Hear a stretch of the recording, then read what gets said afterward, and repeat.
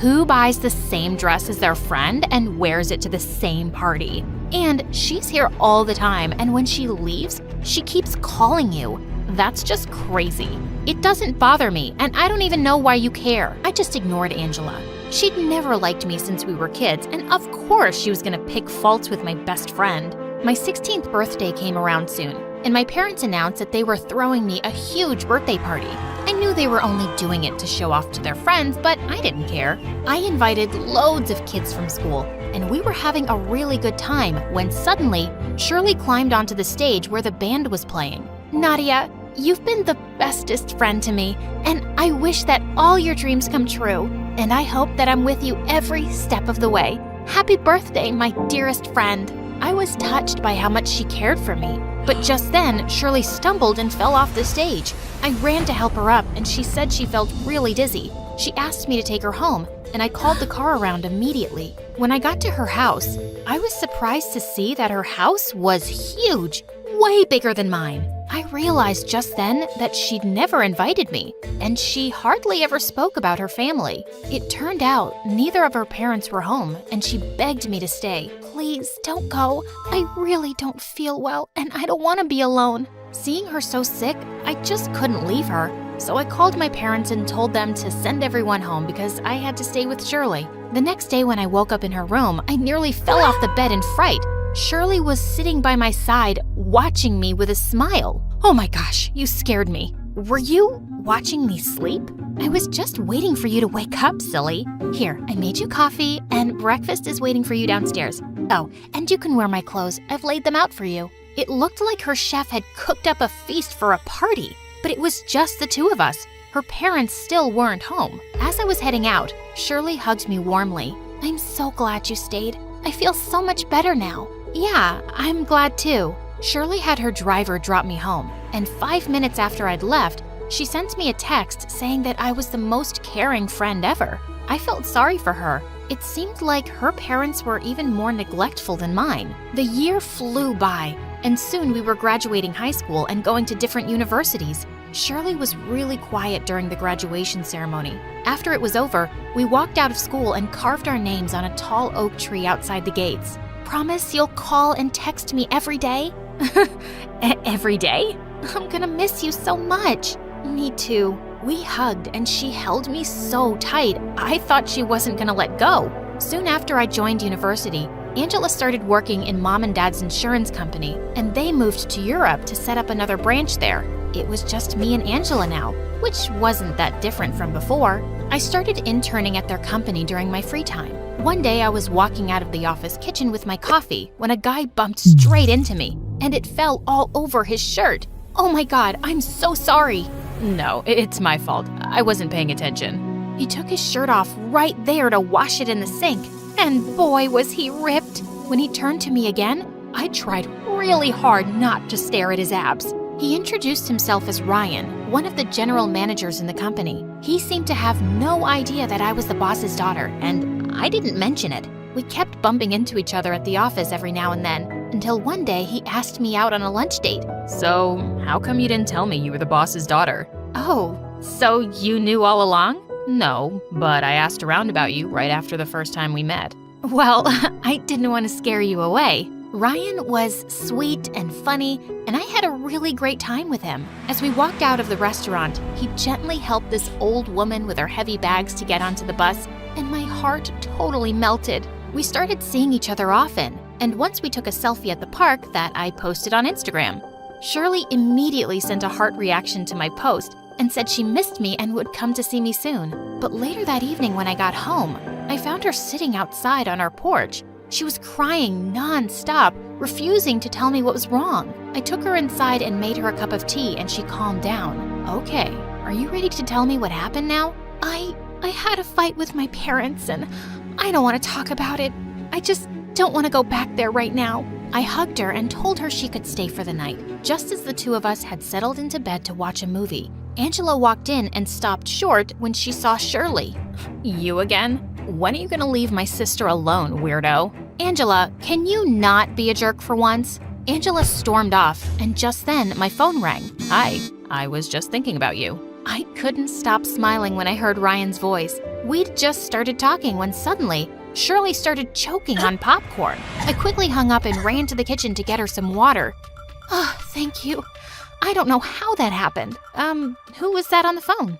It's this guy I met recently. You know, the one I posted a selfie with? Oh, you have a boyfriend now? Yeah, I think you could call it that. And suddenly, Shirley looked mad. And you didn't think I deserved to know about this? Best friends are supposed to tell each other everything. And this is why you haven't been calling me like you promised, right? I'm sorry, Shirley, but I have other things to do in my life. Not everything can revolve around you. Shirley started crying again, and I felt bad. Please, don't cry. It's not like you care. With that, she just ran out the door. I didn't stop her because she needed some space to clear her head. After some hours, I called her to check if she was okay, and she didn't answer. But the next day at work, I received a bouquet of flowers from her with a card saying that she was sorry. Her behavior was getting really weird. And one day when Ryan and I were having lunch at our favorite restaurant, she popped out of nowhere like a rabbit. Hey, Shirley, what are you doing here? Oh, I was just passing by and I saw you guys.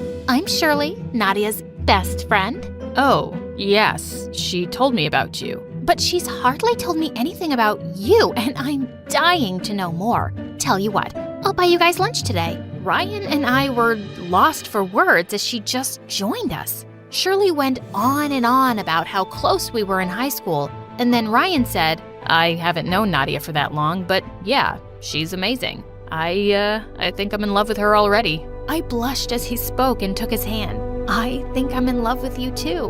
When we looked up at Shirley, her face seemed to be twisted in rage. What? You just met the guy. How can he love you so fast? I think he's a psychopath. Shirley, tell me you're joking. No, just look at him. He's too good to be true, which means he's totally fake. I'm only trying to look out for you, Nadia.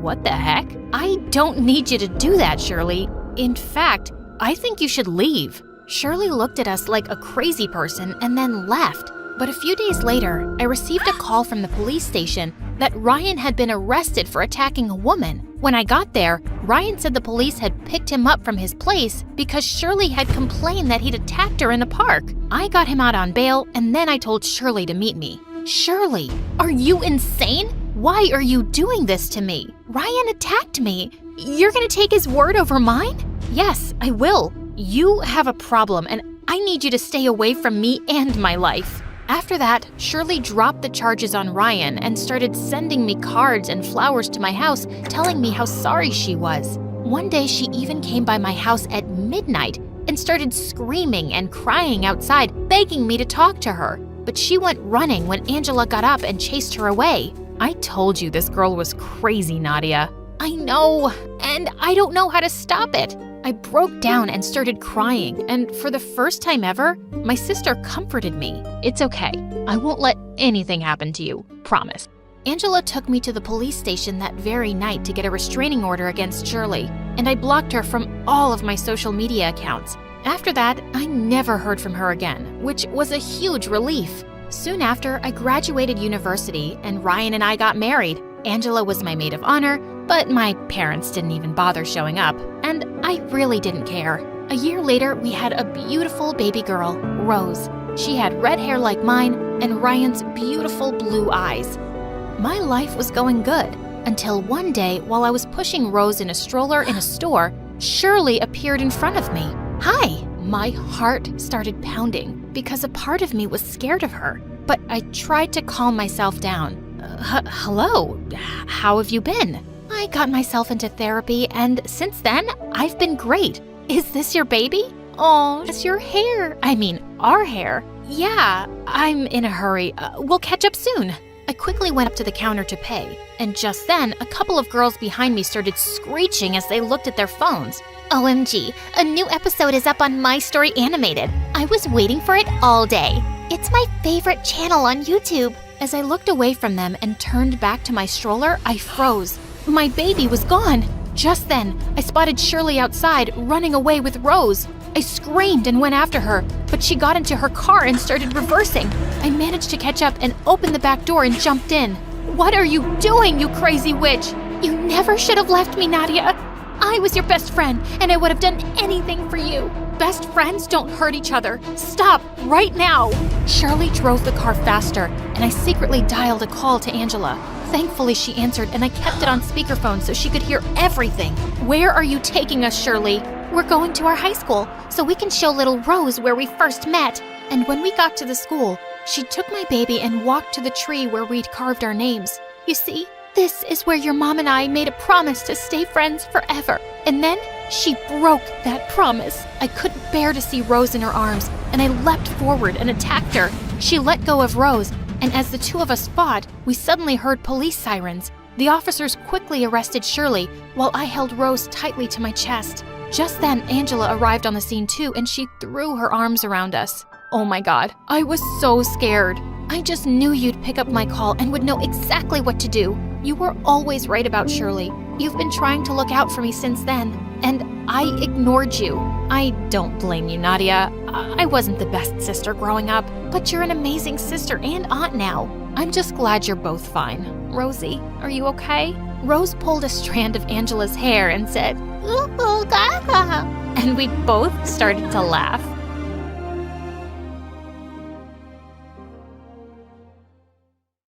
Hi, I'm Joy from Chicago. Please like and subscribe. My parents always loved to call me a unique child. When I was little, I was always making toy buildings out of random stuff.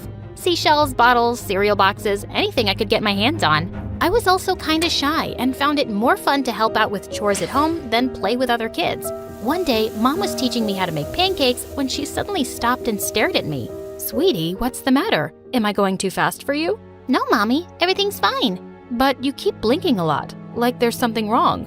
I hadn't even realized it, so Mom took me to a doctor, and I got diagnosed with an excessive blinking condition. It was nothing serious, but in school, kids started making fun of me for it, and I'd mostly just stay away from them and sit alone. One day in 3rd grade, I was making a presentation and this stupid boy kept interrupting. Miss Brown, why does Joy blink so much? Just keep quiet and listen to Joy's presentation, please. But how can I listen when Joy's eyes are doing all the talking? The whole class burst out laughing. Just then, this kid Martin walked over to the annoying boy's table. Hey, don't talk about Joy like that. Oh yeah? Who are you, her boyfriend? Martin jumped on him and the two started wrestling like crazy. They both ended up in detention for a week. So after school, I snuck into the detention room and sat next to Martin. Hey, thanks for sticking up for me. I hate when people tease you. You're like the awesomest, smartest girl in our class. I joined Martin for detention every day, and after that, we hung out all the time. It turned out he even lived in my neighborhood. I'd always been a loner, but for the first time, I had a best friend, and it was amazing. Having Martin in my life made me less shy, and I changed a lot. We stayed super close through the years, but when we reached high school, Martin gave me some news one day. My dad's business really took off, and we're moving to another neighborhood. I'm also going to a private school. Wow, that's super cool, but I'll really miss you. Hey, why don't you apply for a scholarship? Then we can still be at the same school. My parents were happy for me to try to get into a better school, so I applied for the scholarship, and I got in. Little did I know that it was the worst decision ever. On the first day of 9th grade, I almost fell over when I saw Martin there. He was dressed head to toe in designer clothes and was wearing a gold watch? Who are you, and what did you do to my friend? And how much gel is in your hair, dude? This is just how the cool kids dress nowadays. You didn't know that? No. Should I? Yeah, you should. You need a makeover, girl. I just laughed and punched his arm. Later at lunch, a bunch of rich kids walked by our table. Hey, Martin. I've seen you around my neighborhood. Want to come to my party this Friday? Sure. Can I bring Joy with me? She'll have to buy new shoes first. I bet the one she's wearing right now came from a garbage dump. Hello, I'm right here, and I love these shoes. Joy, she's joking. Calm down. The girl walked away with her minions, and I felt so annoyed at Martin. How could he think that comment was a joke? Apparently, there were lots of kids at school who lived in Martin's neighborhood, and it seemed like he was becoming friends with them overnight. That next Monday, I didn't see Martin until lunchtime, with his arm around a really pretty girl. Hey, saved a seat for you at our usual table. Actually, I have a girlfriend now, so I'm gonna go sit with her. Oh, okay. Well, have fun. I went to sit by myself and watched Martin from afar. He looked happy, but he just wasn't acting like himself. As weeks went by, Martin got super handsome and muscular and really popular. I missed my friend, but I gave him his space. But one day, I caught Martin and his friends surrounding a younger kid, and Martin was reading his diary out loud. Stephanie Twain, the love of my life since 5th grade. I ran forward and snatched the diary from him. What are you doing? What? I'm just here to entertain people. Reading idiots' diaries is my opening act. Martin, why are you acting like this? Just because you're rich now doesn't mean you have to be a jerk. You know what?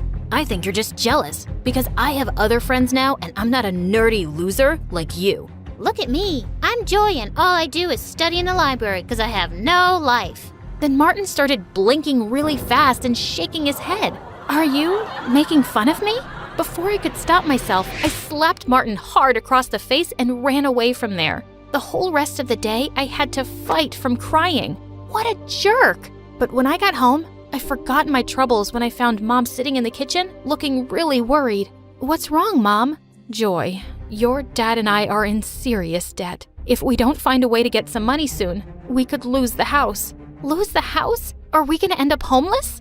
No, I shouldn't have said anything. We'll be fine. Don't worry about it, honey. But I did worry about it. I watched MSA videos on YouTube to take my mind off of things, but I didn't get much sleep that night. Weeks went by and things kept changing.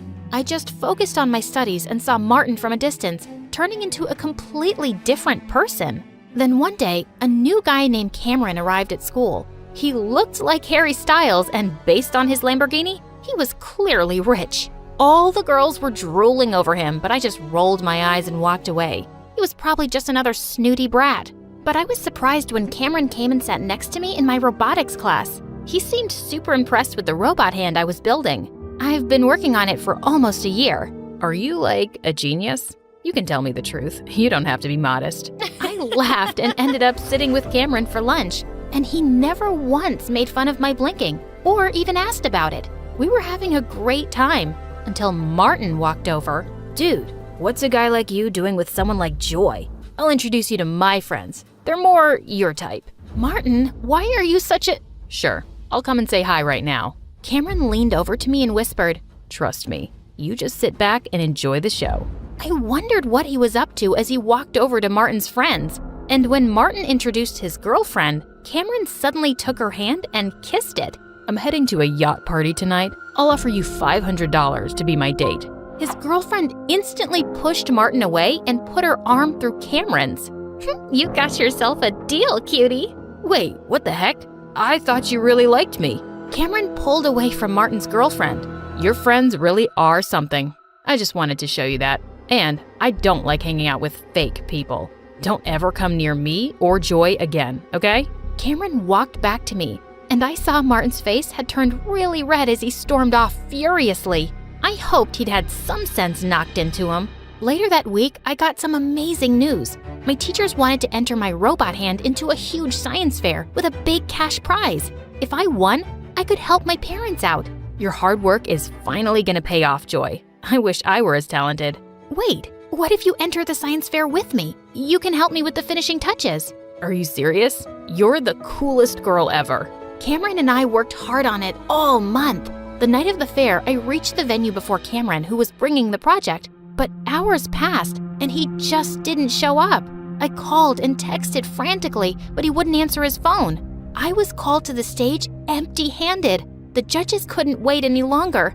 I was disqualified. But just as I was leaving the venue, Cameron showed up. Oh my God, where were you? How could you let me down like that? Joy, I'm so sorry. When I left the school with the project, all my tires were flat 10 minutes later. I couldn't even call you because my phone wasn't in my bag. I don't know who stole it or slashed my tires, but I can make a guess. Martin? I was burning with rage. The next day when I saw Martin in school, I walked up to him and grabbed his collar.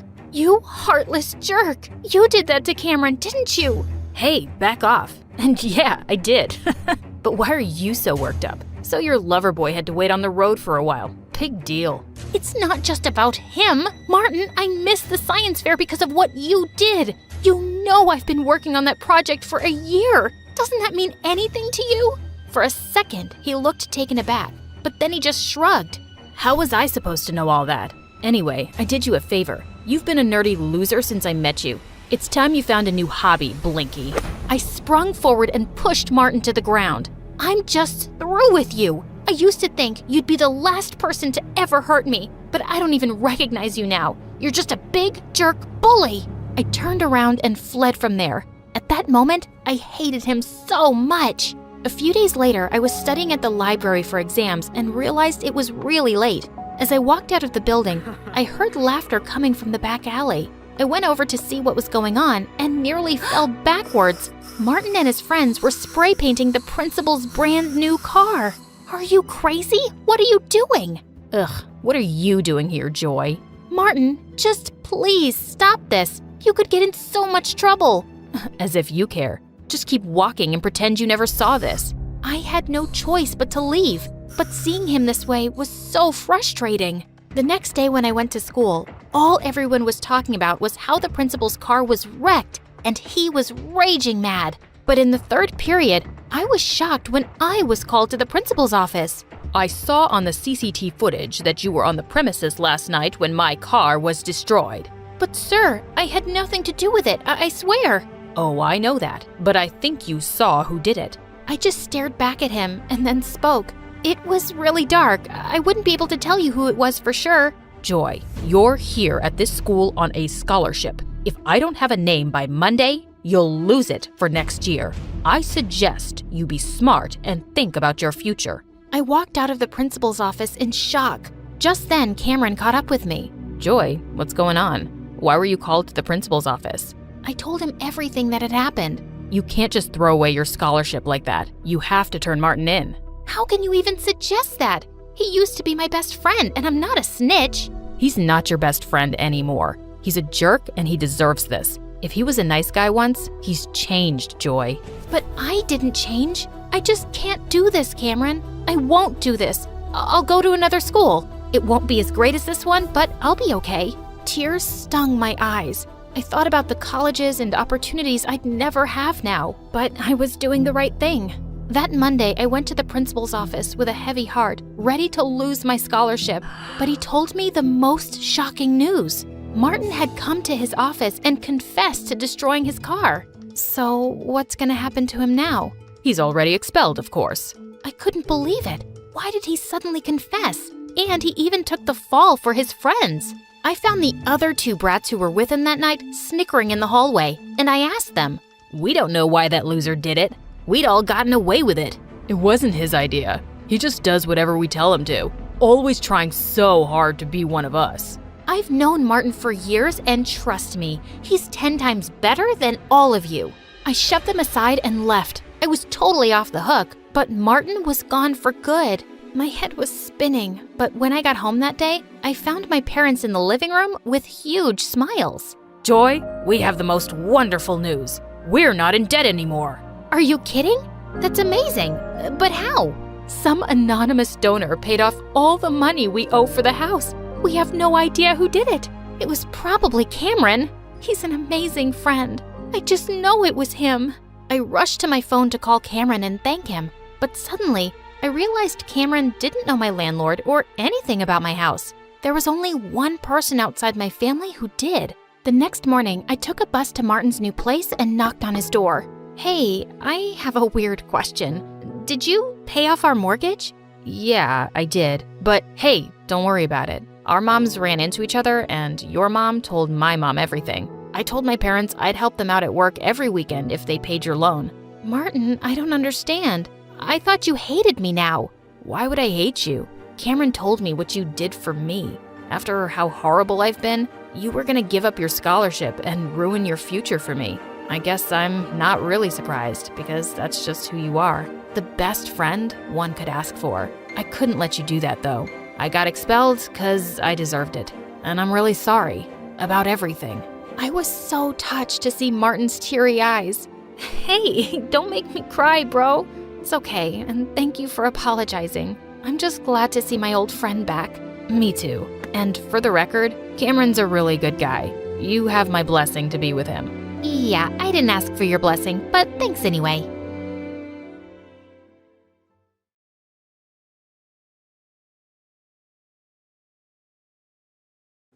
Hi there, my name is Penny. I'm 13 years old, and over summer break, my whole life changed. All because I found a way to get anything I wanted off of Amazon for free. Alright, I think I should start by mentioning that I've always been poor. Like, sometimes my mom and I are homeless kind of poor, and I'm pretty sure it's part of why I've always been super unpopular at school. Anyways, we were recently kicked out of our last spot and moved in with my aunt, which is great for me because at her house, I always get my own room with a TV and a computer in it and everything. Well, one day, I was on my computer surfing around on YouTube when I came across an interesting video.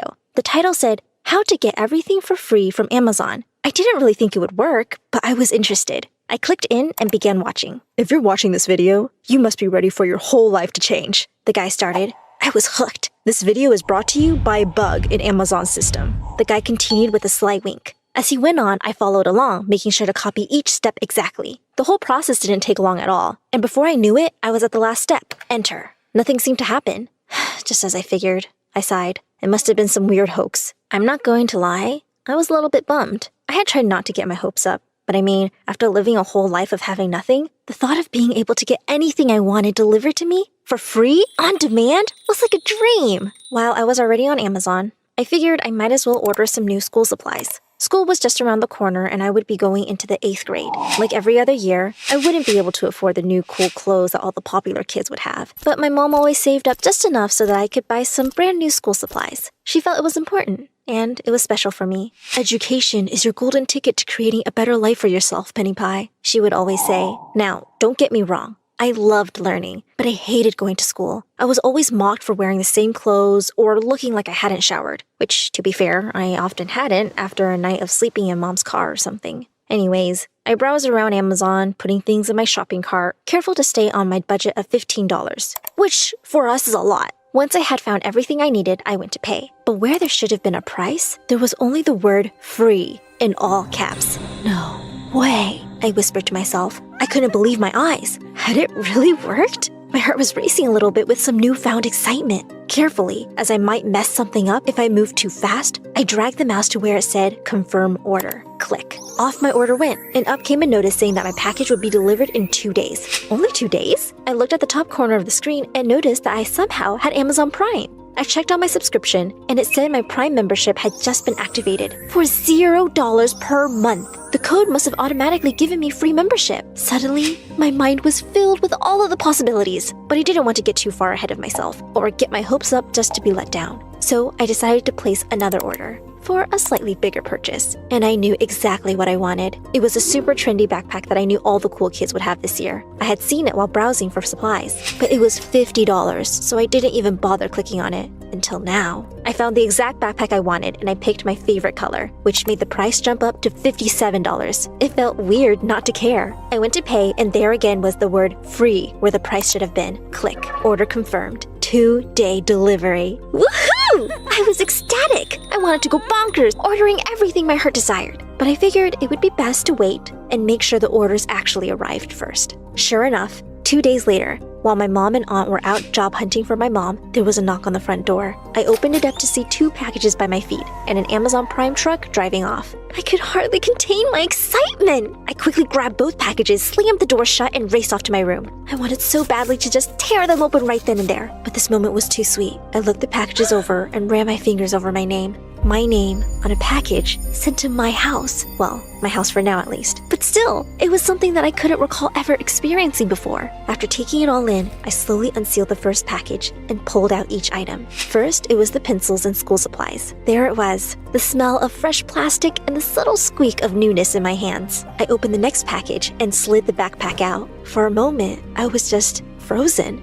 staring at the thing that symbolizes so many things I had always wanted. I hugged the backpack and cried. At first, I cried for all of the things I had never gotten, for the pain I had felt for being made fun of and isolated. And then the tears turned into tears of happiness, and I began to laugh just thinking about how different life would be from here on out. And then, in a craze of emotion, the real shopping spree began. I bought new clothes and jackets, cool accessories and makeup, hair extensions and fake nails, all the latest gadgets and tablets. Whatever I wanted. I would go to school this year as a whole new person. Nobody would even recognize me. I suddenly had a new confidence about me that I had never known before. On the first day of school, sure enough, Nobody recognized me. At all. Not even my best friend Claire. She couldn't believe it when I told her it was me. We walked together in the hall and everyone stared, even the cool kids. At lunch that day, one of the most popular girls in school, Jade, even sat down next to us. "Hey, new girl," she said. "Cool backpack.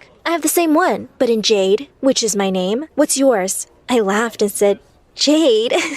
"It's me, Penny." As she looked at me with recognition, I started to feel self-conscious. "Penny? No way," she said, her whole demeanor changing. "I seriously didn't even recognize you. What happened?" She said it in a way that I knew very well. It made me feel small. I wanted to curl up and hide, but then I remembered the reflection I had seen in the mirror. I held my chin up high as I replied, "Things have changed for me, Jade. It's a shame that I can't say the same for you." Both Jade and Claire's jaws dropped. This gave me even more confidence. "Anyways, I have a new connection. I can basically have anything I want, just like that," I said as I snapped my fingers. "No biggie." This got both of their attention, but Jade was now taking over the conversation, asking all sorts of questions. I just acted cool, calm, and mysterious, and answered with super short responses to keep her guessing. She called a couple of her other cool friends over to the table and filled them in. When they all started to chime in, asking questions too, I hooked arms with Claire and said, "This is a little annoying, don't you think? Let's go." As we walked away from the most popular girls in school, who were all staring in awe after us, we laughed as we turned the corner. Just like that, we were the girls the popular girls wanted to talk to. Once we were completely alone, I explained everything to Claire. And after school that day, she came to my house so we could order a bunch of cool new stuff for her. Soon enough, we were both the most stylish and trendy girls in the whole school. And I started to love going. Every day, the popular kids all wanted to hang out with us. Just to keep them happy, I even bought some things for them. And you should have seen how happy and grateful they were. They were practically bowing down to me as their queen. Within weeks, I was receiving between 20 to 30 packages a day. On some days, the other kids would even line up in gym class as Claire and I would sit on the bleachers, passing out gifts like a modern-day Lady Santa Claus. Of course, while school life was getting better and better, things were becoming more and more difficult back home.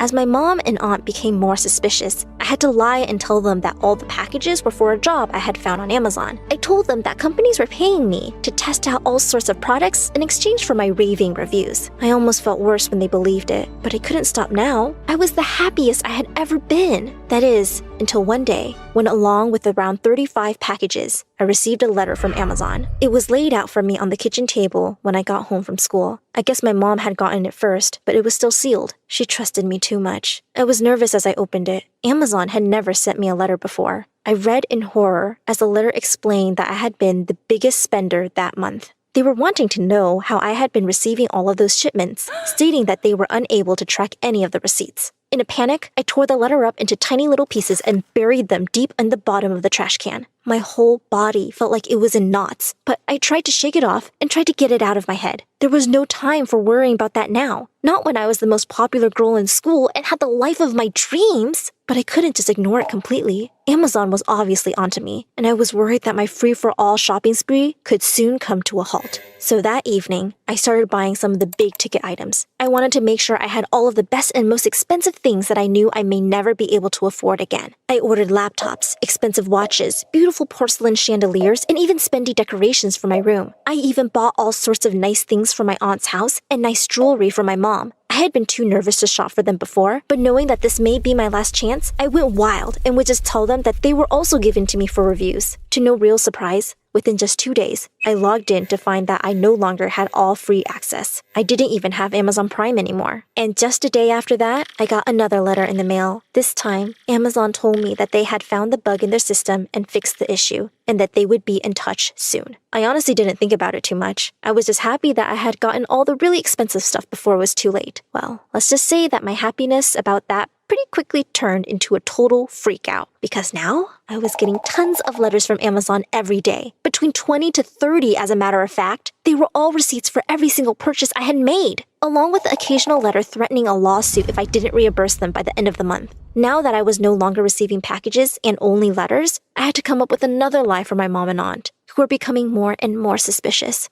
I told them they were just thank you letters from people I had written reviews for, or more people asking for my endorsements. I also told them I had decided to quit my job and asked if they could just throw the letters away if they saw them. But one day, I caught my mom starting to open one of the letters when I got home from school. I caught her just in time and she apologized for almost invading my privacy. "I'm just worried about you, Penny Pie," she said. "Something just seems off with you lately." I told her that everything was okay and that I was sorry for making her feel worried. And I meant it. "You don't have to worry anymore, Mom," I said. I told them to stop sending me stuff and that I quit for good, so we shouldn't get any more letters or packages anyways. Of course, this wasn't anywhere close to true. I had an unimaginable amount of money to still make in a very short period of time before they would stop sending those letters, but I had to deal with one thing at a time. I knew I would really be toast if my mom ever found out, so I made that a priority and started skipping my last class every day, just to get the mail before my mom or aunt could. In the meantime, I was selling everything I could on Facebook Market and Craigslist, anywhere I could think of. I even explained what was happening to Claire and all of my new friends and how I was in serious trouble. I asked if they could give back the stuff I had bought for them so I could make back that money. Of course, Claire did this without any hesitation and even helped me sell some of it, but everyone else just laughed at me. Jade even called me pathetic in front of everyone. "I knew you were an imposter," she said, and then she started to chant, "Penny is a loser!" And all of the other cool kids, who I thought were now my friends, joined along. But at that moment, I was too worried about getting the money back to even care. At this point, Claire and I had scrounged up a whopping $1,000, which was practically a nickel compared to what I had spent. And to make matters even worse, when I got home that day, after skipping class to get the mail, my mom was on the phone with the principal. Now I was in real trouble. Surely he would be informing her of all of my recent absences. I had to think quick. She hadn't heard me come in the house, so I snuck upstairs and quietly shut my bedroom door. I had nowhere else to turn. So I hopped on my computer, I wrote in the search bar, "How to make money fast." The first video I saw was one that said, "How to make money fast with a Craigslist scam." I was totally desperate and freaking out.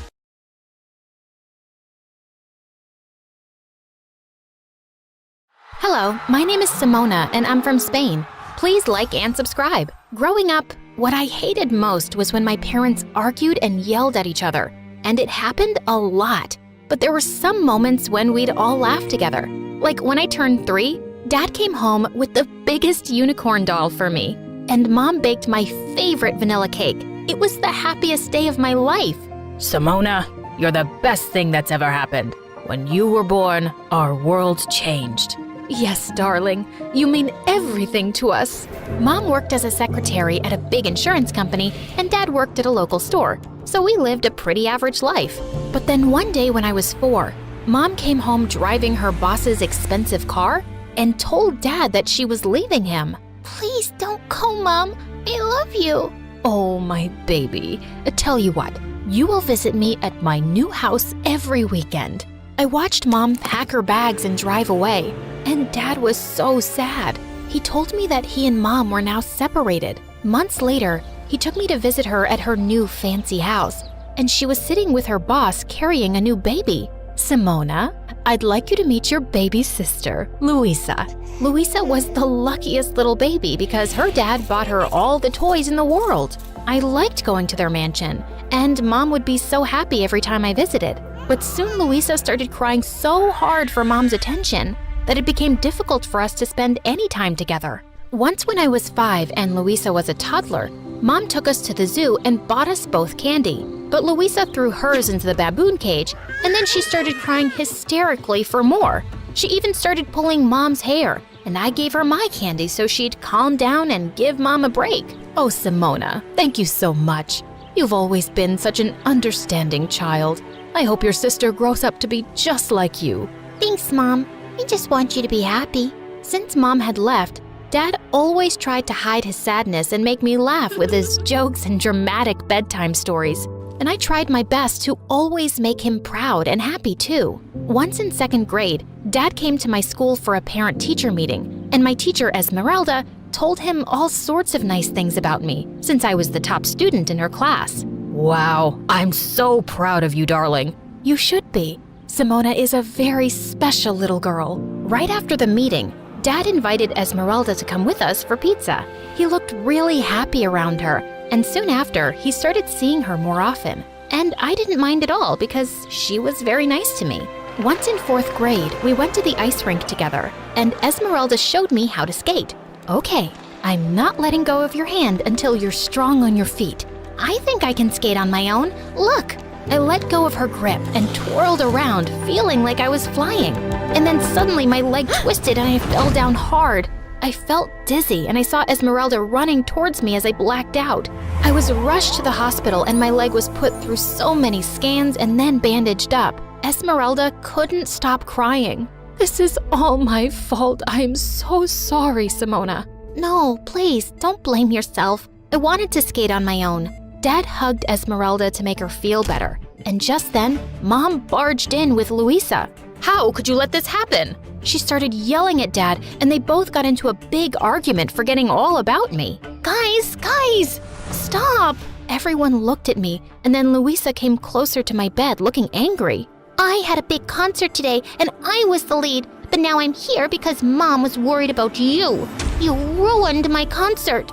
Luisa, you can't speak to your sister like that. She just got injured.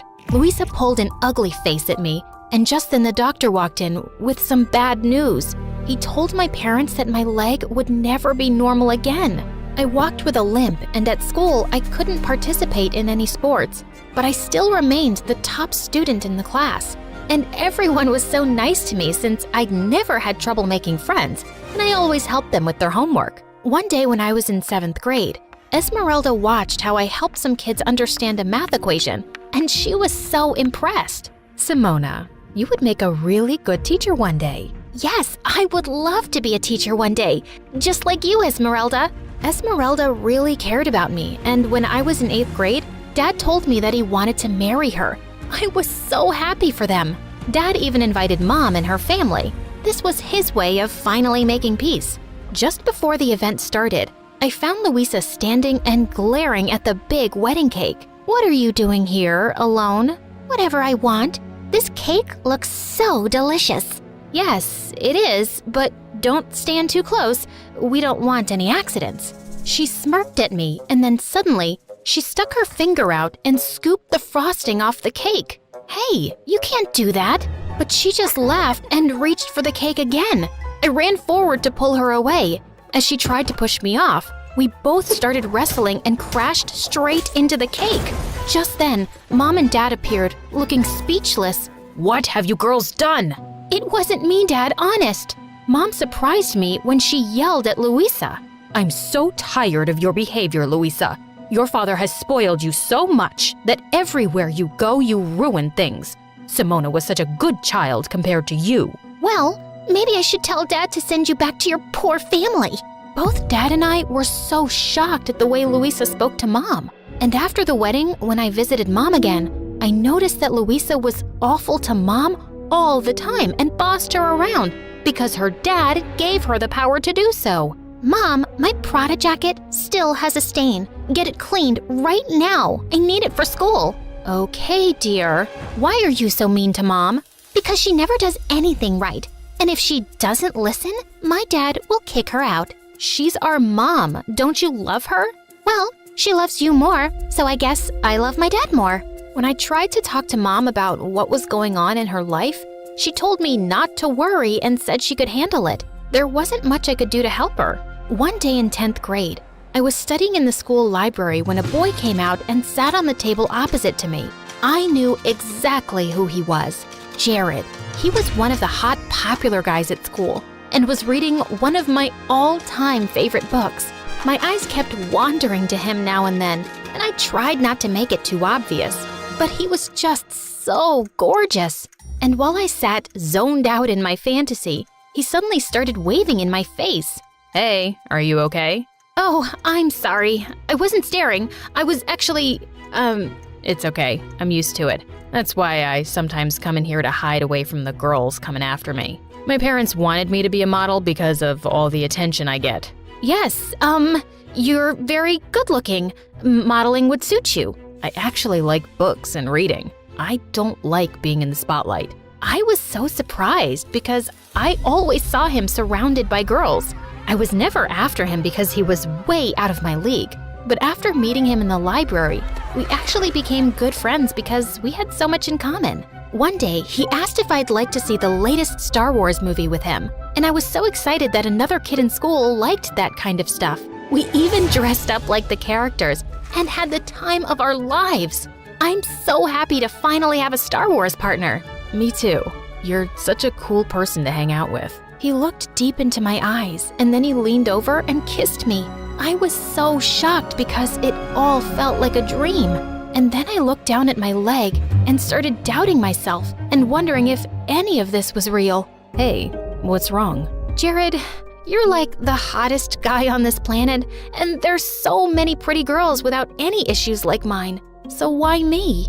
There's nothing wrong with you, Simona. You're perfect. Jared liked me just as I was, and I learned to love myself with my brokenness. Life at school felt great until one day Mom called me with some surprising news. Honey, Louisa will be joining your school.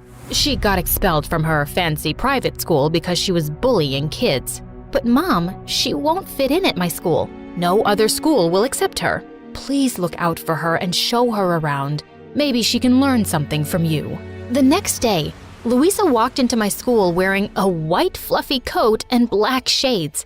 Just as she approached me, a group of girls snuck up behind her and spray painted her coat. What is wrong with you fools? This is Dolce & Gabbana. Oh my gosh, you ruined it. The girls went ballistic and lifted her off her feet. What did you call us? Put me down. When I told the girls that she was my sister, they let her go. What is wrong with the people in your school? This is not one of your fancy schools. And all the newbies get spray painted. It's tradition. That's why I hated the idea of a public school. Poor people have no class. Ugh, she was such a snob. While I was showing Louisa around, we bumped into Jared and he kissed me before running off to class. Louisa looked at me, stunned. Oh my God, how did the hottest guy in school end up with you? Why? What's wrong with me? Everything. You're boring, you dress like a granny, and you have a broken leg. You're just a very ugly person inside and out, Louisa. I'm going to steal him from you. Watch and see. I wasn't threatened by my stupid sister. After school, when Jared walked me out to the gate, Louisa ran after us and slipped her number into his pocket. Before I could say anything, Jared spoke up. Louisa, what's wrong with you? I'm with your sister and I'm crazy about her. Please, just stay away from me. I smiled widely as Louisa turned red, and just then Esmeralda came to pick me up. We had to wait till Mom came for Louisa, and she yelled on the phone at Mom for being late. Hey, you can't speak to your mom that way. Mind your own business, lady. You are not my stepmother. Louisa was just out of control. I decided I was done with her. I completely ignored her for the next day at school, and during recess, she insulted some girls by calling them poor, and they all surrounded her, but I didn't run to her rescue. Hey, aren't those girls hurting your sister? Yes, but she can't control her awful mouth. Whatever happens to her, she deserves it. Yeah, but she's still your sister. Jared always had a way to make me think twice, so I stepped into the circle of girls and found my sister crying. Simona, please tell them to bring back my bag. Not until you promise to change your ways, especially how you speak to Mom. I promise. Please, please save me from these mean girls. It's not so nice when it's done to you, right? I told the girls to leave my sister alone, and then she joined me and Jared for lunch. And to my shock, she actually apologized for being a jerk. I'm really sorry, Simona. I've always been mean to you and Mom because I always felt she loved you more. But today, when those girls were mean to me, I felt what it was like to be the weak one. I've hurt so many people already. Well, it's never too late to change. Later that day, when my stepmom and Mom came to pick us up, Louisa apologized to both of them too. And then, Esmeralda told us some thrilling news. She was pregnant. Oh my God, what? I'm gonna be a big sister again. That baby's lucky to have you, Simona. And you, Louisa, will be the best big sisters ever.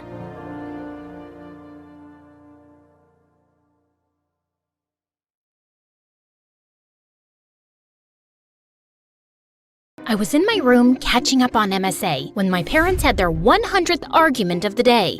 You bought a neck cream for $1,000? Yeah, so? You know how delicate the skin around the neck is? Staying in this stupid village stresses me out. I have wrinkles now. I'm officially unlovable. I still love you. Like that matters. Outer beauty is just a lie, Mother. It's what's inside that counts. If you really want to be loved, you need to fix your personality. And while you're at it, please fix your posture too, or you'll have a hunchback soon. Mom stared at me before bursting into tears and running away. Okay, maybe it was a bit harsh, but hey, that was me trying to help Mom become lovable. It was a good deed. Hi, I'm Julia, and I'm about to tell you how my parents ruined my life. But before I do, please hit like and subscribe. I knew very early on that I wasn't an ordinary kid. By 3, I could use a knife and a fork to cut apples to perfection. By 10, I could recite Shakespeare word for word. By 13, I could bake pastries that could give a French baker a run for his money. I've always wondered how I turned out to be so amazing. Maybe my great-great-grandma or grandpa was an extremely responsible, talented, sophisticated person, and I got my unique genes from there, because my parents were a total mess. Dad owned a vineyard, and every year he would struggle to create a new wine variety, and every year he'd fail. Mom was a self-involved ex-beauty queen who kept complaining about how she gave up everything for her marriage. Now her only talent was blowing up money we didn't even have on makeup and skincare. Like this one time when I was 16, Mom bought some anti-aging cream off the internet that gave her a bad reaction, and Dad had to pay a lot for her skin treatment. My face looks like a swollen monkey's butt. This is all your fault. If only you were rich and I could afford plastic surgery. If only you were smart enough to read the label, darling. Did you just call me dumb?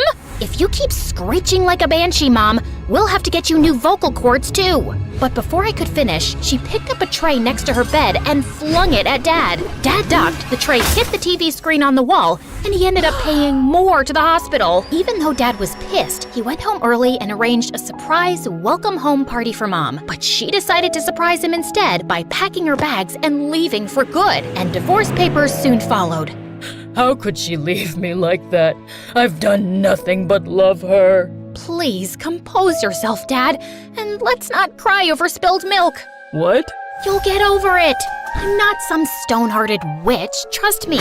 I missed my mom too, but I wasn't gonna bawl my eyes out like a silly baby with no self-control. One of those in the house is enough. Dad threw himself into work after that, while I focused on school and picked up baking full-time. By 18, I got a job at a small cafe, and life went back to normal. Then one evening, Dad told me excitedly that he'd finally found an investor, Mr. Sharman, for his new wine batch, and he had invited us over for dinner to talk further. That evening, we were welcomed warmly by Mr. Sharman. He was showing us around his mansion, when suddenly, my world kind of stopped. This really gorgeous guy walked in, sadly with the prettiest girl on his arm. Apparently, he was Mr. Sharman's nephew and financial manager, Darren, and it was hard to keep my eyes off of him. At one point, he was feeding her grapes when one fell down. He bent to pick it up, and I saw the girl staring at me, staring at his butt. I got so flustered that I stepped back and knocked over a huge bowl of punch, getting plenty all over myself. So humiliating. As I cleaned myself up and walked out of the bathroom, I crashed into Darren in the hallway.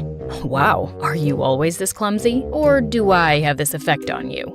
I am not clumsy. I am the very picture of grace, and you have no effect on me.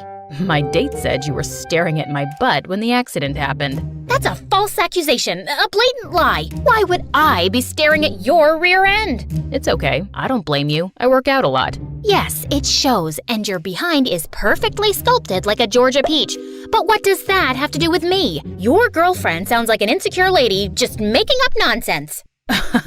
I doubt that you would make her insecure. She's a model and you, well, you look and talk like you're Mary Poppins' daughter. No offense. With that, he grinned and just walked off. I loved Mary Poppins, but it didn't feel like a compliment coming from him. I joined Dad and Mr. Sharman, but minutes later, someone tapped on my shoulder, and I nearly passed out when I saw Mom? Surprise! What is happening? Mom told us how she'd met Mr. Sharman on a cruise and they'd fallen in love. They'd been dating for a few months and she only recently moved back to the city. I went to the house and saw that your dad was still poor as a street rat, so I thought of investing in his business and helping him out. Am I not the best ex-wife ever? This is certainly unexpected, but calling yourself the best ex-wife is an exaggeration, Mother. My father and I have something called self-respect, and we'd like to keep it, so please excuse us. I grabbed Dad's hand and we left. We were still reeling from the shock of meeting Mom, but the next evening she showed up at our door begging us to hear her out. I wanted to turn her away, but Dad gave her a chance. I know I left you too abruptly and hurt you, and I'm really sorry. But despite everything, you're still my family. I have a chance to make things right by getting your father the break he deserves, and I'd love to reconnect with my only daughter too. I wanted to be less cynical and believe this was an unselfish act, but I wasn't convinced. Dad, however, was staring at her with stars in his eyes, and he agreed to take Mr. Sharman's investment. After she left, I turned to Dad. I know you want to succeed, but is this really a good idea? Trust me, I know it is. Also, I think your mother's still in love with me, and I have another shot. What? Dad, no, she's happy with her rich boyfriend. We'll see. Good Lord, was this gonna end up with Dad as a weeping disaster again, and I'd be picking up the pieces again? But I couldn't do anything to stop it. Soon, Dad and Mr. Sharman were meeting regularly and getting to know each other before making the deal, while Mom wanted me to hang out with her so we could bond, which meant I had to see a lot more of Darren every time I went over to their house, or when Mom took me to some fancy party. And to my dismay, he even started visiting the coffee shop I was working at every time with a new girl. Can't you find another cafe as your saliva-exchanging rendezvous spot? Your mom told me you're the baker here, and I thought I was doing you a favor by bringing you business. But I get it. Seeing me with all those girls makes you jealous. Do you wish you were one of them, Julia? You can be, you know. I've got 20 minutes before my date turns up.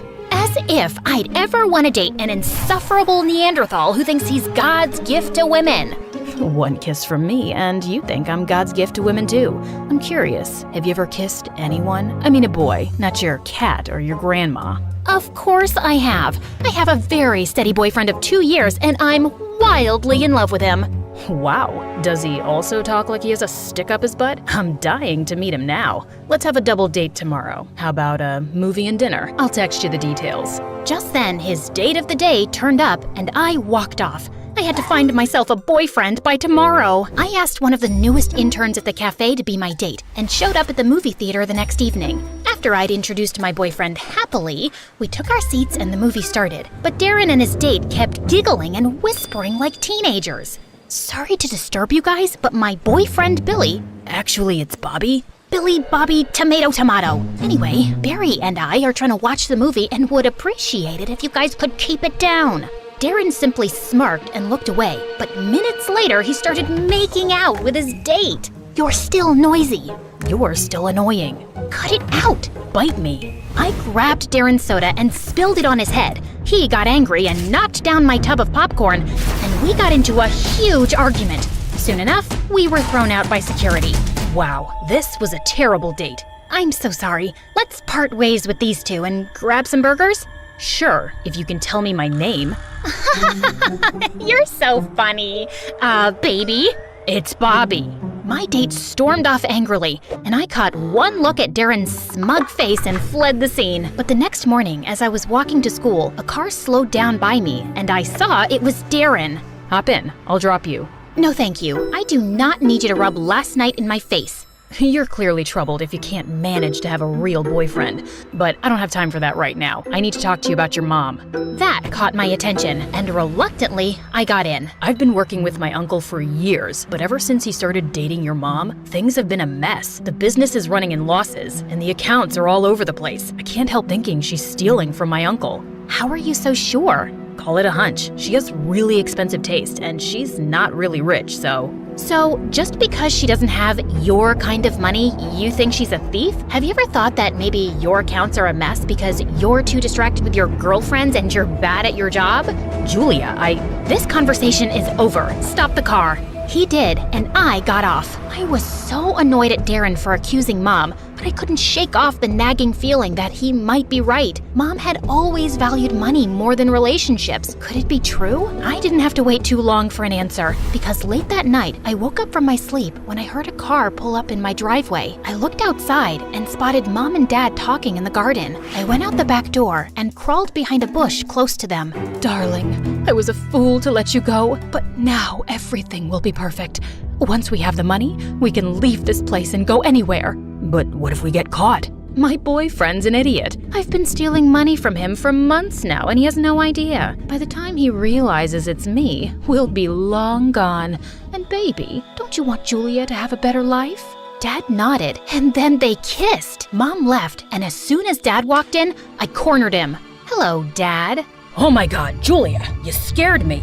You can't cheat Darren's uncle. He's willing to invest in your business, and you're just gonna take off with his money? Why are you ruining this amazing business opportunity? Because your mother and I love each other, and that matters more than anything else. Once we have the money, we can start over and be together anywhere we want. It's still illegal and criminal. This isn't who you are, Dad. And what makes you so sure she won't leave you again? Because she's changed, and I know things will be different this time. She really loves me. The only two things Mom loves are money and herself. I have a big day tomorrow, Julia, and I would like you to stay out of it. I tried talking to Dad again the next day, but he just blew me off. So I went to Darren's place and told him everything. We needed proof, and I started with searching Mom's room. I was going through her stuff when I found a bunch of fake passports and IDs at the back of the drawer. I shoved everything into my pocket and was leaving when my foot got caught in the carpet and I fell flat on my face. Just then, Mom walked in.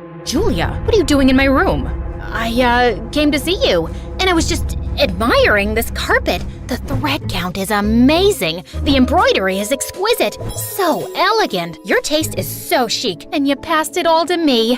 I am so thankful to you for making me the lady I am today. I kissed Mom's hands, hugged her tight, and ran out. Right outside the room, I caught Darren snickering and pulled him into an empty room. Admiring the carpet? How'd you come up with that? Quick thinking, and I found something. But before I give anything against my mom, promise me that Dad will not face any criminal charges. I know he's at fault too, and I'm asking a lot here, but he's just an innocent man who is blindly in love with the wrong woman, and he's the only family I have left. Darren touched my cheek gently, and suddenly I felt hot tears rolling down my face. I get it, Julia. My dad left when I was really young, and it's not easy dealing with something like that. I promise you, I'll keep your dad safe. You really mean it? Darren nodded and pulled me into a hug, and it felt amazing. He dropped me home, and that night, I slept with Darren in mind. The next morning, Darren called me up and told me that he was chasing some lead and would meet his uncle at a golf event to tell him everything. I wanted to talk to Dad one last time before Darren exposed Mom, but he wasn't around. That's when I noticed an invite to the same golf event on Dad's table. I quickly took a cab and reached the venue. The place was huge, and I was running out of time, and that's when I spotted an old lady climbing onto a golf cart. Excuse me, ma'am. I'm really sorry for what I'm about to do, but it's an emergency. With that, I shoved the lady aside, slid inside the cart, and zoomed off, despite her screams and protests. Please ignore my driving skills here. I'm actually a very safe driver. You can ask my friends. They say I drive like a grandma, and that's a compliment. Anyway, after crushing a bunch of feet and getting chased by a mad golfer, I finally spotted Dad and Mom in a corner talking to Mr. Sharman. Dad pulled out some papers, and Mr. Sharman was about to sign them when I got out of the cart, lunged at him, snatched the pen, and threw it away. Julia, what are you doing? Sorry, where are my manners? I apologize for the outburst, Mr. Sharman, but your girlfriend, and unfortunately, my mother, has been stealing from you. And now she wants you to sign over money for Dad's business so she can steal that too and leave forever. What is this rubbish? Darling, don't believe her. She's lying. Oh, no, she's not. I turned around and saw Darren walk in with all the evidence we'd collected and some papers. He told everyone how Mom was actually a con woman who'd been running around conning millionaires the last couple of years, and her latest target was Mr. Sharman. I always had my doubts about you, but I had no proof. But then, you booked this one-way flight leaving for Ibiza tonight, and I chased that transaction to find out about the secret account where you've been stashing away my uncle's money. Wait, you were gonna leave for Ibiza without me? You just bought one ticket? Julia was right. You were gonna take the money and just leave me. I tried to warn you, Dad, but why did you come back, Mom? You could have conned anyone. Why Dad? suddenly, Mom looked like a raging madwoman. Because he was such an easy target. Your dad needed money, and I wanted an exit from this miserable relationship with his old hag Charmin. So I decided to use him to get the money and leave the country. I would have been successful if you hadn't butt in, Julia. Seriously, why do you hate me so much? I don't hate you, Mom. I feel sorry for you because you're doomed to stay alone. Have fun in jail. Mom got arrested that day, and I never saw her again. Darren convinced Mr. Sharman to not press charges against Dad, and it took some pleading, but thankfully he agreed. Dad and I were on our way out when suddenly I heard Darren calling my name. Dad left to wait in the car as Darren caught up with me. I just wanted to say thank you. That can't have been easy for you, watching your mom being taken away. Honestly, it wasn't that hard, and thank you for not sending Dad to jail. Actually, I wanted to tell you that I like you, Julia. I kinda have from the first moment we met. Do you think you could go out for a movie and dinner with me as my date? So I can be another trophy in your Playboy Hall of Fame? I politely decline. Will you listen for a minute? All those girls you saw me with are blind dates my mom set up. She's dying for me to find a girl I can settle down with. I clearly don't like her choices because I've had eyes for you only. Oh, well, that's flattering, but you'll have to woo me and treat me like a lady and work your way to my heart. Darren's still trying his best to impress me, and I'm almost in love with him. Okay, fine, I am in love with him. We're getting engaged soon, and all of you are invited to the party.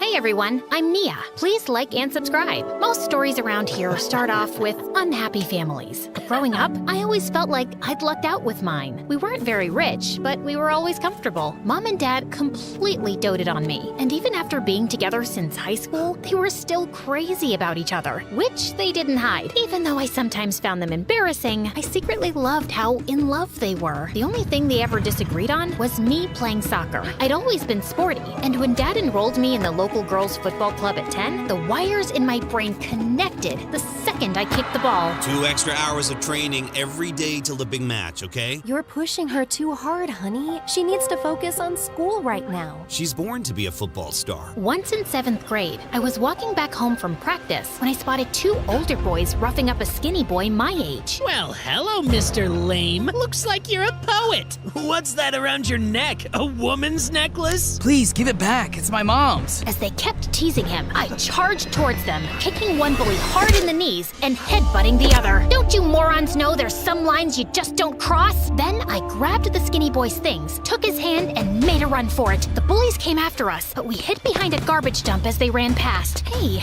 you're okay now? Oh, yes, thank you. It's just that you remind me of my goat octopus who used to headbutt everyone and died from a concussion. I remind you of a dead goat named Octopus? Yeah, your eyes are just like hers, even your voice. How about you just say thank you and stop talking? That was the day Zeke and I became friends. In fact, he'd just moved with his single dad into the house next to ours. He couldn't kick a ball to save his life, but he was sweet and smart, and he seemed to really enjoy doing all my homework. And because we were super close, I started getting teased about him in high school. He, likes you. It's all in the signs, babe. His eyes sparkle when he looks at you. His voice gets deeper when he says your name, and he always notices small things about you. And have you seen how his feet are always pointing at you when he's talking to you? Where else would they be pointed? You're being ridiculous. But those comments got under my skin, because after that, I kept seeing the stupid signs. Was I imagining them now, or had I missed them all along? I had a really big match soon, and before it started, I was sitting on the side bench and fidgeting with my hands when Zeke sat down next to me. Nia, you've got nothing to be nervous about. You're gonna win. We'll go out to celebrate afterwards. And there's,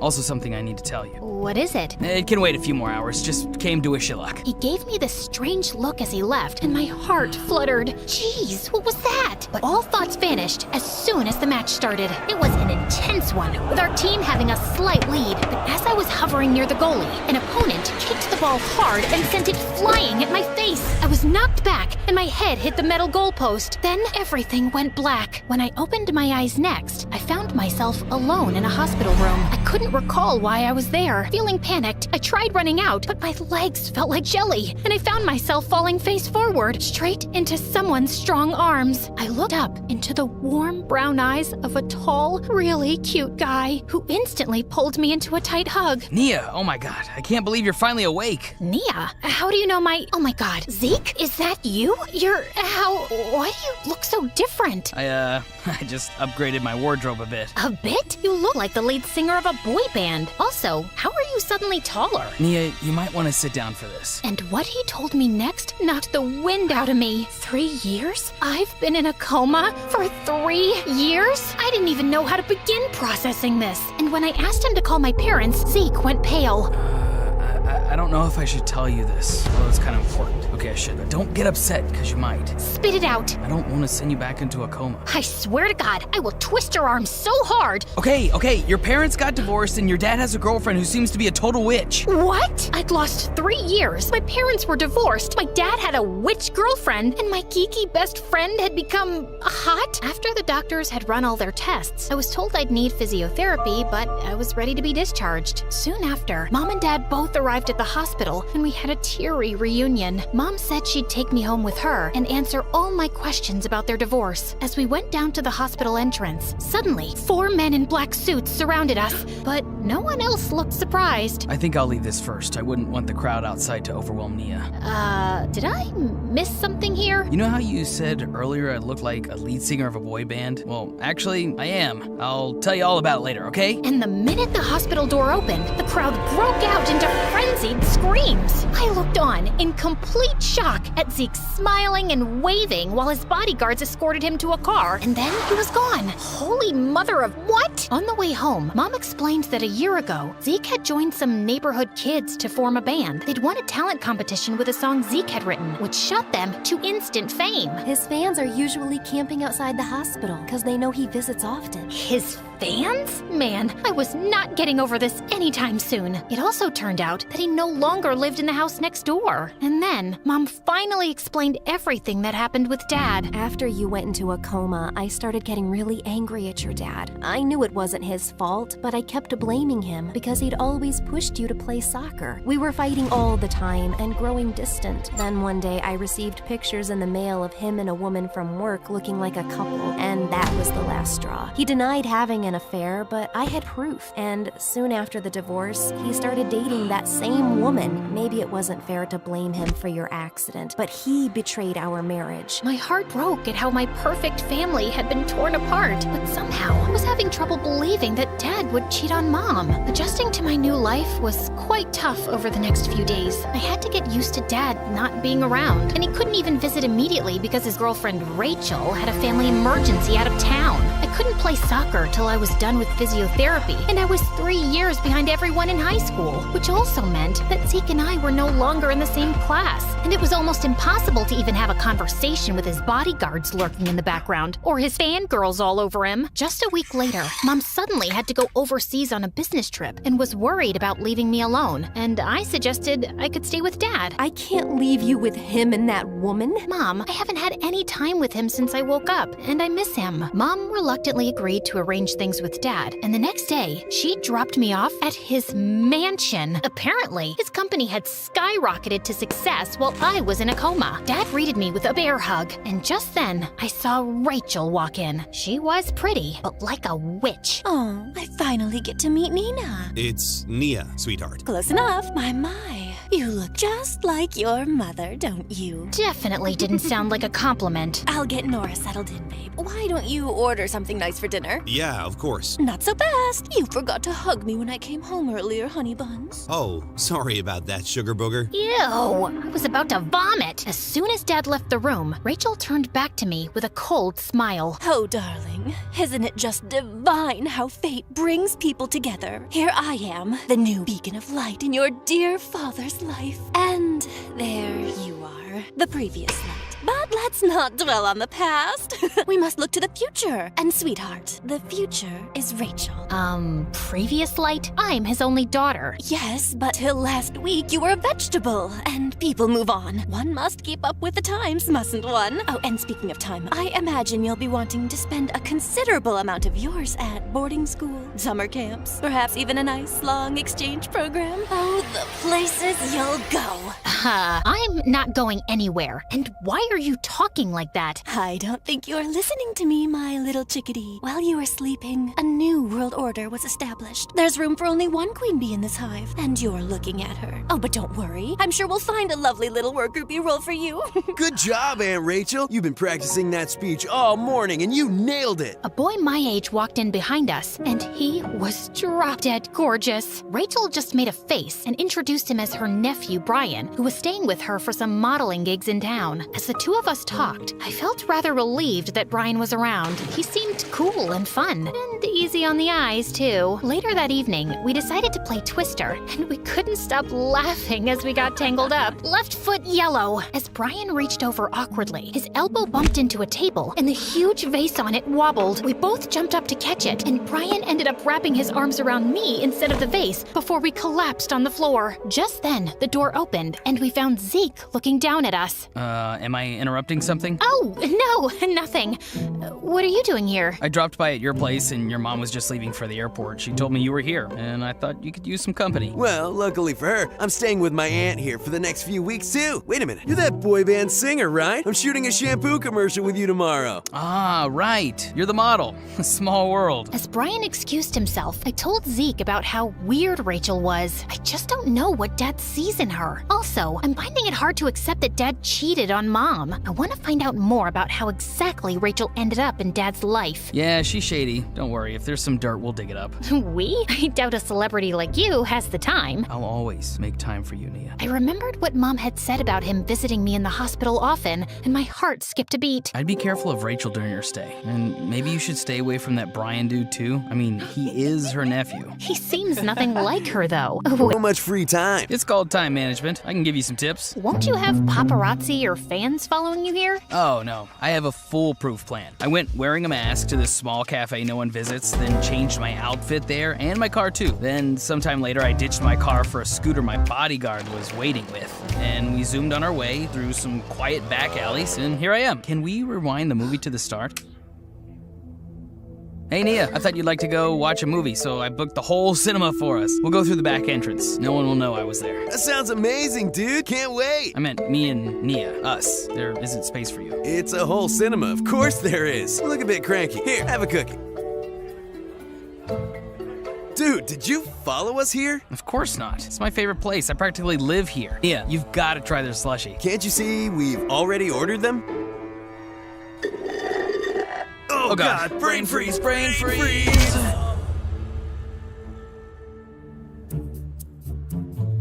I've got thighs of steel. You can't beat me. Watch me, buddy. I can do this all day while singing. Do I need to be here for this?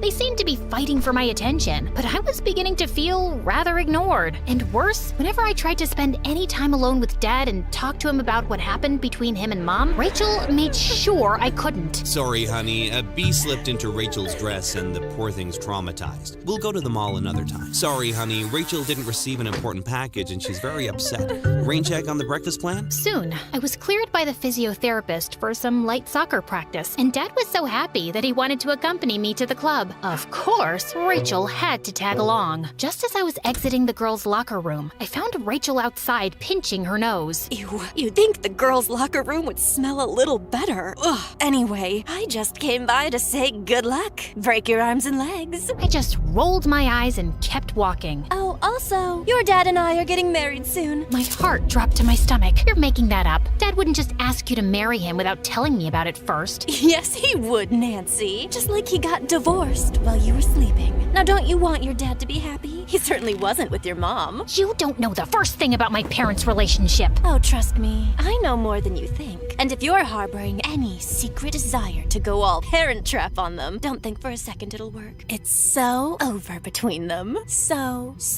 over. She walked away smirking, and I was trembling with rage. I had to go join the game right after, but my focus was totally shot, and I was terrible on the field. I left the game midway and marched over angrily to Dad. Are you two getting married? What? She said you're gonna get married soon. Nia, sweetie, I said your dad and I are going to Maryland soon. I was only asking if you wanted to come along. What? Gosh, you're such a creep and a liar. But Rachel burst into tears, and Dad looked rather displeased with me as he consoled her. She was evil and manipulative, and I had no idea how to make Dad see that. But then one evening, Z called me up to give me some news. Apparently, he'd hired a private investigator to look into her, and he was still working on it, but he'd found out that Rachel had grown up in the same hometown as my parents. Their town was small, but neither of them ever said anything about knowing Rachel from before. They're even the same age, and there was one high school there. Maybe we need to look for a yearbook. The next evening, Dad and Brian were both working late, and Rachel had her Pilates class. So Zeke and I started snooping around her room, hoping to find something from her past. We'd looked all over and found nothing, when suddenly we heard the front door open. It's Rachel. She wasn't supposed to be back so soon. Suddenly, Zeke grabbed my hand and dragged me into the bathroom, then pulled me into the shower and drew the curtain. Don't you think she'll come straight to shower after an exercise class? Oh my God. We held our breath as we heard her walk into the room, mumbling something to herself, then straight into the bathroom. Ugh, who does that woman think she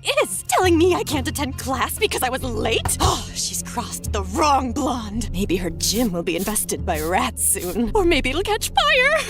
The fun is in the mystery. She cackled like a maniac, let out a loud, stinky fart, and left. We waited a few more minutes, and then thankfully, we heard her car pull out of the driveway. Just then, I noticed Zeke was still clutching my arm. That was super close. Why are you looking at me like that? Sometimes, I still can't get over how much you've changed. How come I never knew you had all this talent? Well, I never let you read any of the stuff I wrote, and I always liked singing, but not in front of anyone. I guess after your accident, when more time went by and you didn't wake up, I felt depressed and alone. Joining a band really helped me. Helped you get tons of fangirls. That cheerleader in school who's always clinging to your arm is very pretty. She really is. Yeah, here I am, hiding in a bathtub of a weird woman with you. Suddenly, he leaned closer, and I could feel my heart beating faster. But then, he just reached over and pulled the shower curtain open and stepped out. What was I thinking? Maybe we should check the attic. As we were rummaging boxes, we suddenly stopped short when we heard someone coming up the stairs. Oh God, she's back? What are we gonna say we're doing here? I have an idea. And just as the door burst open, Zeke pulled me in for a kiss. Am I interrupting something here? Oh, it's just you. Yeah, duh, clearly. Can you please go away? Nia, are you okay? You look flustered. He didn't force himself on you, did he? Are you serious right now, dude? I'm talking to her, Nia. Before I could say anything, Zeke pushed Brian. Brian pushed him back, and the two started fighting like crazy. Ow! Stop! My face is my job! My face is my job! Don't touch mine either. I have a concert tomorrow. Deal. And then the two went crazy again. I tried to stop them, but they suddenly went crashing into a pile of boxes, and some things fell out that caught my eye. There were pictures of Mom and Dad sitting next to me in the hospital. Who took these? And when? And there were more pictures of Mom and Dad from before. All of them with Mom's face crossed out. Oh my God! Can you two cut it out and shut up for a minute? As they both calmed down and looked at the pictures, I filled Brian in on what we were actually doing here. We found Rachel's yearbook as well, and Mom's face was crossed out there too, but I couldn't find Rachel. No, look, that's her! It was a plump, brown-haired girl with glasses and acne who looked nothing like the Rachel I knew. She lost a ton of weight and got a lot of work done on her face. Obviously, I'm not allowed to ever bring that up. And I've always known she's crazy, but I didn't know she's some weirdo stalker. I don't know what all of this means exactly, but we're gonna find out. And later that evening, while she was cuddled on the couch with Dad watching a movie, the three of us confronted her. What are you doing? What are all these pictures? You'll have to ask Rachel. Also, did you know she used to attend high school with you? What? As Dad looked at Rachel, she suddenly lost it and wiped everything off the table. Of course you wouldn't remember me. You wouldn't even look at someone like me in high school. I've loved you since we were kids. But you were always so obsessed with Nia's stupid mother. I've kept tabs on your life since you left town. town, and I heard your kid had been in an accident and your marriage was on the rocks. I hired a private investigator to find out more. I just wanted to be near you, darling, to comfort you. I still loved you so much, so I joined your company and we instantly got close. I was going through an awful time, and I appreciated having a friend. But that's all it was back then. I never understood who would Photoshop pictures of us holding hands and send them to my wife. That was you? Why does that change anything? You guys were already at the edge of the cliff. I just gave you to the last push. And see, you've been so much happier since then. Honey buns. I want you to leave right now. Go to a hotel or wherever and I'll send you all your stuff. You can't stay here another minute. Rachel looked at him in shock, then screamed and lunged forward to attack him. But Brian and Zeke dragged her away. Dad collapsed on the sofa in shock. I can't believe this. Me neither. She broke up you and Mom. Dad lifted his head slowly. Not really, Nia. I can't believe Rachel sent those pictures to your mother. But the truth is, we were already broken. Your mom couldn't stop blaming me, and I should have been patient and comforted her, but instead I lashed out too. And she just wouldn't believe that I didn't cheat, so things had to end. Maybe we can fix everything now. Don't get your hopes up, love. Yes, we can start to forgive each other, but it may never be what it used to be. I still love your mom, and we both will always love you. Things slowly started to mend between my parents after they talked things over, but I wasn't sure if the old spark would return. But I was glad they could be friends. And a month later, when I was back at my first friendly soccer match, it warmed my heart to see them both in the stands, along with an unexpected visitor. What are you doing here? I thought you were still on tour. I canceled some shows. I couldn't miss this. So is Brian here? No. I mean, we're still friends, but I didn't think he'd come right after he asked me out, and I turned him down. I could literally see Zeke's eyes light up. Aw, poor guy. You're not fooling anyone. I gotta go. The match is about to start. How about this time you finish it and let me take you somewhere to tell you that I like you, and have ever since the day we first met.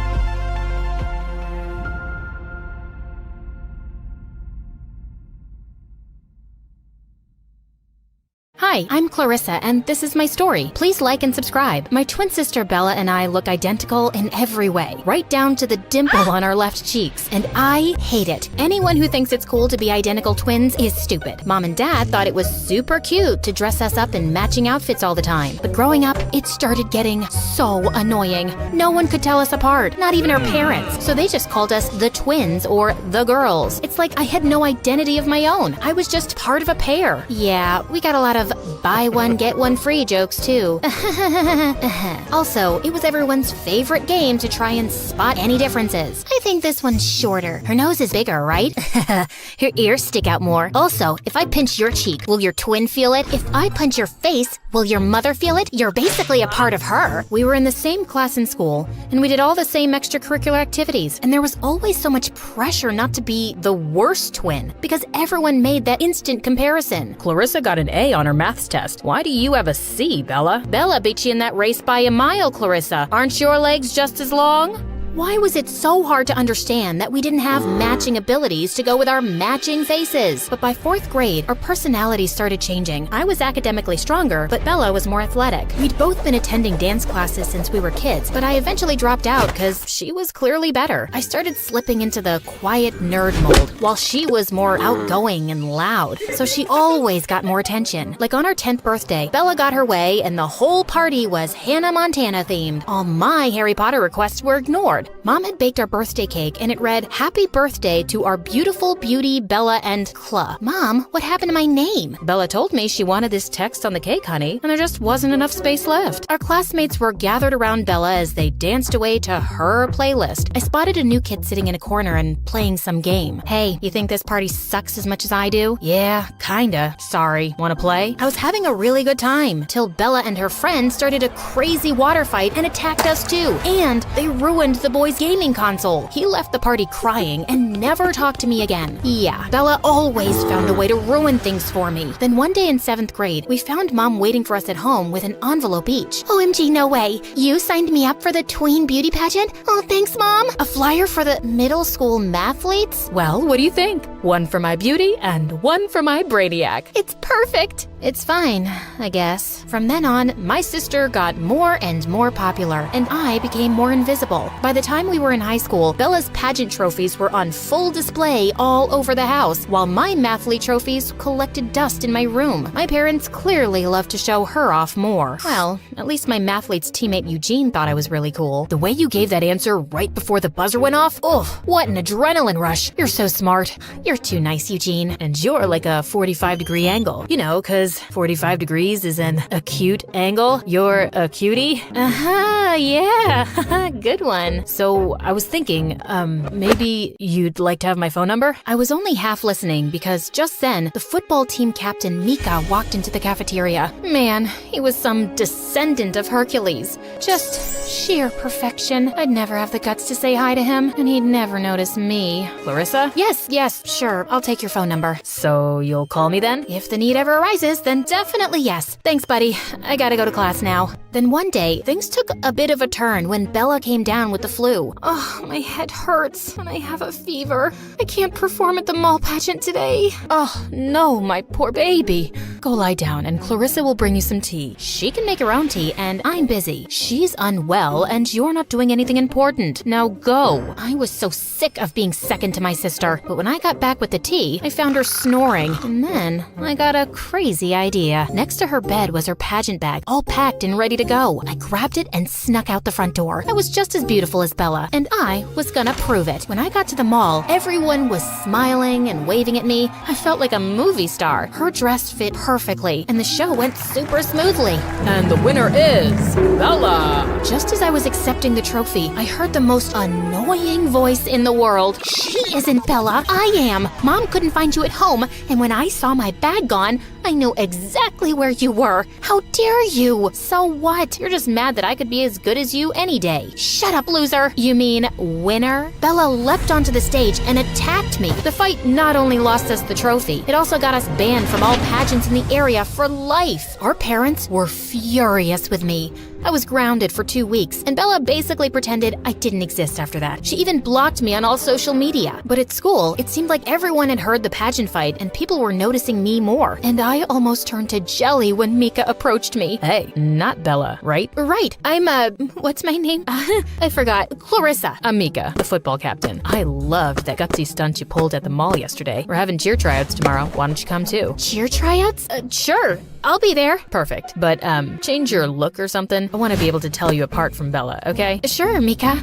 I've wanted to change my look anyway. I was so excited for a fresh start. At home, I looked up some videos online on how to cut my hair. I decided bangs would be easiest. So I went to the bathroom, plugged in my dad's electric razor, and cut myself some bangs. And they turned out super cute. That was until they moved a bit, and I saw that I'd shaved off my eyebrows too. I was horrified. There was no way I could go to tryouts looking like that. I couldn't even leave the bathroom looking like this. I started rummaging through the cabinets to find something that could help fix my eyebrows. I found a bottle of spray on hair that my dad sometimes used to cover his bald spot. I aimed it at my forehead and sprayed, but it made me look like a caveman with a bushy unibrow. I scrubbed it off just as there was a knock at the door. Clarissa, are you in there? You better not be stealing my makeup again. Just washing my face, Mom. I'll be right out. Oh, I could use my mom's makeup to hide the damage. I found an eyebrow pencil and quickly scrawled them on as best as I could. Then I brushed my bangs over my forehead and snuck quietly out of the bathroom. There you are. Wait, did you just cut your hair? Some people are just desperate for attention. So pathetic. Just trying something different. Mom, I have to go run to the store and get some things for a school project, so bye. At the store, I was lucky enough to find the perfect solution. Tattoo sticker eyebrows. I rushed home with them and went to my room to try them on. Just put them on, spray a little water, and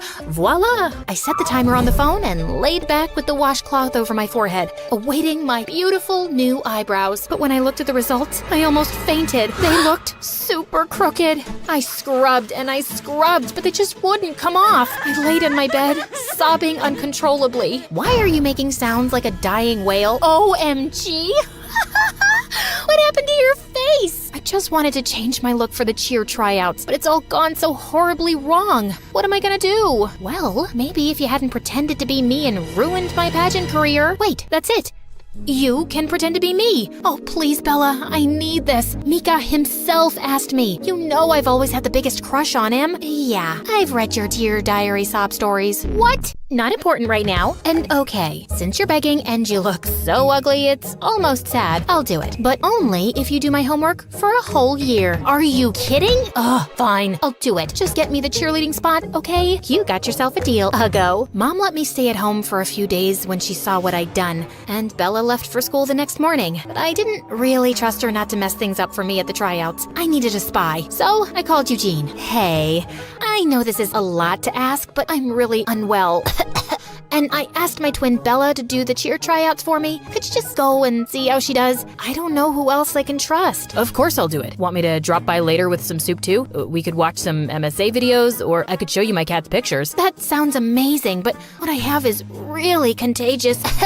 So you'll report to me soon, right? You betcha. You're the best, Eugene. Eugene's report tallied with what Bella told me. She'd performed a flawless audition, and I was in. I couldn't wait to go back and spend time with Mika. Thankfully, the tattoos wore off in a few days, and my eyebrows were coming back, so I could fill in the rest with pencil. I was ready to return to school, but that evening, Eugene told me that he'd seen Bella and Mika kissing, and when she got home that day, she was getting out of Mika's car. I ran down to the living room and opened the window to eavesdrop. Ugh, it's so hard to say goodbye to you, babe. It's only till tomorrow, coochie poochie poo. And that'll feel like an eternity, my Bella baby boo. Ew! And what the heck? The minute Bella walked in, I jumped in her way like an angry lioness. What in God's name did I just see? Oh, you mean me and Mika? Silly. Didn't you want to ask him out? I just did it for you. As you. No, don't lie to me, witch. I heard him say, Bella boo boo boo. He knows you're Bella and not me, Clarissa. And then her face turned totally evil. Yeah, okay, whatevs. I took a picture of you in your sleep and showed him your freaky eyebrows and told him you'd sent me in your place. We had a really good laugh and we just bonded. You took away my pageant life, I took away your guy. Trust me, he's way out of your league anyway.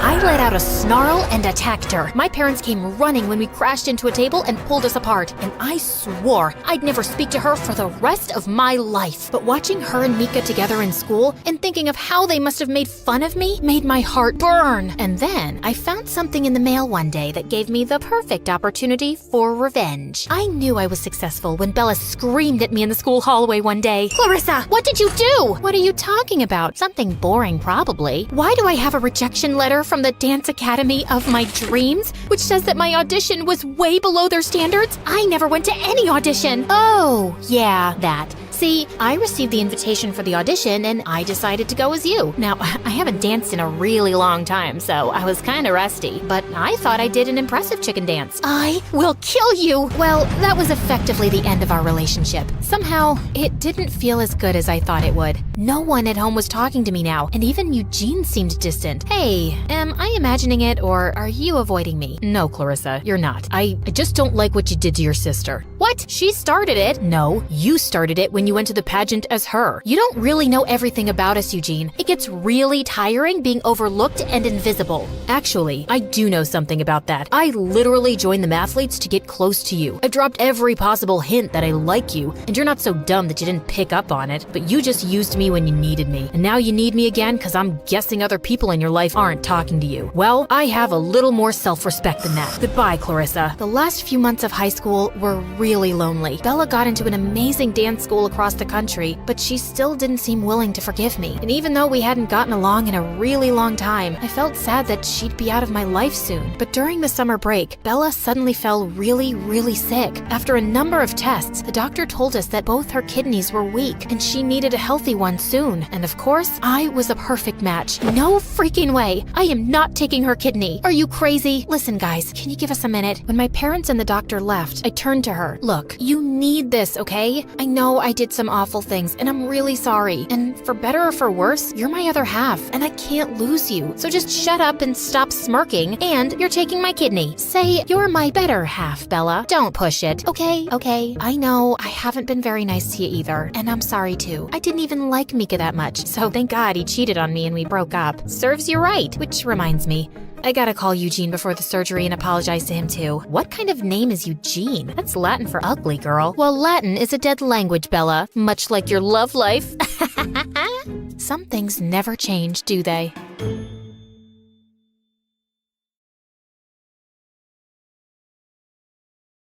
A large chair swiveled around to reveal a tiny, skinny guy.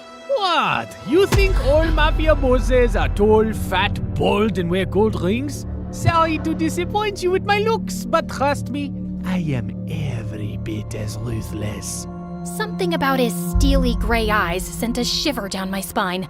I believed him. His name was Pierre Souffle, which was obviously a lie, and the job he had for us was to steal a priceless painting from a museum and replace it with a fake. That's the painting? It's, tiny. What's your problem with tiny things and people? It's also kinda stupid. What is that? A raccoon eating a cheeseburger? It's worth $10 million, so the joke's on you, dummy. Now, the owner of the painting has allowed the museum to borrow it for only 3 days, so we don't have a lot of time. Wouldn't it be easier to steal it from the owner's house? Everyone, look at Lady Einstein coming up with brilliant ideas. Why didn't we think of that ourselves? Happy to help. Of course we thought of that ourselves! Trust me, the museum is easier. Why choose us? It's a very stupid security measure, but the museum's floors are activated by pressure sensors at night. Anything above 55 kilograms and they go off. I haven't been able to find a boy who weighs less than that. Ellie, get the weighing scale. Meredith weighed 52 kgs, while I weighed 55.1. How is this possible? You eat so much more than I do. What can I say? I got all the good genes. Okay, you're out, fatty. Meredith, you're my leading lady. The plan was to enter the museum through its large air ducts, carrying the fake painting with us. We first had to make a stop in the security room and disable all the cameras and alarms. Then we'd crawl back through the ducts till we reached the exhibit area, and I'd lower Meredith down along with the painting so she could switch them out. As Meredith made it to the bottom, I dropped the painting to her, and she missed it, and we heard a loud crack. Oh my god, did you break the frame? Me? It's your fault. Who told you to throw it like that? I was expecting you to catch it, but what was I thinking? You made us lose the frisbee tournament in 8th grade because you're so bad at catching things, unless it's someone's boyfriend. Seriously? You were so distracted by that hot boy on the bleachers, your throwing skills were completely off. FYI, that boy was totally into me. Why are we even talking about frisbees and boys right now? You started it. No, I didn't. Okay, shut up. Let me think how to fix this. Are you trying to glue it together with your saliva? You got a better idea? Any idea would be a better idea than that. Look, it's a museum. They must fix broken, ancient things here all the time, right? I'm looking at the floor map, and there are some offices in the left wing. I'll go get some glue. It took me an hour to find glue and return to our spot, and I found Meredith eating a bowl of ramen. Where did you get that? I brought a packet of instant ramen with me, and you were taking forever, so I went to make it in the staff kitchen. There was someone's chicken sandwich in the fridge, so I used the meat from that. And there was also some tofu, and I added a dash of oyster sauce. I'm so happy you chose this moment in your life to become a gourmet chef. Just send the painting back up so I can fix it. I tried to fill in the crack as best I could, then sent it back down to Meredith, who took the real one off and put the fake one on the wall. But just as she started walking back, the whole floor lit up suddenly and a blaring sound went off. Oh my god, what's happening? I don't know. Is the painting heavier than the fake one? Just hurry up. We gotta get out now. I pulled up Meredith and the real painting and closed the opening in the ceiling seconds before security burst in. We crawled down the ducts and out of the building as fast as we could. We ran a few blocks down where Pierre's van was waiting for us, and we sped away. Oh, I would have preferred if you hadn't alerted all of New York about the break-in. Now I'll have to move this painting around with cops crawling all over the city. Never mind. Here's your check, and Claire, try to lose some weight. Au revoir. And without warning, we were dumped on a dark street. We scrambled to our feet, headed for the subway, and made it home. It was all over the news the next morning that someone had broken into the museum and switched off all the security systems. But apparently, nothing had been stolen, except a chicken sandwich and a block of tofu from the staff kitchen. You ate the entire block? Hey, I'm not the one who needs to watch her weight. I do not need to. Whatever. Listen, I've been meaning to talk to you about something. It'll have to wait. I got a hair appointment. We'll talk over dinner? Yeah, sure. I was gonna tell Meredith that I wanted a break from this life, and I wasn't sure how she'd react. As I sat in a cafe later, I suddenly found a cute guy next to my table. Mind if I sit here? There are no other empty seats. I won't disturb you. I promise. We actually ended up talking for over an hour, and I found him sweet and charming. I'd love to meet you again if you're free. I don't live in New York, but I come every weekend. You come here for work? No, actually, I came to visit my mom who's admitted in the hospital here for a medical trial. She has some rare brain issue that sent her into a coma. Oh, I'm sorry to hear that. How long has she been in a coma? 6 years now. It's been the toughest thing I've ever dealt with. Actually, she was part of this other really promising clinical trial before, but that didn't work for her. He was in a hospital in Connecticut. As he kept talking, I suddenly felt like I was spinning around very fast, and I could hear my heartbeat in my ears. My chest felt heavy, and I could barely breathe.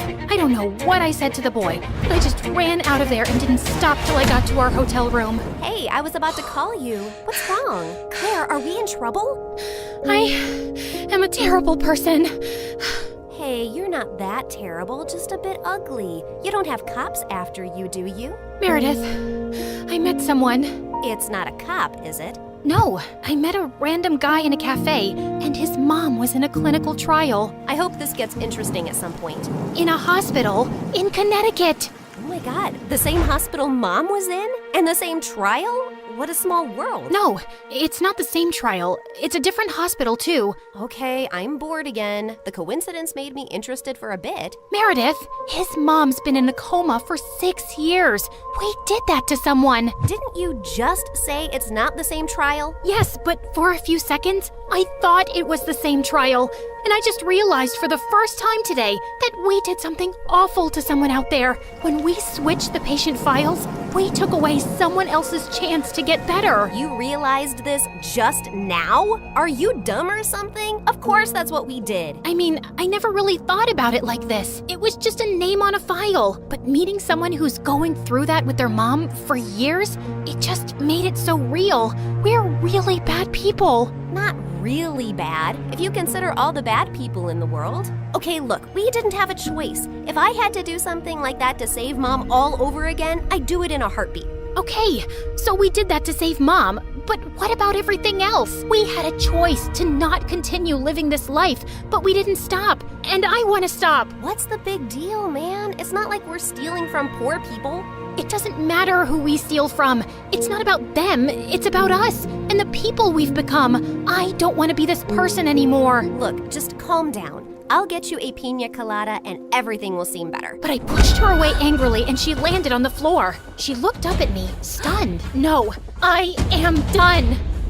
Meredith and I barely spoke over the next few days, and I had no idea what was going through her head, but I'd made my decision. I was gonna go home. I sent Freddie a text to say I'd be coming next week, and he called me back.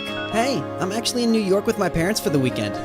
Can we catch up? The moment I saw Freddie, I just burst into tears and he hugged me tight. As we talked over dinner, he assured me that he'd talk to Meredith and try to make her come home too. We had just stepped out of the restaurant and walked 2 blocks down when suddenly a black van screeched to a halt beside us and some men pulled us in, handcuffing and blindfolding us. When our blindfolds came off, I realized we were in Pierre's quarters and I found Meredith there too.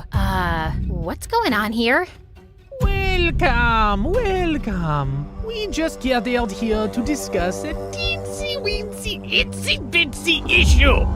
Now, Meredith, go ahead and tell them the moronic thing of titanic proportions that you just did. Apparently, Meredith had found her way to Pierre's headquarters and stolen the real painting from him. She had then tried to sell it to a buyer she'd arranged, and while the exchange was about to happen on the docks, the cops had showed up. Meredith had barely managed to escape, but the buyer and the painting were in police custody. The police didn't let it get out in the news, but they knew the real painting had been stolen and replaced with a fake. They were probably watching every dock, airport, and train station to see if someone would try and move it out.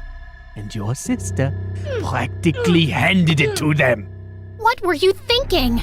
It's your whole quitting the biz talk that made me do it. I did it for us, so we could sell the painting and retire to Bora Bora for good. And what the heck is Freddie doing here? Hi guys, I'm Freddie, old friend. Nice to meet you. Not terrified at all. You made me lose a fortune, and you double-crossed me. And Pierre does not take betrayal well. Harry! Sam! Yes, sir! You know what to do. Boss? I'm not really sure how I feel about punching a girl.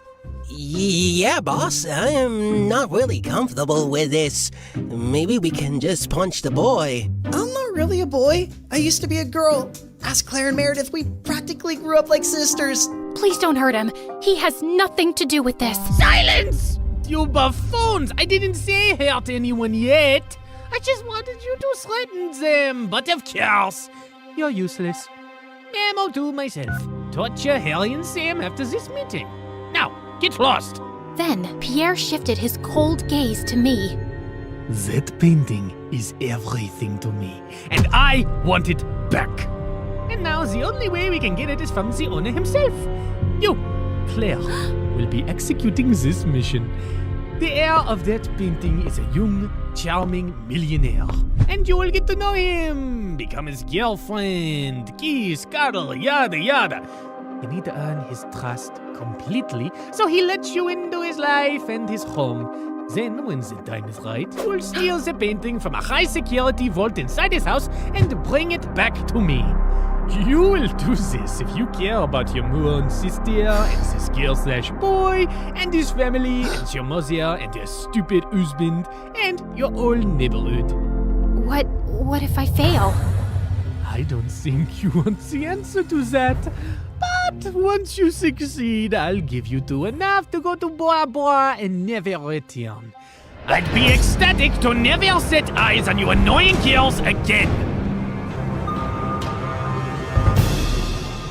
I had my eyes on the target from across the street. As soon as I saw him walk towards the cafe, I headed for the entrance. Just as he opened the door, I bumped straight into him, spilling coffee all over his shirt. Oh, God, I'm so sorry. I wasn't looking. I'll pay for the dry cleaning. His arm rested gently on mine. Hey, it's okay. It was an accident. I looked up into his bright green eyes. In fact, you're the one who's without a coffee now. Can I get you a new one? Sure, I'd like that. Can we also start over? Hi, I'm Christina. Hello, I'm Eric.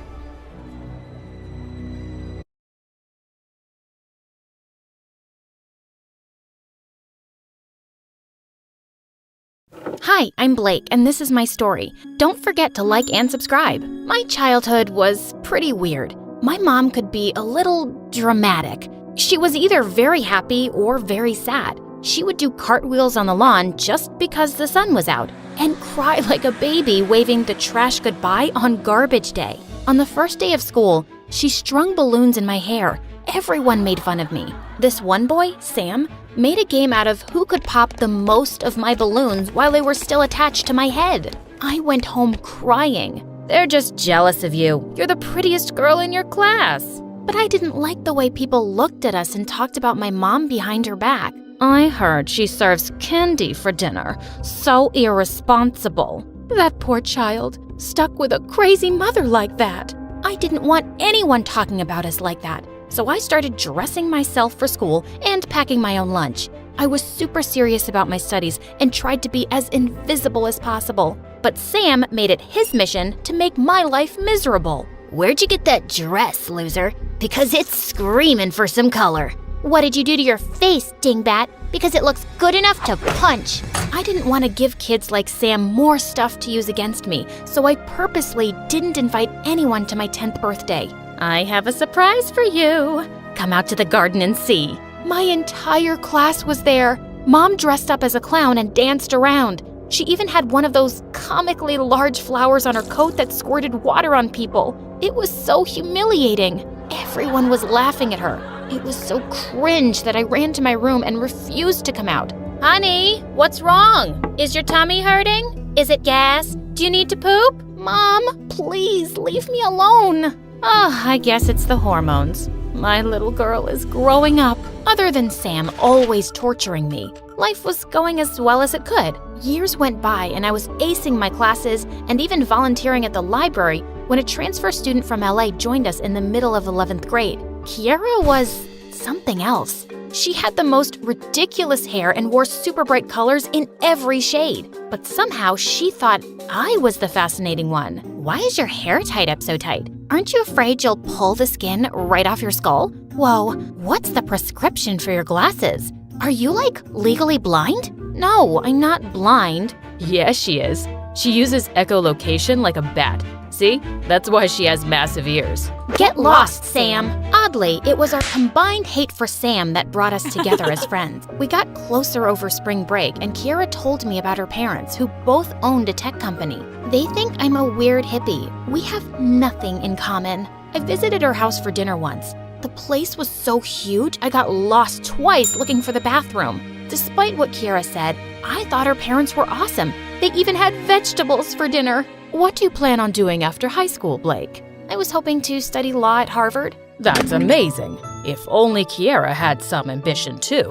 Her only talent right now seems to be inhaling food. Ugh, Dad. Honestly, I felt like someone had switched me and Kiera at birth and we ended up in the wrong families. Apparently, Kiera thought that too. I bet my parents wish they had you as a daughter and not dumb old me. See, that's the thing. I had succeeded in making everyone think I was this straight-A kid who didn't do anything ridiculous.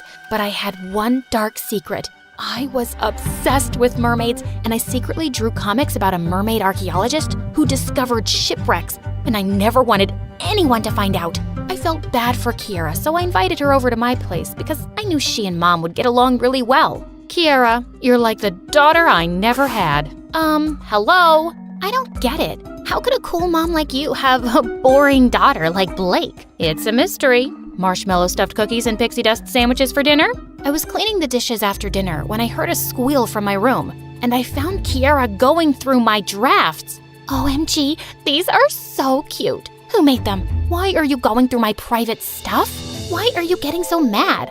It's not like you made these. Wait, you made these? Stop shouting, the neighbors will hear you. They should. These are awesome. Why don't you have these published? Do you really think they're that good? I'd pay serious money to follow the adventures of Memphis the Mermaid. Mom's always on the lookout for unique content like this. You could save up for Harvard with that kind of money. I don't know, Kiera. Just think about it, okay?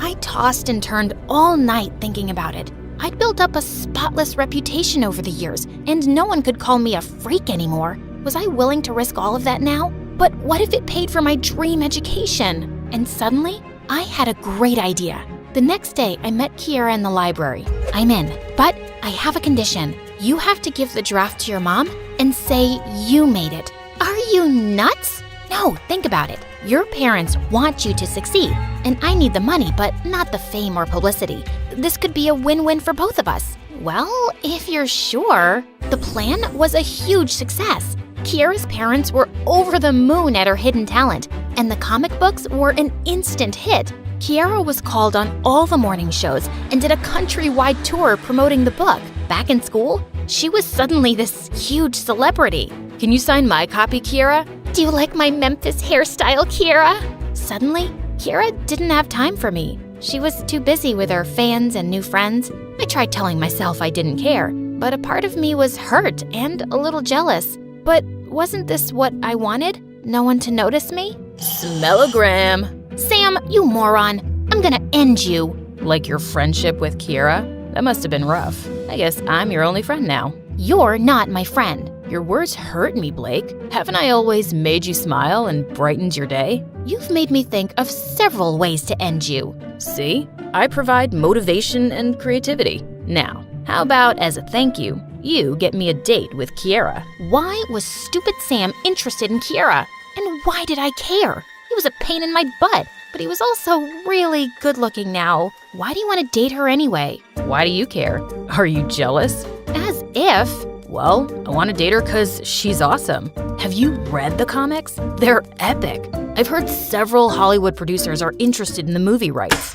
I pushed Sam away and walked off. It was my idea to put Kiera's name on my work, but I still hated every minute that she got glory when I knew I would have gotten shame for it. It just wasn't fair. A few weeks later, Kiera suddenly showed up at my house asking for new drafts. I need to publish teasers on my stories. Hi to you too, Kiera. I'm fine. How are you? I know, I'm sorry. I've been busy. You have no idea what a creative person's life is like. Sure, I have no idea. And I haven't had time to draw up anything new. Are you serious? You must have something. A sketch? An idea?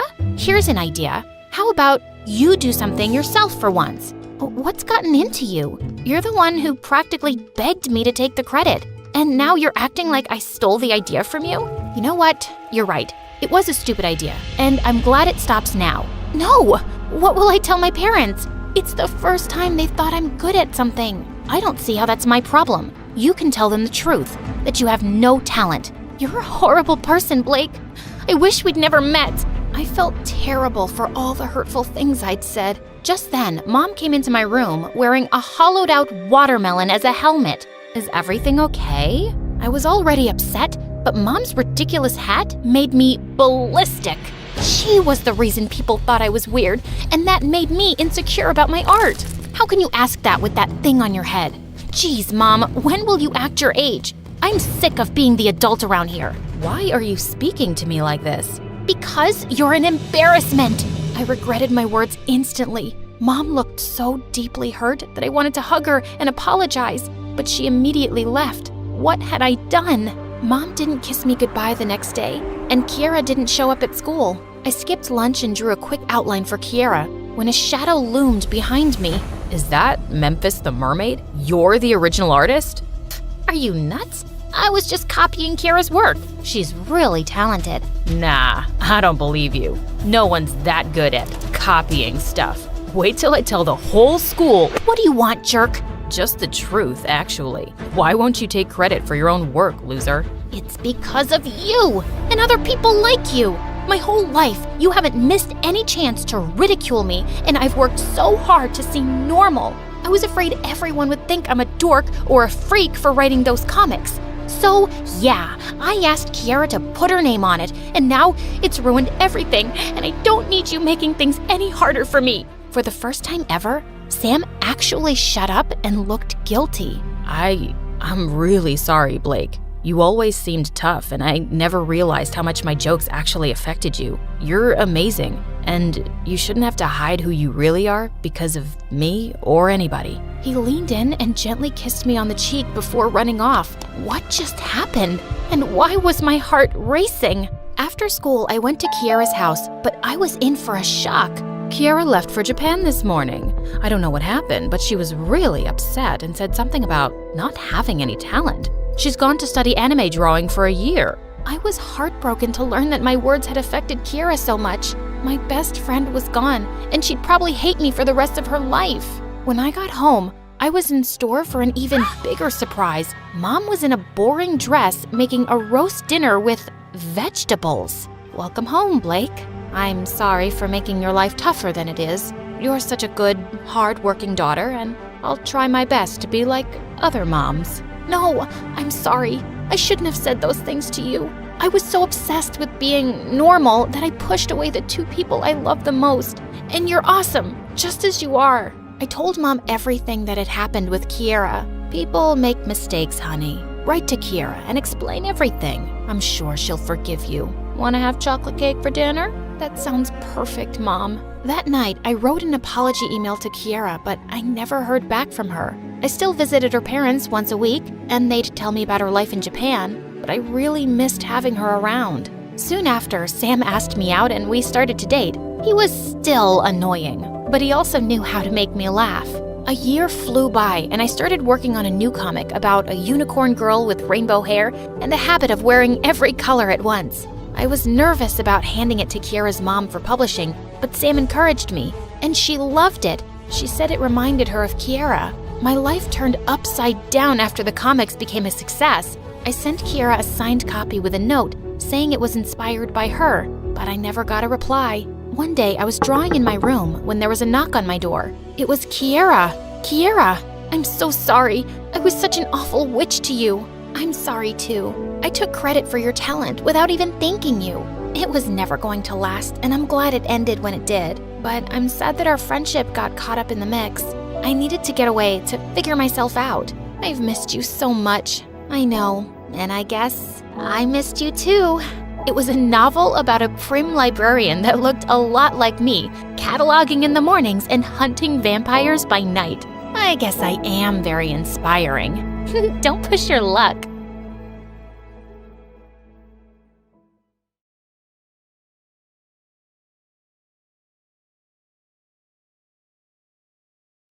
On my 7th birthday, I climbed onto the chair to blow the candles on my cake when suddenly I felt someone pull a hair out of my head.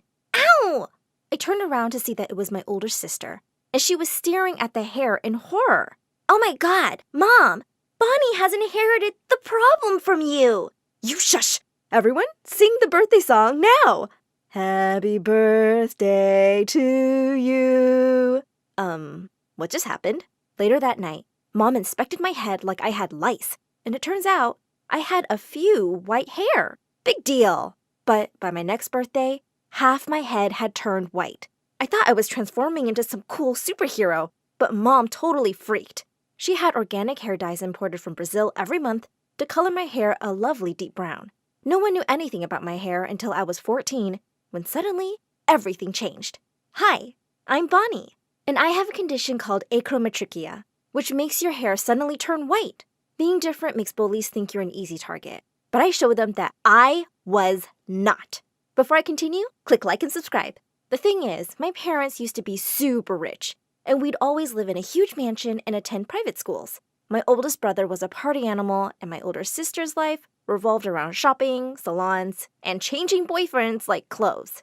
But then, Dad lost all his money in a scam, and in a matter of days, we'd moved from our beautiful house to a tiny apartment in another town. Dad became super depressed and watched TV all day, and Mom was doing her best to support us all. But my siblings could just not stop complaining. I had to share a room with my sister, and she wouldn't even let me sleep on the bed. One night, she was sobbing so loudly about how poor we were, I dragged my mattress into the bathroom and slept there. Peace at last. The one thing Mom insisted wouldn't change was sending us to a private school. I felt bad she was working so hard for us, and I really wished I could do something to help. Dad dropped us off on the first day of school, and as soon as I walked in, I felt someone pull me by my backpack. I turned around to see a pretty girl grinning at me. OMG. Was that guy your dad? He's the millionaire who was all over the news for losing his fortune. So you guys are like, poor, right? Of course not. You have me confused with someone else. I tried to walk away, but she blocked me. Julia is never wrong about these things. Julia reads tabloid magazines cover to cover every day. Wait a second. Julia can see some white hair. Grandma? Everyone started staring at my hair. I was so embarrassed that I ran home to dye my hair. Thankfully, I had a big stock saved up. When I got home, I walked into our room to find my sister screaming at her empty closets. My bags! My shoes! My babies! Where are they? Just then, I saw my cupboard door hang open. Oh no! Oh my God! Where are all my hair dyes? We turned to each other. Our brother! We ran to his room and found him practically rolling in money. Turns out he'd sold all our stuff online. I wouldn't have cared if he had stolen my clothes, but I was really upset about my hair dyes. There was nothing I could even do except vent my frustration in my journal. I started writing stories featuring my crazy family. One night, when my sister was talking to her boyfriend on the phone, she had to pee, so she asked me to take the phone and say, to everything he said till she returned. That's when I heard him talking about a website called Wattpad, where anyone could publish their stories. So I started sending in the ones I'd written about my family, under a fake name, of course. Otherwise, my siblings would kill me. To my absolute delight, people loved my stories. I was flooded with comments from fans, and I would even hear kids talking about them at school all the time. The best part, people started messaging me for paid writing jobs. This was perfect. I could actually help Mom doing something I loved. While my online popularity was rising, things weren't so great at school. My hair had turned completely white by now, and that gave Julia all the more reason to bully me. And no one dared to be friends with me because of her. But that gave me another idea. I started following her around and started writing stories about all her boyfriends. Once I saw her kissing the captain of the soccer team, right after she went on a date with the class president. And then the next day, she made out with the captain of the swim team. I was so surprised, I accidentally tripped and fell out of the bushes I was hiding in. As soon as Julia saw me, she looked furious. Are you stalking me, you pervert? No, I was just picking berries. I grabbed a fistful and stuffed them in my mouth and then gagged. They were so bitter. Julia stepped close to me. I don't know what you're playing at, but you should know I'm not into girls, you weirdo. Then she walked away while I sat in the bush, and everyone eyed me like I was a creep. The next few weeks were brutal. No matter what I did, Julia was there calling me a perv or a weirdo. She told everyone I was crushing on her. A few days later, I was sitting in the cafeteria when Julia came up and dumped a bag on me. Take these hair dyes! You look like a homeless old woman, and this school has a reputation. Just stop embarrassing us with this hair, Bonbon! As her minions snickered, I rose from the table and pushed the bag away and stood up to leave. Leave me alone, Julia, or else. Aw, I'm so scared. And what will you do, huh? Then she and her minions took out all the dyes and dumped them on my hair. Blue, black, red, purple, everything. I pushed them back and yelled, "What have you done, you psycho?" I slapped Julia right in the face and ran to the bathroom. My hair looked like turd. I washed it and thankfully all the color came off. I was so mad that I went home and wrote a story where I gave Julia the lesson I wished she would get in real life. As soon as I published it, I received a message on my Wattpad account from a fan, ID Free Prisoner. I love all your stories, especially the bully story, so I just had to message. Your characters are so relatable. I guess we both were stuck with crazy people. We started exchanging messages more often, and I felt like I'd finally made a friend. One day at the school cafeteria, I was writing crazy fast to meet my deadline, and I didn't even realize it when someone came and sat next to me, pushing a can of juice towards me. "Can I get you something to eat? You look like you're on a mission to save the world." I looked up, and for a few seconds, I was so lost in his dreamy blue eyes, I'm pretty sure I looked like a dumb puppy. "Hi, I'm Eric. Do I know you?" "No, but I know you. You're kinda hard to miss with that hair." "I know you think my hair is weird." "No, I think it's amazing. You look really cool." I stared at him in shock. Who was this boy? I wanted to talk to him more, but just then, I got a message from Free Prisoner. "I think I'm falling for you. You're just so incredible." Oh my god, he had a crush on me? The next day, while I was working in the library, it got really late. Everyone was gone and I only looked up when I heard a noise. I felt freaked out. Just then, I saw Eric walking towards me. "I'm beginning to think you're stalking me." Eric laughed and said, "Yeah, maybe. But also, I work here, and I was about to lock up. Want me to walk you home?" "Yes, please." Eric was so funny and adorable. He insisted on walking me home every time. I was definitely attracted to him, and it made me feel a little confused. What was I gonna do about Free Prisoner? One day, Free Prisoner asked me out on a date. I agreed. I needed to see who he really was. When I arrived at the address, my jaw dropped. It was a mansion bigger than ours used to be. I was greeted at the front door by a butler, who then led me to a large drawing room. And there were lit candles and flowers everywhere. At the far end was a high chair, and when someone suddenly spoke, "I've been dying to meet you." Wait, why was this voice so familiar? When the girl stepped in front of me, we both stared in horror at each other and shrieked. It was Julia! You're Free Prisoner? You're the freaking writer I have a crush on? You have a crush on me? Julia looked insane. Of course not. How could I have a crush on you? You're gonna pay for this, Bonnie. Now get out of my house. I was only too glad to. I couldn't believe the person I'd been friends with for months was crazy Julia. And by the next morning, I walked into the most horrific scene. The school hallways were full of posters of me. They read, "The White Witch Can't Be Trusted." Everyone in school knew the writer was me. Julia was going around telling everybody how I was a terrible person who wrote mean stories about her family and kids from school just to get popular. Why would we want to be friends with someone like her? She can't be trusted. She'll be writing all kinds of things about us. Freak! But even worse than everybody suddenly hating me at school, I was in so much trouble back home. My siblings were so mad about the stories I wrote about them. "We know we tease you, but we never thought you could be so mean." Guys, it's not like that. I never meant for anyone to know who those characters were. But they wouldn't listen to my protest and stopped talking to me. Later that night, Mom came to my room and asked me why I'd been writing these stories. I handed an envelope to her from my drawer. "I only wanted to help you out, Mom." She let out a cry when she saw the cash inside. "Bonnie, you're a kid. You don't need to worry about money. I'm not going to take this. How about we use it for your hair?" "Yeah, Mom. Let's do this, I guess." The next day, I decided to fix everything. I went up to the stage during morning assembly and nervously cleared my throat. I just wanted to say sorry to my siblings and anyone else who might have been hurt or offended by my stories.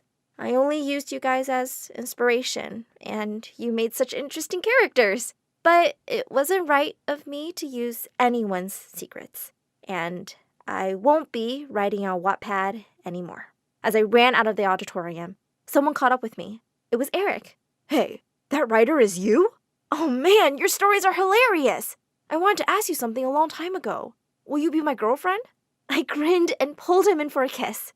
From the corner of my eye, I saw Julia storming off, and I followed her to the girls' bathroom. What do you want, freak? I just wanted to say, you and I have been friends for months online. We can actually get along. Why can't we be friends for real, Julia? She started to laugh. Friends? Oh, babe, how is that even possible?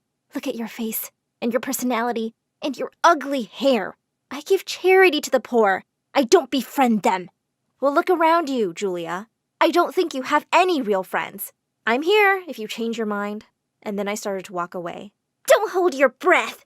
Well, after that, things got a little better because my siblings forgave me, especially when they realized my stories hadn't affected their popularity one bit. I stopped writing and spent all my time with Eric, who asked me out to prom. That night, I went home with a big smile on my face. Mom was waiting for me to dye my hair, and then I said, "You know what, Mom? I like my white hair. I'm born to stand out. Why should I try so hard to fit in? It's cool to be different." Mom smiled and hugged me. "I'm so proud of you, Bonnie." Next day, when Julia found out that Eric and I were nominated for prom king and queen, she completely lost it. She went too far.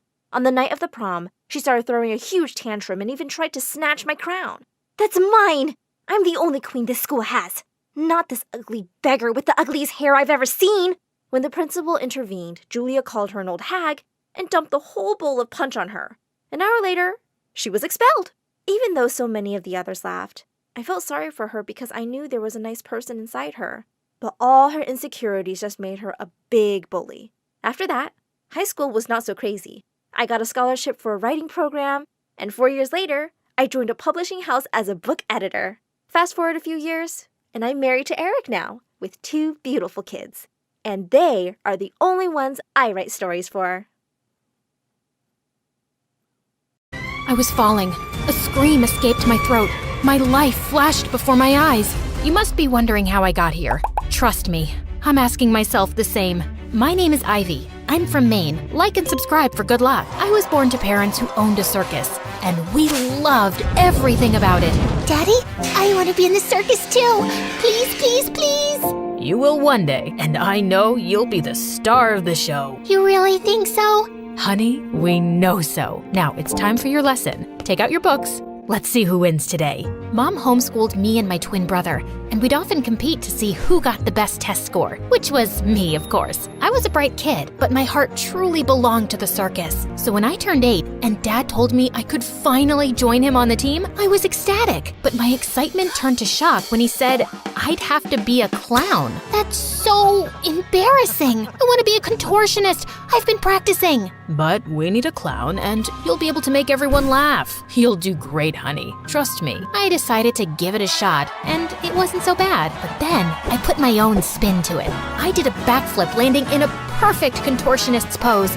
After that day, being a contortionist clown became my thing, and I became the circus's star performer. Life was perfect, but then I turned 15 and everything changed. I was performing on stage one day when the whole area burst into flames. People running, things falling.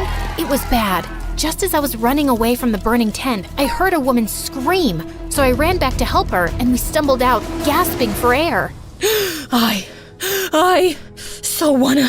Thank me? It's no problem. I'm happy you're safe. Huh? I wanna sue this circus. I'll make sure you never get to perform again. You have no safety measures at all. The woman was true to her word, and my parents ended up losing the lawsuit. They had to work and didn't have time to homeschool us anymore. When I stepped foot in school for the first time, I instantly knew I was a misfit. People stared at me for the way I dressed, and in class, they were blown away by how intelligent I was. Years of being in competition with my brother in studies had paid off. The answer can be found using a Diophantine equation, sometimes known as the sum of cubes problem. Actually, it's Eastern Antarctica that's the coldest, not the whole of Antarctica. Every time the teacher would say I was right, the kids would have a problem with it, but I didn't care.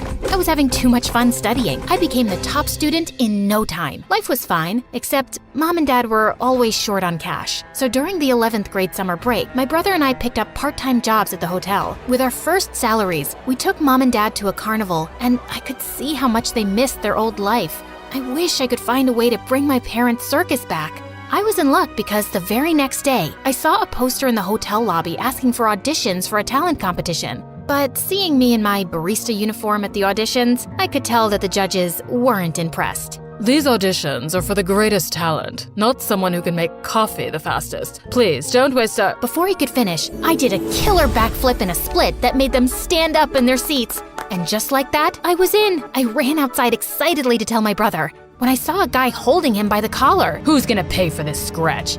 Oh, that's right. You don't have the money. I'm gonna ruin you. He was about to punch my brother when I stepped in between and pushed the jerk hard. Let my brother go, you moron. Sorry to scratch your precious little junk, but I'm sure you can afford to get that fixed. Feisty, are we? Do you have any idea who I am? Does it look like I care? Now, do as I say or I'll call the cops. Oh, I'm shaking in my boots. I mean it. Let him go. I stared right into his eyes as the guy smirked before letting my brother go. I guess he was powerful because that evening, both me and my brother got fired. I was sad, but soon the summer break was over and we were back in school. But something had changed. It was like people had started hating me more than before. What had I done to grind their gears now? I found out soon enough that one of the girls in my class showed me a video of me pushing that rich guy outside the hotel. How could you be dumb enough to push Tristan? Yeah, he deserved it. And what's the big deal about him anyway? Don't you use social media? Not really. I like to read books instead. It teaches you a lot, like minding your own business and learning some manners.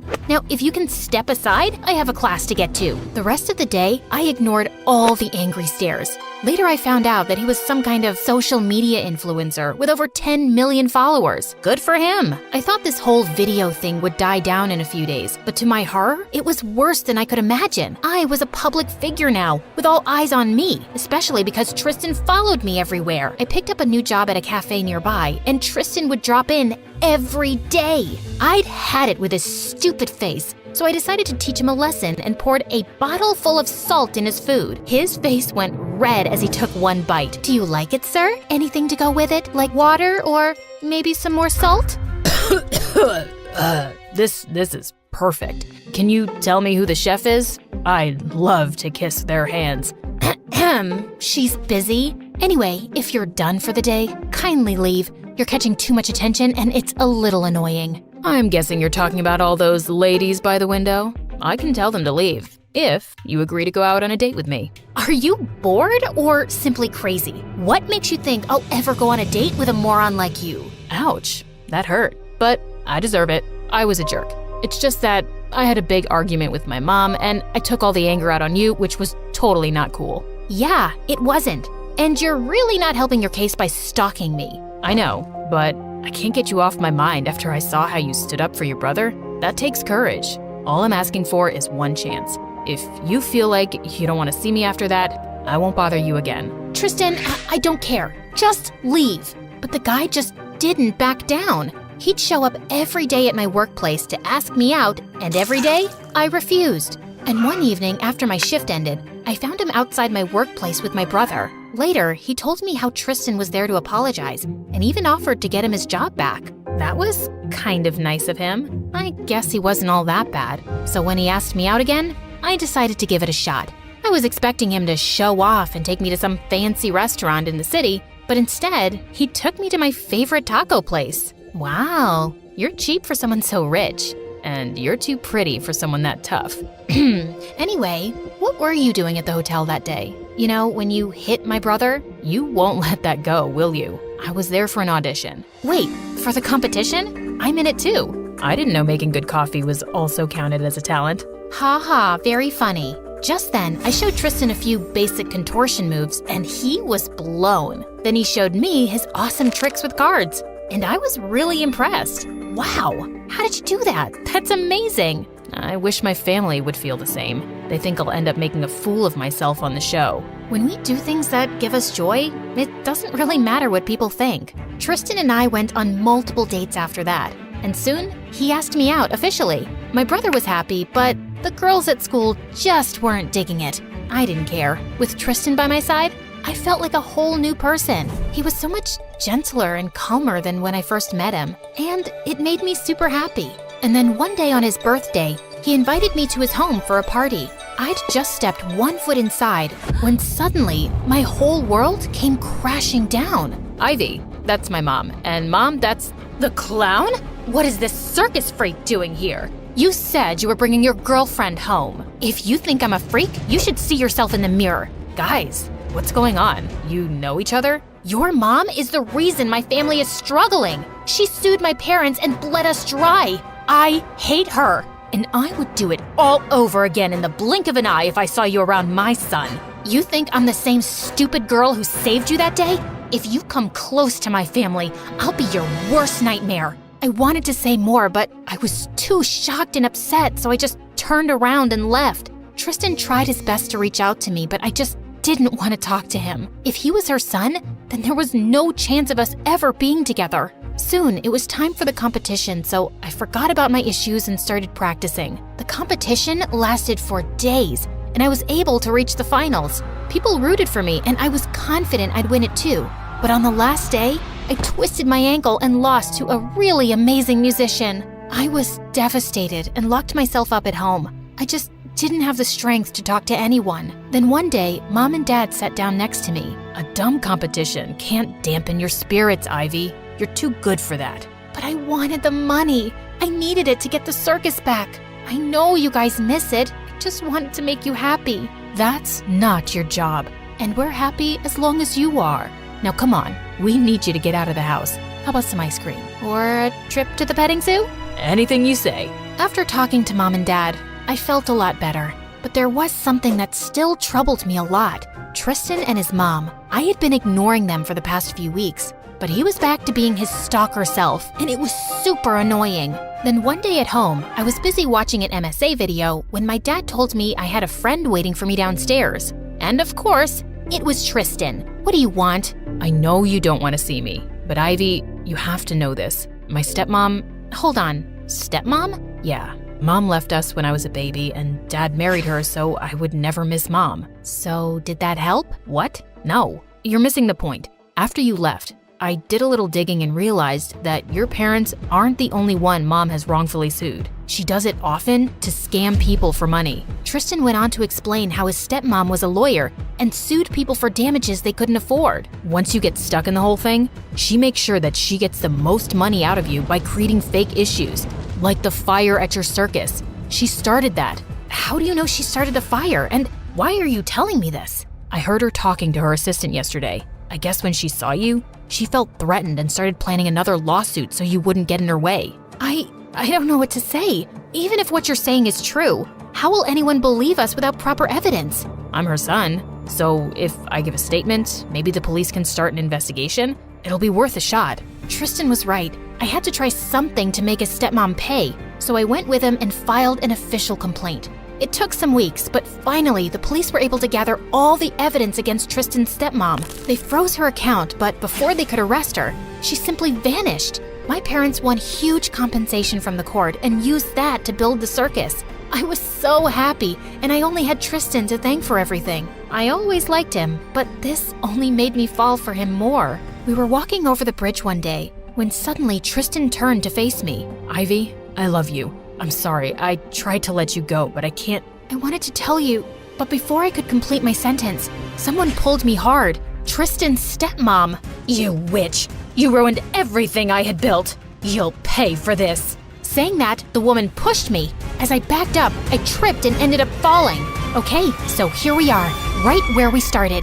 I thought I was done for, but Tristan grabbed my arm and pulled me right back up. Are you crazy? She could have gotten hurt. Oh, yeah, whatever. She's fine, right? And that was a mistake. Was it? You know, I can imagine you being a witch to everyone, but this is unacceptable. Leave, or I'll have you arrested. Dad knows what you've been up to. Oh, come on. I'm your mom, Tristan. You can't turn me in. Now be a doll and give me some money. What? You won't get anything from me, okay? You brat. I will… Just stop it, okay? Haven't you done enough? The least you can do is save your face and leave. His mom left and we never saw her again. My parents' circus is now bigger and better than ever. I was supposed to be the star of the show, but a magician with incredible card tricks has stolen the spotlight and my heart. Hi, my name is Ada and I'm from New York. Me and my twin sister Gia were born to two very chaotic parents who fought like Tom and Jerry all the time. And on the very day we were born, they picked up a twin each and decided to make us the best version of themselves. Ada is hungry. She needs milk. Oh, since you chose her, why don't you feed her from your nipples? Yep, Dad picked me, and growing up, he taught me the Turkish language because he was from Turkey. And Gia was Mom's favorite, so Mom taught her Italian because she was from Italy. Although we spoke English at home, that whole language thing kinda became the reason for all the chaos and misunderstandings in the family. Because of Mom and Dad's fights, I could never get close to Mom, and I hated that. So once when I was 8, I decided to make a card for Mom for the new year and asked Gia for help. When Mom saw it, she went ballistic. Sei una vaca grassa, which meant you're a fat cow. God, you're so rude, Ada. Just like your jerk dad. I always knew I made the right choice by picking Gia. I was furious. That witch made me do this. I ran to Gia and pulled her by her hair. Why did you do that to me? 'Cause Dad loves you more than me, and I hate it. So what? Mom loves you more than me. Just then, Mom came and separated us and said something to Gia in Italian. What did you say? Not your freaking business. Go to your daddy and hug him. But Gia glared at me and spit at my face, and another fight broke out. She beat me to it, and I got a black eye, but I was so gonna get back at her. The funny thing was about us, Gia and I were identical twins. We both looked so much alike that even our parents couldn't tell us apart, and I was gonna use that against her. The next day, I went to school and punched a kid straight in the face. I rule the school. No one dares mess with me. Remember my name. It's Gia. That would land Gia in detention for sure. But my plan kinda backfired when both Mom and Dad were called to the principal's office. And when they couldn't figure out who it was between us, they started blaming each other for it in front of the principal. Sei stupido. Yeah, whatever. Same to you. Back at you. Così stupido tu animale. The principal let us off without any punishment because she just wanted to get my parents out of her office. But it's not like they ever stopped. On Thanksgiving dinner, Mom served pizza and Dad went ballistic. Where's the freaking turkey? Who even makes pizza on Thanksgiving? You stupid woman. Turkey, turkey. Go ask your mother to make you a turkey. And saying that, Mom threw a plate at Dad, which he avoided, but then Dad grabbed the ketchup bottle and pointed it at Mom. Don't you dare. This is a designer top. Watch me. And he squeezed out all of the ketchup onto Mom's top. Mom shrieked, and soon our dinner table turned into a war zone. Gia and I felt terrible. Mom and Dad didn't even care about any happy occasion or us anymore. They just fought all the time. Then one day in the 7th grade, when Gia and I got back home after school, Mom and Dad finally dropped the bomb on us. We are getting a divorce. Ada is going to live with her dad in Turkey, and Gia is going to live with me in Italy. What? No way! You can't do that! No, Mom, no, Dad, I can't live without you guys. I want all of us together. Please, don't do this. But they didn't listen to us and said it was final. Later that night, I went to talk to Gia in her room. I thought she might not listen to me, but she hugged me as soon as she saw me. Oh, Ada, I'm so glad you're here. Even though we fight all the time, I can't live without you and Dad, sis. We have to do something. What can we do? Our parents just hate us. They're selfish and only think about themselves. Then let's just run away. They'll get busy looking for us, and then they'll forget all about this stupid divorce thing. They'll understand how much we need them. I won't let this happen. I won't let them ruin our lives. We have to stay together no matter what. But Mom and Dad had already filed for the divorce, and within a week, they even signed the final papers. But then, I had a brilliant idea. I could switch places with Gia and go with Mom to Italy. We would tell them about the swap after 6 months. And when they'd meet again to exchange us, maybe they'd be less angry and realize that they still loved each other. Yes, this was perfect. I immediately told Gia about it, and she happily agreed. Soon after, Mom and I flew off to Italy, and there, Mom had a huge place of her own. As soon as we got there, a maid came running and grabbed all our luggage. Benvenuta, signorina. And that's when it hit me. I could not understand a word of Italian. And this reminded me of Gia. She was also stuck in Turkey and didn't know a word of Turkish. God knows what kind of trouble she was going through. Mahaba birkaç erkek alabilir miyim?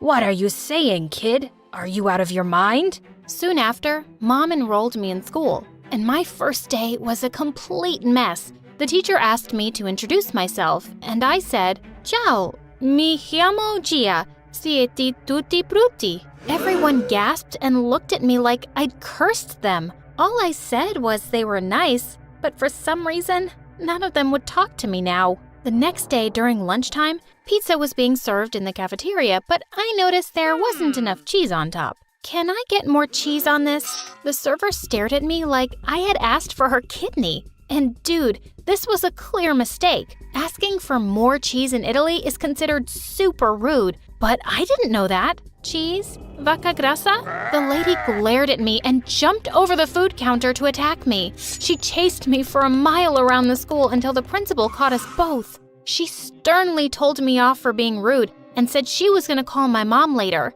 And I felt like a terrible kid. Mom was already dealing with the divorce, and now I was adding more to her troubles. I thought I'd apologize to her as soon as I got home, but what I saw next shocked me. Mom was having a pool party with her friends, and they were all having the time of their lives. What the crap? Mom, what's going on here? Oh, honey, I'm having so much fun. You should join us. If I knew life without your father would be so amazing, I'd have divorced him before the wedding. I feel like I'm 20 again. Woohoo! What? I thought she'd be missing Dad and me, but she was having a blast. This was so weird and not what I expected. I quickly went to my room and called Gia to tell her how Mom was going completely crazy. But what she told me shocked me even more. Dad was gonna get engaged within a week. This was insane. We had to get Mom and Dad back together soon, by any means possible. The next day, I was all set to break the news to Mom, but what I saw almost gave me a heart attack. She introduced me to a not-so-handsome man as her boyfriend. Ciao, sono Roberto, signorina. And before I could even say anything, they put me in a car and took me shopping with them. But I had to do something to get rid of all this Italian pasta sauce at all costs. When Mom went inside the changing room, I told him to leave her alone. Voglio che tu ami mia madre. Suddenly, he had tears in his eyes, and he hugged me. What was wrong? Then he took a rose from his pocket and proposed to my mom in the most romantic way possible. Sarai mia, signorina. Mom looked awestruck, and then she said the words that I dreaded the most. Si, lo farò. OMG, what the heck was happening? Our plan was literally falling apart. The next day, I stormed off to school in anger. But in the school corridor, a guy pulled my hand and started flirting with me. Hi, beautiful. Want to go and get some cheese with me? I'll open factories for you. Ew, he was so gross. And I was so done with kids making fun of me for not knowing the language. I knew a little Italian by now, so I told him to leave me alone. But he didn't, so I slapped him hard. He left and he went to tell the principal some lies, that I forced him to kiss me. An hour later, Mom barged into the principal's office and she looked raging mad. Your kid has been misbehaving with our staff and been doing inappropriate things to boys. Mom, I didn't.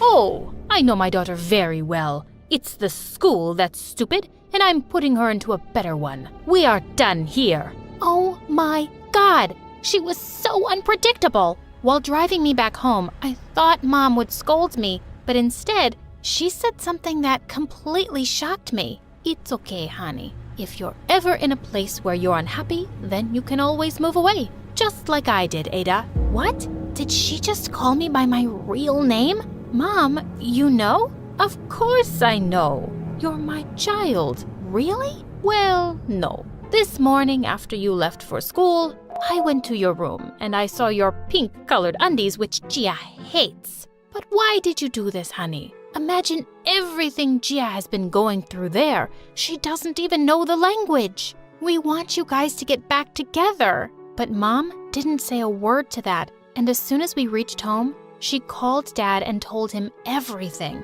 But Dad, like always, wouldn't believe her. I'm not going to fall for your pranks, woman. Do you think I'm a fool? Of course I know it's my daughter. It's Ada. But minutes later, he called her back saying he knew from the beginning it wasn't me. Mom immediately got on a plane with me. When we landed at the airport, I saw Gia and Dad waiting for us outside. I ran towards her and she hugged me as soon as she saw me. I missed you so much, sister. Minutes later, Mom asked Gia to follow her and Dad asked me to come with him, but I had to try one last time. Enough, you guys. We are not going anywhere. We want to live together like a family. Please, can't you do this for us? Yes, I want to live with Ada and Mom. Not like this, where I feel so empty and alone and unloved. I want to be happy. Mom and Dad looked at us in complete surprise. Oh, honey, why would you ever think you're alone? No matter what happens between me and Mom, nothing could ever change the fact that we're your parents, and we love you so much. You'll always have both of us. Then why can't we all live together? Because that won't make any of us happy. We wanted to raise you in a happy home with great memories, but living together, we could never give you any of that. And now look at us. We are happy, and we can give you the best of the world only if you choose to accept it. Suddenly, I had tears in my eyes. Maybe Mom was right. She looked a lot happier and healthier than she ever used to be with Dad. And Dad, he looked like he was gonna explode with joy. And now, the only people fighting against this happiness was me and Gia. This had to stop. I looked at her, and she looked at me, and we knew what the right thing to do was. We agreed to Mom and Dad's plan, but we decided we weren't going to sacrifice our happiness either. So Gia and I decided to live with Mom, and both of us moved back to Italy with her. But we often visited Dad and his new family, and we were the happiest.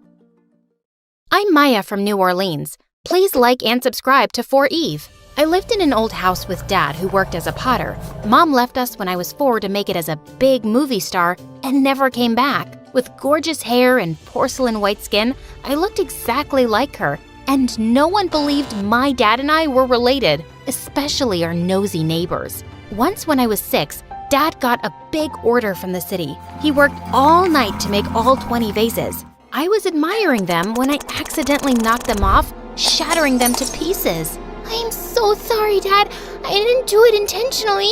It's okay, Maya. Don't worry. I'll make new ones. But Dad couldn't make them in time, and he lost the order. He was devastated. Things got worse when the police knocked at our doors later that night. Our nosy neighbors heard the crashing sound and thought I was in trouble. Dad tried to convince them, but they only left when I showed them my birth certificate. I begged Dad to give the neighbors a piece of his mind, but he was a softie. They're just concerned. No, they're crazy. Things didn't change much even as I grew up. We struggled with money, but I was happy as long as I had my dad. On my 10th birthday, Dad took me to a mall and asked me to buy whatever I wanted. I saved it for your birthday, dear. You deserve it. But Dad, I don't want anything, and we could use this money. But he was dead set that I should buy something. I walked in, but the store manager refused to let Dad get in. You won't be able to afford anything here. Why not? We have money, and we're here just like everyone else. The manager made a face and refused us straight to our faces.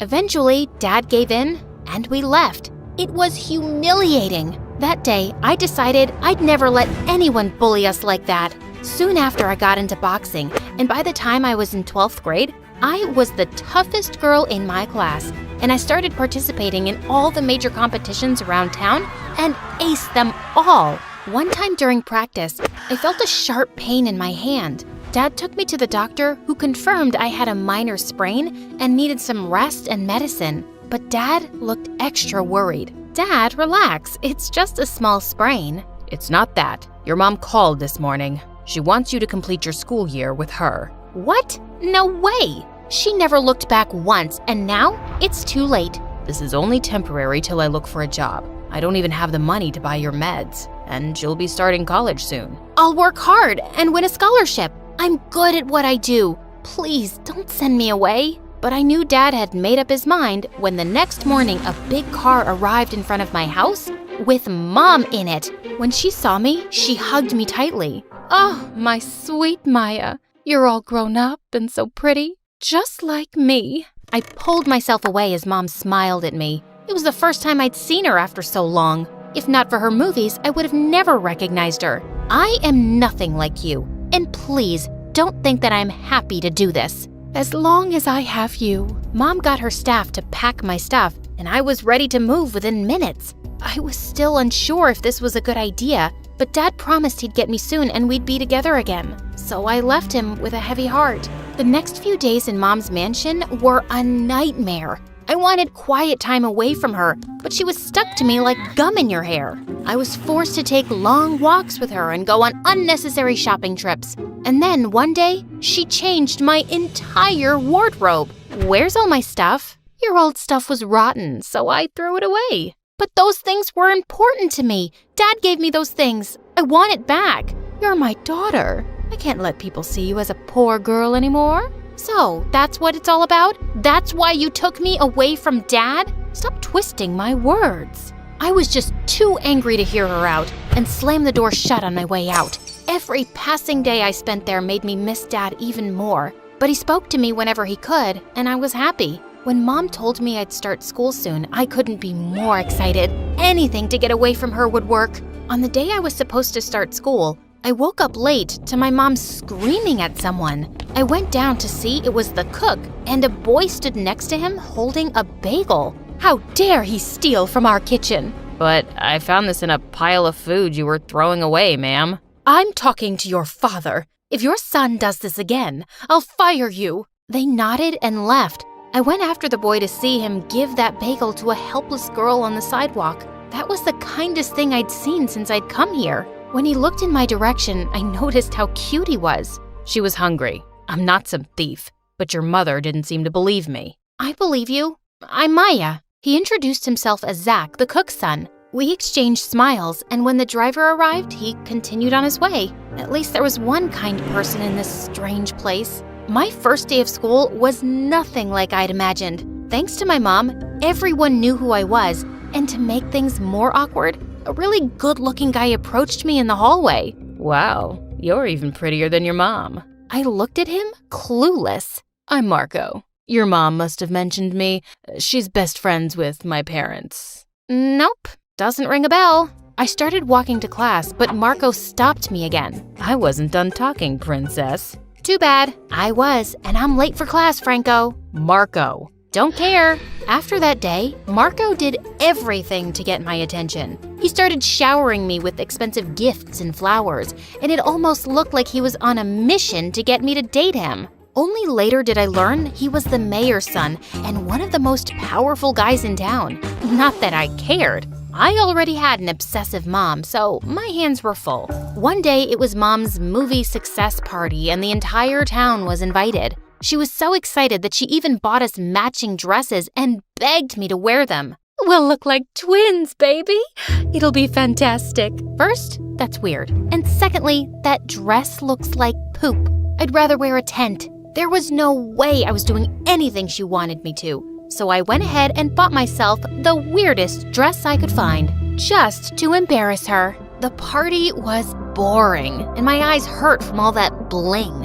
And when I saw Marco enter, I knew I had to get out of there. I tiptoed my way into the kitchen, but banged into Zach. Are you okay? Hey, I'm just trying to ignore someone. The guy in white who looks like he eats money for breakfast? Yeah, how did you know? Zach pointed in Marco's direction, who was frantically searching for someone under the tables. We burst out laughing, and I noticed what a heart-melting smile Zach had. Come here, I'll show you a great hiding place. He pulled me toward the back entrance, leading to a sprawling garden. It was beautiful. Our eyes met for a second, and I felt a weird rush in my tummy. So, why were you hiding from him? He's just an idiot from school I'm trying not to punch. I wish I could return home and get away from this place. You really hate it here, don't you? I nodded. Zach and I walked around and started talking. He told me how he was saving up for culinary school and wanted to be a chef someday. And I told him my story. Boxer, huh? Show me your moves. I know a little boxing myself. Don't say I didn't warn you. I tried to do a fake box in the air, but ended up hitting Zach smack in his face. That was good. Ow. Oh my god, I'm so sorry. Are you hurt? As I tried to check for any broken bones, Zach moved in closer and tucked my hair behind my ears. I felt my knees go weak. Better. His eyes caught my attention because they were a gorgeous shade of green and could make anyone swoon. I wasn't paying attention when I noticed a flash from the corner of my eye, and then 100 people started taking pictures of us. I turned to run, but saw Mom staring at me with eyes blazing like fire. It's bad enough that you're dressed like a joker, and now you're flirting with the help? His name is Zach, and he's my friend. That looked more than friends. You embarrass me, Maya. Why don't you just abandon me then? You're good at that. Mom and I got crazy on each other, and the party fell silent. You rude child. I saved you from your pathetic father, and this is how you repay me? Mom reached for me, but she tripped over a rock and fell into the life-size fountain. Her makeup washed off her face, and she looked like a zombie. I knew I'd taken it too far. I stepped forward to help her, but Marco reached before me and helped her out. I apologized to Mom the following day, but she ignored me. Zach and I were all over the news, and as a result, his dad was fired and they left. He was my only friend here, and I missed him so much. With Dad not responding to me either, I was left all alone. Soon after, Marco and Mom started working on a movie together because Mom recommended him. It was bad enough I had to deal with that fame-hungry, good-for-nothing brat in school, and now he was always at home.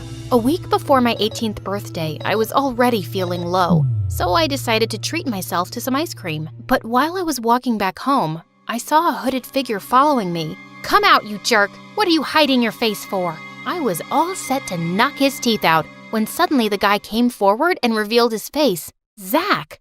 Oh my god, you got me there for a second. Sorry, didn't mean to scare you. Scared my butt? Why are you following me? I work in a store nearby. I saw you come in, and I just had to talk to you. Maya, your mom is hiding something from you. Zach told me that when he was fired, he'd gone back to collect his check when he heard Mom talking to someone over the phone. She said something about a big deal, and Marco is involved too. Just check her office. No wonder that jerk is always home. And he's also involved in her new film. What could this be about? I don't know, but it's something big. Thanks, Zach. I always knew my mom was up to something. Maybe it's time I got my answers. One more thing. Zach moved closer and kissed me lightly on my forehead. Please be careful. I like you a lot, in case that wasn't clear. I thought I'd lost my chance after that black eye I gave you, but I'm glad to know I didn't. Before leaving, I pulled Zach in for a magical kiss, and then I started with my secret mission. But I had no idea what I was looking for or where I would find it. With Marco around the house, I had to be extra careful. I found my opportunity when Mom offered to throw me an 18th birthday party. She'd be busy with the guests, and I could snoop around the office. She got me the most beautiful dress and even hired someone to do my makeup. I hated everything, but I didn't want to draw any attention, so I agreed. The whole house was filled with guests on my birthday that evening, and I spotted Mom in the corner talking to Marco. This was the perfect moment. I went to Mom's study and found some papers in a red mailer about some land deal. I was just opening them when Marco walked in. He saw me and grinned, and I had the weirdest feeling ever. You're a sight for sore eyes, sweet face. That dress looks amazing on you. Shut up, moron. That's not how you talk to your fiancé, sweetheart. Is this some kind of sick joke? Well, your mom would answer that better. Why don't we ask her together? Marco took my arm and pulled me outside. When Mom saw that, she came rushing and pushed him away. What are you doing? Just bringing the truth out. Mom, what's happening and what are these papers about? Mom looked at me in shock as the color drained from her face. Why don't I do the honors? Marco told me that Mom wanted to open a film academy but had money issues, so his dad pitched in. In return, she promised them a role for Marco and our marriage. But now, she doesn't seem to believe me. Maybe she'll believe you. I looked at Mom in shock, and she stayed silent. She totally did it. What kind of mother are you? First you abandon me, then you take me away from Dad, and now you want to use me as bait? My beauty won't last forever, so I had to think for myself, and I don't regret it one bit. You will marry Marco, and that's final. Not without my approval. Don't forget, you signed over full custody to me. I turned around to see my dad looking angrier than ever. I rushed to him and hugged him tight. Dad, I'm so glad you're here. Maya, there's someone I'd like you to meet. We all turned around, and I was completely shocked to see Zach walk in. He told us how Zach had called him a few days back and told him I was in trouble. I was out of town to set up my pottery school. I wish I could have come sooner. You're just in time. As Mom and Dad argued, I walked up to Zach. Marco tried to butt in, but I kicked him so hard, I'm sure he'll limp for days. I took Zach's hand as he smiled at me. Thank you. You truly are amazing. Not half as amazing as you. I'm moving to Paris to study. Want to join? I'll follow you anywhere. Zach and I kissed as I said goodbye to this fake life forever.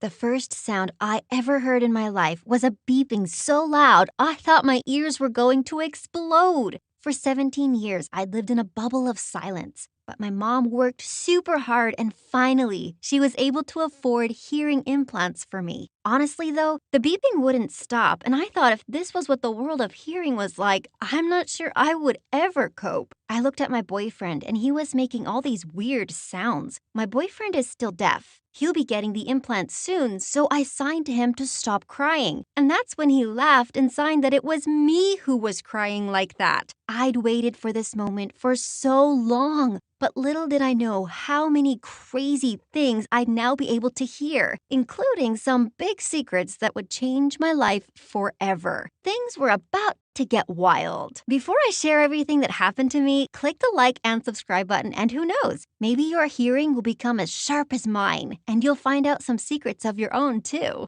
I soon stopped crying, and the next thing I noticed was how loud my heart was beating. I mean, I'd seen my heart beat in my chest before, but oh my gosh, it was thumping so loud. My boyfriend ran to find my mom and the doctor, and I just lay there, feeling like I'd landed on another planet. I opened my mouth as I was so curious to hear what my own voice sounded like, and that's when I realized something. I had no idea how to speak. I didn't understand where my mom was, so I opened my phone and started looking through old videos. There was one of me and my dad from the last time I saw him. So I clicked play. I'd obviously never heard his voice before, or anyone's voice for that matter. It was so overwhelming. I actually fainted. And the next moment, my mom and my boyfriend were crouched on the floor next to me. Then a few doctors ran into the room and I felt like a tiny ant that was about to be squashed by giants. Why was everything so loud? I covered my ears and shut my eyes and curled up in a ball. One of the doctors helped me up onto the bed and signed to me that it would take time for me to get used to hearing sounds and voices, and that at first I might not understand what people were saying, that it may sound like gibberish. Well, no kidding. My brain was fried. I couldn't keep up with anything going on around me. When the doctor finally told me I could go home, I practically leaped out of the bed. On the way out, I went to use the bathroom first. Obviously, I'd never heard someone pee before, so I got the fright of my life. It was so loud, and suddenly I felt so embarrassed. Had my friends at school heard me pee before? I ran out of the toilet so fast and bumped right into a woman who was waiting to go in. She looked disgusted and started shouting, but I had no idea what she was saying. I just walked off. But I was not ready for how overwhelming the outside world was going to be. I just froze.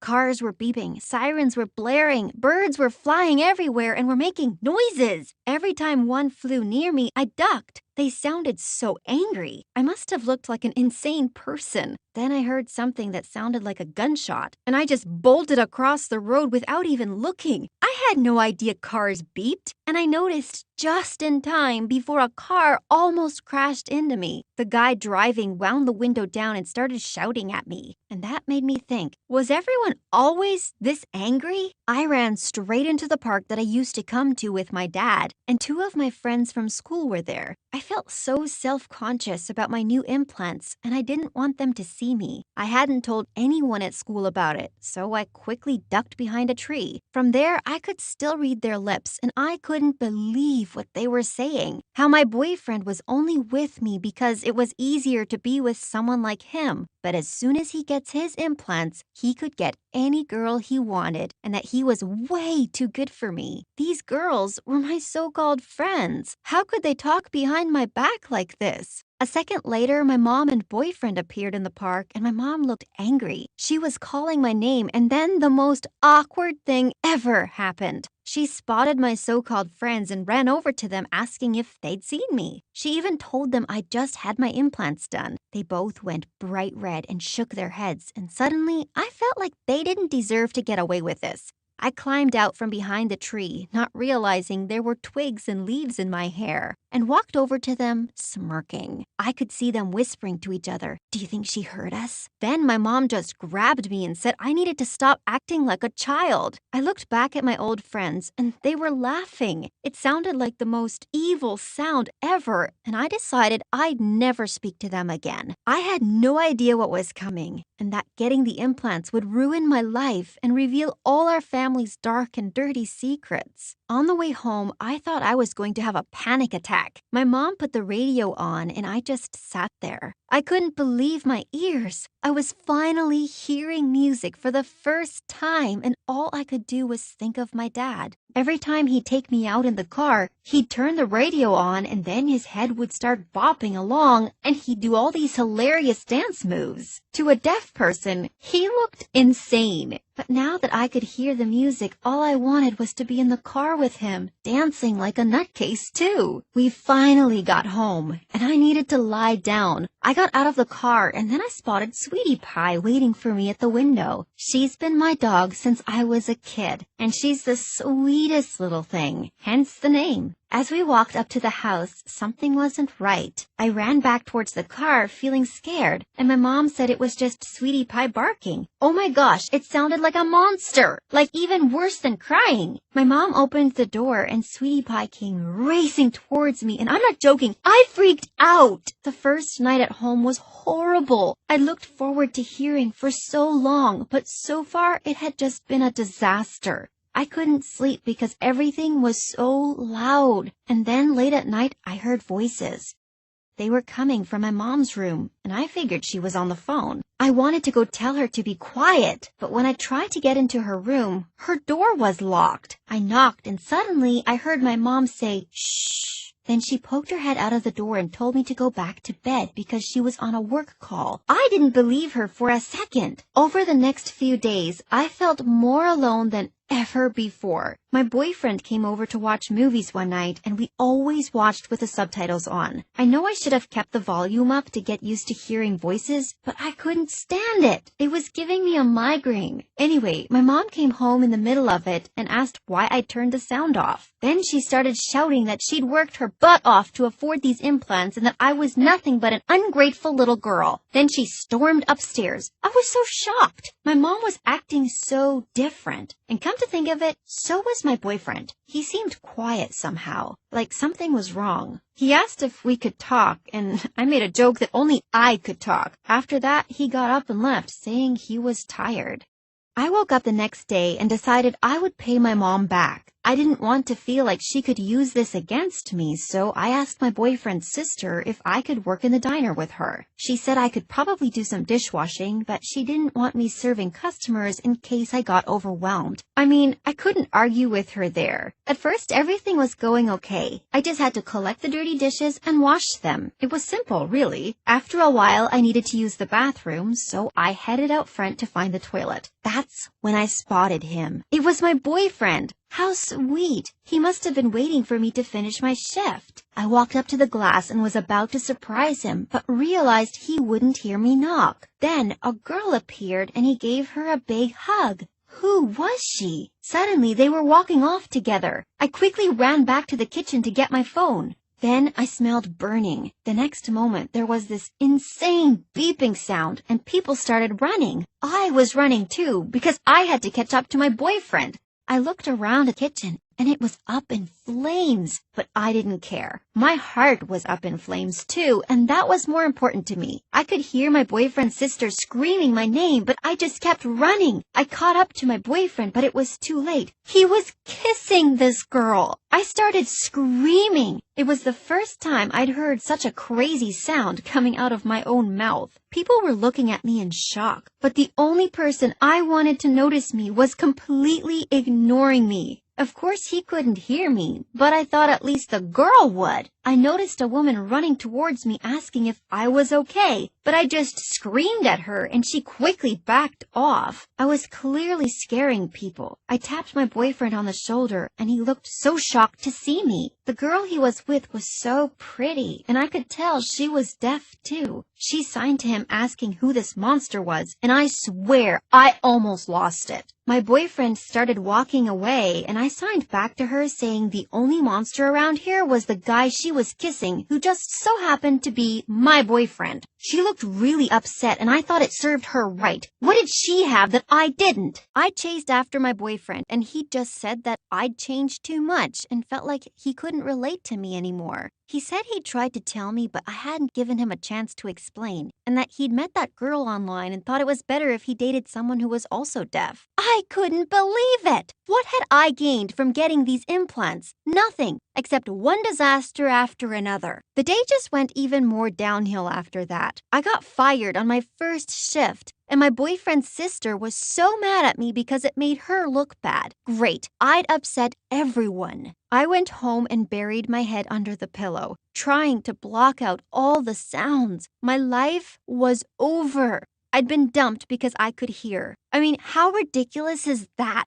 I must have fallen asleep because I woke up later that afternoon to a car pulling up outside. I looked out my window and saw it was a man, but I'd never seen him before. He knocked on the door, but I didn't want to answer. I crept downstairs, and then I heard him speaking. He was on the phone, and he was speaking to my mom. I heard him saying he was the house and that he thought it was time he finally met me. What? Who was this man? I thought about opening the door, but by then he'd got back in his car and driven off. Finally, my mom came home, and she could tell straight away that I'd seen the man. She told me she could explain and that he was just a friend. Then she said my dad had left so long ago and that surely it was okay for her to date again. Okay, so he wasn't just a friend then. Had they been creeping around behind my back? I felt sick thinking about it. All I wanted was to see my dad. I missed him so much. I didn't want some other guy moving into our house. My mom asked if I could just give him a chance, saying I would really like him. Yeah,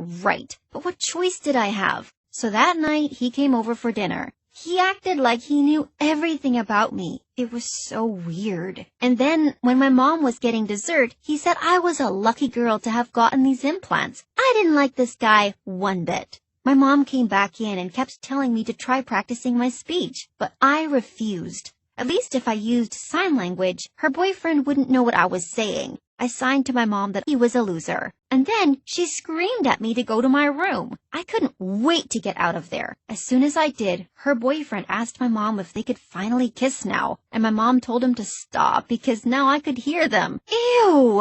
I sat on the stairs and wanted to text someone, but I realized I had no one. No one cared about me. I was about to go upstairs when I heard my mom's boyfriend start talking. I could see him through the crack in the door. What he said changed everything. I crept closer to the door so I could see and hear properly. He sounded annoyed and said, "Come on, you have to tell her we've been together for years. You can't hide this from her. And does she seriously believe you paid for her implants? Just tell her it was her dad. Maybe she could even go stay with him for a bit and we could get some alone time." I was stunned. My dad had paid for them, but my dad didn't even speak to me. He left to go live with some woman he'd met, at least that's what my mom had told me. But now I wasn't so sure. I waited for my mom to reply, but she was just quiet. For a second I thought my implants had stopped working, but then I heard a banging on my door. I opened the door and saw her boyfriend standing there. And then he said, "Nova, you have to know the truth. Me and your mom have been together for years. Your dad left when he found out about us. And he's been so desperate to get back into your life that he paid for your implants. There, that's the truth. Now excuse me, I need a smoke. I wanted this man to go away. Who did he think he was? But more than that, what was my mom playing at? She lied to me about everything. Here I was thinking she'd worked so hard to get me implants.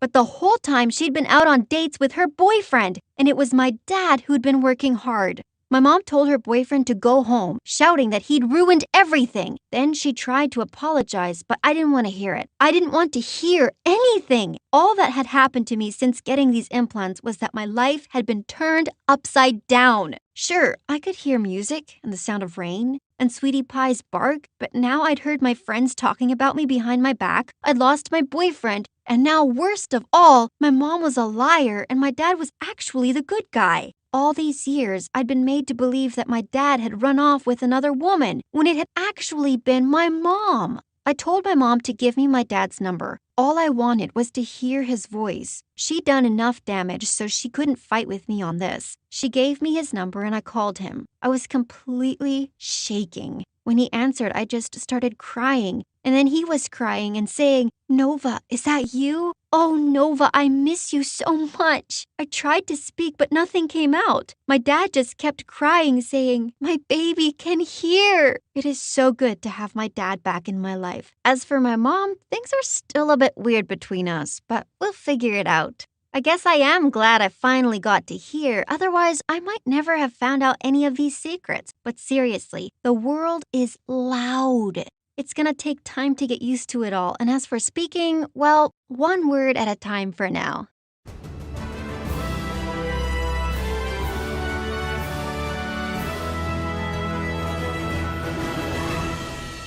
Tiptoed into the lounge. I nearly jumped out of my skin when I heard a voice. "You're gonna be in so much trouble." It was my annoying older sister Natalia sitting in a corner and recording a makeup tutorial. "Listen, you can't tell Aunt I came so late. She'll make me do the dishes and laundry for a month. I might keep your secret if you do my math homework for the rest of the school year." Just then, my eyes fell on the mound of honey cakes on the table and my stomach growled. "Don't even think about touching these. Aunt wants to sell them at the farmer's market. We came to live with our miserable Aunt Ursula after our parents passed away in an accident a few years ago, and she treated us like we were her servants. I was really hungry, so I just grabbed one and popped the whole thing into my mouth. Just then, my aunt suddenly showed up and yelled, "That's it! I'm sick of breaking my back looking after you girls. I'm sending you off to foster care." We looked at her in horror. Going to foster care meant we'd be sent off to different families. As Aunt stormed off and we heard her making a call, I got a flying shoe on my head. Ow! Oh, I forgot to tell you about my third sister, Tanya. The sleepyhead had been snoring in front of the fireplace, but she was wide awake now and glaring at me. "This is all your fault, Marina. Go tell her you're sorry. I'm not living away from you guys." Natalia and I ran to hug her, and I promised I'd make everything okay. Just then, we heard loud knocking on the door. Aunt came waddling out to open it, and she let out a loud gasp. Standing in the doorway was a huge man with a beard. His voice boomed in the small room. "Did you really think you could send them off and keep taking the money I give you for their care and I wouldn't even know? Girls, pack your things. You're coming with me." "Hi, my name is Marina, and I'm from Russia."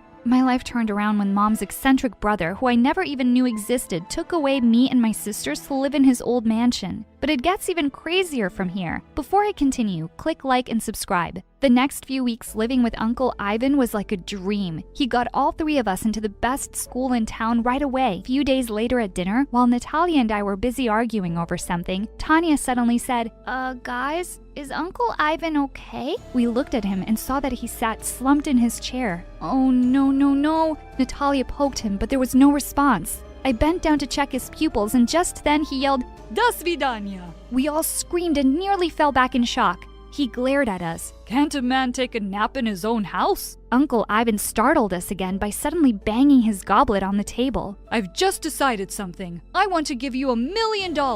For a few seconds, we stared at him with our mouths open, and then we started hugging each other in delight. "To one of you." We froze in our spots. "Wait, what?" "Well, if it's only one of us, of course it should be me. I'm the oldest, and I'm running a business already. You know, my beauty blog."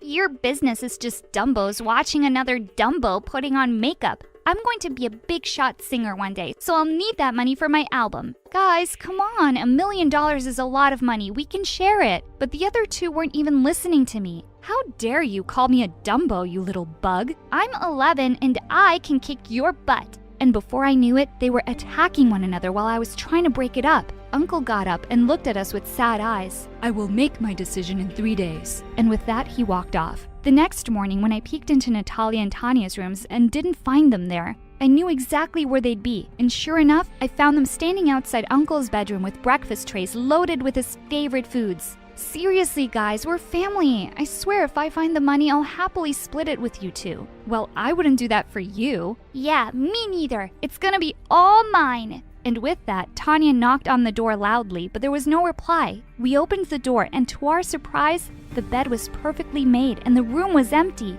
Just then, I caught sight of a note on his pillow and ran forward to pick it up. A fat lady with no eyebrows sitting in a frame, smiling strangely at the world. Everyone knows her name. P.S. I had to go somewhere. What on earth is he talking about? The woman he's describing sounds like Aunt Ursula. I'm not going back to her, not even for $1 million. Later that night, when I was in bed, I was still thinking about the strange poem when I suddenly sat up straight. Of course that's what Uncle meant. I quickly put on my nightgown and rushed downstairs. I crept quietly into Uncle's study and switched on my phone's flashlight. I knew I'd seen it here, the Mona Lisa hanging on the wall. I stared at the painting for a while, wondering what I was supposed to do now. Then I took it off the wall and flipped it over. I gasped. Taped to one corner was a small bronze key. I couldn't wait to tell the others. And then suddenly, I felt a hand around my ankle. I jumped back in fright and fell on the floor, and then someone popped up from behind the couch. Oh, hi, Marina. I thought it was Natalia bringing me food. Oh my God, how could it possibly be? It was Petrov, the hockey team captain at my old school and my biggest crush. What on earth are you doing here? Just then, the door burst open and she walked in with a tray of snacks. She looked shocked to see me, then quickly smiled. Oh, I see you've met my boyfriend. We were really missing each other, so he decided to pay me a visit. I couldn't believe my own sister would do this to me. She knew how much I liked him, and she'd been dating him behind my back. Just then, Tanya came running in, saying she'd heard my screams. She didn't even look surprised to see Petrov. You knew he was here too? Yeah, I saw Natalia sneaking him in a few nights ago. Petrov, it's really uncool to eat someone's chocolates without asking, man. Petrov stared at her like she was crazy. What are you talking about? I didn't eat your stuff. Well, one of you is lying then because they were in the fridge this morning. Who ate them, ghosts? Just then, the study door behind us slammed shut and we all turned around startled. And then we heard a key turn in the lock. I ran towards the door and pulled the handle, but it wouldn't budge. Who could possibly have locked us inside? Petrov started banging on the door and screaming like a maniac. Help! This house is haunted! I don't want to die here! Jeez, Petrov, you're gonna wake up all the ghosts. He looked even more horrified, and Natalia kicked Tanya before taking him aside and calming him down. Just seeing the two of them sitting so close made my blood boil. And now we were just stuck here and would have to wait for Uncle to let us out. As we all sat there sulking quietly, Natalia suggested that we could play a game to pass the time. Oh, I have a great game in mind. It's called Reflection. I picked the antique mirror from Uncle's desk and shoved it in her face. Mirror, mirror in my hands, who's the worst sister in all the lands? OMG, loser, get over it. Petrov looked really confused and asked what was going on. Natalia just said, oh, nothing. And then she grabbed him by the collar and started kissing him in front of me. Oh, my eyes, my eyes! Tanya ran off to the other end of the room and refused to come back. She snuggled into a big armchair, and after a few minutes, we could hear her loud snoring. Natalia opened a packet of crisps for herself and Petrov and glared at me. Don't even think about it. Also, why were you snooping around at night? As if I'd tell you. When Petrov asked us what we were fighting about, Natalia spilled out everything about how Uncle was leaving one of us $1 million. If you're keeping any secrets from me, Marina, I'll find out. Come on, babe, I'm so tired. And with that, she took Petrov's hands and they both snuggled onto the couch. I put my fingers in my ears to stop hearing their kissing and giggling sounds. This was just the worst night ever. Finally, after ages, it seemed like they'd fallen asleep. I was still wide awake and my stomach rumbled loudly. A few minutes later, someone shook me by the shoulder. I turned around to see it was Petrov, and he'd brought me some food. We stayed up for hours talking, and I was having the best time. You know something, Marina? I think you're the smartest, and you'll win the money. His face was really close to mine, and he was leaning in to kiss me. Just then, we heard Natalia stir, and he quickly ran off to her. A little while later, I crawled over to the Mona Lisa painting on the floor and found a key on the back. I clutched it tight and fell asleep. I woke up the next morning, and to my shock, the door was unlocked and wide open. I woke the others up, and everyone was so excited we were free. Just as I was walking out, I heard Natalia say, "Hey, why is this painting on the floor?" "Oh, I saw Marina take it off last night. There was something behind it." And before I knew it, Natalia had jumped across the room and pinned me to the ground. "Tell me what you found, you witch!" I tried to push her off me, but she was crazy strong. As we wrestled on the floor, the key slipped out of my hands and Tanya ran to pick it up. "Both of you, shut up!" As we sat panting and staring daggers at one another, Tanya said that there was something written on the key. "Together in Paris." We had no idea what that was about and decided we'd come back from school and figure it out together. I went to Uncle's room and slipped the key into a drawer. During the first recess, I snuck out of the school and went back home as fast as I could. I crept into Uncle's room and headed straight for the drawer, to find it empty. What? Just then, I saw the curtain move a little. I crept up to it slowly and pulled it back to see Petrov behind it. "What are you doing here? And where's my key?" I saw you with it, and I just wanted to help solve the mystery for you. "You're so smart. I really wanted you to think I'm smart too." He suddenly took my hand and pulled me close. "I like you, Marina, a lot. Let's figure this thing out and get out of here with $1 million.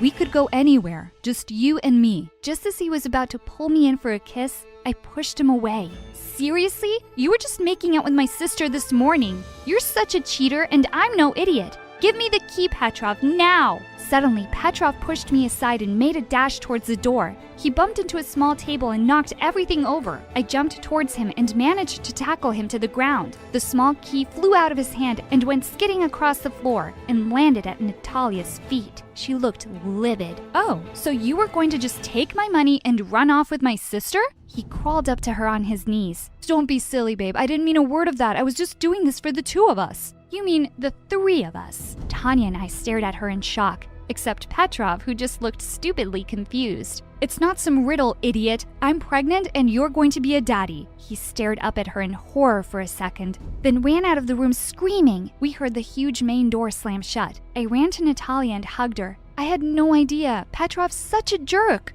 But don't worry, we will be really good aunts, and She pushed me off. "Ew, I'm not dumb enough to get pregnant. That was just to get rid of him." Just then, Tanya, who was picking up the things Petrov had knocked over, suddenly screamed, "Look, girls, look what this says!" She was holding a beautiful little music box in her hands, and there was a small carving on the lid. "Together in Paris." I placed the box on the table and we all gathered around as I turned the key. The lid slowly opened and we gasped in delight as we saw two figurines dancing to the tinkly music. There was a tiny compartment underneath and a small note tucked away, 271287. For a moment we just stared at the paper when Natalia suddenly gasped, "These numbers! This is Mom's birthday!" She was right. But what could Uncle possibly mean by this? I have no idea, girls, but Uncle said we only had 3 days, so we have to put our heads together and figure it out soon. Later that night, as I tossed around in bed, I suddenly heard a loud thump from downstairs. I froze for a minute,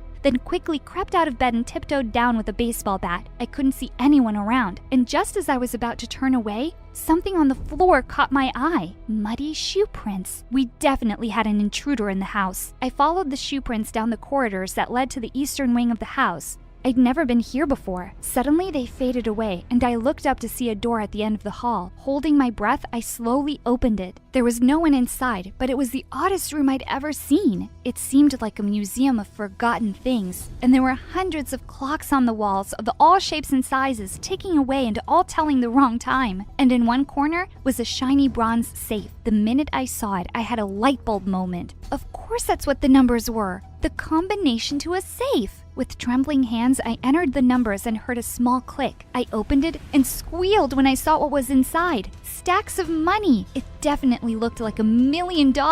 Were you going to keep this for yourself? I turned around to see Natalia and Tanya standing behind me. Of course not. How could you even think that? Come, let's split it right now. There's plenty for us all. Just then, the door burst open and we turned around to see Uncle Ivan beaming in the doorway. "Uncle, you're back!"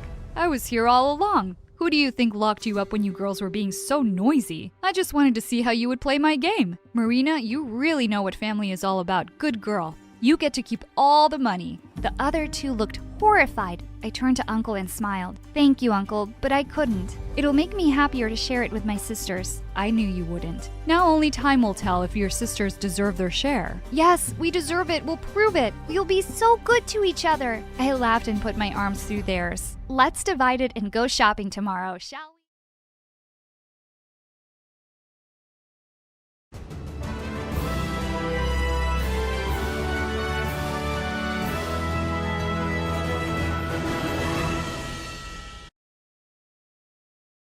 Hi, I'm Lena from Poland. I grew up in a family of models. My mom and my 3 sisters were always spending time wearing makeup, but that made me nothing close to being a girly girl. They used to call me tomboy because I cared about cars and mechanics more than stupid makeup. But that's because my dad's a mechanic and I didn't care about their stupid opinions. One day when I was 5, on Christmas, my parents brought us some gifts. When it was my turn to open mine, it was a boy's underwear. Ew, Mommy, what is this? She and my sisters laughed like maniacs, and Mom said, "Oh, aren't you happy about it? It's boys' clothes since you're a boy, you know." I found tears flooding down my face, and I said, But Mommy, I'm a girl." I wish. Just then, my dad held my hand and gave me another present. "Don't cry, sweetie. Take this." I opened up the box and felt thrilled. It was a toy car and a mechanic's toolkit. Oh, Daddy, you're the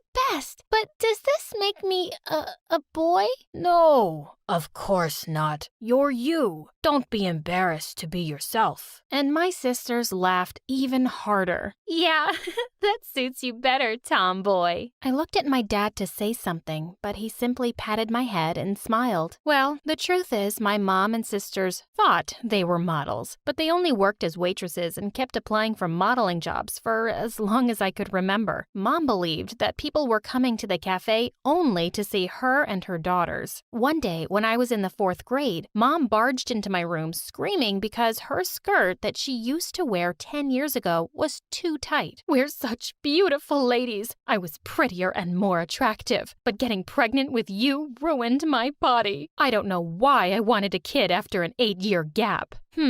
Maybe because I wanted a boy. Well, God listened and here you are. Mom, I have no idea what you're talking about because, honestly, you're not even that pretty yourself. Mom got red in the face and yelled, "Go to your room, and I hope you never come out." Is that meant to be a punishment?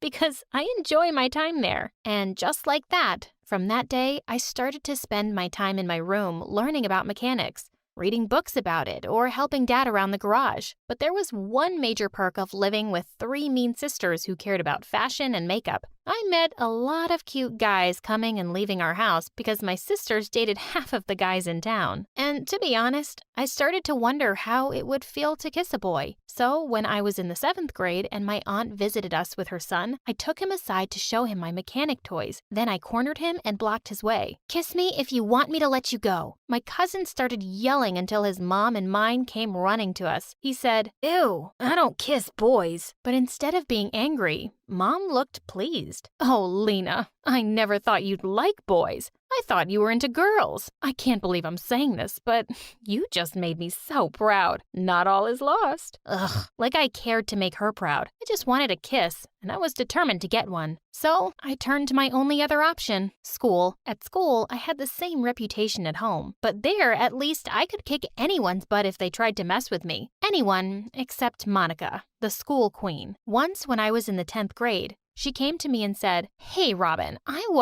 I told you 1,000 times, my name isn't Robin. And who even is Robin anyway?" "Oh, he was a boy who attended the same kindergarten as me. He used to pee his pants, and you remind me of him. You're both ugly and have a crush on me. I'm telling you for the last time, I'm not into girls. Now out of my way." Then she pushed me aside and walked away. What a total nut job. That idiot thought I had a crush on her. Well, the person I really had a crush on was her boyfriend, James. But she didn't know something I did. James was cheating on her, like, at least with a different girl every week. Once, he came to my dad's garage with one girl, and the following week he came with a different one. But I didn't care. I still liked him. So one day, I figured out a plan. When he came to my dad's garage again, I offered to help him. The girl with him didn't mind me talking to him and touching his shoulder because she already thought I was a lesbian. I took his number and said I would call him when the car was ready. I was fully prepared to have James fall for me, but that night, everything changed. When Dad and I got home, we found no one. My mom and sisters were gone, leaving a note saying, "We thought it was the right time for us to leave and pursue our careers. Staying with both of you is just keeping us stuck and losers. So goodbye." Honestly, I felt good and thought Dad would feel the same, but when I looked at him, he was crying. Then he collapsed and started sobbing. I knew I wasn't good enough for your mom. No matter how hard I tried, she would always look down on me. I hugged him and said, "No, Dad, you're amazing. My mom is stupid, and so are my sisters. We're going to be just fine, the two of us." But nothing was after that day. Dad went through a severe depression and stopped going to the garage. He never wanted to work there because it reminded him of Mom. I sometimes had to work instead of him to provide for us. So at school, I got so busy working and fixing other kids' cars that I forgot all about James and my crush on him. Until one day, he and his jerk girlfriend came to me. "Hey, Robin, me and James have been arguing since this morning whether this shirt is too revealing and attractive." James, the little cutie, is so jealous because a lot of guys were staring. But I keep telling him that I'm wearing too many clothes here. It's not my problem the guys are crazy about me. So, since you have a crush on me, I thought you can give an honest answer here. Do you think this is too attractive? I looked at her. Why did she even exist? She had gotten me on one of my worst days, so I said, "I think it's not attractive enough for your boyfriend because he's cheating on you with half of the girls in school, and they are wearing way less clothes than you." Monica looked at me with her mouth open and said, "Ugh, I didn't know you were this helpless. Trying to make me break up with my lovely James so you can have me? That's so lame." I would have punched her face, but then behind her back, I saw the new janitor, and I almost passed out. It was my dad. He smiled shyly at me, and before I could warn him, he introduced himself to Monica as my dad. She grinned at me, and without replying to him, walked away. I couldn't help but groan. To be honest, I wasn't ashamed of my dad or anything, but having him as my school's janitor added more misery to my life, and that witch didn't leave me alone. One day during a class, I dozed off because I was super tired. Apparently, I was talking in my sleep, and I said a few words, and according to Monica, I was mentioning her name. God, this girl. She came to me and pushed my chair away. I fell on the ground and woke up terrified. "Can you stop being so obsessed with me? It's freaking me out." I was boiling with anger. I just snapped, and for the first time, I pushed her away. She pushed me back and said, "No one touches Monica like this, especially poor people like you, the daughter of a janitor." I slapped her and was about to attack her, but the teacher came in and stopped me. "Calm down. Are you a monster?" "What? She attacked me first." "Do you really expect me to believe that? Look at her. She's too gentle to hurt a fly. And look at you. I'm what? Plus, you were sleeping in my class." "Yeah, because you're the most boring teacher in the world. And you're the rudest girl in my class." "Nuh-uh. Monica is, and you know that, but you're all afraid of her. But not me. Not anymore. I'm not an idiot coward like you." "What did you just say?" "You heard me. To the principal's office. Right now." I walked out of the room without a backward glance. When I got there, the blonde, rude secretary followed me and pulled me back. "Hey, what do you want now?" I half expected her to yell something, but she said ever so sweetly, Can I please talk to you, kiddo?" I narrowed my eyes. "Why?" So your dad, he's hot." "Ew, he's Dad." Yeah, but he is. And since you're my favorite student in this school, I am your favorite student? Since when? Don't be silly. Since, forever. Just listen. Let's get to the point. I don't know why you're here, but if you can get me a chance with your dad, I promise you won't face any problems with anyone here, especially Monica. You can forget she even existed." Well, honestly, that did sound like a good deal. Dad needed a new woman in his life, and I could take my revenge. Deal. And she let me go. And I didn't go to the principal's office that day or any other day in my life. Dad agreed to start dating the secretary after I begged him for the entire week. To my delight, though, he was genuinely happy with her. I couldn't be happier for him. One day, I got to school late. And when I entered the class, the teacher glared at me and told me to go to the principal's office. Then Monica said, "Oh no, please let her stay. She's been busy all night working in her dad's garage to help her poor, useless janitor dad." I swear I was going to attack her, but the teacher probably read my mind and dragged me out of the classroom. When I got to the secretary room, she wasn't there. I supposed she was with Dad. I looked at her computer and it was the grade sheet, and I saw Monica's name. So I changed her grades from A's to D's and F's, and also James, and left. They threw the worst tantrums after their grades were posted, but the secretary stood firm, and before long, everyone in the school knew about my power. Of course, some students tried to tell the principal, but since he liked and trusted his rude, suck-up secretary, he didn't do anything. And she didn't have an idea I was behind all of this, and I really felt like the godfather. Suddenly, boys were into me and wanted to hang out with me, and honestly, I enjoyed the attention and hung out with a couple of boys. But my eyes were only on one boy, James. I mean, the heart wants what it wants. So one day, while he and Monica were having lunch together, I went to him and said, "Hey, you gotta date me or kiss your dream college goodbye." He looked at me and pushed Monica away. "Of course, babe. Come sit next to me." Monica looked furious, but she knew her time as the school queen was over. She never faced me again. Dating James was nice at first, but soon enough, I found out he was a jerk, and I even felt sorry for Monica that she had to deal with him. He was embarrassed to be seen with me, and I was certain he was cheating on me. Once, he sent me a message by mistake that said, "Hey, babe. Want to go out tonight? That disgusting tomboy is busy in her dad's garage tonight." I cried when I read it. Next day, James came to hug me and I pushed him away. "Don't touch me, you cheater." Instead of apologizing like a decent person, he rolled his eyes at me and said, "Oh, but you knew that a long time ago and still wanted me because you're a helpless, ugly loser." Suddenly, I lost it. I had done so much for him and he was being such a pig. I slapped him hard. "Whether you slap me or not, you're still the janitor's daughter. Nothing more." Before I could reply, I heard a voice behind me. It was my dad. "Don't you dare talk to my daughter like that, you little mutt." "Dad, don't worry about him. He's a jerk." Then my dad put his arm on my shoulder and said, "I'm sorry I'm embarrassing you, Lena." "No, Dad, you're not. I'm so proud of you. Don't mind these empty-headed ignorants. They know nothing about hard work, about dignity, about being yourself without feeling embarrassed. Dad, we aren't like them. We are free." Dad looked at me with teary eyes and smiled. "Come here, sweetie. Give your old man a hug." We hugged. That night, I had the loveliest dinner with my dad and his girlfriend and felt like the luckiest girl in the world. I couldn't wait for tomorrow to become a better person and to love myself more.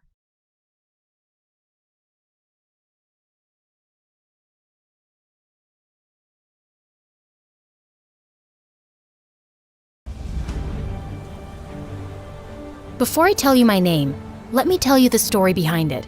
I was born in the Shoshone tribe. My father was the chief. The day I was born, a big eagle flew by near my mom. She had thought the eagle would hurt her, but it didn't. The people of the tribe saw it as an omen of me being special and gave me a name that meant bird woman. But in my tribe, I was called Sacagawea. Since I was born a little before I was meant to, the entire tribe was pretty disappointed seeing how small and fragile I was. "Your child, she is destined to reach great heights, go places, be invincible." "You really think so?" "But she is small and weak." "Don't underestimate her, for when she is older, she will move mountains." Well, she was right. I don't know about moving mountains, but as I grew up, I wasn't weak and fragile anymore. Actually, I was kind of a wild child. I would spend hours playing in the forest, riding horses, and just exploring the outdoors. I was fearless and brave, and I knew one day I'd make my tribe proud of me. But there was one tiny problem. I was afraid of heights.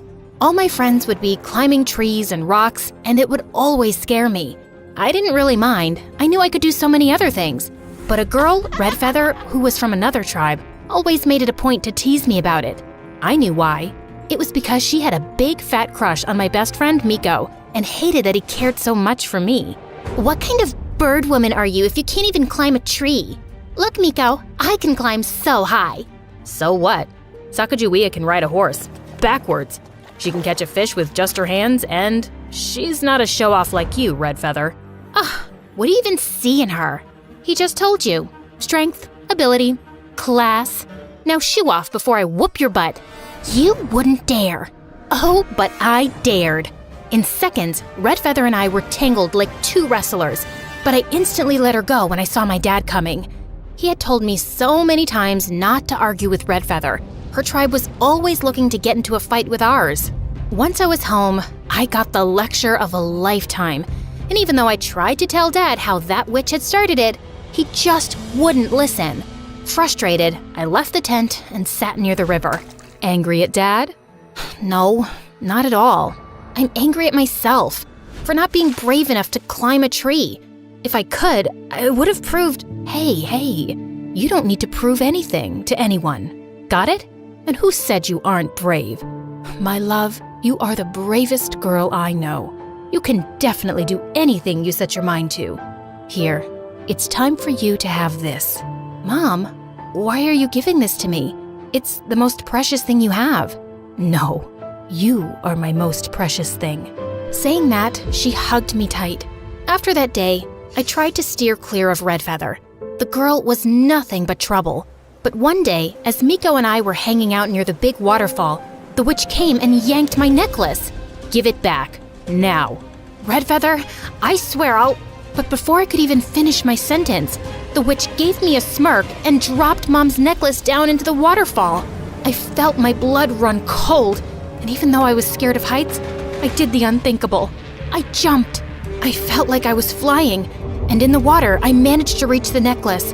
When I got back up, Red Feather, Miko, and everyone else were in awe. Red Feather's dad came and made her apologize to me. From that day forward, I was known as the brave bird woman who could do anything. I had made my mark, and I was so proud of myself.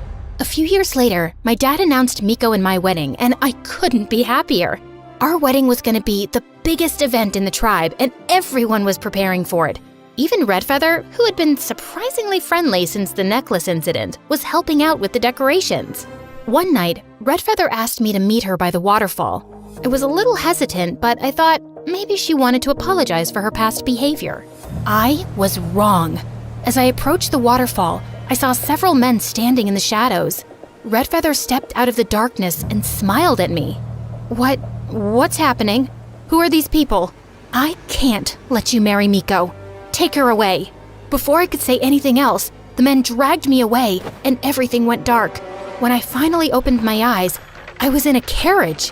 Where am I? Where are you taking me? I am the daughter of the Shoshone chief. When my dad finds out about you, he'll have you punished. And who's gonna tell him, princess? You are far away from home. You'll never get back home. Hearing his words made my heart sink, and I clutched onto Mom's necklace. It was the only thing I had from home. We had been on the road for 7 days when one night I heard noises. There were so many people fighting. The caravan was being attacked. I was so scared. I had no idea what was happening. But then, I heard a voice that spoke in a different language. It was a Frenchman.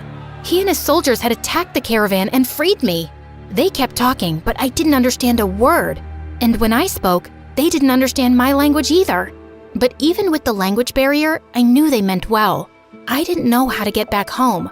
So one of the soldiers found a nice family who adopted me and taught me their language. I was so thankful to them and all the help they gave me. Years passed and I missed home terribly.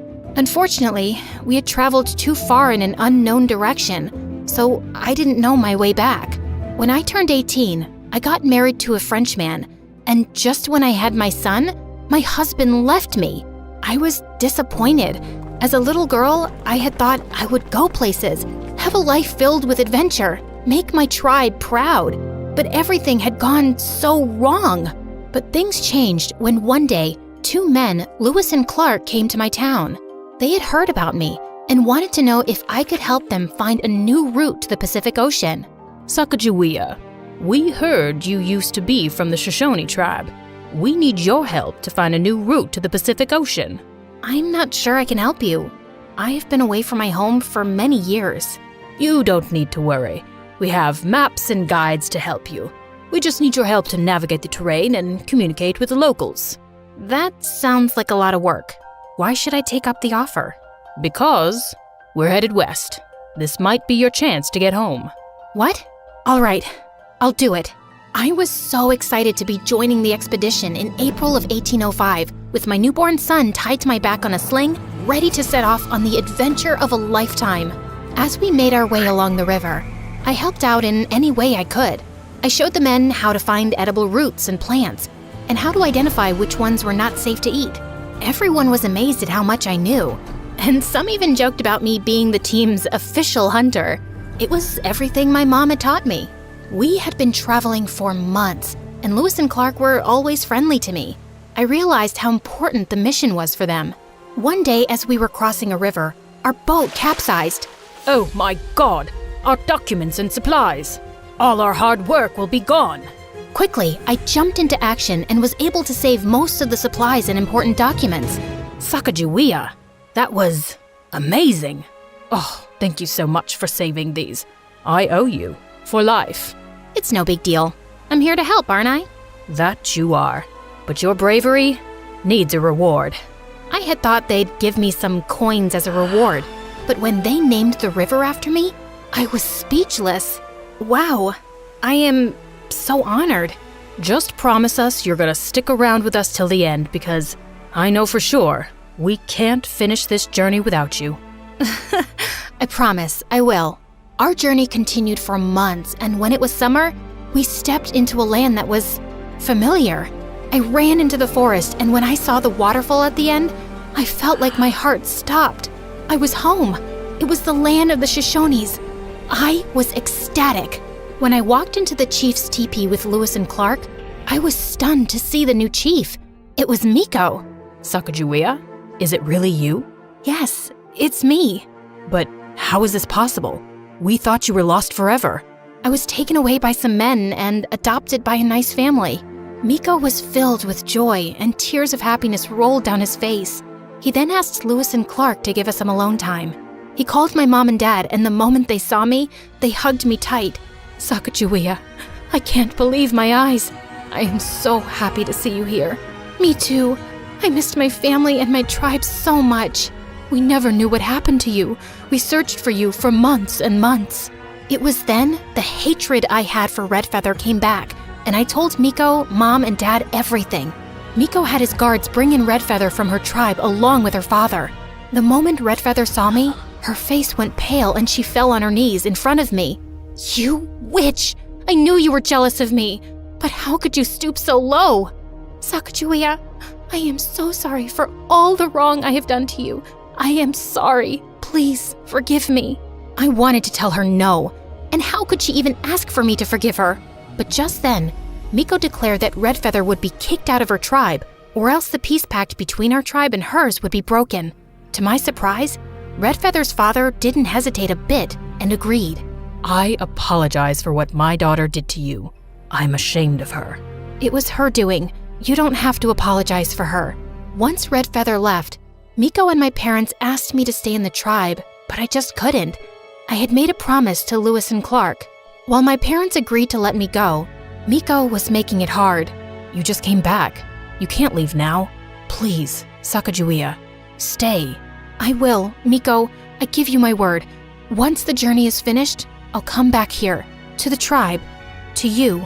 Reluctantly, Miko let me go, and I accompanied Lewis and Clark on the rest of their journey. We continued on our travels, but one day, something horrible happened. As we were passing through a thick forest, an arrow hit a tree just inches from Lewis. I was so scared and desperately wanted to help my group. I quickly grabbed my bow and arrow and ran towards the attackers. I was determined to protect Lewis and Clark, and I started shooting arrows at the attackers. One of the attackers stopped, and seeing a native woman protecting the European men, he called off the attack. You are with them? Yes, I am. They come in peace. Please, let us pass. Everything has a price. Give us something. Perhaps the necklace around your neck. Will you let us pass if I give it to you? Yes. With a heavy heart, I took off my mom's necklace and handed it to the man, and the attackers left, and I ran to Lewis and Clark. I was so relieved that no one got seriously hurt. Sacagawea, why did you give your necklace? I know what it means to you. It was precious to you. For me, my friends are more precious. Your safety means everything to me. I just did what I had to do. No, You did more than that. You saved us all. I felt so proud of myself. Finally, I had done something that my parents and the tribe could be proud of. We continued our journey and finally made it. After months of traveling, here I was, standing by the Pacific Ocean. I felt like I was in a dream. The sound of the waves crashing against the shore, the smell of the salt in the air, and the feeling of sand between my toes. It was breathtaking. I couldn't believe I was here. I had been on this journey for so long, and now I was standing at the edge of the world. I realized in that moment how much I had grown. I had gone from a scared little girl who was afraid of heights to a brave and fearless woman who had gone on an amazing journey. We stayed for a month, and when it was time to return, Lewis and Clark asked me to come with them on another expedition. I really wanted to because I loved adventure, but I had other plans. When I returned home, the first thing I asked was where Miko was, and my parents told me that every morning he sat by the waterfall. So I snuck up to him and hugged him, and we both ended up in the Hi everyone, my name is Danielle, and I'm not your typical teenager. I've always been different. Instead of playing dress up with the girls, I preferred playing football with the neighborhood boys when I was a little girl. And now that I'm 15, I always play video games with the boys instead of going to the mall with my mom. I also sing a little, and it is my dream to become a professional singer one day. But before I get into that, please like and subscribe. I guess it's no surprise that I've barely got any girlfriends. My best friend's name is Chase, and he lives down the road from my house. Chase and I go to the same school, but since he's 2 grades above me, we only hang out after school. With his dark hair and light eyes, he's one of the hottest and most popular boys at Pineville High. I've had a crush on him for years now, but I know he'll never like me that way. Not when he could have any girl he wanted. No one knows we're friends, and I'd like to keep it that way. At least then, his female admirers will not find a reason to attack me in the hallways. At any rate, I am already pretty unpopular in school. Ever since I accidentally spilled juice on Michelle James's prom dress, the entire cheerleading squad has had it out for me. Well, I didn't trip on purpose. I've just always been a bit clumsy. This year was going to be different, though. This year, I planned to change. Now that I'm a freshman, I think it's time I got a boyfriend. Believe it or not, I've never even had my first kiss. So I straightened my auburn hair until it was long and shiny and picked out a super cute back-to-school outfit. I even applied makeup. In fact, with my pink lips and long eyelashes, not to mention my super cute mini skirt, I looked unrecognizable. Well, that was the plan. The first person who saw me was Chase, as he was picking me up from school, but his reaction was not what I expected. Whoa, what are you up to? Nothing. Is it obvious that I was a bit nervous? Chase gave me an angry look that had me squirming, then looked ahead and continued driving. He refused to say one more word to me during the entire journey. But apart from the disappointment with Chase, the rest of the day was perfect. Nearly every girl wanted to know where I bought my yellow crop top and blue miniskirt, and nearly every boy wanted my number. Yes, even the ones who were already in relationships. And by the end of the day, I had a date with Hugh Lautner. Hugh was a quarterback on the soccer team and super cute. He promised to pick me up from school tomorrow, even though he lived an hour away in a much posher part of town. I told Chase this on our ride back from school. I could tell that he was struggling to say something. Do you really like him? I don't know. I could if I tried, I guess. I just really want to become cool now. I've been an awkward klutz for too long. And what if I told you that you're perfect the way you are? You know that's not true, Chase. Because if that's the case, why am I invisible to you in school? Chase was silent. He did not even say goodbye when he dropped me off. That evening, Hugh and I went out for pizza. You're different from the girls I know. They always order a salad and say they're dieting or something. It's so much more fun to go out with a girl who eats. Soon, Hugh started dropping me off and picking me up from school. Unlike Chase, he never pretended not to know me in school. Apart from the awkward glances, Chase and I stopped being friends. I'm not going to lie, I missed his friendship. I missed playing video games with him and chatting with him until we fell asleep. But maybe I had never meant anything to him, because he let our friendship end so easily. It hurt, but I kept my feelings to myself. Soon, Hugh asked me to prom. Of course I said yes. I spent a long time getting ready and spent all my money on a beautiful silver gown. Everyone oohed and ahed when we made our entrance as a couple. But even though I was with Hugh, I kept looking around for a glimpse of Chase. I wanted him to see me all dressed up. My heart sank when I could not see him anywhere. Finally, it was time to announce the prom king and queen.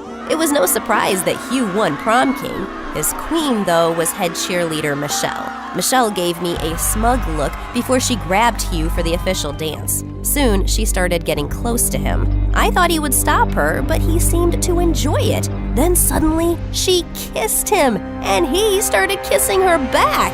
Shocked, I ran out of the hall and continued running. By the time I reached home, my beautiful dress was torn at the bottom and my cheeks were stained with tears. Suddenly, a familiar figure stopped in my path.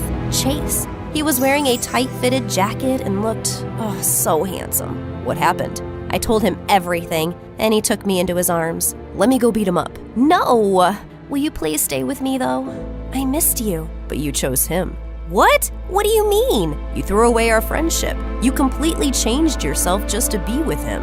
I liked you just as you were, in your pajamas, with your love for video games. But I liked you too. I was invisible to you only in school, so I had no hope. I'm sorry about that. I guess I didn't know my own feelings till I saw you gush over someone else. It's why I couldn't stand seeing you with Hugh. Suddenly he took my hand. The question is, do you still like me? Yes. So will you go on a date with me? Of course I will. Wear your pajamas and meet me for video games then. Soon, Chase and I started dating officially. This was when I found out how romantic he really is. He was the best boyfriend ever. He would open the door for me and hold my hand wherever we went. And he had a sense of humor too. If any girl asked for his number, he would give her mine as a joke. A year passed, and soon he was going to go off to study at Yale in the fall, and I was really going to miss him. You'll forget me. Never. You'll get busy with studies and stuff then. Maybe, but I'll still come back for you. Or you can come study with me. Like that was going to happen. I was not as bright as Chase. Besides, I wanted to pursue music as a career. I had started recording videos of myself singing, but was too shy to show them to anyone. Soon after Chase left, I began devoting more time to my music. I started singing at school, but only when the classrooms were empty, and recording videos of myself. But I never shared them with anyone, including him. Chase and I were still going strong, though. He'd send me a good morning text every day and video call me every night. I miss you so much. I just want to get on the next flight and come see you. I wish you could, but I want you to concentrate on your studies instead. Yeah, I know. Promise me you'll at least apply to Yale, though. Okay, I promise. I probably shouldn't have made that promise, though. I really wanted to be a musician and had been practicing a lot recently. That night, on impulse, I shared one of my singing videos on YouTube. I applied makeup and wore a wig, though, so that no one could tell it was me. The next morning when I woke up, I realized it had gone viral. In just one night, my video had garnered 100,000 views. When I went through the comments section, I was shocked. Everyone loved my voice, and people wanted to know who the mystery girl really was. There were a few trolls, but I just ignored them. My eyes filled with tears of happiness, and I wanted to share the news with someone. But who? If Chase still lived down the street, I'd have gone running in my pajamas to tell him. But now that he was so far away and so busy, I didn't want to disturb him, especially since he had exams going on. Chase was busy with his studies for the entire week, but so was I. I started sharing more videos, and soon even magazines and news channels were picking up stories on the mystery girl. Everyone wanted to know who I was, but I was going to keep it a secret until I told Chase. But by the end of the week, I received a call. Good afternoon. Am I speaking to Danielle Jones, aka Mystery Girl? What? How do you know? I didn't tell anyone. It is my job to know Miss Jones. Oh, okay. Let me introduce myself. We are Superstar Inc., and we like to give a launch pad to actors and musicians who show a lot of promise. Now, there is no denying that you're talented, but you've also managed to create a fan following around your mystery girl persona. Part of the allure, I think, is because no one really knows your identity. Okay. And we want to keep it that way. We are offering $1 million for your talent and your silence. This means that you need to keep your double life absolutely secret. And clearly you haven't been doing it well enough because it wasn't that difficult for us to figure out who you were. Does that mean I can't even tell my boyfriend? Of course not. He may be trustworthy now, but what happens if you two break up? You think he'll keep your secret then? I was silent. I knew it was wrong not to tell Chase my secret, but I also didn't want to jeopardize my only chance at fame. So I agreed to the conditions set by Superstar Inc. Within days, I was whisked off to LA. They gave me the swankiest car and the fanciest apartment, and suddenly I was making more money than I had ever dreamt of. The best fashion labels wanted me to sign as their models walked the ramp, so I was soon flying all over the world, from Milan to Paris to Zurich. Unfortunately, this meant that I was growing distant from Chase. I kept missing his calls and texts because I was always so busy with some concert or tour. I couldn't tell him the truth, so I would just send lame excuses. I slept off early last night, but I could see you were online till 1 a.m. I guess I was sleep texting then. Finally, one day, Chase sent me still broke. I spent many nights crying and poured all my pain into my music. The audience still loved my songs, even though they were sadder now. Male singers and actors would keep asking me out on dates, but I was still nursing a broken heart. I no longer had any ties to my old life, though. Mom and Dad had stopped trying to call me home for a visit, and we only exchanged the occasional text. I guess they still wanted to know that their daughter was doing all right. As time passed by, my heart began to mend. I began dating Hollywood stars, but I could never forget Chase. Even 3 years after he ended things with me, I was still not completely over him. One day, I was doing a live show with Aaron, an up-and-coming Hollywood actor. Everyone told me that you're a cutie, but I had no idea you were this cute. Thanks, I guess. I could marry you right now. On live TV? Yes. Will you marry me? Aaron got on one knee and pulled out a ring. Oh my God! No, I'm sorry, I can't. Why not? Because I don't love you. My heart is with someone else. But you're not dating anyone. Trust me, I've been having you followed. That's illegal, I'm sure. And he left me years ago. His name was Chase, and he was the best boyfriend ever. I started crying. Suddenly, I was sick of this job.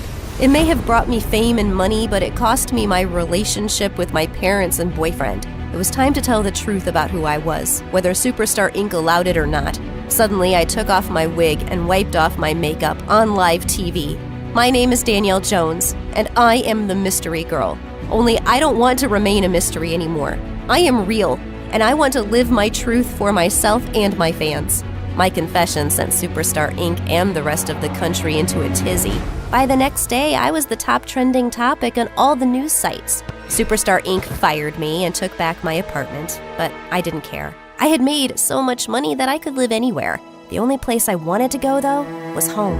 After 4 long years, I landed on my parents' doorstep to apologize. They had seen the news and cried tears of happiness while hugging me. There was still one more apology I needed to make, though. I texted Chase, "Hey, it's Danielle. I know this comes really late, but I'm sorry for everything." I waited a few hours for a response, but none came. Suddenly, the doorbell rang. It was Chase. "Chase, what are you doing here?" "Answering your text. Can I come in? I'm a bit tired. I just flew in." "Of course. Where are my manners? Will you have something to drink?" "Oh, wait, why are you wearing hospital scrubs?" "Firstly, I'll have just you. And secondly, I'm a neurosurgeon now. I'm just flying in from my last surgery of the day. I have to go back tomorrow." "Wow, that's amazing. And wait, what do you mean you'll have me?" Suddenly, he kissed me. "I've been waiting to do this for years and years." I blushed as Chase lightly brushed a strand of hair from my face. "So what do you think?" "Huh? About what?" "About picking up where we left off." "I think that's a great idea. But let me just grab my pajamas quickly." We laughed as Chase pulled me in for another perfect kiss.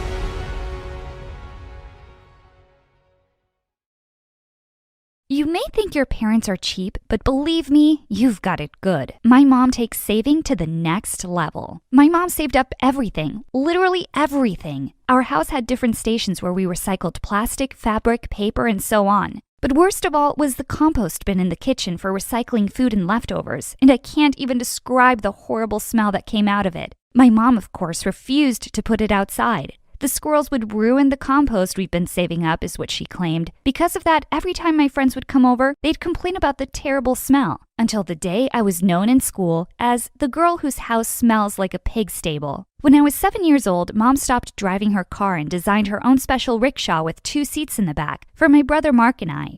She drove us to school in this rickshaw for years. Back then, we thought we were cool. People waved at us and smiled. It was actually like we were the head of a special parade. I thought my mom was very creative. We always have to be prepared for the worst. Your grandpa has taught me well. He said, "Trisha, this is the best way to take care of your family," she said proudly. When we were very young, Mom bought toys from secondhand stores and then stitched them up for us. We were too young to care where the toys came from. The funny thing is that we didn't know how cheap my mom was until Tracy, one of my friends, came to visit when we were younger. She came over to my house for a sleepover when we were 10. "Why does your mom take ketchup, sugar, and serviettes from restaurants?" asked Tracy after we'd eaten. I didn't have an answer. The next day, we went to the movies together. "Why does your mom sneak her own popcorn and drinks into the movies?" Tracy asked me as the movie started. "Your mom is cheap," she said. I was angry with Tracy. I thought she was being mean. I didn't want to believe her, but as I cooled down, what she said opened up my eyes to what was actually happening.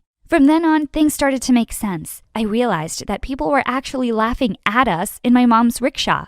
That was when I told my mom that she didn't need to take us to school anymore. "I'll walk Mark to school, Mom. It's good exercise for us." My mom quickly agreed. "It gives me more time to turn our recycling into usable things in the house. Besides, we're going to save lots of money on gas." I got shivers when she said that. Now I had a very different feeling about Mom's creativity. A week later, Mom took out all the showers. She replaced them with a bucket outside in the garden. "You know how much water we're going to save now?" she said, smiling. Luckily, when my dad saw that the neighbors were spying on him showering, he put an end to this. My dad had a lot of patience for my mom. He loved her despite her crazy cheapness. My dad had a great job, and we had money to spend, but my mom didn't want to hear any of that. "We have enough money until the government freezes our accounts," said my mom. "That's when you'll thank me for all that I do for you and your brother." The older we got, the less we saw our dad. His business trips went from being a few days long to a few weeks at a time. Soon it was months before we would see him. I should have known that something was up, but I'll admit that I was too wrapped up in my own problems. When I first got my period, I faced a problem I never expected. I knew at the time that I should start using pads and tampons, but instead, I was shocked to see my mom holding a period cup and saying, "Here you go, sweetie. You will be using this every time you get your period from now on." Not only that, but she also gave me a weird piece of fabric and said, "Spoiled teen girls start wearing a bra as they grow up, but a special girl like you will wear this." She handed me the piece of fabric. I didn't understand what it was supposed to be for. You see, you only need to wrap it around your chest, and there you go, a comfy bra for free. I knew at that point that my mom had gone way too far. My brother Mark hated my mom's cheapness even more than I did. Because he was younger than me, Mark got all my hand-me-downs. From jeans to t-shirts and even jerseys, Mark grew up wearing my clothes. He was creative in how he reshaped them to look like something that a boy would wear. But by the time he was 13, his classmates wouldn't let him get away with this. They left lipstick and makeup on his desk. They stuck fashion articles to his locker. They even started calling him Marcy. "Leave my brother alone," I said to them. But they just laughed. "What are you gonna do? Will your mother chase us in her rickshaw?" I had no reply to this. I was furious, and so was Mark. He went home and told Mom that he needed clothes for boys. My mother almost lost it. "We don't have money for new clothes," she screamed. "If you want new clothes, I'll make them for you." Mom knitted Mark the most awful, trendy clothes we'd ever seen. Mark took one look at the new clothes Mom had made and said, "It's fine, I'll wear the hand-me-downs." Mark and I were tired of Mom's cheapness. That afternoon in my room, we had a secret meeting about what we could do to stop Mom from embarrassing us in the future. We needed help, so we called our dad.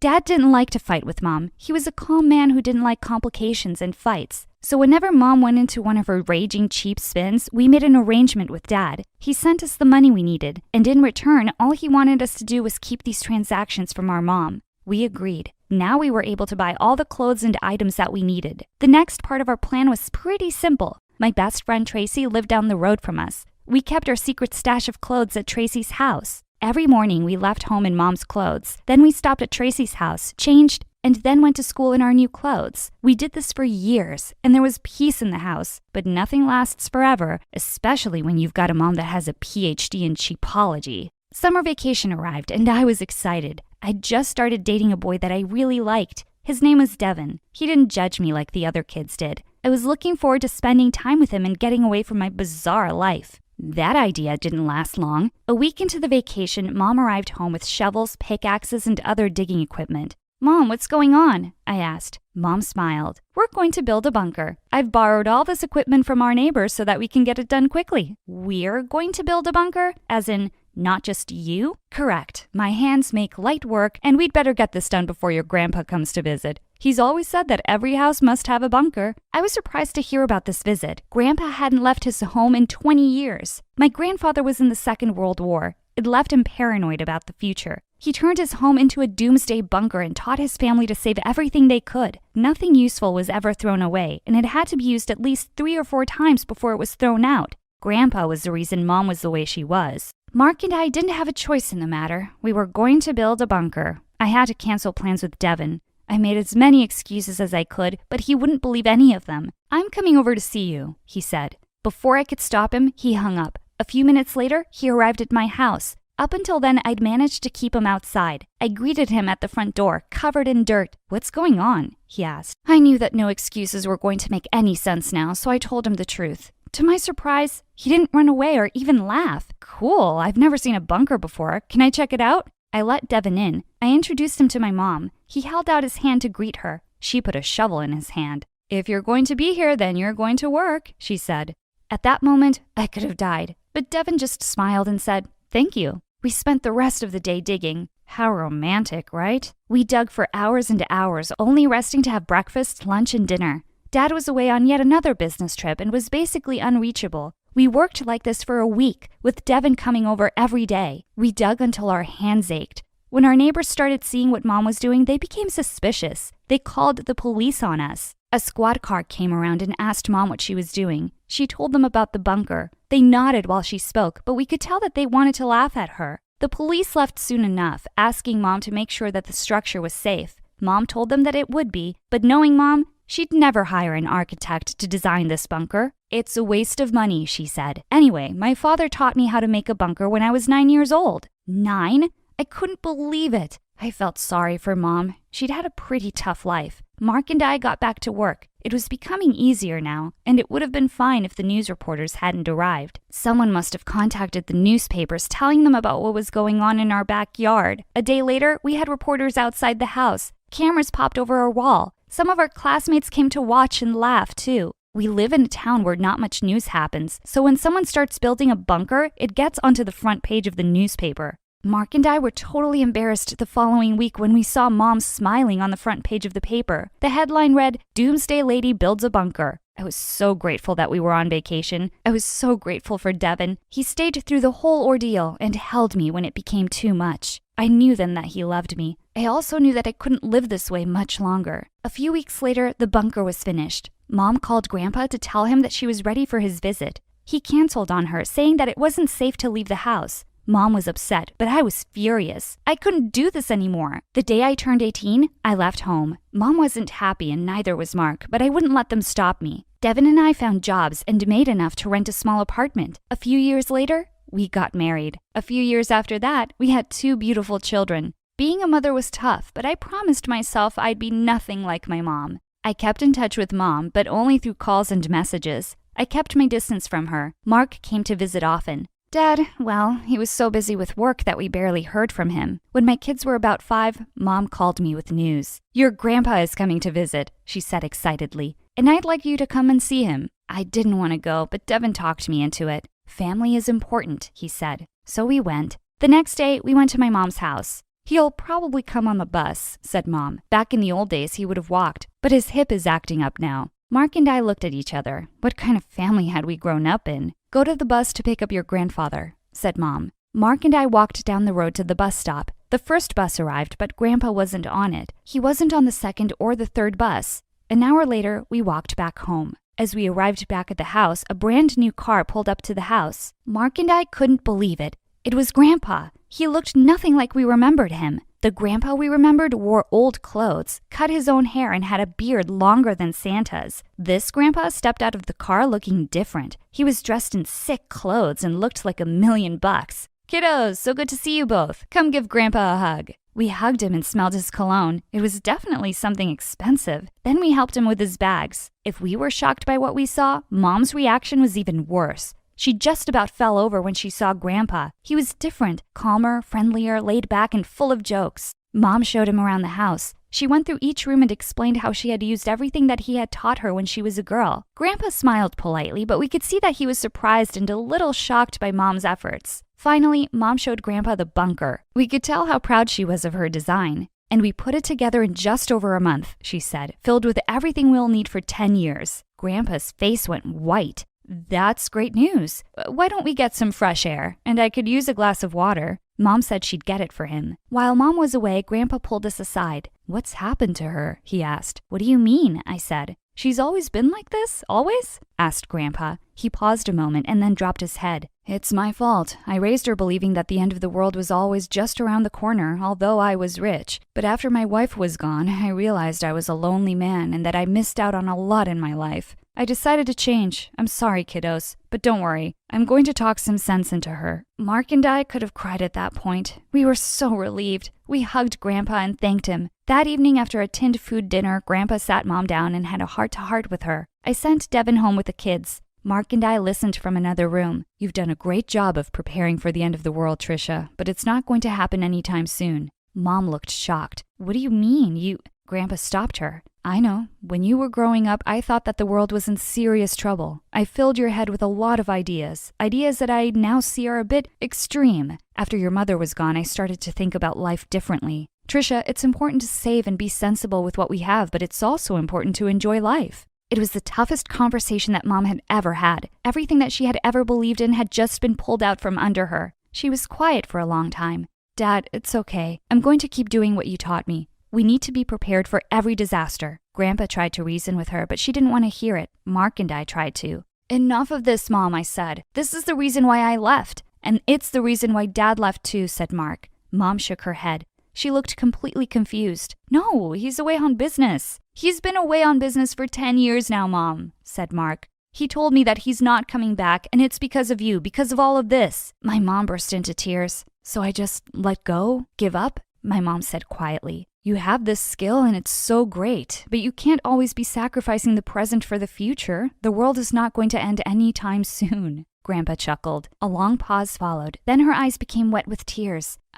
She began to speak, but only tears fell. It's okay, Mom. We're all here to help you. Mom took a deep breath before she spoke. Okay, how do you guys do it? Do we have to go out for dinner as regular people do? I can do that now for a start. I smiled widely. Things wouldn't change all at once, but, well, she was finally trying to bust out of her bubble. And that's all that mattered to us. Hey guys, I'm Ashlyn, and I lived with my mom and 2 siblings in Atlanta. And I have superpowers. Hang on to see why. My mom was a famous businesswoman in the city. She was from a filthy rich family and considered herself royalty. She carried herself like a queen and made sure my siblings and I behaved that way too. From the way we spoke, dressed, or even our posture, everything needed to be perfect. But because of my superpower, I couldn't get anything right. Mom, I'm sorry. I was just squeezing the ketchup. I didn't know how it ended up in your face. It's not my fault. He threw the ball at me first. He ducked and it shattered the window. Yep, being the clumsiest person on earth was my superpower. Sometimes, I even felt if I was bubble wrapped and kept in a corner, I would still end up breaking things. My siblings used to bet on how many times I'd trip over myself or drop something. Like once at the dinner table, I got the hiccups and they started giggling. Just wait, she'll break the glass. No, I think she'll break the glass and the jug. And sure enough, my sister won. But in the process, Mom was drenched in water. It's okay, Mom. It's just water. Let me help you dry this. I'll bring a fan. Oh, the fan isn't here. Okay, that napkin will work. When I pulled a napkin, it dropped the candle stand on the table mat, and in seconds it started burning. I quickly put out the fire with the curry. Oh, phew. Hiccup's gone and the fire's out. All good now. Oh, gosh, I'm sorry. Just stop it, Ashlyn. How could you be so careless? Every time you're around, it feels like a disaster is waiting to happen. Always finding ways to ruin everything in my life. Such bad luck. It's like you're a curse in my life. But Mom, it's not like I did it on purpose. Just get out and let me have my dinner in peace. And all of you are fired. Mom's words really hurt me every time. But thank God I had Annie, who was my nanny, but she was so much more to me. She tucked me in bed, told me stories, and hugged me. things my mom never did. I shared everything with Annie, and when she saw me crying, she asked me what was wrong. Annie, Mom's always angry with me. She doesn't like me. I don't know why things themselves fall even when I don't touch them. Oh dear, don't cry. You know you have superpowers, so things just move around. It's not your fault. And don't worry about your mom. She loves you. Just be a little more careful. Yeah, I know. Annie tried her best to make me happy and told me how Mom was just overworked, but actually loved me loads. But Annie didn't know that years ago, I had found out the reason Mom resented me so much. It was because Dad had left her for a maid working at our place just 2 days after I was born. And since that day, Mom saw me as her bad luck. I tried not to let it get to me and focused on my studies, but I wasn't very good at that either. But still, I tried. I really wanted to win Mom's love because seeing her with my siblings made me feel like I wasn't even a part of the family. One time, when I was around 17 and on summer vacation, Mom had a launch party for her new business. Please, just spare me the embarrassment and stay in your room. Order pizza, watch MSA videos. Just don't ruin my party. Mom was always keeping me away from the fun things she did, and I was curious, so I decided it would be fun to just peek at the party. The moment I saw the guests dancing, I decided to join them, and it was then that I tripped and fell on a table. Mom was furious. Before she could even say something, Annie came running and started to clean the mess I had made. You ruined! Ma'am, I got it. Please, don't be angry at Ashlyn. Mom forced a smile, and I thought she'd let the matter go. But I couldn't have been more wrong. When I woke up the next morning, I learned from the other servants that Annie was fired. Mom could call me bad luck and whatnot all she wanted. But firing Annie? That was the limit. Mom, that's not fair. It was my mistake. Why did you fire Annie? She was the only one that cared about me in this big house of yours. What? She was just a maid. It was her job to take care of the house and you.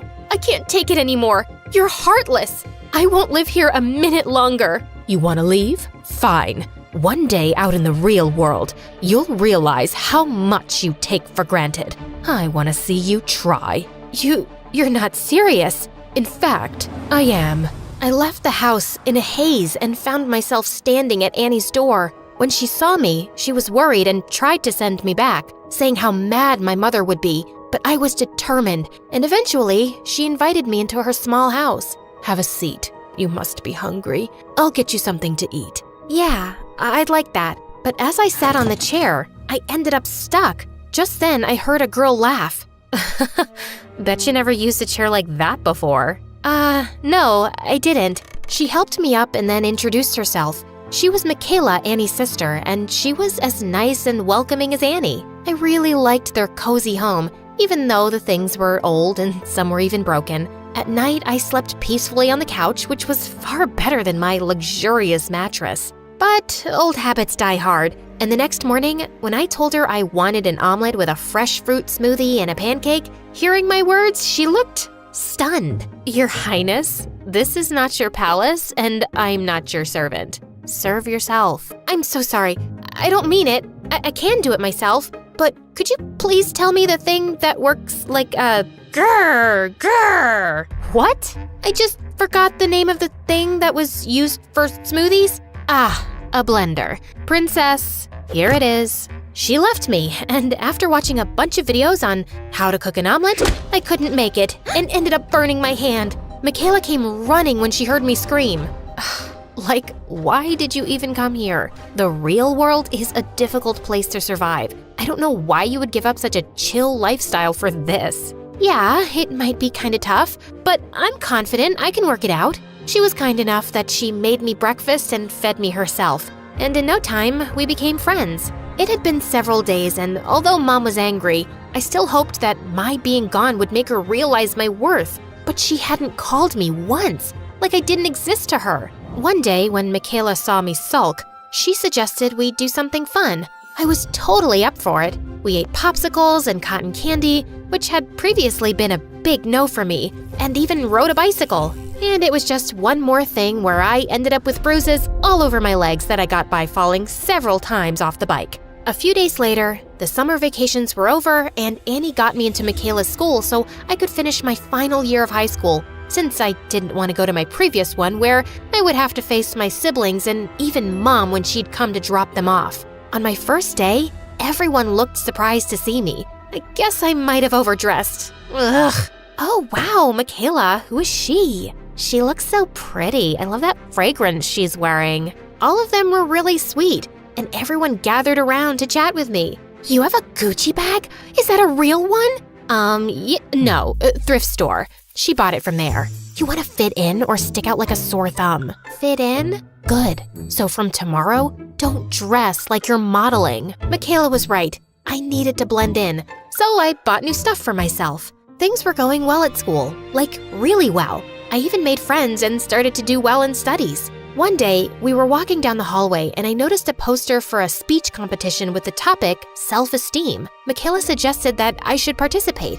I decided to give it a shot since it would be the perfect opportunity for me to voice my ideas, something I couldn't do much around Mom. I worked hard for weeks on my speech, practicing in front of my friends. I was still nervous, but I was determined to do my best. On the day of the competition, I kept my eyes on Michaela and Annie as I stepped onto the stage. I was so relieved when I finished my speech, and I knew I had done a good job. The judges were impressed and announced that I was the winner. I was so shocked and excited. To my surprise, the guest of honor was the mayor, and he took a picture of me with the other winners. My picture was in the newspaper the next day. Just a few days later, as I was lost in the pages of my book, Michaela came running and told me how she'd seen my mom go to the principal's office. My heart raced with excitement as I thought maybe finally my mom was proud of me and had come to my school. But then I heard my mom's voice from down the hall yelling at the principal. I gave you permission to give her admission, but that didn't mean you could use my name to publicize your school. Putting her picture in the paper and mentioning she's my daughter was a publicity stunt, right? This school runs on my donations. Do you have any idea how humiliating that is? Mom, why are you saying this? I thought you'd be happy, but all you care about is your name? My mom just gave me a nasty look and walked away. At that moment, it finally sunk in that I'd never be enough for her. I was done trying to make her happy. I was done trying to be someone I wasn't.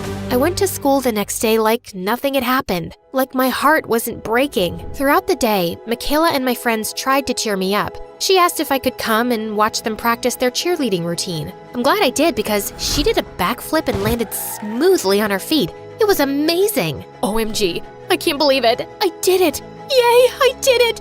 Oh, Ashlyn, girl, you are like my lucky charm. You know, I've been trying this routine since like forever, and I could never get it right. Today, you came and I nailed it. Awesome. Congratulations, Michaela. Hey, what happened? Why are you crying? I've been called bad luck my whole life. No one has ever called me their lucky charm. Luck isn't something you're born with. It's something you create. If you focus on the good things in life, you'll be lucky. I stayed with Michaela until we graduated. Then she got a scholarship to a big university while I applied to business school and got in. I was stoked and couldn't wait to start my journey of becoming a business professional. I was in my 3rd year of college when one day, Annie told me how Mom wanted to see me. The company was failing. What? After all these years, she remembers she has a daughter, only when her company is going into the ground? Forget it. But Annie said Mom was sick too and kept insisting I visit her. But I just didn't want to. A few days later, Annie asked me to accompany her for shopping, but she had another idea. And before I knew it, she had driven me straight to Mom's house, and I was so angry. I get why you're mad, but she's still your mom. I know she was mean to you, but Ashlyn, don't let the anger take over. You are better than her. Please do this. For me. Fine, I'm doing this just for you. When I stepped in the house, I couldn't believe my eyes. Mom was sitting in a chair and she looked so weak. The moment she saw me, she had tears in her eyes. It turned out that my brother and sister had both taken their shares of the company and left Mom. Ashlyn, is it you? I am so sorry. I was so wrong about you. I always treated you wrong, called you bad luck. Please, forgive me. I was such a bad mother to you. Mom, you don't have to say that. Please, let me. I was so wrong to blame everything on you. Can you forgive me? I don't know if I can right now, but I'll try, Mom. I'll really try.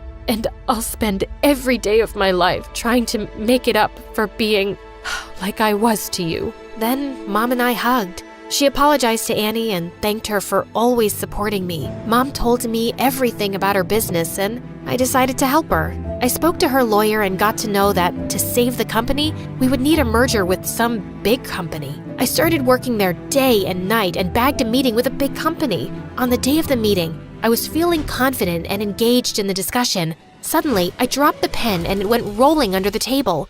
Why do I have to be so clumsy? Oops, I'm sorry. Silly me. It's like I have butterfingers. You know what? I'm gonna go. Come on. Happens to the best of us. We understand, it's just part of being human. If it had been my mom, she would have screamed at me. After that, the meeting went awesome, and they told me they'd let me know about their decision. At home, I told Mom everything that had happened, including dropping the pen. She looked unhappy, but right when she was about to say something, the phone rang. Oh my God, we got it! We got the merger! I knew it. I knew you could do it. This calls for a party. Mom threw an awesome party by the poolside. Everyone was having fun until Mom got a call, and her face suddenly changed. I followed her inside the house and saw my brother and sister were there. What are you two doing? Get out now or I'll call security. You can't really own this house anymore, can you? It's impossible. You ruined the business. Oh God, did you trick Ashlyn into helping you? We'll tell her the truth. What truth could you possibly tell her? That you were never sick, Mom? That it was all an act to make me save your business? I knew all along. Mom's jaw dropped and my siblings were left speechless. You knew? But why did you still help? Because someone very important to me told me I'm a better person than you. I turned around with a newfound confidence and walked away, leaving Mom behind. Hi, I'm Bella from Colorado, USA. Please like and subscribe. My mom came from a line of amazing horse riders, and our ranch was filled with trophies collected over generations. It was her dream that my sister Nora and I follow in her footsteps. We both learned to ride horses as soon as we could walk. But Nora was 2 years older and got a head start in life. And well, I could never seem to catch up. She always had straight A's in school. She was naturally athletic, and with her auburn hair and blue eyes, she was beautiful. Even though Mom loved us both, it wasn't hard to guess who her favorite child was. When I was in the 3rd grade, Mom threw a big birthday party for me and invited all our relatives. But everyone's focus the whole time was on freaking Nora. Such a pretty girl. You already look like a celebrity, darling. I'd been so excited about my new dress, but now I was just feeling angrier by the second. It's like I was invisible with Nora in the same room. Suddenly, I let out an ear-splitting scream and fell to the ground. Oh my God, I'm in so much pain. My tummy hurts so bad. Everyone came running to me and Mom rushed me to the hospital. I was happy I'd ruined the party for everyone, and they would have all just left. But hours later, we got back home to find a mess. I'm so sad you missed your party, Bella, but I made sure the guests had a good time, and I thanked everyone for your presents. I'm glad you're feeling better now. All I could feel was an urge to slap Nora. She just had my birthday without me. As we grew older, I slipped more into the background. I loved horses and could ride well, but it was obvious who the star in the family was. By the time she was 13, Nora had started participating in competitions and was super popular in school. And I'd grown into an awkward kid who was into sci-fi novels and mostly preferred to eat lunch alone in the gym. Once when I was in 7th grade, I was reading under a tree on our ranch when I heard a noise above me. Suddenly, a boy fell down, and I managed to miss him by an inch.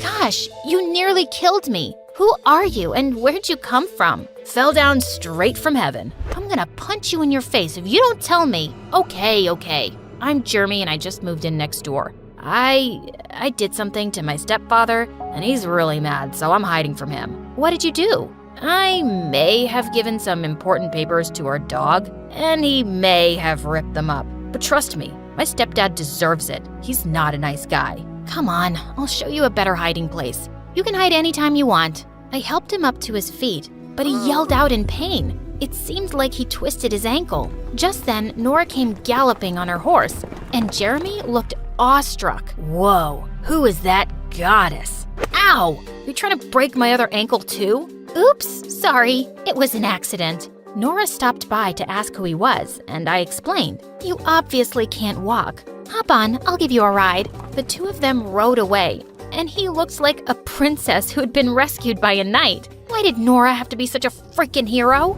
And Jeremy and Nora became best friends after that day. He was also in her class at school, and soon the two were inseparable, which meant that he was always at our place. And over time, I couldn't help having a crush on him. He was smart and funny, and we had so much in common. And he loved science fiction too, and we could talk about it for hours, if Nora would let us. One day, Nora showed me an expensive bracelet. Isn't it beautiful? Jeremy gave it to me yesterday. You mean on Valentine's Day? Yeah, but just as a friend, of course. Nora, are you dumb? It's so obvious Jeremy's in love with you.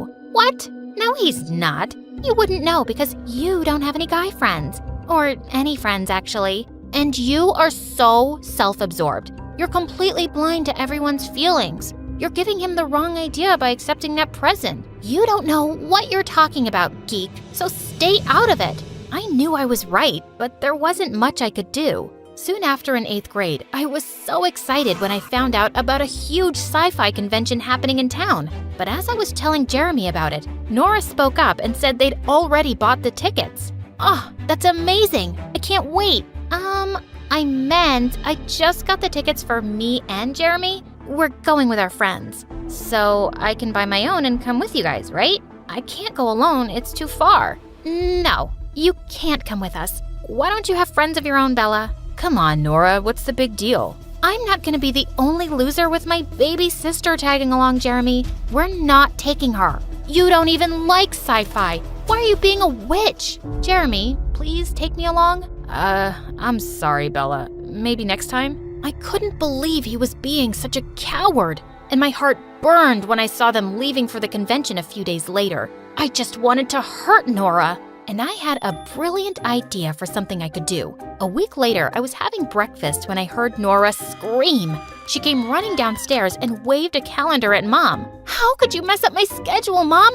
I had a match this morning, and I missed it. What are you talking about? I woke up to see 20 missed calls from my coach, and he just told me that the first match of the tournament was today. But you've written it here that it's next week. That's because I got a call from the organizers saying it was postponed. I don't understand. How could this have happened? Bella, did you have something to do with this? I don't know what you're talking about. Why don't I believe you? Oh, wait. Yes, I remember something now. Maybe I did pretend to be one of the organizers and called up Mom to tell her the wrong date. It doesn't feel good to miss out on something important, does it? The two stared at me in shock, and then Nora pounced on me. You horrible brat! How could you do this? You made me miss the convention. Who cares about that stupid thing? I'm disqualified for the whole season now. I cared. You shouldn't have been so awful to me.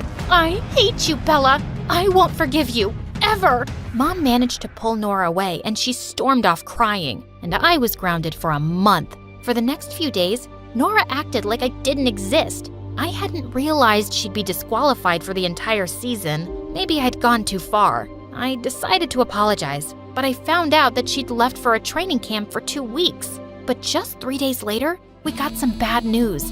Nora had been in a riding accident. Mom immediately rushed off to camp, and when she returned with Nora, I was shocked to see her on a wheelchair. What happened? I don't want to talk to anyone, least of all you. Nora had badly injured her leg, and the doctor said that her recovery would take months. Mom was devastated, and Nora kept herself shut in her room. I didn't dare go in because I knew she wouldn't see me. One evening, I just couldn't help crying in my room when suddenly I felt someone's arm around me. Hey, why are you crying? Because Nora hates me and she'll never forgive me. I wanted to hurt her, but I never wished for something bad to happen. Of course you didn't. No one thinks that. Nora's just upset about her injury, and once she's better, she'll be fine with you, I promise. But he was wrong. Just a few days later, Mom called me into Nora's room for a talk. Nora's recovery could take up to a year. We cannot miss all the tournaments during this time. She has some modeling contracts too, and we can't lose this money.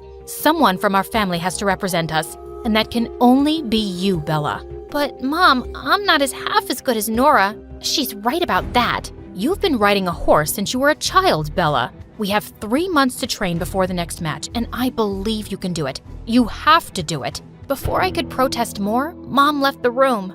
Good luck trying to be me. It's not as easy as it looks, and you don't have what it takes. Nora wasn't wrong about it being hard. The training was tough, and I had a sore butt for weeks. But 3 months later, when I competed in the tournament, I actually came in third.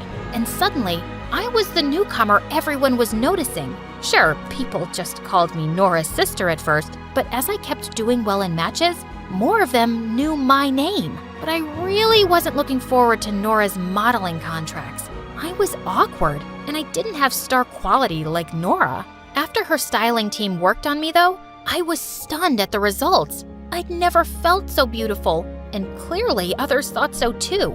I was receiving a lot of attention on social media, and at school, I was being treated like a completely different person. This is how people saw Nora, and I had to admit, it felt good. Wow, I'm gonna need an appointment soon to talk to you. Yeah, but I'll always make time for you. What do you think of my new look? There wasn't anything wrong with it before, but you do look lovely. For the first time, I felt like he wasn't seeing me as Nora's little sister, and it sent my heart racing. Bella, I've been meaning to ask you something. Yeah? Do you think it's a good time to tell Nora I'm in love with her? I have been for years, but she's never been clear about her feelings, and I just need to know now. My heart suddenly sank. What was I thinking? Of course, you should tell her how you feel. She'd be a moron for not loving you back. Jeremy grinned and kissed me on the cheek and then walked off happily. A few days later, I came home to see Jeremy rushing out of our house, wiping tears on his sleeve.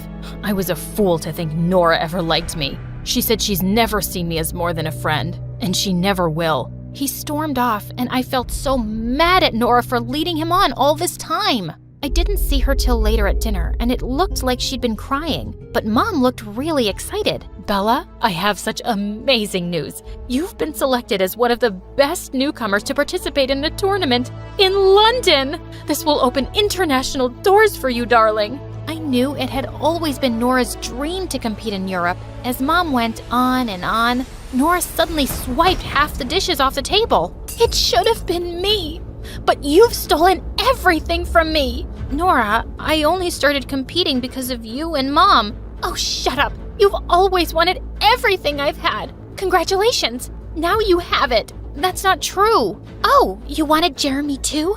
I've seen how you look at him with your puppy eyes. It's embarrassing. Well, it looks like he and I aren't friends anymore, so you're welcome to have him too. That's enough. You know what, Nora? Maybe I did want to know what it felt like to be you, but I've realized that I'm just as talented and beautiful. You're just better at getting whatever you want without caring for anyone's feelings. You've misled Jeremy, and you've always made me feel small. And now I will go to London, and I won't feel bad about it because it has nothing to do with you, only me and my talent. Jeremy didn't turn up to school the next few days, and then I found out that he'd left the city to stay with his real dad. For good. He hadn't even bothered to say goodbye. And a week later, I left for London. I won first prize in the tournament, and it opened so many opportunities for me. Mom decided that I'd finish high school in London while I kept competing for more championships. I heard Nora was back to training, but she and I didn't talk anymore, and I was enjoying my new life away from her. A year later, I was at the subway station when I spotted someone from a distance who looked exactly like Jeremy. I pushed through the crowd and followed him as he climbed onto the train, and I managed to hop on just as the doors closed. He looked shocked to see me, and we both hugged and laughed. It turned out that he'd joined a university in London. I had no idea you were here too. Of course you didn't. You left without a word and never kept in touch. That was wrong, but I just needed to get away. I'm sorry, and I've missed you. Jeremy and I started hanging out really often over the next few months, and I was happy to have him back in my life, but I kept my feelings in check. I didn't want to fall for him again. On New Year's Eve, Jeremy invited me to a party at his friend's place, and we had the most amazing night dancing away. We all counted down to midnight, and he turned to me with a smile. Happy New Year, Bella. And then he kissed me, and the whole world just faded. But then I pulled away suddenly. I started to walk away. Bella, wait. Did I do something wrong? No, nothing. I just have to go. Please, stop. I've been wanting to tell you for a while now. I think I'm in love with you. Nora turned you down, so you thought you'd settle for me now? As a consolation prize? I've always been second best to Nora in everything, but not anymore. I refused to answer Jeremy's calls or texts the next few days, but then one evening, I got the most unexpected call from Nora. She said she was throwing Mom a big party for her birthday that weekend, and she wanted me to attend. Plus, you haven't even seen my new training school yet. What school? I gave up racing, Bella. My leg's not good enough anymore, but I decided I couldn't stay angry forever, and I had to find another dream. I train other riders on our ranch now. Anyway, I hope you come. I felt both sad and happy to hear that, and I decided it was time to go home and see her. 2 days later, as I was leaving with my bags, I bumped into Jeremy right outside my place. Before you say anything, please listen to me. Yes, I loved Nora for years, but being away from her made me realize that we weren't right for each other. We're better off as friends. And you're not second best to anyone, Bella. If you don't love me, I can accept that. But I just had to tell you how I feel. I love you. Jeremy, I love you too, you idiot. As he pulled me close, he suddenly noticed my luggage. Wait, where are you going? To see Nora. I need to fix things with her. I'm coming with you.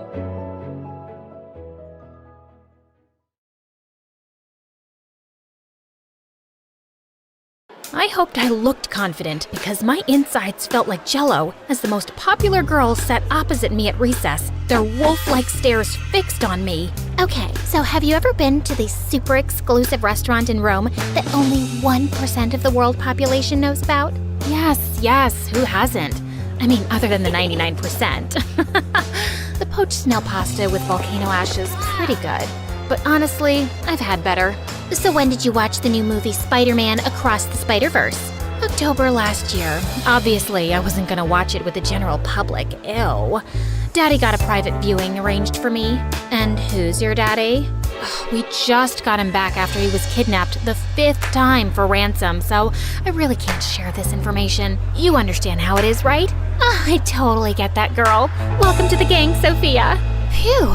My research on stupid rich people had paid off. Hi, I'm Sally from LA, but for now, just call me Sophia. That sounds like a sophisticated rich girl name, right? Please, don't blow my cover. So, about that, I may look like a normal high school student, but the truth is, I'm actually a journalist. About a month ago, our paper received an anonymous tip that something shady was going on at the most elite private school in the country. Since I'd graduated only a couple of years before, not from this school, I'm not that rich, my editor sent me undercover to investigate. Now, I was in with the most popular kids in high school, and the first thing I noticed was that none of them seemed to study much and were partying every day, but they all had straight A's. The second thing I noticed was a boy named Matthew who didn't seem to fit in here, and he was constantly getting bullied by the popular jerks. I decided to find out why. So one day after school, I followed him. He'd walked several blocks down when suddenly, a flashy red sports car screeched to a halt, and the popular boys jumped out and surrounded him. Their leader, Aaron, grabbed Matthew by his collar.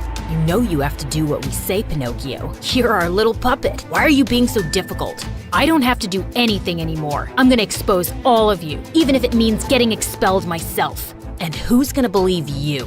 They'll believe me when I show them proof. Yeah, this isn't a bluff, Aaron. What did you do, you little weasel?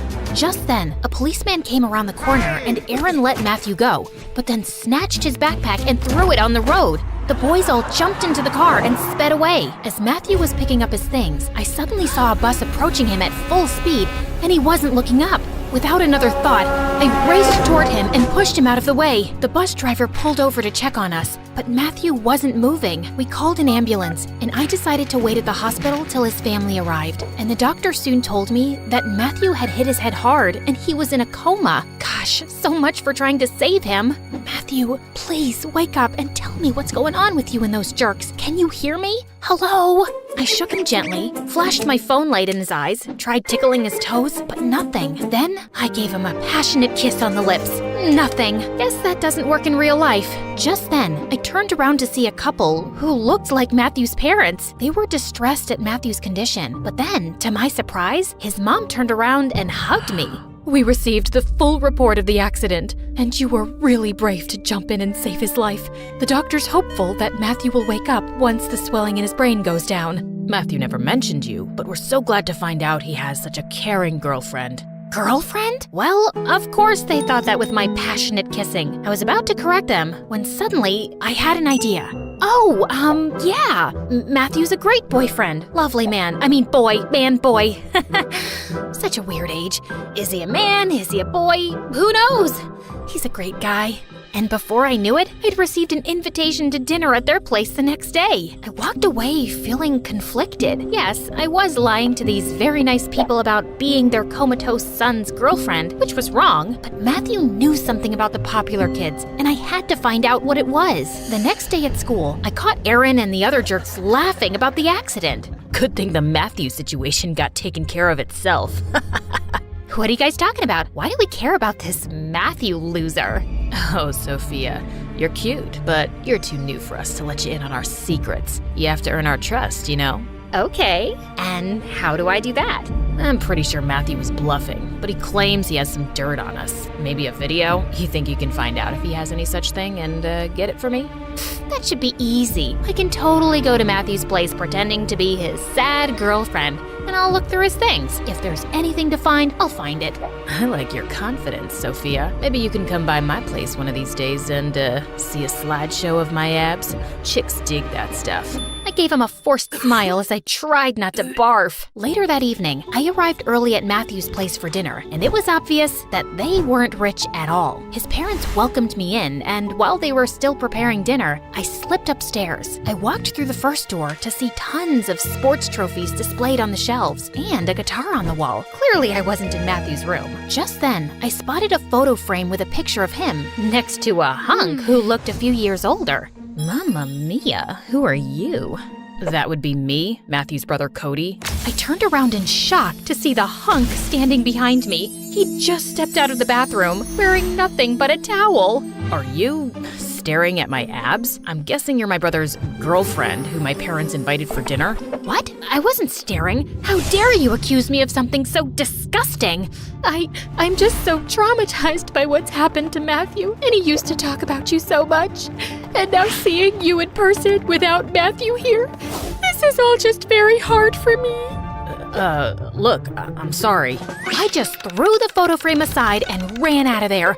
Gosh, this was gonna be one awkward evening. Cody joined us soon and was being extra nice to me all through dinner, and his parents started asking me how Matthew and I had met. It's actually a crazy story. So, you know that big park next to our school? I was feeding the ducks there one afternoon, and when I ran out of bread, they suddenly became these vicious creatures that started jumping out of the lake to attack me. So I was running as fast as I could when suddenly I tripped. I saw my life flash before my eyes, and then out of nowhere, this boy jumps in and starts howling at the ducks like a wolf. The ducks ran away like scared chickens, and my hero turned out to be Matthew. It's actually a true story, guys. I didn't just pull it out of my butt. That's how I met my first boyfriend. He's in a mental asylum now. Wow, that's amazing. It doesn't sound anything like our Matthew, though. He's terrified of birds.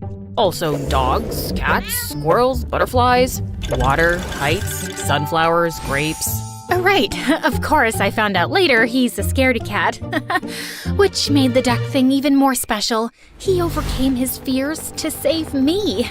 His parents smiled at me warmly. I'm sure you already know this, but Matthew's a genius. It was his dream to get into that school on scholarship, but ever since he's gone there, he's been so different. Closed off, moody, even angry. We're really happy to know at least he had you to talk to. I felt quite bad for being a big fat liar as I left that evening, and I was no closer to finding the truth. Well, at least now I knew which bedroom was Matthew's. So the next night, I decided to sneak into his room when everyone was asleep. I managed to climb up the wall and was halfway through the window when my butt got stuck. Oh God, when did my butt get so big? Probably eating all those French pastries at lunch. Why do they serve such stupid stuff in school? Oh, you know what they say. Ouch, a moment in the mouth, forever on the butt, or something like that. I finally managed to get through and fell on the ground with a thud, and I quickly crawled under the bed. Seconds later, Cody walked in. Gosh, even his feet were pretty, and he was swinging a baseball bat. Anyone there? I'm warning you, I'm armed. I lay there silently and watched him leave. I sighed in relief and turned around and suddenly felt someone pulling me out by my shirt. Sophia, what on earth are you doing here? I stared up at him, my mind racing. Just then, I spotted a pair of Matthew's shoes under the bed and grabbed them. Oh, I just came here because I miss Matthew so much. I was just sniffing his shoes. The smell of his feet makes me feel like he's still with me. He hasn't died, Sophia. You know what? I think you're lying about something. What are you actually doing here? I just had to tell him the truth. Well, the partial truth. Okay, so I didn't tell you before, but Matthew started shutting me out too lately. I've seen the popular kids in school talking to him a few times, but he'd never tell me what it was about. And right before his accident, I heard Matthew telling them that he was going to expose them all.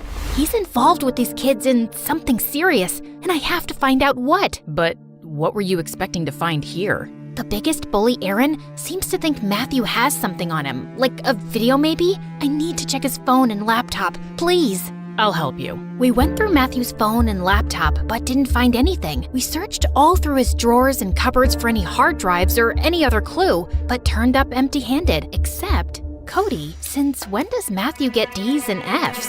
He looked at the quizzes I was holding up in shock.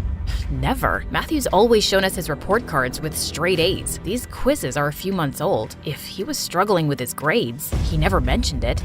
Well, he stopped talking to me pretty much since he joined this school. I miss him. You want to sniff his shoes? No, thank you. Come with me to see him at the hospital tomorrow? Of course. We started making hospital visits together, and I could see how much Cody cared for his little brother, and we often found ourselves hanging out afterwards too. At first, we were just talking about Matthew, but soon we were having conversations about everything. He seemed to find me funny, and I loved making him laugh with my silly antics. His parents loved having me over too, and it wasn't long before I had a major crush on Cody. I mean, literally, it took me a week. Well, actually, a second when I saw him in that towel. But of course, I couldn't say anything because I'm a professional, an undercover journalist, and most importantly, his brother's fake girlfriend. Meanwhile, at school, I reassured Aaron that I'd looked through everything Matthew owned, and he didn't have anything on Aaron and his friends. So, you want to tell me now what this is all about? I want you to trust me, Aaron. I think I can. I noticed you got C's and D's on your quizzes lately. Yeah, I've been kind of busy snooping around Matthew's house lately, so haven't been studying much. And this school's tough. Well, you know that giant chemistry quiz coming up on Monday? You're gonna ace it. And then he pulled out some papers from his locker and handed them to me. The quiz with the answer key. Thank me later by going out with me, babe. He winked and walked off as I stood there in shock, then quickly stuffed the quiz in my bag. Aaron and his group were stealing exams from the teacher's room, and Matthew was involved in this too? And when I told Cody later that day in the hospital, he was stunned. Matthew? Cheating? Stealing exams? It can't be. He wouldn't. He's always been such a good kid. But he was getting bad grades and hiding them, and then something changed, right? And we know he's involved with these kids. He said he'd expose them, even if it meant getting expelled himself. I can hardly believe it. What have you been up to, Matthew? Just wake up and tell me. I put my hand on Cody's to comfort him, and the way he looked up at me made my heart race. Then he quickly pulled his hand away. Sophia, you're my brother's girl. Just then, the door burst open, and a short, curly-haired girl ran in, pushed me aside, and threw herself on Matthew. Oh my God, I came as soon as I heard. Come on, Maddie, I'm here now. Wake up. And then she planted a big kiss on his lips. Why is True Love's kiss not working? Maybe I should slap him hard. Hold up, who are you? I'm his girlfriend, Penny. Matt and I have been together for 2 years, since his old school. But I'd been away with my family for a month on this camping trip where we had no signals, and I hadn't talked to Matt in weeks. When I returned, a friend told me he was in a coma. You're Cody, right? Oh, my brother-in-law, I'm here for you. What are you talking about? That's his girlfriend. Sophia, why aren't you saying anything? I'm just speechless. What? I'm his girlfriend, his one and only. Where did this witch come from? Matthew saved me from the ducks. Oh God, he's playing us both. He's a two-timer.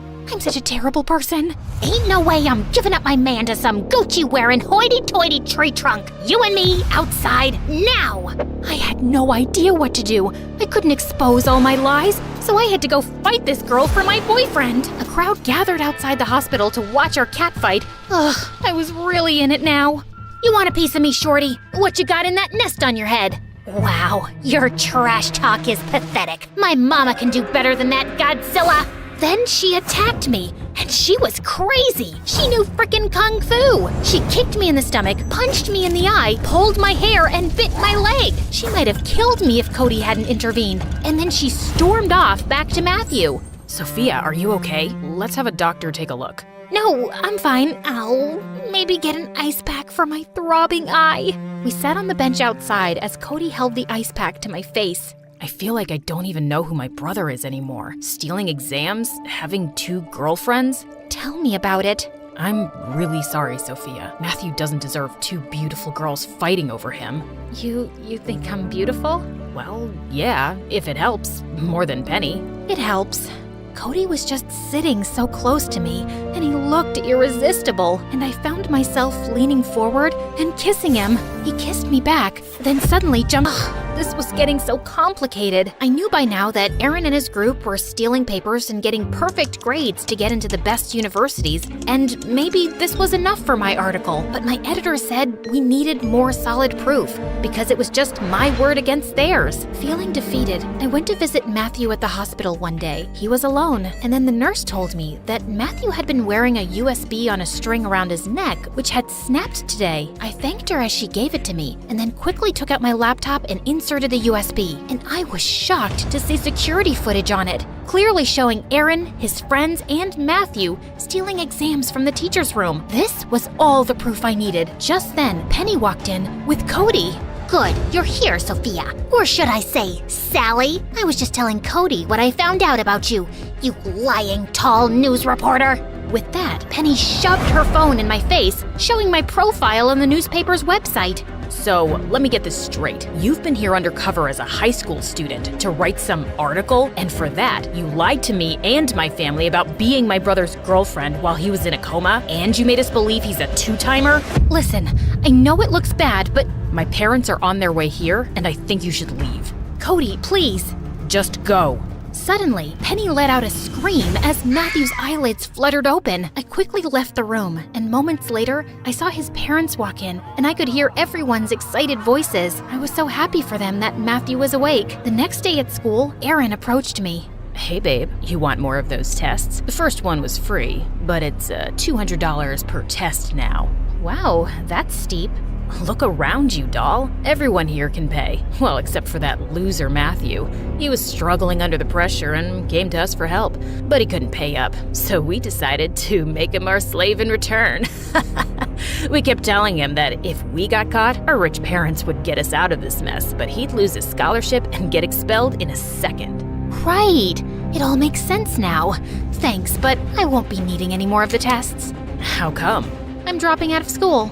I'd recorded my last conversation with Aaron on my phone, and I got to working on my article on the weekend. By Monday, it was out. By Tuesday, it was all over the news. By Friday, every student involved had been expelled, except for Matthew. I'd made it clear in my article that Matthew had wanted to do the right thing, and the principal decided to be lenient and only suspend him. It was a relief to be Sally again, but I felt bad about how things had ended with Cody. I wanted to apologize to him and his parents, but he wouldn't take my calls. A few weeks went by, and I was surprised to find a card on my desk from Matthew, inviting me to Cody's baseball game. That night, I found Matthew in the stands. Look who it is, my girlfriend. Ha ha, where's your other girlfriend?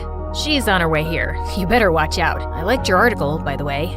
Thanks. How did you get a hold of that security footage? I I think the principal was beginning to suspect that someone was stealing papers, because the last time Aaron and his friends made me go with them, I noticed a new camera in the teacher's room. I hacked into the school's security system, retrieved the footage, and put in some fake one. I told Aaron I'd destroyed it, but I hadn't. Right. Also, you're the one who sent the anonymous tip to the newspaper, didn't you? Yeah, I was tired of living a lie. By the way, I'm dropping out of that school and going back to my old one with Penny. What? Why? I was miserable there, Sally. I can't take that pressure. I wish I'd just been able to own up to that earlier and tell my family. I was so afraid of disappointing them that I ended up cheating instead. But thank you for exposing those jerks and making my life better, really. Now, you should go talk to my brother before his game starts. I promise. He's ready to listen. I skipped off to find Cody and burst into the boys' locker room, and I stood transfixed. So many shirtless athletes. Just then, Cody appeared and dragged me out. That was subtle, Sally. Come on, it's just some eye candy. Okay, listen, Cody, I owe you an apology. I'm sorry for lying to you and your parents, but I was just trying to do my job and even helping Matthew. It's not a great excuse for all my lies, but it's not a bad one either, right? I guess not, especially since you helped make things better for Matthew, and you make everyone in my family happy. I think my mom wishes you were still Matthew's girlfriend. And you? Oh, I'm super happy Penny exists, because now I can do this without feeling guilty. And then he pulled me in for a kiss.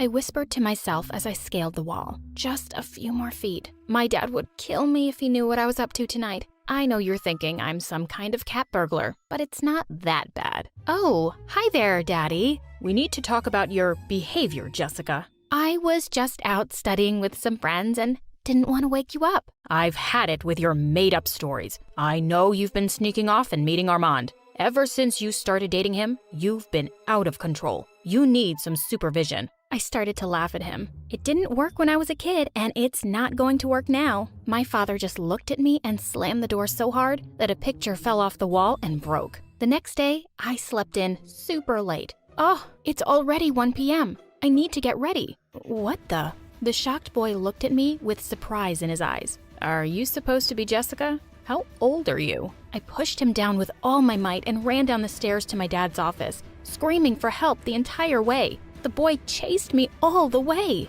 Daddy, help! This guy is trying to kidnap me. He looked over his glasses and chuckled. So, I see you've already met your new babysitter, Liam? Babysitter? I'm a teenager. If it makes you feel better, we can call him your bodyguard. Ugh, I don't have time for this. I have to go meet Lisa at the mall. Great. I hope you 3 have a good time. I thought it was all some kind of sick joke until Liam hopped in the limo with me. And what do you think you're doing? Liam let out a long sigh. I'm following your father's orders and supervising your little trip.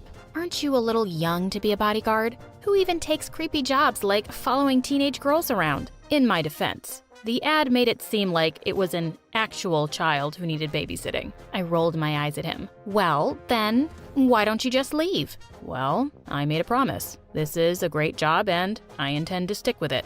I sank back in my seat. Good luck with that. No babysitter has lasted more than a week with me. Lisa leaned in and whispered to me as she stared up and down at Liam with a judging glare. So, this is your new babysitter? He's my bodyguard, Lisa. Right. Well, I'm not into the whole stalker vibe, so maybe I should just leave. Oh, trust me, Lisa. He won't be around for long if I have anything to say about it. We went into any and every store that guys would find embarrassing. Lisa even held up a pretty pink miniskirt and asked, "Is this your size, Liam?" He was so red in the face, but he never complained. No matter how hard we made fun of him or tried to shake him off by dragging him into girly stores, he stayed. Lisa pulled me in tight and whispered, "I have an idea." "Oh, Liam, we need to make a detour." We rushed to the bathroom, but stopped Liam right outside the entrance. No boys allowed, Liam." He said he would wait for us outside. Well, he's gonna be waiting a long time.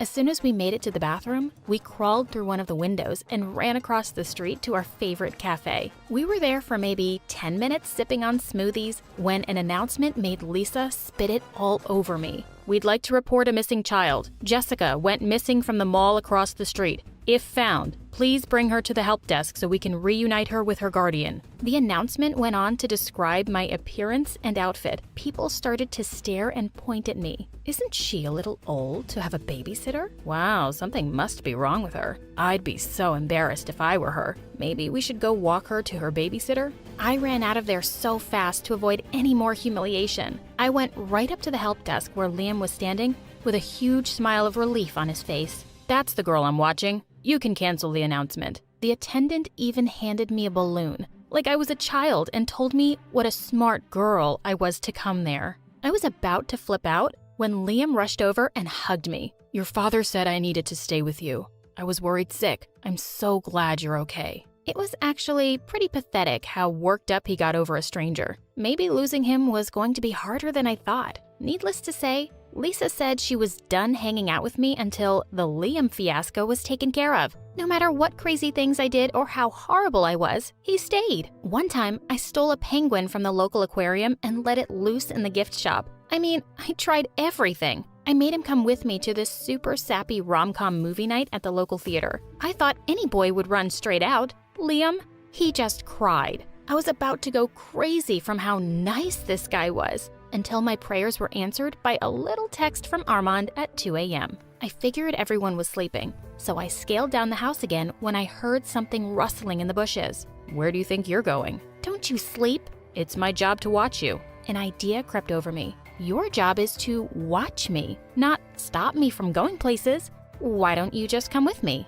I don't know what your father would say about that. Please. I begged, and he agreed. What a sucker. I told Armand that Liam had to go. I just meant I wanted him scared off or something. Even I had to admit that what we ended up doing was pretty cruel. We went to a 24-hour diner and ordered a bunch of food. Liam insisted that he just wanted the free water and wasn't hungry. When the time came to pay the bill, Armand and I ran away as fast as we could. We were laughing so hard. Our little outing cost Liam over $100. Armand and I were hanging out in the woods when the diner owners spotted us. They yelled at us to come back and pay for our food or join your friend with the dishes. Armand pushed me toward the owners. It was her idea. I stood there shocked as he scurried away like a bug. Armand just yelled that it was my idea, pushed me over, and ran. Unfortunately, when he pushed me over, he pushed my wallet into the lake too. That meant Liam and I had to do the dishes all night to pay for our meal. Ugh, this is taking forever. Why don't you just pay the tab? You've seen my Lamborghini collection. I promise to pay you back with interest. Liam shifted uncomfortably for a bit before muttering, "I can't." "What do you mean you can't?" "I don't have enough money in my bank account right now." I nearly fell over. You're kidding, right? That was like 1/10 of my allowance when I was 5. You have a job? Are you that stupid and irresponsible you blow your whole paycheck? He got really quiet and said nothing at all the rest of the night. We got home around 4 a.m. and were greeted by my very angry father. I braced for the lecture of a lifetime, but when he started shouting, he was looking at Liam. "What do I even pay you for? You're fired." Mission accomplished, right? It was weird though. I'd tried all that time to get rid of him, but once he was gone, I was super sad to see him go. The house felt so empty without him, especially since I was grounded from seeing Lisa and Armand ghosted me yet again. I decided the least I could do was bring him an apology gift. After all, the guy didn't even have $100 in his bank account. I looked through my dad's pictures and found his address. I nearly fainted when I made it to the house he had listed. It was a dump. I nervously knocked on the door and was greeted by a frail woman with breathing tubes. Phew, I made a mistake. "Can I help you?" "Sorry, ma'am. I was looking for a guy named Liam, but it seems like I had the wrong address." "Oh, honey, you have the right house. Liam is my son. He's out picking up my medicine." She invited me in for a cup of tea, and I felt too bad to say no. She told me all about her kind son who got a job babysitting to help her pay her medical bills. The woman coughed. "I wouldn't get better if it wasn't for him." I'd never felt more horrible. Liam suddenly walked into the room and looked shocked to see me. Okay, upset to see me might be a better description. He pulled me into the kitchen with him and whispered, "Haven't you done enough?" "Oh, I'm actually here to give you your job back." "Are you now? Your father seemed pretty upset."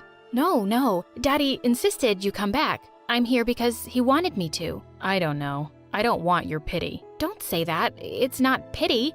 You need this job and I need you. Please come back. Liam heard his mom coughing in the other room and did something unexpected. He pulled me in for a hug and my face turned scarlet red. Thank you, Jessica. Truly. I felt so awkward and said, I don't know what you mean. My dad made me come. Of course it was a lie, but I didn't want to give him any wrong ideas. I just felt bad for him, right? Now, on to the next part of my mission. Convincing my dad to rehire him. That was actually easier than expected. Daddy, please, just give Liam one more chance. It was all my fault. I'm sorry. An apology? Who are you and what have you done with Jessica? Just please, Daddy? Fine. You get one more chance, but only because I think this boy is a good influence on you. I rolled my eyes and left. Liam owes me big time. Now that I knew about Liam's personal life, I couldn't help but like him a little more, in a sad puppy kind of way. My heart started to flutter every time I saw him sipping his coffee in the morning. Every time I caught him staring, I couldn't help but blush. I wasn't being very good at hiding my girlish stares, though. This one time, I was watching Liam carry in some packages and Lisa snapped at me. Earth to Jessica, you can't seriously be pining over that guy. Don't you have your super hot dream boyfriend already? I don't know. Do I? I'm not even sure who's my dream guy anymore. Lisa said Armand and I were just having a rough patch because of the whole dinner thing.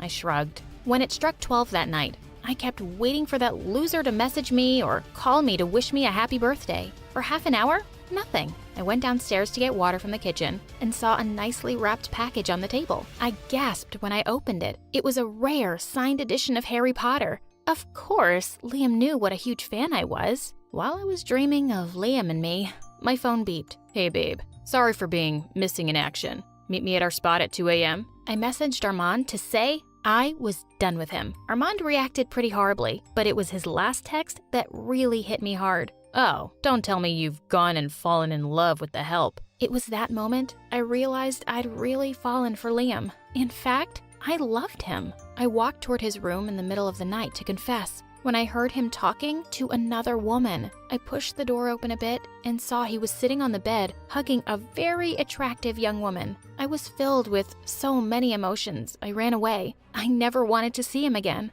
I ran back to my room and called Armand and said I took everything back and wanted to meet him tonight. This time, Liam was too preoccupied to notice me leaving. We hung out at a park and spray painted a wall. Of course, Armand left when the police came, but they caught me. They had to drop me off at my house at 4 a.m. My dad was so mad I thought he was going to explode. He ran over to Liam's room to yell at him and I followed. When he pushed open the door, he saw Liam sleepily getting up off the floor and the surprised woman sleeping in his bed. And you brought a girl here? You are fired. Don't count on getting your last paycheck. I stood there as the young girl screamed, "What are we gonna do about Mom?" before crying and running out. Oh, does your girlfriend have a sick mom too? Girlfriend? That's my sister. Our mom is in the hospital right now and she didn't want to stay at home alone. My heart sank. I had jumped to conclusions and possibly ruined everything. Before I could say anything, he ran after his sister. I hesitated a moment and then followed him out the door. He was out of breath, standing on my lawn looking around. I'm really sorry. It's not your fault. It was my job to watch you and I shouldn't have snuck a guest in. If you tell my father it was your sister and not a girlfriend, he'll understand. Why do you all assume I'd have a girlfriend? After how close we got, you really think I would want to be with anyone else? What do you mean? I think I love you. Liam, I think... We locked eyes for a moment when an irritating voice ruined the moment. Hey babe, sorry about ditching you again with the police, but this time I came to apologize in person. Armand looked at Liam and me skeptically. Sorry, am I interrupting something? No, you're not. I was just leaving, forever. Wait, Liam. Stop. You don't have to feel bad for me. It was stupid of me to think someone like you could ever like a loser like me. He ran off crying before I could stop him. Wow, what a pathetic guy. Armand leaned in for a kiss when I slapped him. The only pathetic person here is me for sticking around with someone like you for this long. Babe, is this about the cops? I said I was sorry. He continued to apologize as I went into my house and slammed the door behind me. I ran up to my room and texted Liam to say we had to talk. I hoped Liam would show up the next day to work something out, but he didn't. I stood by my phone anxiously waiting for a response. When my phone started buzzing, I excitedly picked up. I knew you'd answer, babe. Great. I don't want to talk to you. Just hear me out, babe. When you love someone, you need to swallow your pride and go to them. Do you get what I'm saying? Actually, Armand, I think I do. Great. So that means you'll come and meet me tonight? Not in a million years. I hung up, hopped in my limo, and told the driver to take me to Liam. When I knocked on the door, he answered this time in total shock. I told you, I don't need your pity. My family is fine. Before he could say another word, I interrupted him. Liam, would you be my boyfriend? What? I don't understand. I don't understand either, Liam, but I love you. I love the way you help your family and work hard no matter how horrible I'm being. I love the way you cry at movies and always have my best interests at heart. Now, I'll only ask one more time. Will you be my boyfriend? Nothing would make me happier. We smiled at each other, and he got closer when his sister suddenly said, So, your babysitter is now your boyfriend? We should send this story to My Story Animated. I'm pretty sure people would love it. Hey, I'm Celine, but my dad calls me Cece. My parents were always super rich. They had it all. Huge mansions, fancy cars, even their own helicopter. Mom really believed in keeping away bad luck, so she did all the crazy, superstitious stuff, like avoiding the number 13 and hating black cats. The day I was born, though, Mom almost dropped me when the nurse handed me to her. What is that? Look at her eyes.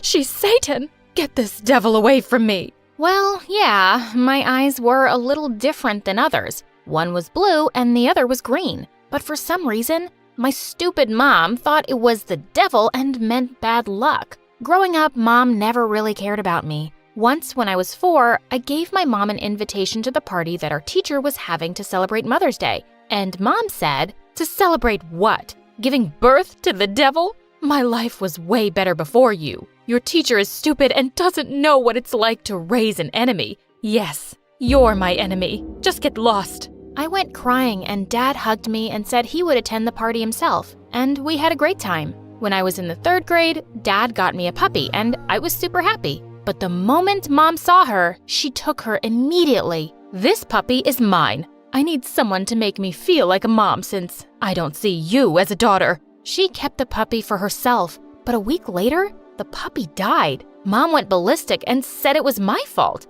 I got mad and threw my ball at her, but it hit the TV and broke it. Oh God, I told you, this girl is trouble for me. She's cursed. When I was in the 7th grade, she started taking me to shamans to have my curse lifted. I was sick of her nonsense, so I decided to get back at Mom. Before the shaman could start her chants, I climbed on her table and went all Tarzan, screaming something in Latin. Mom got super scared and the shaman ran out of her own freaking house. It was hilarious. But Mom was more convinced than ever that I was evil. She even told my teachers at a parent-teacher meeting, and my classmates' parents told them not to sit with me. I was alone there. When I was in the 10th grade, my parents had set up a new office in LA, so they decided to move there for a couple of years. I was super excited because I wanted a fresh start at school where no one would call me a freak. So the first thing I did was get myself some cool blue contact lenses. LA was so big and lively. I loved it there. On my first day of school, I received a warm welcome and even compliments on my eyes. A couple of days later, I saw the poster for cheerleading auditions and I decided to try my luck. And to my amazement, I got in. The captain of the cheerleading team, Tiffany, was super friendly to me. I want you on the squad, girl. And just like that, I joined the group of the most popular girls in the school. I couldn't believe it. My life was getting better and better over the weeks. That is, until Tiffany offered to drive me home one day, and I happily said yes. But when we got home, we saw Mom outside, and she looked scary. She started calling out to me non-stop. I turned to Tiffany. That's our maid, but Mom fired her because she's a thief. She keeps coming here like a crazy person. Ew. It's okay, Tiffany. You can go now. I'll deal with her. Mwah, mwah. When Tiffany drove off, I walked to Mom. What now, Mom? Did you say to your dad that you liked my new car? You did?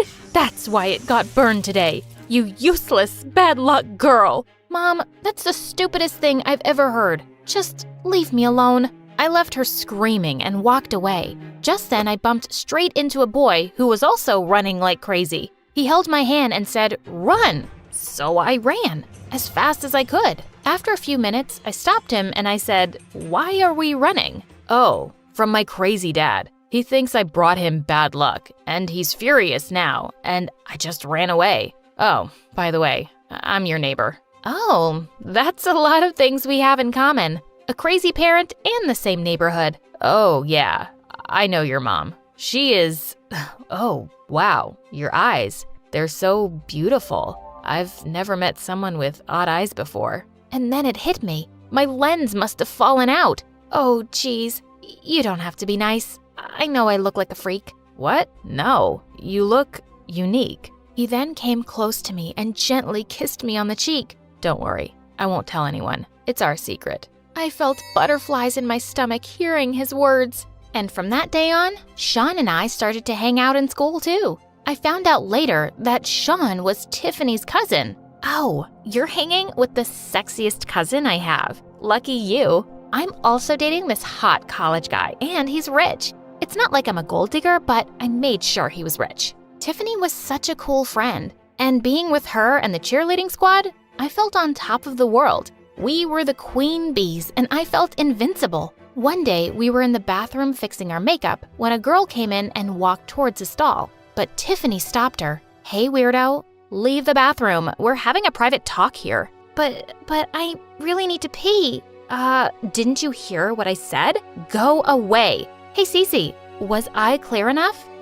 Yes. She said leave. Why are you still here?"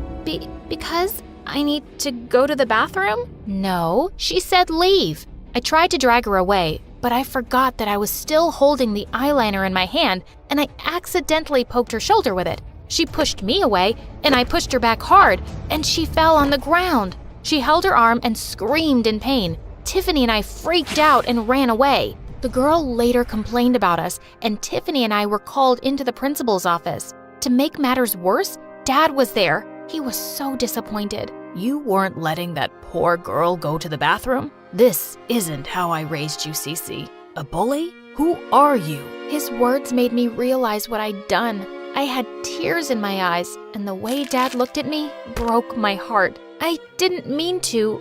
I shouldn't have. Oh, cut it out, Cece. I tried to stop her, but she wouldn't listen. What? Oh my God, you started it, you lying jerk. All of a sudden, Tiffany pounced on me and pulled hard at my hair. She was suspended for a week and then removed from the cheerleading squad. I felt guilty and went to the girl to apologize. Luckily, she forgave me. A few days later, we were invited to the school quarterback Ashton's birthday party, and Sean and I danced like crazy. Feeling sweaty, I went to the bathroom to wash my face, and just as I looked up in the mirror, Tiffany came and shoved my face in the sink. "You two-faced witch." I screamed and pushed her away, making her fall on her butt. "Are you crazy or what?" But when I turned, I noticed she was looking at me like I had a pair of horns on my head. OMG, so this is what they were talking about. You hid it well. While I was suspended, I dug up information on your previous school and talked to some people. Turns out you were quite popular for being bad luck. OMG, my lens, they must have fallen out in the sink. Okay, so here's the deal. Leave Sean and I'll keep your secret. He already knows which, and you have a boyfriend. Why can't a girl have two? He's your cousin. So what? And he knows about the weird eyes, but the rest don't. I talked to your old classmates and they all think you're a freak. It won't be much different here, trust me. I had no choice but to agree. I didn't want things to be like they were at my old school. After that, I quietly left the party. Sean kept calling me on my cell phone, but I didn't pick up. The next couple of weeks were awkward. Sean tried everything to talk to me. He was constantly following me and asking if he'd done anything wrong. I told him to just leave me alone. To convince him that I wasn't into him, I kissed Ashton one day when I knew Sean was watching us. Sean looked defeated. I knew his heart was broken, but so was I. Tiffany was by his side and held his hand with a wicked smirk on her face. I hated her. The very next day, I was sitting in the cafeteria when Tiffany suddenly came and knocked my sandwich out of my hand and then squished it with her foot. I just heard. You were made head of the cheerleading team. I think you should turn down the position. Don't you agree? 'Cause otherwise, you know what happens. OMG! Now she was blackmailing me to leave the squad? That was it. I was done with that bully. I stood up and shoved her away. What will you do if I don't? Tell everyone my secret? Wait, let me help you. And then I climbed onto the cafeteria table. May I have your attention, please? I want to tell something about myself that I've been hiding from all of you. And then I removed my blue lens and threw them at Tiffany. Yup, I've got odd eyes. I'm freaky. Want to come and take a closer look? Go ahead. But the reaction from my schoolmates was not what I expected at all. OMG, I always wanted to see someone with odd eyes. Cece, that's so awesome.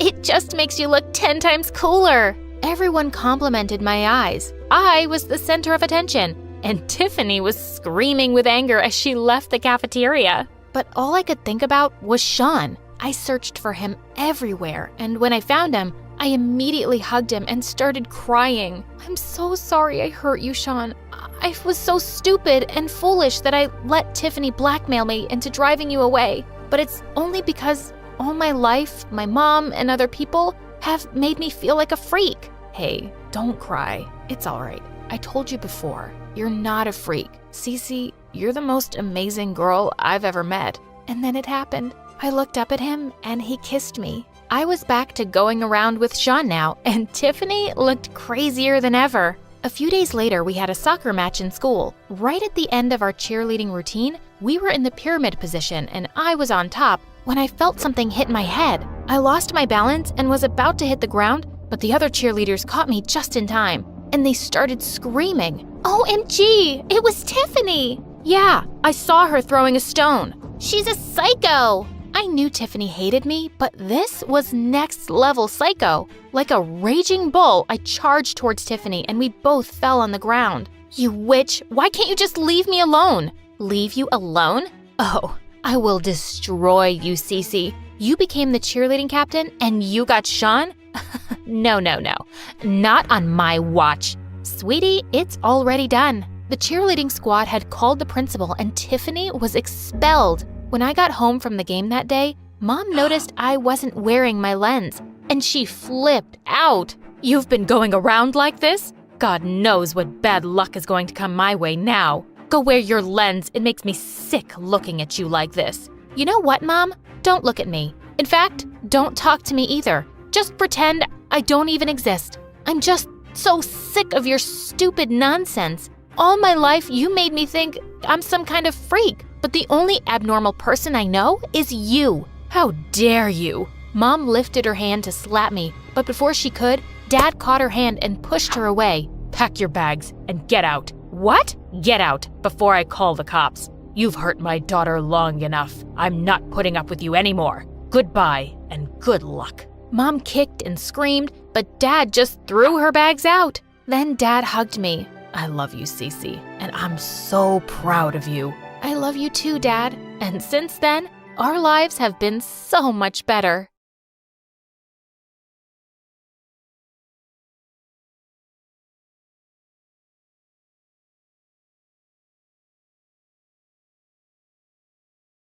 Hi, my name is Ray, and I'm from Virginia. Please like and subscribe. My parents were pretty famous singers back in their time, so when I grew up, I became one too. But Mom and Dad had an accident when I was only 6, and ever since then, my uncle and aunt took care of me. Both of them spoiled me to bits and always supported me in everything, especially in my singing career. By the time I was 14, I was already doing huge shows and concerts, and it kept me so busy that I always wondered what normal stuff like making friends and going to school would be like. But suddenly, my life took a wild turn on my 15th birthday. Just as I entered my room, I saw my auntie going through Mom's stuff.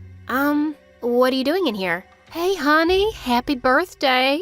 I was just missing your mom so much today. Came to see these pictures and stuff that belonged to her. I hope you don't mind. Aw, thanks, auntie. And of course not. This belongs to you as much as it belongs to me. After that, she got me to sign some papers for my upcoming show and hugged me tight. We have the greatest surprise party for you, sweetie. You're gonna love it. And it was actually awesome.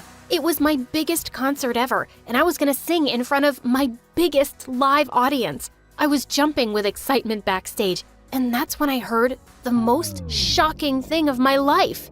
Now that we have my cunning sister's real will and we got that orphan brat to sign the property papers, everything will be ours, honey. Yeah, and all that money she's gonna make, we'll bite on that too. We're gonna be so rich. OMG? Who were these people? I pushed the curtain aside and confronted them. You blood-sucking mosquitoes! I can't believe you'd be so greedy and evil.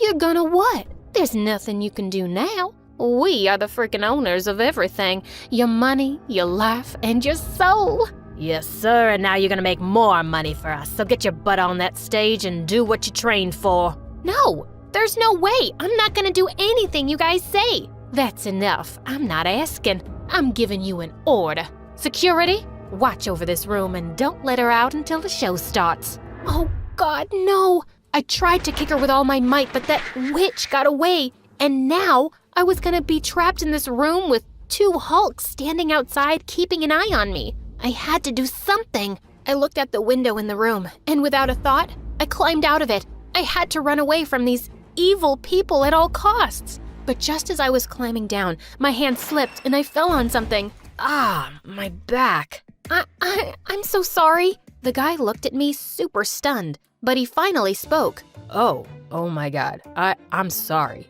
I'm Noah, super crazy fan. I've heard all of your songs 1,000 times.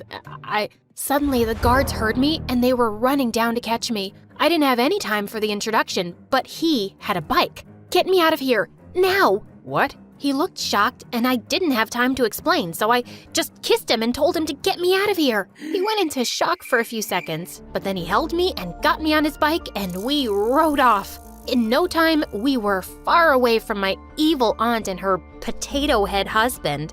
After some time, he stopped and he turned around to me. Is everything okay? Why did you run? Should I call someone? His name was Noah, and he was actually a year younger than me. I told him everything that had happened, and then he offered me his place to stay. What? Are you sure? Yeah, I live with my mom, and you can stay with me. I mean us, as long as you want. Honestly, I had no other place to go, and I ran from a freaking concert. I didn't want the media or my aunt to find me, so I said yes, and Noah took me to his house. We climbed into his room through the window so his mom wouldn't see us. Once inside, he got me all the food in the house and kept looking at me like I was some kind of alien. What's wrong? Do I have something on my face? I just can't believe you're here, in my room. This is like... I pinched him hard and he squealed loudly. Now do you believe me? Ouch! Okay, I do. And we both burst out laughing. Later, when it was time to sleep, Noah offered me his bed and went to sleep on the floor.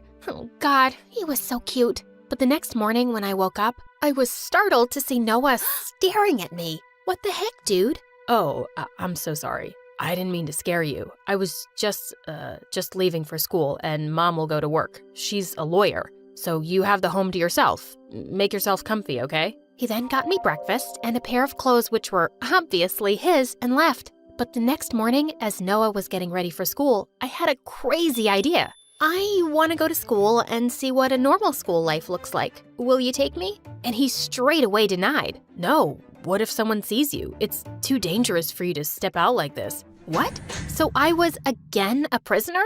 No way! After he went downstairs, I sneaked into his mom's room and borrowed some wigs and some makeup, and then I followed him to school. And public school was nothing like I had imagined. The kids were coming in on buses or bicycles, and everyone minded their own business. That was so freaking awesome. But then I saw a bunch of guys surrounding Noah, and one of them was holding him by his collar. I thought you'd stay at home after the butt kicking I gave you yesterday, nerd. Next time when I ask you to do my homework, don't you dare refuse. Leave me alone. I don't want to talk to you. Sure, I'll do that, but before that, you'll have to lick my shoes. Seriously? I couldn't hold it back anymore. I marched up to him and punched him hard in the face. Oh my God, what are you doing here? Oh, and who is this you got with you, Noah? Your sister? 'Cause I didn't think a scaredy cat like you can get a girl. Ha! He sure can, and here I am. 'Cause you see, he ain't a giant crybaby who has to pick on others to satisfy his tiny ego, and that's why I love him. And then I kissed him again. The guy looked raging mad after this, and he turned to hit me when Noah came in and took the hit. "Noah, are you okay?"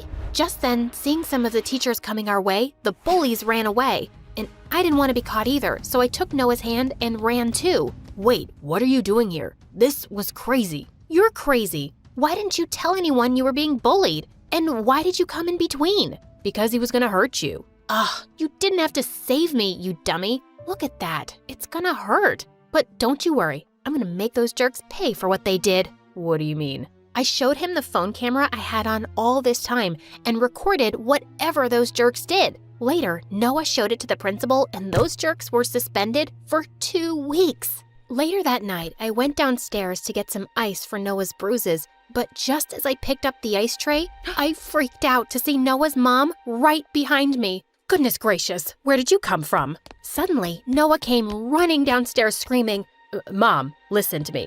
I can explain. "You better." I didn't want to complicate things, so I told her everything and begged her to let me stay. "Just a few more days, and then I'll go back, I promise." She melted and agreed, but Noah had to sleep in the living room, which he was totally fine with. Ugh, this guy was winning my heart like anything. The next day, Noah's friends were throwing him a huge party for getting into the basketball team, and he asked me to tag along. This was gonna be awesome. When we reached there, Noah and I danced to my favorite song and partied so hard. This is the best day ever. I'm so happy you got onto the team. Yeah, I think I made it because I got my good luck charm. Oh, your good luck charm? The bully guys from school. What were they doing here? How about you share this babe with us too, Noah? What are you even doing this evening, sweetheart? Want to go out with a real player? I was gonna poke my fingers right into his eyes this time. But before I could do that, Noah kicked him hard and he fell to the ground. Both of them broke into a fight and I had to pull Noah apart from him. But Noah looked raging mad. "Stay away from my girl or I'm gonna kill you." Whoa, his girl? I was blushing so hard. Noah took my hand and we were about to leave when the bully got up and pulled me by my hair. My wig! It came off and everyone gasped as they saw me. "Ray! It's Ray, the music superstar!" Within seconds, everyone had their phones up and were taking pictures of me. Oh, shoot. Noah put his hoodie over me and rushed me out of there, but I was terrified now. My aunt was gonna know about me. As soon as we reached home, I hugged him tight. "I don't want to go. I can't, Noah." "Don't worry, Ray. I won't let them take you, I promise." But minutes later, someone barged into the front door, and it was none other than my aunt and uncle with loads of paparazzi and a huge crowd gathered behind them. "My darling niece, thank God I found you.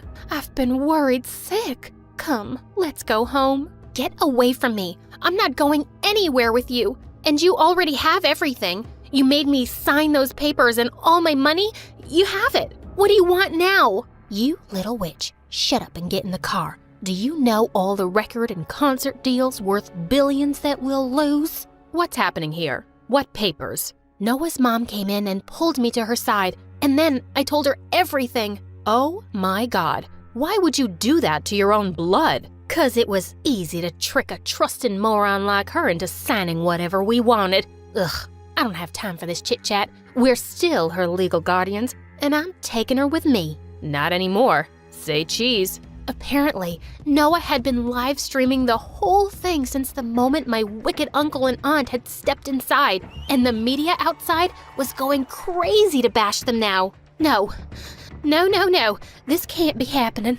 I'm gonna kill you. My aunt tried to get a hold of my arm, but I pushed her away. She turned into a witch, but thankfully, Noah's mom had already called the cops, and they got there just in time. After everyone went away, I turned to Noah and I hugged him tight. "Thank you so much for everything." His cheeks went all red. I want to say... "Oh, get in here." I pulled him in for a kiss and he swung me into the air. "I love you." "I love you too, dummy."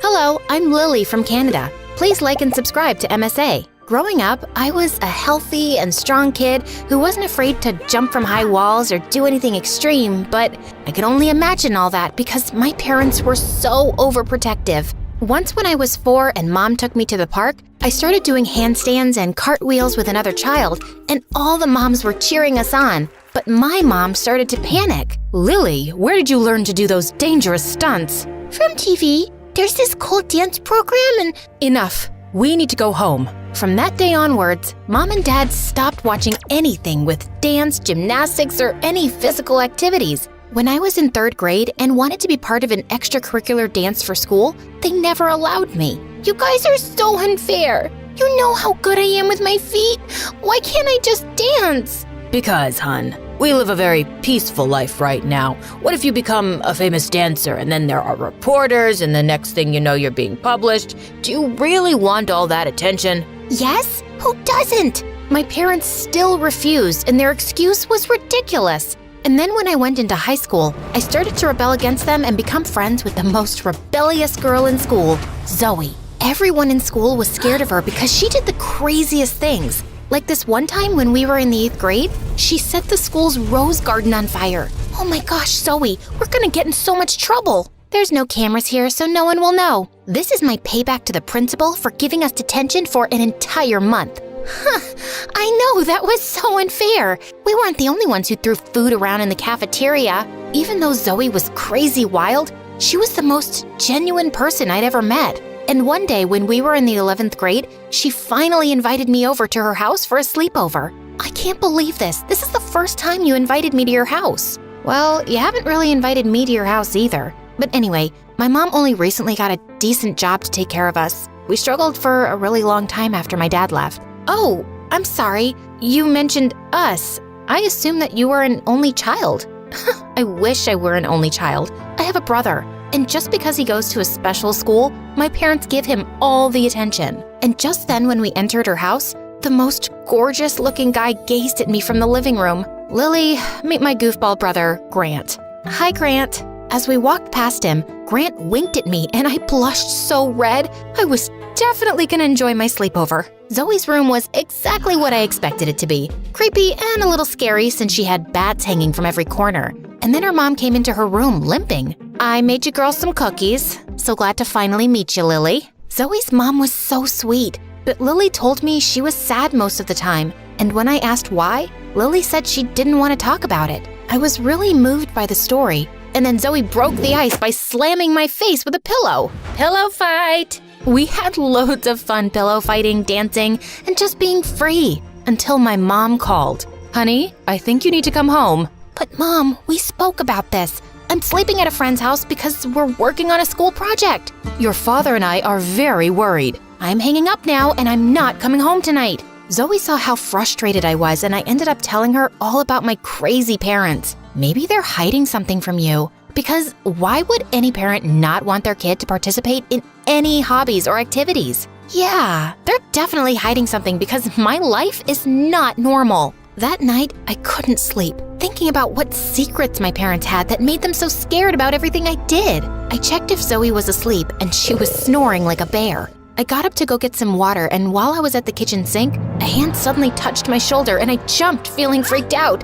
And before I could scream, Grant held my mouth. Oh my gosh, you gave me such a fright. I'm sorry. I usually wake up to get a glass of milk around this time. I have night eating syndrome. I got it from my dad. You want to join me? Well, I'm struggling to sleep too, so why not? Grant and I sat outside on their swinging chairs on the porch. We spoke for hours and I couldn't believe we had so much in common. I sometimes teach Latin dance to some of the younger kids at the community hall after school. You should come by. Wow, that's so cool. I'll definitely stop by. We continued talking until we lost track of time and fell asleep on the chair. But I woke up to a camera flashing in my face and Zoe looking angrily at me. So, I guess having a sleepover with my brother was much more fun than with me. Zoe, it's not like that.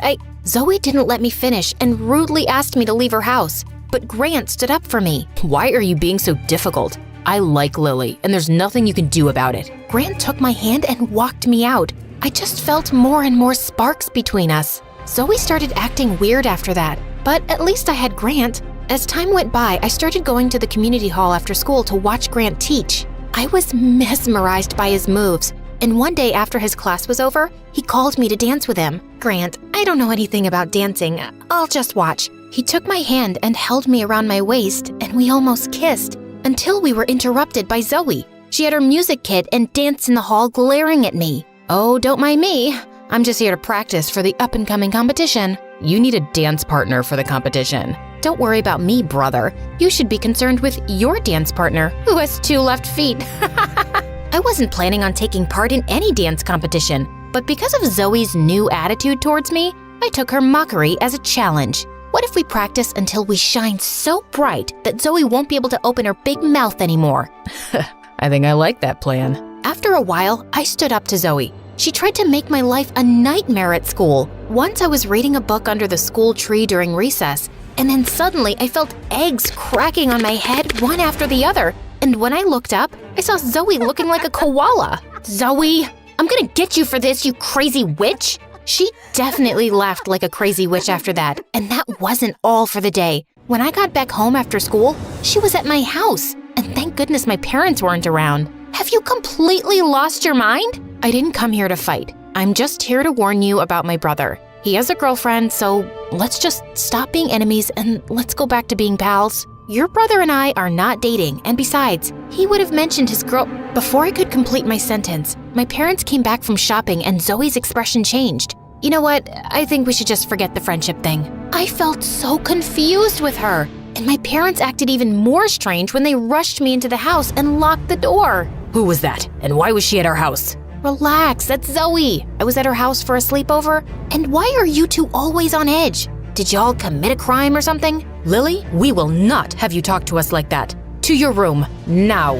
My parents frustrated me with whatever secret they were keeping. I was done listening to them and never told them about my dance lessons or the local competition. But I did invite them to the contest and told them it was a school function. I thought after they saw me dance, they would understand my passion. But I was wrong. Lily, what did you do? I just won a local competition. You should be proud of me. And then Mom suddenly took my hand in a panic. Come on, we have to get out of here before anyone sees us. But before I could walk out the door, Zoe called out to me. She was with her mom and Grant. Lily, wait. My mom wants to meet your parents. I pulled my hand away from Mom and ran to them. And when Zoe's mom saw my parents, she immediately stopped smiling. And my parents had this look of guilt in their eyes. Lily, are these your parents? Yeah? Why? Our parents used to be best friends and famous dancers. But one time, they were doing a competition. Your mom tripped my mom and broke her foot. Your mom ended up winning the competition,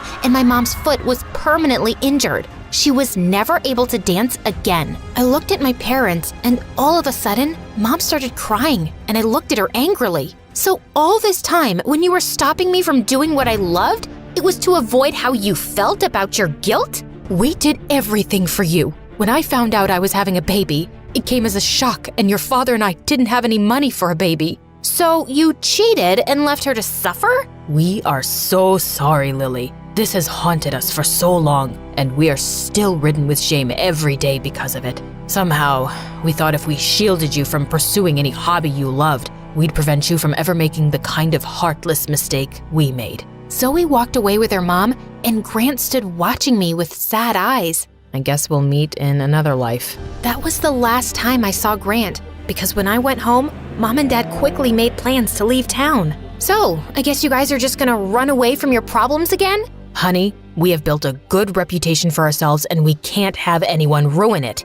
Yeah, whatever. I was so disappointed in my parents, and after we moved, I was homeschooled, which I hated, but stuck through it, and whenever I felt like dancing, I did it in my bedroom. And then one day, when I was in the 12th grade, I was tired of being indoors all the time, so while my parents were out, I decided to take the bus to visit Zoe and Grant. The bus rode for hours before we could reach the town, and when I finally got there, it was so dark. As I walked to Zoe's house, I could feel someone following me. And then suddenly, the person who was following touched my shoulder, and I screamed, "Ah!" Calm down, it's me. Grant! I immediately hugged him tightly, crying. I had all these emotions bottled up inside, and seeing him, I couldn't hold back anymore. I am so sorry about what my parents did to your mom. Please, don't hate me. I don't hate you, Lily, but I don't think I can ever forgive your parents for what they did to my mom. But It's about to rain. Your parents are waiting at my house. I was shocked that my parents would even show their faces in this town. And when I got there, Mom ran to me crying. Oh, Lily, we were worried sick. How are you guys here? When we didn't find you home, we asked everyone we could in the complex. And then finally, a little girl said she saw you get on the Kibler bus. And that bus only goes to one town. I was shocked that Zoe and her mom allowed them into her house. And then Zoe looked at me sternly. Why would you run away from your house to come here? Don't you get it? We don't like your family. Wow, I thought maybe over the years you would have grown a heart. Zoe and her family still couldn't find it in their heart to forgive my parents, and I had to accept that. My parents took me back home and I eventually moved on. And one day, Mom and Dad gave me an envelope. When I opened it, I was so surprised. They applied for me to study dance in one of the best universities abroad. Wow, Mom, Dad, are you sure you want this for me? Dance is what you love, and we deprived you of it for too long. Yes, we will support you every step of the way.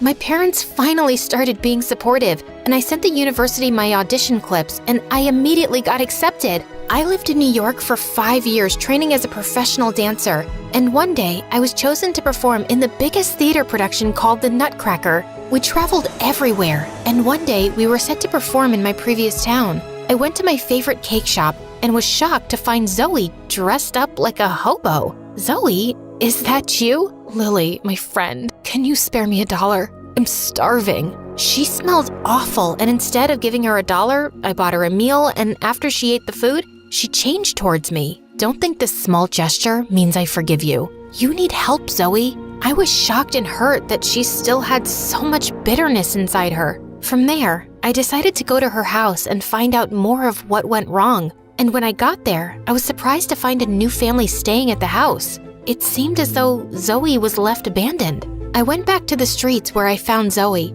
took her back to my parents' house, and started her off with a bath. She moaned and grumbled the whole way through, but I wasn't gonna leave someone I knew on the streets. Why are you helping me? Is this because you feel guilty about your parents? No, and that happened a long time ago. I think it's about time you get over it. Now tell me, what's your story? Why are you out on the streets? I messed up. When I found out that you were gonna study dance, I wanted that too, but my mom couldn't afford it, so I gambled hard. So hard that we lost the house. I'll never forgive myself. Zoe started crying and I comforted her. I invited her to the Nutcracker production, and she loved it so much that I even put in a word for her with my manager to be an assistant props girl. And when we went back to my parents' house, Zoe and Grant were there with their mom. They looked so relieved to see her. Zoe, what happened to you? We've been looking for you for nearly a year now. I know. Every time I saw you, I hid away. I let you guys down, and I'm sorry. Zoe's mom thanked me and my parents for helping Zoe come to her senses.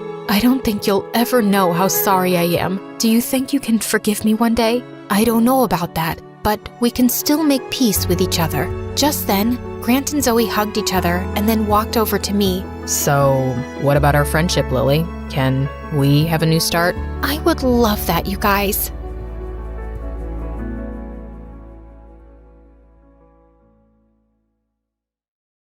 Hi, my name is Ava, also known as the Vampire Girl. And it's all because I had the meanest parents. But before I continue, please like and subscribe. I was born in a small town in Romania, and growing up, I realized that my parents were weirdos. For starters, they were always talking in whispers to each other, which was so annoying. And they never left the house. They wouldn't go out for work or even groceries. A box of supplies just mysteriously arrived every week. Every day, Dad would spend hours reading the newspaper and circling stuff on it with a red marker. Once when I was 4, I kept asking him to pour me cereal, but he kept ignoring me. So I leapt onto the table and put my foot in his bowl, spilling it all over his newspaper. And Dad went bonkers. Oh my God, do you realize what you've done? You're such a nuisance. Here, take the whole box. Just leave me alone, you idiot.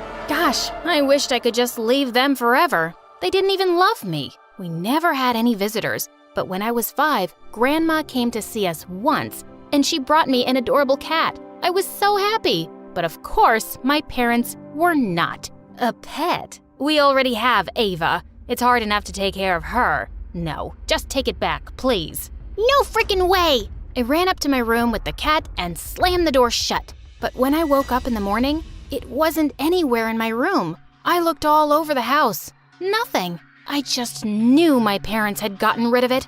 I screamed and cried, but they said they didn't know anything. Liars. Before they could stop me, I just ran out the front door. I was never going back. It was a really sunny day, and as I kept running, my skin suddenly started turning really red and itchy. I looked up at the scorching sun, and my whole body began to burn. Ah!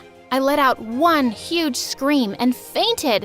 When I woke up, I was in my bed. Mom told me the doctor had been to see me, and he'd said I was perfectly fine. No, that's not true. I'm not fine. The doctor is dumb. The sun almost killed me. My parents said I was crazy, but I knew they were evil, and I wasn't gonna let them hurt me. So after that, I refused to let a single ray of sunlight touch my body, not even indoors. I covered myself from tip to toe, socks, Trek pants, hoodie, and a face mask. Only my eyes were visible. My parents almost fainted when they first saw me roaming around the house like a little ninja. The only time I removed my costume was when the sun was gone.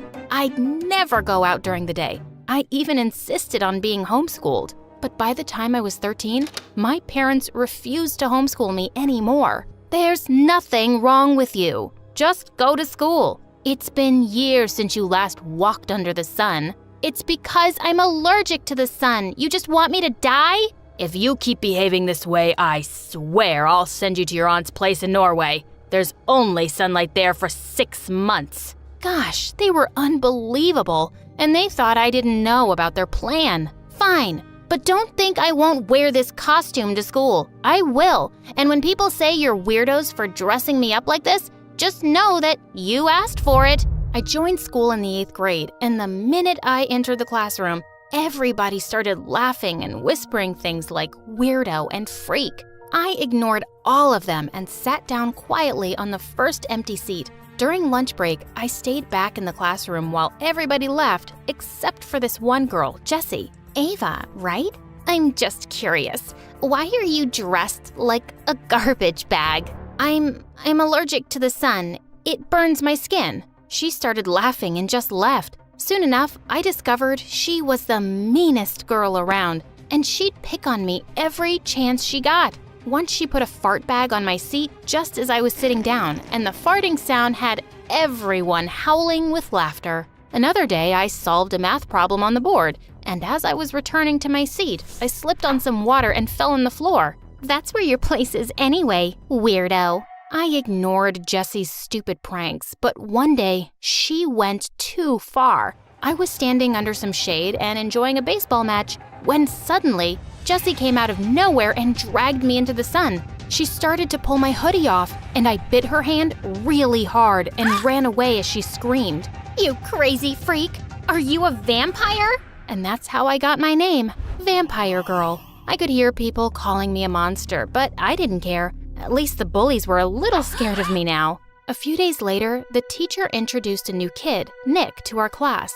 His clothes were old and ragged, and I could see Jessie and her minions already laughing at him. They'd found their new target. I joined him in the cafeteria at lunch that day, and we started talking. I found out that he was the new janitor's son. He was really sweet and never even said I was crazy when I told him about my condition. I was so happy to have made a friend. But one day, as I was walking down the hallway, I found Jessie and her friend surrounding Nick. She spilled juice on the floor and said, Oops. You can clean this up, Nick. I mean, you'll grow up to be a janitor like your dad, right? Come on, just sit down and wipe it with your butt. Hey, jerk, have you forgotten the last time I bit you? Stay away from Nick, or this time I'll do some serious damage. Jessie rolled her eyes at me, but when I leapt forward, she actually screamed and went running. Nick thanked me, and I always made sure to stick close to him after that. But then one day, Nick and I had just entered the classroom after recess when Jessie started screaming like crazy.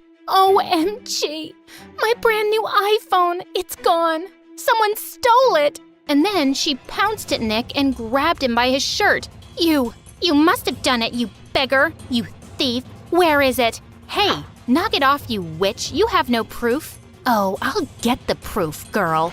She snatched his bag and started throwing out all his things. I grabbed her hair and she turned around and attacked me. We got into a huge fight, and just then, the principal walked in. Jessie kept screaming that Nick had stolen her phone and it must be in his locker. Of course, the principal found nothing there, but Nick was left humiliated in front of everyone. He was silent the whole day, and I caught up with him after school. Hey, Nick, are you okay? Jessie is just terrible. I hate rich people. They always look down at us as if we aren't human. She called me a thief just because I'm poor? God, I just hate everyone. And he just walked away. He didn't come to school the next day, and his dad was nowhere to be seen either. A week passed, and there was still no sign of them. I felt worried, but I didn't know where he lived. But then I remembered Nick talking about how his dad also worked at a restaurant in the evening. So I decided to go talk to him. As I was walking down the street one night without my mask or hoodie, I saw a masked guy running towards me, and suddenly he started snatching my bag. As I tried to get away, I lunged at his face and pulled his mask off, and I nearly fell back in shock. It was Nick! But before I could say anything, he ran away. I just stood there in disbelief. Jessie was right all this time? He was a thief? I felt betrayed. Nick showed up at school 2 days later, but I just ignored him. But when he kept following me and asking me what was wrong, I suddenly lost it. You want to know what's wrong? I'll tell you. The girl you robbed the other night on the street? That was me. He looked horrified. You? That was you? I didn't know. I've never seen your face. What does it matter who it was? What matters is that you're a liar and thief, and to think that I fought for you. Suddenly, he started weeping like a baby. I didn't want to steal, Ava, but I just had no choice. My dad's in the hospital. We needed the money. I'm so sorry. I swear, I didn't steal Jessie's phone. I've never stolen anything until that night. He kept crying and my heart went out to him. I'm sorry about your dad, but stealing isn't the answer, Nick. You should have told me. I could have helped. Let me help you now, but promise me you'll never steal anything ever again. He promised, and I went to talk to the school principal. Together, we planned a fundraiser for Nick's dad, and within a day, we were able to raise all the money Nick needed for his dad's treatments and more. And the biggest donors were Jessie's parents. They kept praising me at the fundraiser for arranging the event, and this made Jessie even angrier. Don't let it get to your head, Ava. You're still a freak, and you could never be me. As if I want to be. What's so special about you anyway? Other than being super dumb. Excuse you? I've been prom queen for the last 2 years. You could never.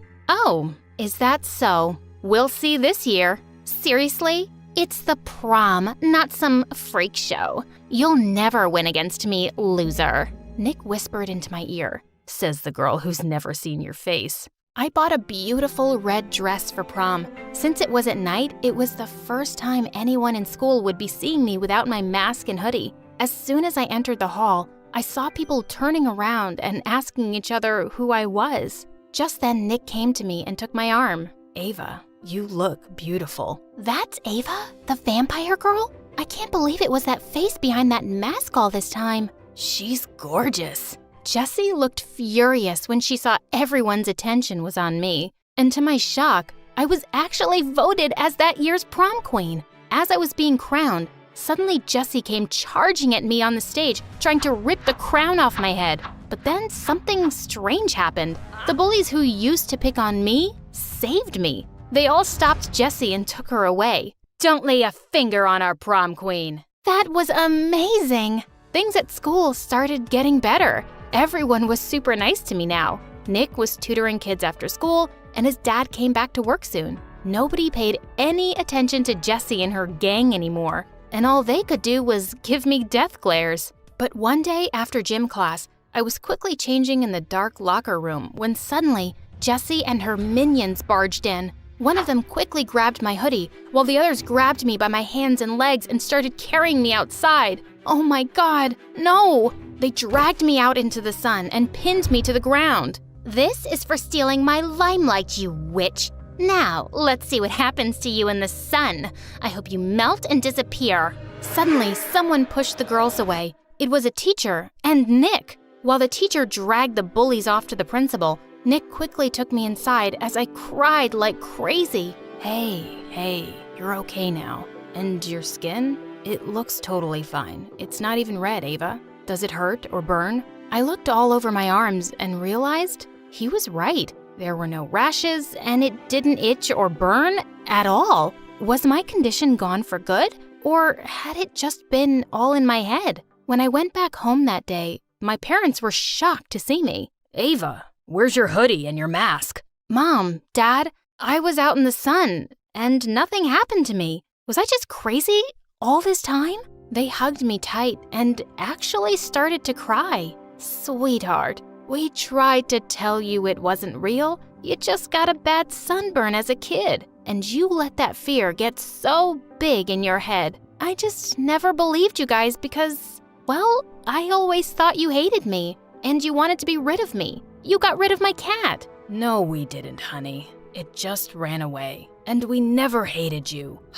When you were growing up, your mother and I were working as undercover government agents. It was a really stressful time for us, and I'm sorry we made you feel ignored. What? My parents were secret agents? That was the last thing I'd ever expected. But suddenly, their weird behavior made sense. I wish you'd told me sooner. All this time, I've been believing things that just weren't true. We're sorry, Ava. We should have been better parents to you. We love you so much. I love you too, guys.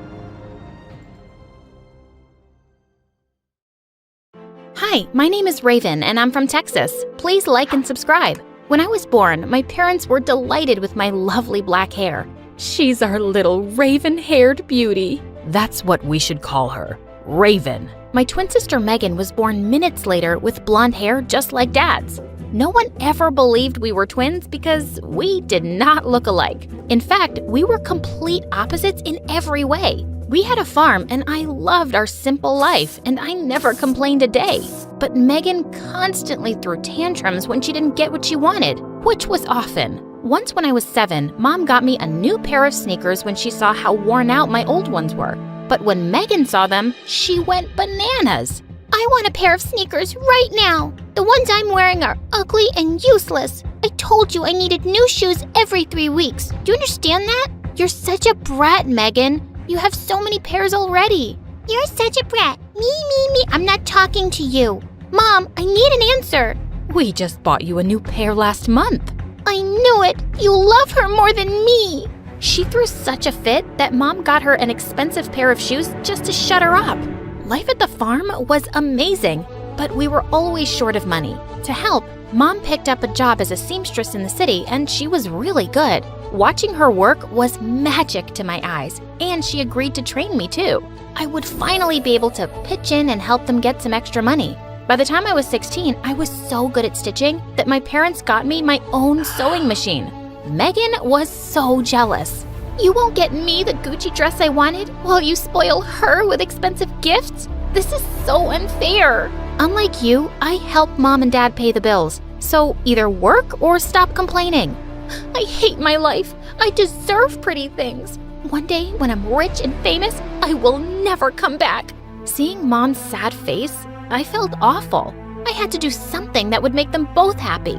I stayed up for 2 nights and made Megan an exact replica of the dress she wanted. It was perfect. When Megan saw it, she had no clue it was a fake. Oh, Mom, I love you. A week later, Dad announced that we were shifting to Houston. We had to sell the farm because of money issues and join his brother's business instead. I loved my life here and I hated the idea of moving, but Megan couldn't get out of there fast enough. Dad's brother was a rich businessman who lived in a huge house with his daughter Sasha. We met her on the first day at school, and she seemed to be insanely popular. But to my surprise, everyone kept looking at me on my first day. I didn't know why, until several people came up to me and told me how pretty I was and how much they loved my black hair. Sasha was not happy. She came and slammed her locker shut next to mine, glaring at me. A word of advice? Don't let this attention get to your head. I'm the queen bee here. Good to know. I have to get to class now. I turned around and left, but a few steps later, Megan stopped me. What do you think you're doing? I know you think you're special, but don't get on Sasha's bad side. She's my ticket to popularity. Whatever, Meg. You do you, and I'll do me. That first month of school, Megan became a bigger pain in the butt because of Sasha. Megan copied everything Sasha did and blew up at our parents when they told her they couldn't afford her long list of demands. But things took a wild turn when a new boy, Dan, joined our class. All the girls were obsessed with him, including Megan. Apparently, he was a childhood friend of Sasha's, so Megan begged her to hook them up. Sasha obviously took advantage of the situation. She had Megan acting like her minion and doing stupid errands for her. One day, I saw Megan running around the cafeteria getting lunch for Sasha, and I just had to stop it. Megan, slow down! Wait! Ah! I suddenly tripped, and the entire tray flew and landed on Megan's head. She was covered in spaghetti. What is wrong with you, Raven? You did this on purpose! No need to scream like a farm girl, Megan. We have sensitive ears. Forget about it. And get yourself cleaned up. Dan will never take a chicken-smelling idiot on a date. Megan stomped off in embarrassment, and I turned to Sasha. What is your deal? Stop treating her like she's your servant. She might not see through you, but I do. Really? Well, too bad I don't care about either of you. Tell Megan she can kiss Dan goodbye. What a witch! Later that day, I told Megan what Sasha had said, but she didn't believe me. Interesting, because Sasha just texted me that Dan wants to ask me out at lunch tomorrow. Go away, liar, and let me get my beauty sleep. The next morning, Megan took an hour to get ready, and she even bragged to everyone at lunch about it. But when the time came, Dan walked right past Megan and came straight to me. Hey, Raven. I'm sure you already know why I'm here. No, I don't. Oh, I thought Sasha would have— Everything you've put me through. With that, Charlie left while Brianna stood frozen in her spot. Suddenly, she found Amber by her side. Come on, let's get out of here. As they walked out into the hallway, they heard Madison cackling loudly behind them. Wow, that was epic! I've never respected Charlie more in my life. He really played a number on you, Bree. And Amber, get away from her. She's not your friend anymore. Brianna didn't respond and continued walking away. We really broke him, didn't we, Brianna? Turned a perfectly nice guy into a heartless jerk. Now that's a high school project I'll always remember. Suddenly, Brianna turned around and lunged at her. Madison screamed as she tried to fight Brianna off. A few kids, including Amber, finally managed to pull them apart. God knows I've been wanting to hit you since the day I met you, and that's a memory I will cherish for years. Brianna turned away and ran out, breaking out into sobs. Brianna refused to go to school and just stayed in bed for days, feeling completely miserable. One morning, a maid brought her a letter. It was from Charlie. She anxiously ripped it open, and the check she'd given him for $200,000 fell out. He didn't even use it. He was just teasing me. I really don't get this jerk. He's completely messed me up. She buried her head in her arms and started to cry, but then she stopped and picked up the check. I don't care what Charlie thinks of me. I'm gonna use this to save my show. She jumped out of bed, stuffed the check in her bag, and put on her coat. A few days later, Charlie and Grandma were watching the local news on TV when suddenly Brianna's face appeared on the screen with the headline saying, "Young TV star diagnosed with Crohn's disease." Charlie stared in shock, then his face darkened. Poor girl. That's terrible news. Charlie, I don't know what happened between you two, but I think we should go see her. She's lying. What do you mean? She's not sick, Grandma. This is all an act to get ratings and views for her show. What? No, she wouldn't do that. Why do you have to assume the worst about people lately? Because they are the worst. She told me of her plan to do this herself. Well, she must have some reason. Brianna isn't like that. Yes, she is. Why do you need to see the good in everyone, Grandma? Least of all these people. They're awful and shallow, and they think people like us are more worthless than the gum stuck to their shoes. I made a huge mistake convincing you to attend this school. I thought nothing could ever change you, but I was wrong. I hardly recognize you these days, Charlie.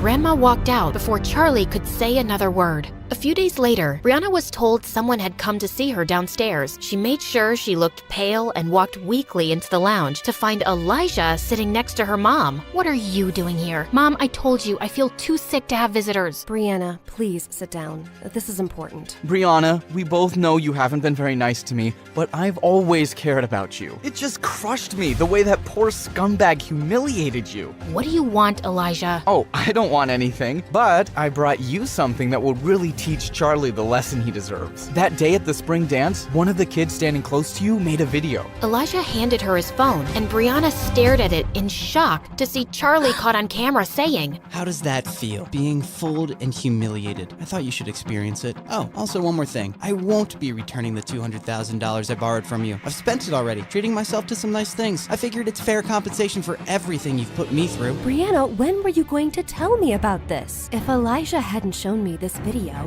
I would never have checked your account and known that $200,000 have been withdrawn. How dare he threaten to not return your money? Oh God, how can I tell Mom that Charlie returned the money? If she asked me where I spent it, I can't tell her I used it to bribe the doctor. Brianna, answer me. Has he been making any other threats? No, Mom, he hasn't. Please, I'm just too sick to deal with all this. He'll give it back. Oh, you bet he will. When I sue him, I'll have my lawyer send him a notice today. No, I don't want to do that. Honey, I'm not asking you to be a part of this. You just need to rest. I'll take care of everything.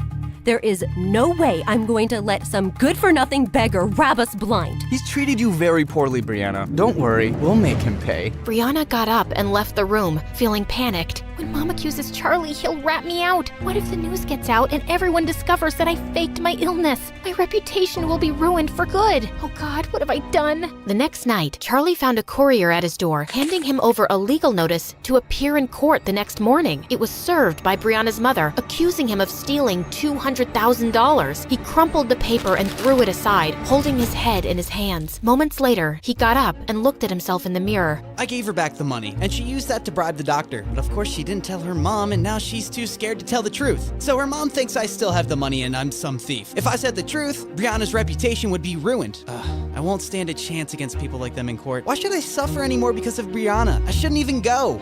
But I will, because I'm in love with her. The next morning in court, Brianna nervously stole glances at Charlie as she sat next to her mom and Elijah. Charlie just sat there blankly, not turning to her once. Would the plaintiff's lawyer please read out the charges made against the defendant? The defendant, Mr. Charlie, is accused of the theft of $200,000 from Miss Brianna. We have submitted video evidence where he admits himself that he has no intention to return money given to him as a loan. The defendant is also accused of bullying and harassing Miss Brianna, causing severe emotional and psychological damage. We have submitted documents of Miss Brianna's recent illness triggered by extreme distress. Objection, Your Honor. Is there any medical evidence to prove that? Your Honor, I know it's not my place to speak, but as a mother, I simply cannot stay silent.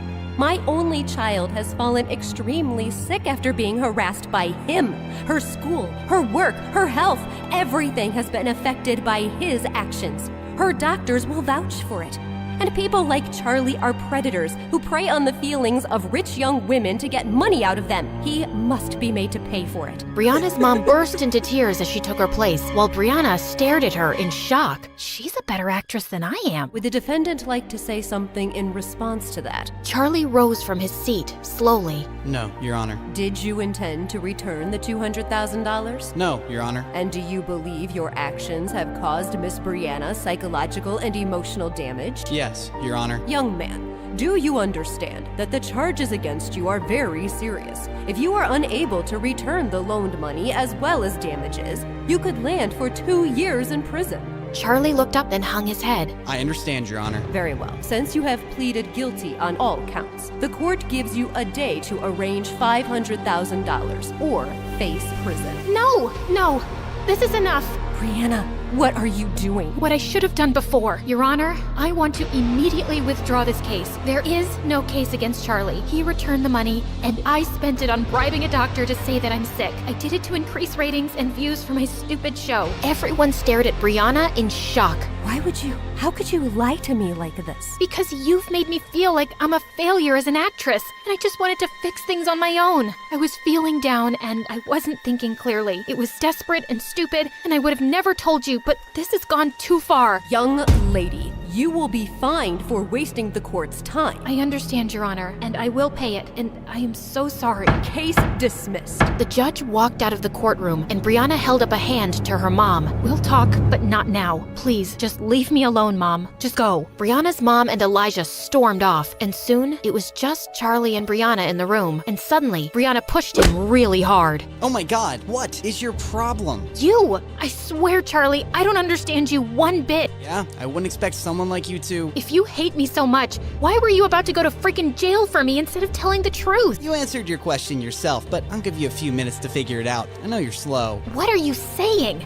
You don't hate me? Charlie just looked at her and she started to cry. If you don't hate me, Charlie, then why did you break my heart? Because I became a monster, Brianna. I just couldn't get over how you girls used me for entertainment. I was just so consumed by anger and revenge. But after I broke up with you, I realized that hurting someone you love is the worst feeling in the world. I just couldn't expose your secrets and make you look bad, and I'm really sorry for how I've treated you. So am I. I hate the things we've done to each other. Listen, do you think there's any chance that we can start over? No drama, no games, no lies. Because I really love you, Brianna. I know you're way out of my league. I always knew that. And you could find someone else 10 times richer and handsomer, like you deserve to be with some movie star. But I swear I'll try to be cooler and I won't ever hurt you again. And if you let me out... How do I get you to stop talking? I'll even work on that. It's a nervous tick. I'll go to a therapist. Hi, I'm Natalie, and I'm the only child of a rich couple of tech entrepreneurs. They developed some apps that became super popular overnight, and they became millionaires. Sounds cool, right? Well, it wasn't that great for me. My parents were always working or traveling, so I hardly ever saw them. I was practically raised by my nanny, and my best friend was my chauffeur, Thomas. I really wanted to have friends my age to play with. So when I was 5 and starting school, I was thrilled. I put on my new uniform and cleaned my thick glasses. Oh yeah, I have a huge eyesight problem. I'm almost blind without them. When we arrived, I noticed that everyone in the parking lot was looking at me. Just then, I spotted a girl my age standing close by and saw that she was wearing the exact same shoes as me. I walked up to her excitedly and put my foot next to hers. Look, we have the same shoes. We could be best friends. The girl stomped on my foot. Don't think you'll be popular here just because you came in a fancy car, Four Eyes. But I didn't ask, and I don't care. Don't talk to me. And with that, she flicked her hair and left, and her minions followed. I soon discovered that her name was Cynthia, and she was in my class. She told everyone I was a loser who'd begged to be her best friend, and I instantly became a laughing stock. For the next few years, I just kept my head down and ate my lunch alone in the janitor's closet. In the 2nd grade, I saw a sign-up sheet on the board for dance auditions. I'd been having dance lessons at home since I was a kid, and I loved it. So I immediately put my name down. But just then, I heard Cynthia laughing behind me. There's no place for you here. Only talented dancers can join the class. The ones who don't wear stupid glasses. I was so tired of her walking all over me. I am a talented dancer. You don't get to decide what my place is. With that heavy equipment in front of your eyes? I don't think so. That joke about my glasses is now older than my grandma. And I'm bored. Come up with something better already. Her eyes went wide in surprise, and I walked off feeling proud of myself. Maybe she'd let me be now, but I was so wrong. On the day of the audition, she got to dance first. She wasn't bad, but I was better. But when she finished dancing, all the judges got up and clapped for her. Immediately, a woman in the jury said, "That was brilliant. We have the person here for the lead role." Wait, what? I climbed onto the stage immediately. Excuse me, ma'am, but she was only the first dancer. You haven't even seen the rest yet. The woman looked at me with disgust. I can tell simply by looking at someone if they're talented, and you are not. Someone take her away, please. Next. That was so unfair. After the audition, I saw Cynthia hugging that woman and calling her mom. Now it made sense why the judge was so nasty. Well, I couldn't even do the one thing I loved, and Cynthia still kept making my life miserable over the next few years. She spread a rumor that I had a contagious eye disease, and anyone who hung out with me would go blind, and everyone actually believed her. Another time, I'd taken my glasses off during an exam to clean them, and I didn't notice her slipping a cheat sheet on my desk. I nearly got suspended. I spent most of my time denying all these stupid rumors, and it was exhausting. One day in 7th grade, as I was walking down the corridor, Cynthia pushed me and my glasses fell off. I started to crawl, feeling the floor with my hands. As I vaguely spotted the glasses and reached out for them, Cynthia stepped forward and crushed them with her foot. That was it. I attacked her blurry figure, knocking her to the ground. We were wrestling and pulling each other's hair when a teacher intervened, and we both ended up in the principal's office. Cynthia looked totally chilled out, and her mom landed 2 minutes later to defend her. Oh, I know this child. She's a troublemaker. Her mom was on the school board, and the principal seemed to believe her instantly. Where are your parents? Your father said he'd be here right away. Before I could answer, Thomas opened the door. Oh, that's not her father. That's her chauffeur. Clearly, she's not on her parents' priority list. They sent the chauffeur to deal with her. I blinked away my tears furiously and ran off to the empty school auditorium, one of my usual hiding spots. I put on my headphones and started dancing in the dark. It was the only thing that kept me sane. When I finished, I heard someone clapping. As I looked towards the audience, I saw a boy sitting in the dark. It was Clayton. Clayton was popular and hot, and every girl in school wanted to date him, including Cynthia. And that was reason enough for me to stay away from him. What do you want?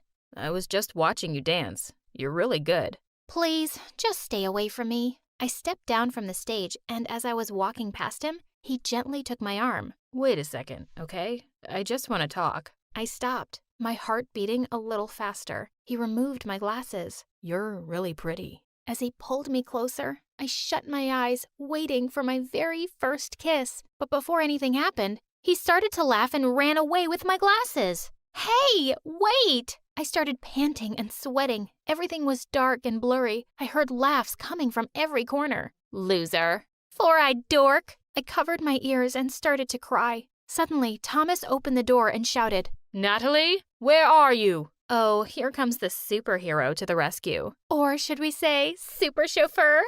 Cynthia and her tribe skipped out laughing as Thomas took my hand and then drove me home. I didn't go to school for a few days and stayed in bed, but the more I thought about it, the angrier I felt. I was alone, and my parents weren't going to come bail me out. I had to stand up for myself. It was the only way to deal with these bullies. But when I went back to school, suddenly everyone and everything had changed. Cynthia ran towards me and hugged me like a best friend. Hi, Nat. We were so worried about you. Yes, where have you been? We missed you. Even Clayton was there smiling at me. What on earth was happening? What are you up to? Don't touch me. And then I heard a voice behind me. It was my mom. Natalie, what are you doing? What am I doing? What are you doing here? Nat, how come you never told us that your mother is the founder of the most successful fashion app in the world? She just gave us a ton of discount coupons for the most awesome brands. And why did I need to tell you that? I don't even use it. You're hilarious, Nat. That's why we're best friends. No, we're not. You're a psycho. Natalie, you're being so rude. I didn't teach you those manners. You're right. You didn't teach me any manners. You didn't teach me anything. So go back to making your apps, Mom, and take these psychos with you. Well, maybe having a famous mom would finally help get Cynthia off my back, but that was wishful thinking. Because from that day on, I not only had to deal with her at school, but also in my own home. Since Cynthia had convinced my mother that we were best friends, Mom had a brilliant idea of inviting her home every day and to come with me in the limo. Cynthia and her minions were really enjoying the limo ride, touching every button. Knock it off, you're going to break something. Poor Four Eyes. Her mom likes me more than she likes her. Ugh, I wanted to punch her stupid face. This went on for weeks, but one day, just when I was at the edge of losing my mind, something unexpected happened. As I was coming out of class, I saw Cynthia and her mom arguing. You need to train for nationals, Cynthia. You seem really distracted.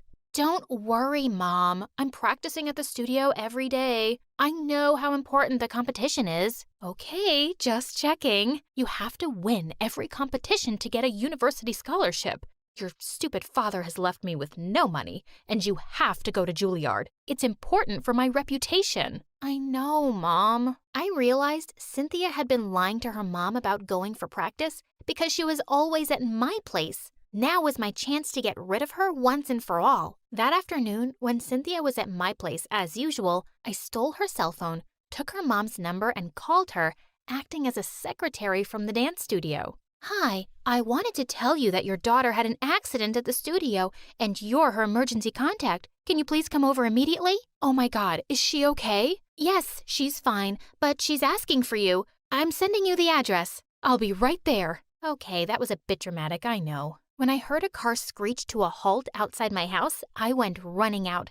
Cynthia's mom was shocked to see me. You? What is this? Some kind of prank? Oh, no, please believe me. You have to come see Cynthia. As her mom looked at me suspiciously, I led her to my bedroom where Cynthia and her minions were reading magazines lying on my bed. Gosh, I think I'll just run away and become a teen model. Or marry some rich billionaire. I don't want to dance and go to stupid college. Mom is really annoying. No wonder Dad left her. You ungrateful brat. Mom, I was just kidding. Shut up. You're coming with me right now. You're grounded for life. She took Cynthia by the ear, like a 5-year-old rascal caught doing something bad by her mommy. It was heaven, and I'd been recording the whole thing on my phone. It was an Oscar-worthy film I could watch on repeat, and then I shared it with the whole school. By the next day, Cynthia was the laughingstock, and that was the end of her popularity. But when I got home that day, Mom was waiting for me with her phone in her hand. You made this and circulated it everywhere? How could you do this to that nice girl? You're a terrible person. I'm glad at least this made you pay some attention to me, Mom. Did you know Cynthia has bullied me from the day I started school? Do you know she's knocked me down, broken my glasses, spread rumors about me, and humiliated me in front of everyone? You wouldn't know because you were never here. Her mom always came to defend her, but mine never showed up for me. I'm sorry, Natalie. I didn't know. I was so busy all these years to build a great future for you. This app, this company, this money, it's all yours. Well, you know what, Mom? I always thought I was angry at you for never having any time for me. But now I think what's been bothering me all along is that I'll grow up to run your company one day and I'll become someone like you. And I don't want to be like you. I don't want to ignore the people who love me the most for some company or money. Oh, I didn't know you hated me this much. Mom, I don't hate you. I hate the fact that I might turn out to be a mother like you. Please, forgive me. Please, give me a chance. I wasn't ready to forgive her right away, and I didn't talk to her for months. But it seemed like my words had really moved her, and she kept trying to make up for all the lost time. And eventually, I decided to give her a chance again. And, well, Cynthia, she never bothered me again. She was now a prisoner of her mother, who didn't take her eyes off her and forced her to dance every single day.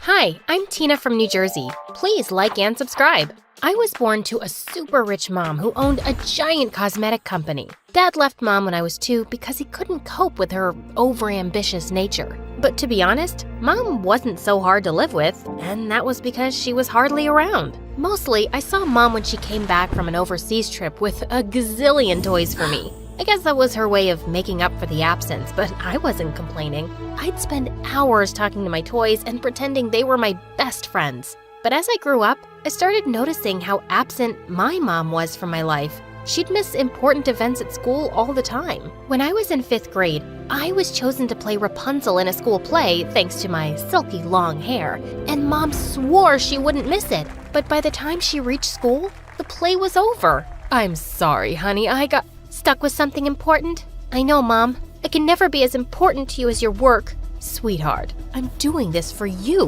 One day, this company will be yours, but I don't want to work for your stupid company. I want to become an actress. My drama teacher says I'm a natural. I'll talk to your teacher about putting such silly ideas into your head. Acting is for losers who've got nothing better to do. But Mom held up her hand, and I knew there was no use arguing anymore. But the acting bug in me never died. I joined the school's drama club and participated in all kinds of plays. A Of course, Mom had no clue about it. Once when I was in the 10th grade, I was at the mall when I saw a girl staring at me weirdly. Then she followed me to the coffee shop too. I thought something was fishy, so I cornered her when I got the chance. What's your problem? If you want my autograph, just say so. Why would I want your autograph? 'Cause I'm the future Drew Barrymore. You see these billboards? My face will be all over them in a few years.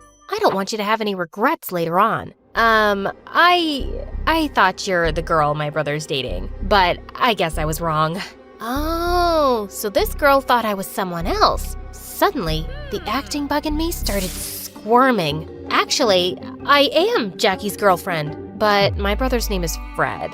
Of course, but I call him Jackie. You know, when we first met, it was raining and he offered me his jacket. And since then, I've called him Jackie. The girl totally bought my lie and even took me to lunch to know more about how her brother and I met. I had an awesome time talking about my imaginary boyfriend and how much we were in love with each other. The next day, I was in the school cafeteria with my best friend Daisy when I saw the same girl walking towards me, looking crazy mad. I had no clue she was in my school. You big fat liar.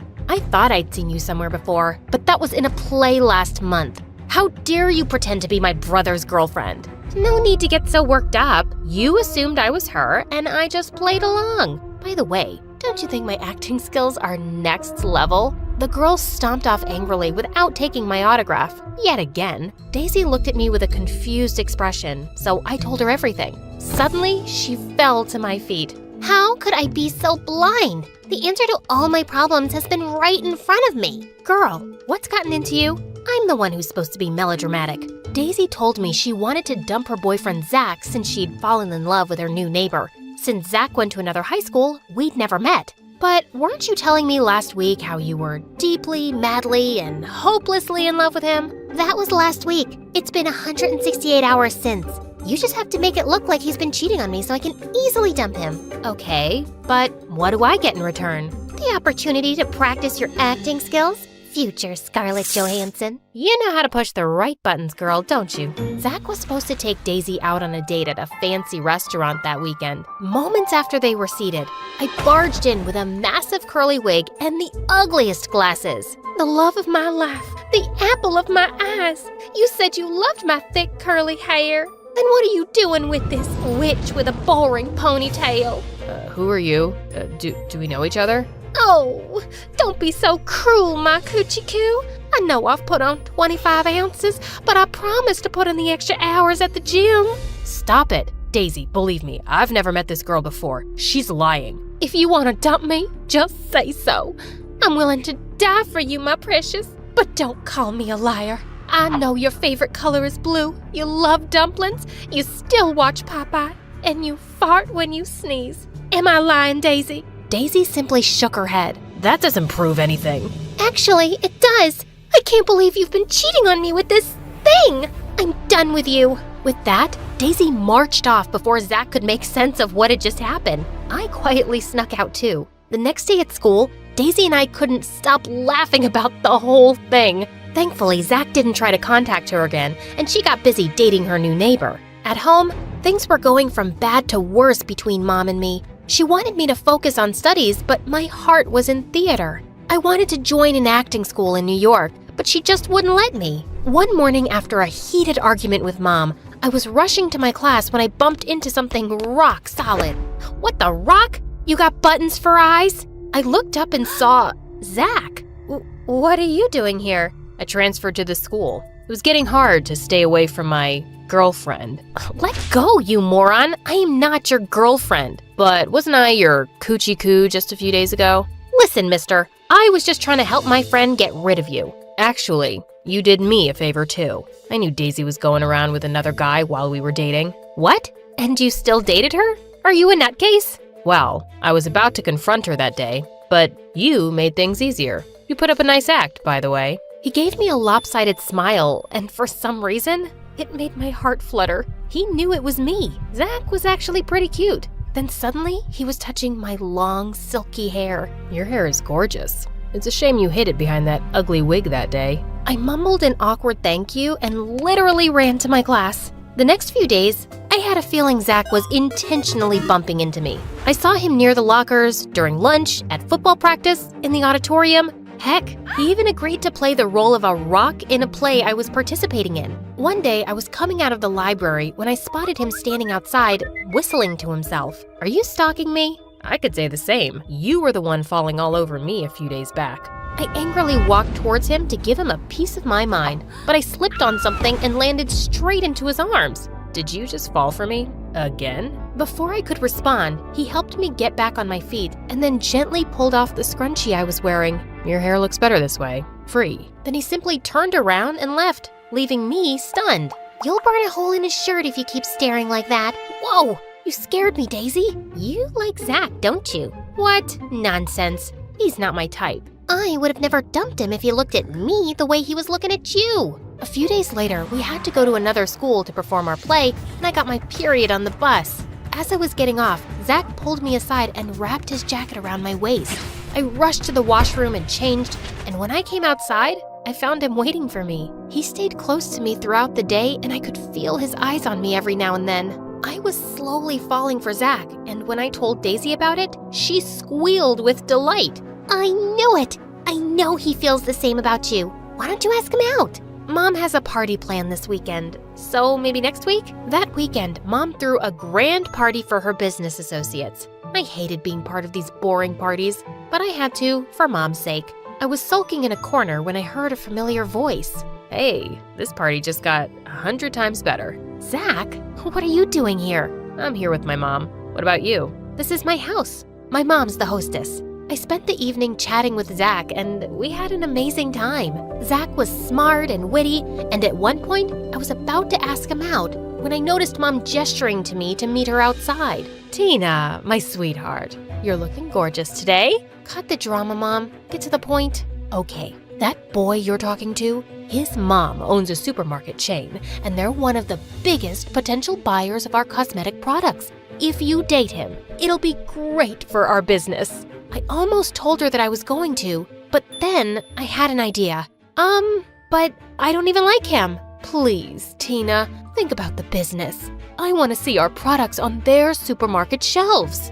Okay, but then you'll allow me to apply to that acting school. When Mom reluctantly agreed, my heart did a double hooray. I was gonna ask Zach out anyway, and now I'd also be able to follow my passion. Zach and I started dating, and the next few days were pure bliss. He was even better than I'd expected. I was falling hard for him, and he seemed to like me too. Then on my birthday, Zach planned a surprise party for me and invited the entire school. We were having a blast when suddenly Zach grabbed a mic. Tina, I have another surprise for you. Here, come take this. Everyone cheered as I went to him and took the envelope he was holding. But my face turned white when I saw the papers it contained. It was the contract that said his mom's company will be my mom's company's buyer. What's this? We all know what an amazing actress you are, so you can drop the act now. Zach, I don't understand. Okay, let me explain. Friends, Tina was dating me so she could use me to get my mom to promote her mom's business. I just made her wish come true. That's not true. You know what? I've had enough of your lies. I'm breaking up with you, Tina. Think of this as a parting gift. Zach left the party, leaving me completely humiliated. I wiped angry tears and rushed back home. Honey, how was the party? What's wrong? Zach broke up with me. But don't worry, he gave me this as a parting gift, so you can do your happy dance. I shoved the envelope into Mom's hands. She opened it and looked shocked. Don't worry, I'll talk to him. You'll do no such thing. I'm leaving for New York right away. The acting school accepted my application. That wasn't true, but I wanted to get away from the city as fast as I could. I spent the next few months in New York doing random acting gigs until I actually joined the school of my dreams. In a few years, my hard work paid off and I became a popular actress. Then one day, I got a call from Mom's doctor who told me her health was deteriorating fast. I immediately rushed back home and found Mom in bed, looking so frail that it shook me. Mom, why didn't you tell me you weren't well? I didn't want to distract you. I always thought you were wasting your time in acting, but you proved me wrong. How's the business going? I don't know. What? I know it sounds hard to believe, but I haven't gone to the office for months. The doctor told me to take a break, and I'm listening to him this time. That's because you've exhausted yourself so much that you can't handle the stress anymore. Maybe, but I'm tired, Tina. I spent my life running after money, and I didn't value the priceless gift life had given me, you. I hugged Mom, and it felt amazing. The next day, I went to her office and found out Mom's business had been falling apart for months. But there was one company still buying her products that kept her from completely going bankrupt. Zach's. I decided to meet him and thank him personally. When I went to his office, my heart skipped a beat seeing how handsome he looked. Tina, I was waiting for you. You look just the same. He looked at me for what seemed like an eternity, and I felt my cheeks grow red. I wanted to thank you for helping Mom's business. You didn't have to do that. That was the least I could do after being such an idiot all those years ago. Actually, I heard the conversation between you and your mom at the party where she asked you to date me. Oh, so that's how you knew. But I was already falling for you by then. I know. Daisy told me about it later on. She was mad at me for not reaching out to you, but I was so ashamed of what I'd done. I'm sorry, Tina. I was just so heartbroken that the only girl I'd truly loved had been... There's a saying in our little town. A thread woven wrong can ruin the whole tapestry. Funny, right? A saying about mistakes in a place where everything feels like it's held together by loose stitches. My life, just one long, fraying thread. I'm Nadia. You've probably never heard of me. No one has. I'm the girl who blends into the walls, the one you forget is in the room. Teachers don't call on me. Classmates don't talk to me. Even my own parents barely notice when I come and go. I didn't always feel invisible. Once, I had someone, my best friend, Sophia. She understood me like no one else. Every afternoon, we'd dream of escaping this little town, imagining a big city life, a shared apartment with a balcony, nights at the ballet, and endless chocolate until we couldn't eat another bite. But then her family moved away, and just like that, she was gone. No more laughter, no more secrets under the oak tree. She left, and the silence felt louder than ever. And my parents? They're not bad people, just exhausted by bills and worries. Dad grumbles about rising prices and factory closures, while Mom stares at the bills, hoping they'll vanish. So here I am, alone, invisible, and wondering if this is all life will ever be for me. You're too quiet, Nadia. You just need to make your own destiny. But how? How do you shine in a world where every chance feels like a thread slipping through your fingers, and the loom of fate is woven by someone else entirely? If I could change one thing, just one thing, I'd want to matter, to be seen, to be someone. The night it began was unremarkable. Just another argument echoing through our paper-thin walls. I was upstairs trying to tune it out when I heard it again, the creak from the attic. For weeks I'd noticed it, faint whispers of wood shifting, or maybe something more. Once, I even thought I saw glimmers of light under the attic door, shadows that vanished when I blinked. I always ignored it, too scared to look. But that night, curiosity outweighed fear. It felt like something was calling me, pulling me toward the attic with a promise I couldn't ignore. With some faded letters and brittle cloth, but there was something off about it. The threads shimmered, like they were alive. As I reached toward the threads, tiny sparks of light burst from the loom, floating through the air like fireflies. They danced around me, filling the attic with a golden glow. Then, as if it carried on the air itself, I heard a faint whisper. Weave wisely. Each thread carries a new destiny. I wasn't scared. The voice wasn't menacing, and neither was the loom. If anything, I felt drawn to it. The threads seemed to hum softly, almost as if they were...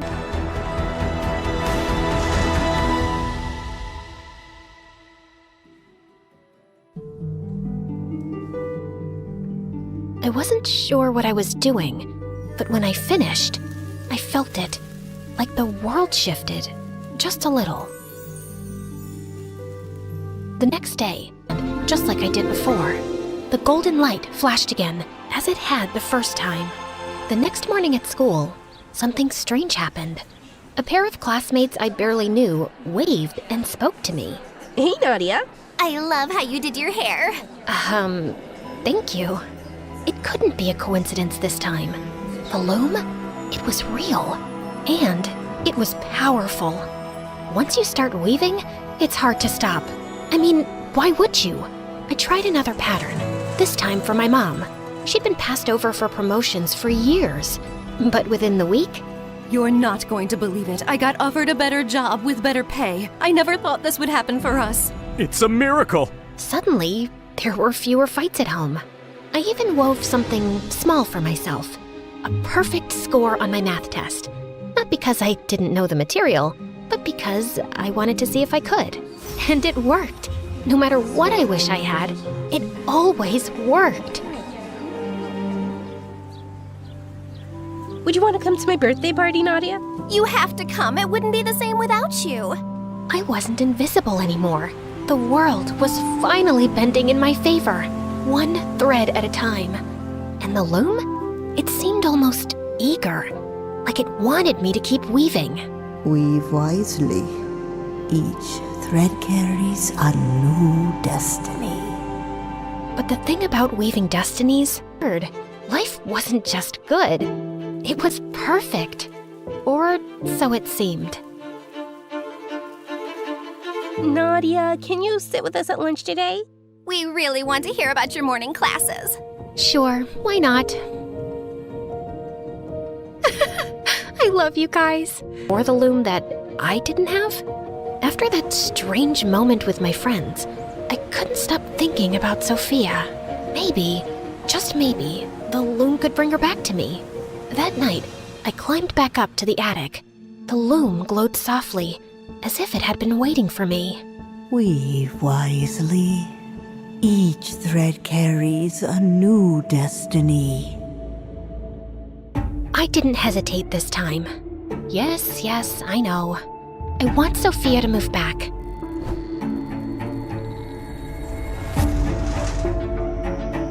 Do I know you?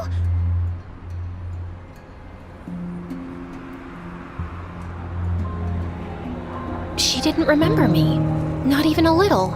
It was as if every moment we'd shared, every laugh, every dream, had been erased. I didn't know where else to turn. The loom had always worked before, but now Sophia didn't even know me. It was like I'd wished her into a life where I didn't exist. I thought about telling my parents everything.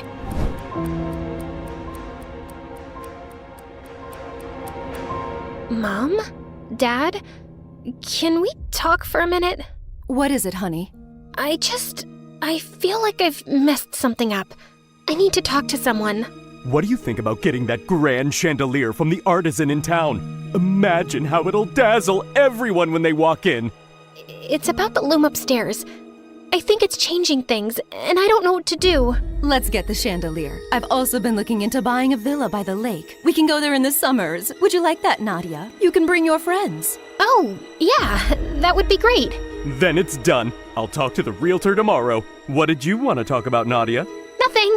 As I listened to my parents excitedly talk about all the new things we could buy, I glanced around and thought about everything the loom had given me, given us. Sure, it still hurt that Sophia didn't remember me, but maybe those memories were meant to stay in the past. I had a new life now. New money, new friends. Through worse. I'm Mateo, professional book dropper. Nadia, aspiring flower crusher. Nice to meet you.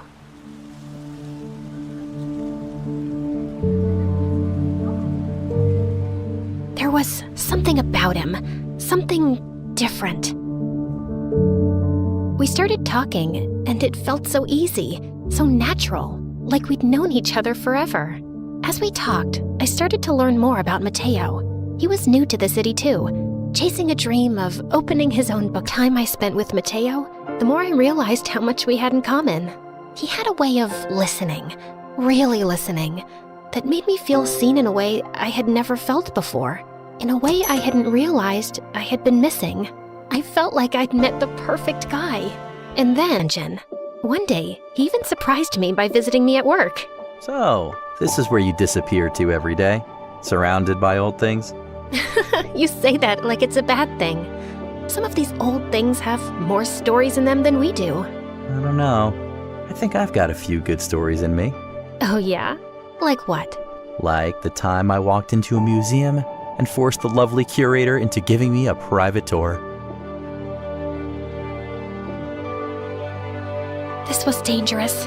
Being around him like this, so easy, so natural, it made it impossible to ignore what I really wanted, to be with him. This was woven over 400 years ago. Every thread was placed by hand. The amount of hard work it took to make this, it takes my breath away every time. Wow, can you imagine that kind of patience? And I wasn't trying to take something that wasn't mine. Mateo and I were supposed to be together. I just needed things to change a little. Weave wisely. Each thread carries a destiny. I just want her to leave, that's all. That was it. No harm, no pain, just a shift in fate. The next morning, I wondered if the loom had worked. Would there be some sign? Some shift in the air? Mateo? Hey, Nadia. You okay? Isabella's leaving. Leaving? She got a job offer across the country. We talked about it last night. I guess it just made sense to break up. This is what I wanted. A quiet, mutual parting. No fights, no heartbreak. Just fate gently pulling them apart. And you're okay with it? Yeah, I think I am. Hey, do you want to take a walk? I'd love to. It wasn't long before Mateo and I got together. Our connection only grew, and our relationship was so easy. Years passed, and Mateo and I had built a life together.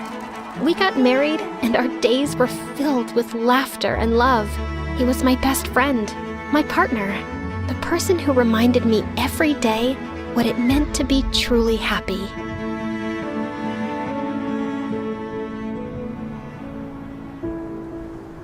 But happiness has a way of making you forget the past, and sometimes the past finds a way of reminding you it's still there. Nadia? What's this? Get away from that. What is it? It looks ancient. Does it still work? Mateo, please, don't touch it. Please, you don't understand. Nadia, what is this? It's a loom. A magical one. I've used it many times in my life. Used it? For what? To change things. To fix. No, if It's a destiny. I don't want to weave anymore. I want to unweave. Tell me how to take it all back. Begin where you ended. Unravel what was stitched. I was confused at first, but then I began. I started with putting back the threads I had taken apart from the spell that sent Isabella away. The loom began to hum, and swirls of light glowed all around me. Every thread I pulled felt like a piece of my heart breaking. I undid all the patterns. Sophia moving back, getting valedictorian, my parents' wealth, my classmates becoming my friends. I saw the life I'd built, the one I'd clung to, fall apart moment by moment. But I kept going until...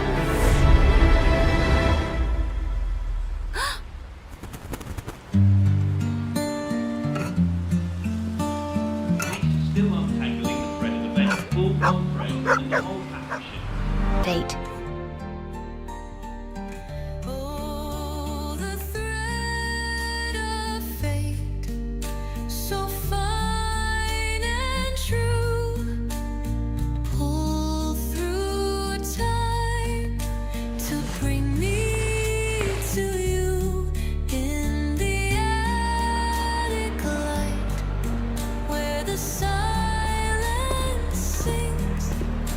We won't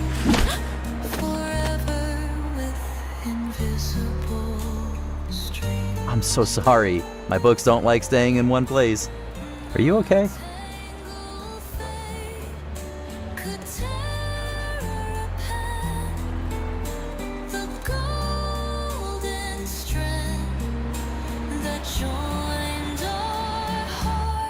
Yes.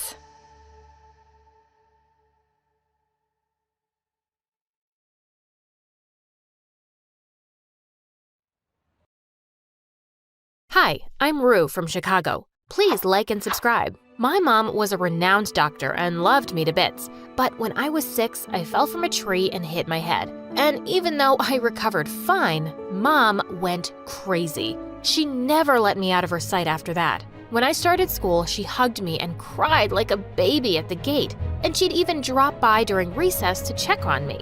Blood? Oh my God, what happened? She picked me up and started running to the hospital. Mom, put me down. It's just ketchup. And suddenly, we both went crashing into the food counter. By the time I was in 8th grade, I was super popular and a star player on the basketball team. Once during my match, I fell and bruised my knee, and Mom leapt out of the audience, screaming hysterically. It was so embarrassing. And then she forced the principal to grant me 1 month's leave to recover. Ugh! I spent the next week in bed watching MSA videos about crazy moms like mine. But a few days later, it was my friend's birthday party, and I felt well enough to sneak out. But just as I was about to kiss this cute guy there, Mom barged in and smashed the music system.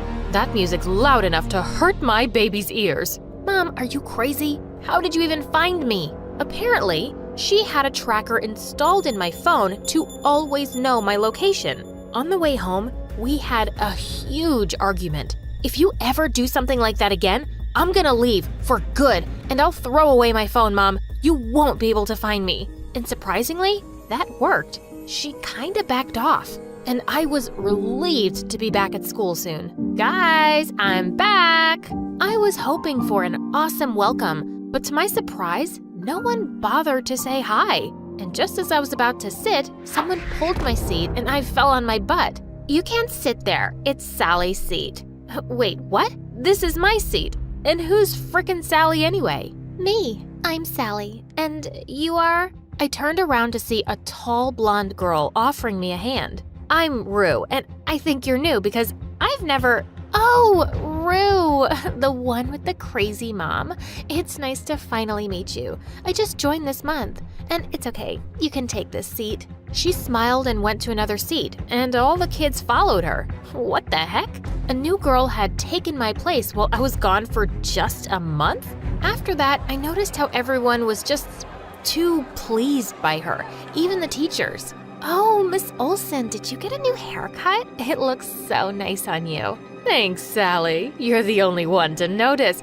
You aren't just smart, you're kind too. And she helped the other kids with their homework too. Guys, I got this. You can copy from my assignment as long as you change some things. Sally, you're the best. Well, I doubted that. She was just too good to be true, and just happened to appear out of thin air and take my popularity. But I wasn't gonna lose to her. A basketball match was coming up and I was gonna show her who the real champ was. But on the day of the match, I could see Sally cheering for me with everyone else. In fact, she was cheering the loudest. Woohoo! It's nice to have the champion back.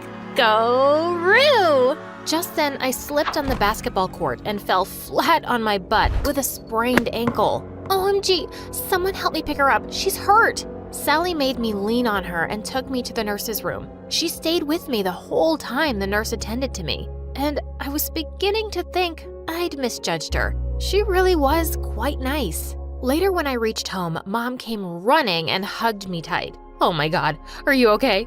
Let's go to the hospital right now. Ugh, Mom, I'm fine. It's just a small sprain. That's enough. You're not gonna play that stupid game anymore. Mom grabbed my shoes to throw them away, and that's when I noticed grease all under my shoe. Oh my God, someone did it on purpose to make me slip, and I knew in my bones it could be none other than Sally. But since I had no proof, I decided to play nice for a while and keep an eye on her. A few days later, there was a big selection quiz for the nationals team, and I saw Sally mixing something in the free juices for all the contestants. Minutes later, the kids were clutching their tummies and running in and out of the bathroom.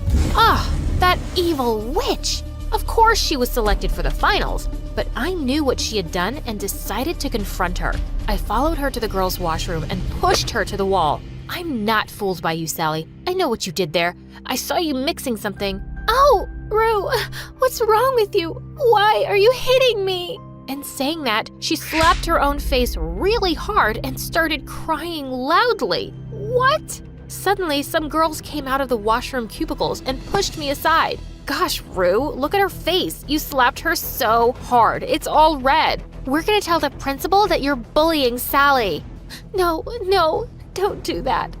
I don't want to cause trouble. We should give Rue a chance to fix this. If she says sorry to me, I'll let it go this time. What the freaking frogs? Me? Say sorry to her? No way. I pushed her harder this time and stormed out of there. But now I knew she was a cunning fox, and I had to play smarter than her. Soon, the elections for the new school president were announced, and I was super excited to participate. But guess who else was running for president? Sally! She already had loads of kids working for her campaign and making her posters. One day while I was in the library working on mine, I heard some noises. I went ahead to check, and I was shocked to see Sally bullying a kid. What do you mean you didn't complete my assignment? I need it back within an hour or I'll kick your butt, you moron. She took his glasses off and threw them on the ground and crushed them. The guy looked terrified as Sally walked away. Just then, I had a mind-blowing plan. I quickly went in and picked up the guy from the floor. Hey, you don't have to be scared of her, okay? I'll help you get rid of her, but you'll have to help me too. You just have to speak the truth in front of everyone, and I'll make sure she never lays a finger on you again. Deal? The guy looked at me with teary eyes and nodded. A few days later, we had an event where each candidate had to speak up in front of the entire school, and I was all set to see my plan in action. Minutes before Sally was about to come on stage, I was so happy to see the guy she'd bullied standing there already. Sally's whole act was about to be exposed. Yippee! I need to tell you all something. One of the candidates here is a chameleon who pretends to be your friend, but in reality, she's a bully. And saying that, he pointed at me. What in the father frickin' world? That's her, Rue. She even smashed my glasses the other day and put my head inside the toilet. She's a bully. What? Have you lost your mind? What are you talking about? It was Sally, can't you remember? She smashed your glasses. Who's Sally? And please, don't kill me. Please, someone save me from her. Saying that, he ran and hid behind the other kids, and all of them went bonkers on me. Rue, we already knew you could be a bully, and now you're blaming Sally for this? Everyone knows Sally would never do something this horrible. Yeah, we saw what happened in the washroom the other day. You're the bad person here, and you don't deserve to be the president. And they all started throwing paper balls at me. I ran out of there to save my butt, but I was so gonna kill Sally now. After the event was over, I followed Sally and saw her kissing that jerk who betrayed me in front of everyone. That's how she turned him on her side. She was such a devil. I heard them laughing and talking about how they'd humiliated me in front of everyone. I couldn't take it anymore.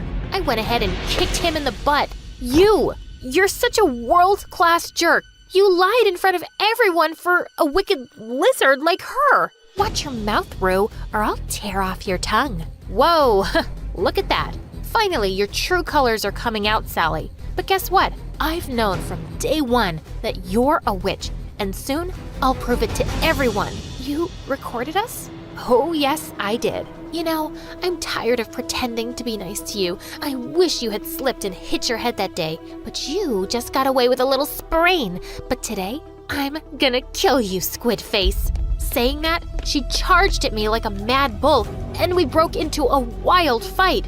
Within minutes, the cheating jerk came in and held me by my hands. Let go of me, you idiot, or I'll put your face in the toilet seat for real this time. I tried to fight them both, but they locked me inside a small janitor's room. No one's going to come here till tomorrow, Rue, and I'm gonna be the next student president by then. And your little phone? I'm gonna destroy it. Both of them left, and I tried to break open the door, but nothing worked. When I'd almost given up, I suddenly heard a loud thud on the door, and it flew open. Mom! Oh God, I can't believe you found me. I hugged her tight. Are you okay, sweetie? What happened to you? Wait, Mom, how did you find me here? Oh, honey, after you said you were gonna throw away your phone the next time you run, I may have put a tracker device in all of your shoes. Mom! Okay, sorry, but see, it helped. I was able to help you today after you didn't come home for so long. She was unbelievable. I immediately ran out to find Sally and saw she was making a bonfire in the school backyard, and she had my phone in her hand. I went in and hit her from behind, and the guy ran away, seeing Mom with me. What are you doing? Let go of me, you witch! I'm gonna kill you this time. Oh, you can try, but you're not getting away with anything now. This time, I tied her and made sure she didn't run away until we called the principal and her parents. Oh, we are really sorry, but she has a histrionic personality disorder. Because of that, she wants to be noticed and praised all the time. We kept it out of her records when she joined this school. Oh, God. I didn't know I was taking such a dangerous kid. But you've been really brave, Rue. I'm gonna announce you as the next student president tomorrow. No, I'm the best one. I'm the best. She's nothing. Saying that, she broke the ties and leapt towards me. I'm gonna burn this entire school with you in it, loser. Thankfully, the principal had called security and they took her away. After everything was over, I turned to Mom thinking she'd go all crazy again, but she hugged me. Oh, honey, are you okay? I was so scared. I'm fine, Mom. Thanks for saving my life today. I love you, but no more tracking devices, please. Hi, I'm Abina, and I live in an orphanage in Ghana. And before you start feeling sorry for me and blah, blah, blah, relax, man. Everyone is super chill here. The coffee is bomb, and I have a little brother who worships me. So I guess that's why I've never wanted to get adopted. Before I continue, please like and subscribe. Ever since I could remember, rich, stupid foreigners would come every month to take one of us home with them. But I knew they were just using us to brag about how they'd done such a noble deed by adopting a poor orphan. So whenever those snobs would drop by with their camera phones and designer clothes, I'd convince my brother Kofi to help me mess with them. Come see our room. We just got new blankets. Sweetie, I'm taking a selfie with— Our new blankets smell like lavender. Ah! Is that pee? Silly me. I forgot. We have a bedwetting problem. A bedwetting problem. The woman ended up bursting into tears from the awful smell. So traumatic. But one day, the warden had had enough of my behavior. You're 14 years old now, and Kofi's 8. It's important for your development to have parents. So the next time a visitor arrives, you better behave yourself. I was about to refuse, but I wanted Kofi to be happy and healthy, so I gave in. Except when a couple finally decided to take us home, I immediately disliked them. Apparently, they were both philanthropists who loved doing charity work. They were just too sweet, and I had a bad feeling about these people. Just like that, they whisked us from our beloved home to some mansion in America. Who wants to see their new room? Do you want to see your big boy bed, my cutie wooty widow mouse? Ew, gross. We hate mice, and don't talk to Kofi like he's a baby. Of course, dear. I'll try again. Yo, dudes. Who wants to see their $1 billion golden baller sleeping place? You hear me, bro? There's gotta be a cliff I can jump off of. At least I had a giant bed with a mattress from heaven. But the next day, things took an awful turn. I discovered that Kofi and I were all over the news, and the paparazzi were right outside our window. Were my new parents famous? How come you didn't tell us you guys were celebrity philanthropists? I don't want to live in the public eye, and I've got an 8-year-old brother. I don't want his picture everywhere online. Oh, come on. Being a celebrity is fun. You never have to wait in line. You get free stuff stuff? Give it a chance, Abena. It's Abena. I've told you 3 times. You know what? Just call me Abby, since I'm an American now. Mom looked hurt when I said that, and from that day on, things went downhill. Mom and I fought about everything imaginable. Like, she'd get mad because I hated being interviewed by reporters, or because I hated the itchy $1,000 clothes she bought me, or the fact that she kept feeding Kofi fancy food that he wasn't used to, even though I told her to just give us something more simple. By the time school started, I was exhausted from all the media attention, and I didn't want a bunch of kids coming up to me since I was the famous Ghanaian orphan that they were fascinated with. So I decided to ditch class and hang out in the school garden. Then suddenly, I heard a voice near me. Hey, are you okay? I looked over to see a boy my age with neon hair dressed in rags. Even the clothes I wore at the orphanage were nicer than his. No? I don't know. My parents are annoying. Your biceps are gorgeous. Never mind. The guy just laughed, and suddenly, I found myself pouring my heart to a total stranger about everything that had happened. I found out his name was Carter, and we went to the same school. He apparently skipped classes regularly so he'd have enough energy to work nighttime shifts, and it was all because his parents barely had enough money to buy food. I felt bad for Carter, but I was kind of relieved to finally meet someone here who wasn't rich. He ended up walking me home, but when we arrived, Mom greeted us at the door, and she immediately asked Carter to leave. Abby, I know that boy. He lives in a trailer outside our neighborhood. I want you to stay away from him. He's a criminal. You'll be in danger, and people will think my daughter's mixed up with a crook. Because your publicity image is all you care about, right? You don't actually care about my safety. Well, guess what? You're not my real mom, which means I don't have to listen to you. Mom grounded me after I said that, but I didn't let that stop me. Carter and I started hanging out all the time. Sometimes we'd ditch class together, and sometimes he'd sneak in through my window so we could watch MSA videos together on my TV. I'm so glad you watched these on YouTube instead of TikTok. Promise me you'll never watch MSA on TikTok and fry your brain, please? I didn't believe Mom about the criminal nonsense until one day I noticed Carter take off his baseball cap to reveal a clump of shiny jewelry. Please tell me he didn't steal all that. Abby, you know I have a family to support. Yeah, I feel bad for stealing, but a job washing dishes can only pay so much. Look, I get it, but you don't have to become a thief. No wonder Mom thinks you're a delinquent. Maybe I'll ask her to give you some money. She and my dad love bragging about how they give to charity. Then suddenly, Carter got this really serious look on his face, and then he told me something disturbing. My parents were known for being frauds. Kofi and I hadn't been the first kids they'd taken home. Apparently, they'd foster them for a year or two, use them to get publicity, and then they'd send them somewhere else. That makes no sense. They took me home and signed the papers. Are you sure? Because they've never adopted an actual kid before. Look, I don't know the logistics. I just don't want you getting hurt.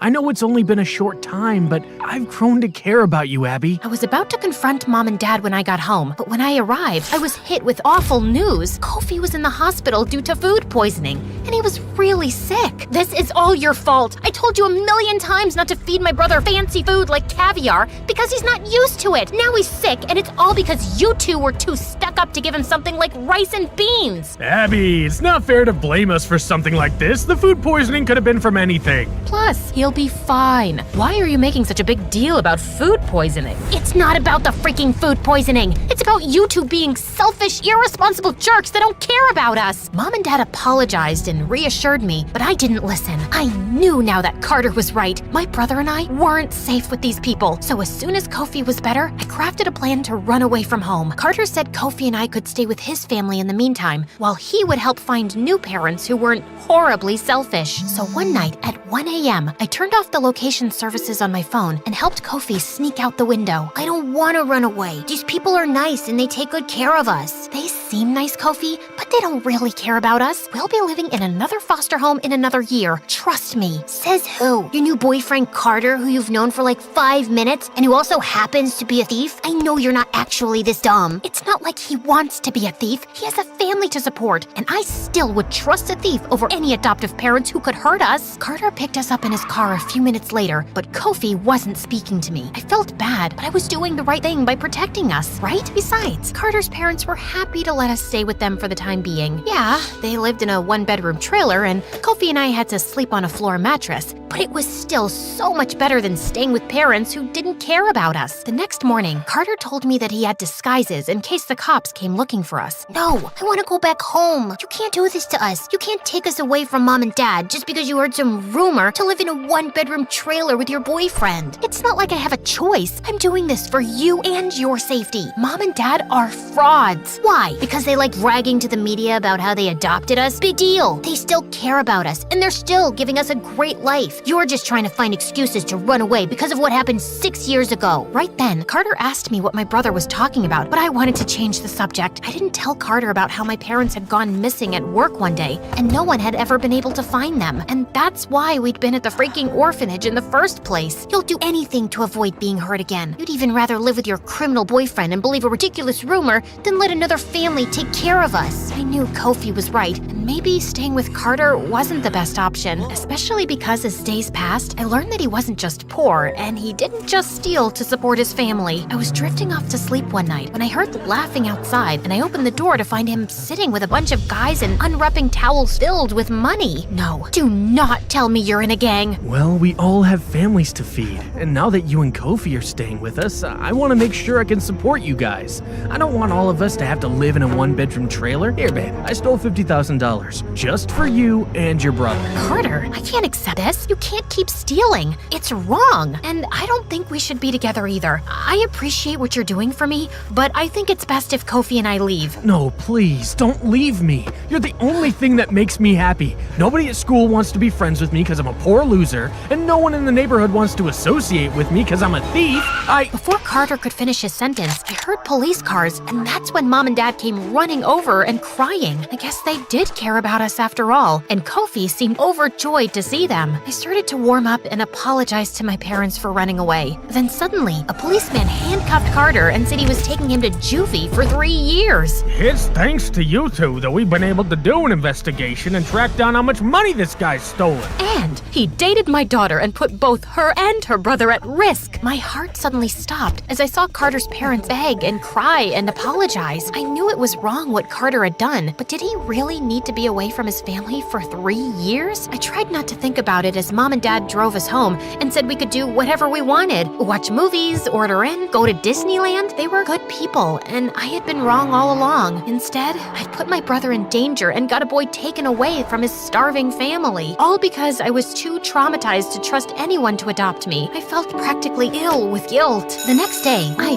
finally went to school for the first time without ditching class, and everyone was interested in being my friend since I'd been all over the news and I'd dated a known delinquent. So what's it like dating a real thief? Have you dated thieves before in Ghana? Is it true all of them have rock hard abs? I don't know. Why would I know that? By the time I got home, I felt like I was literally gonna die of guilt. And then things got even crazier. Mom and Dad called Kofi and I into their study because our old warden had called. She wanted to check in and see how things were going. We told her we loved fostering you two, and the truth is, we want to adopt you. What do you mean? I thought you already adopted us. Oh, no. Usually, we foster children for a few years and then we find them a home. Your warden sent you off with us because you'd have better living conditions. But we love you two so much that we want to keep you. So Carter had been right about the whole fostering thing, but he'd been wrong about them trying to hurt us. He'd just been looking out for Kofi and me. He was a good guy. I couldn't let him sit in juvie for 3 years. You guys can adopt us, but on one condition. You have to help out Carter's family. They don't have any money or food. That's the only reason why Carter formed a gang and became a crook in the first place. Yeah, he committed some bad crimes and I won't date him anymore, but he's a good person and shouldn't have to stay in juvie for 3 years. To my surprise, my parents actually agreed, and the four of us went together to talk to the police about Carter's situation. My new mom even insisted on buying his family a new house. Thanks, Mom. That means a lot. Did you just call me Mom? Well, you did agree to adopt me, and I've kind of been a jerk to you. We hugged at that moment, and it made me feel warm inside, but there was one more person I needed to talk to. I'm really sorry I got you into this mess. You might still have to go to a disciplinary school, but you won't have to stay here for 3 years. Don't apologize. That's what you get for forming a frickin' gang. Thanks for looking out for me, Abby. I know we need to break up, but I'm glad we're still friends. Actually, my real name is Abina. Why don't you call me that from now on? And yeah, of course we're friends. I've never had anyone look out for me the way you did. So, will I see you again soon, Abina? You sure will.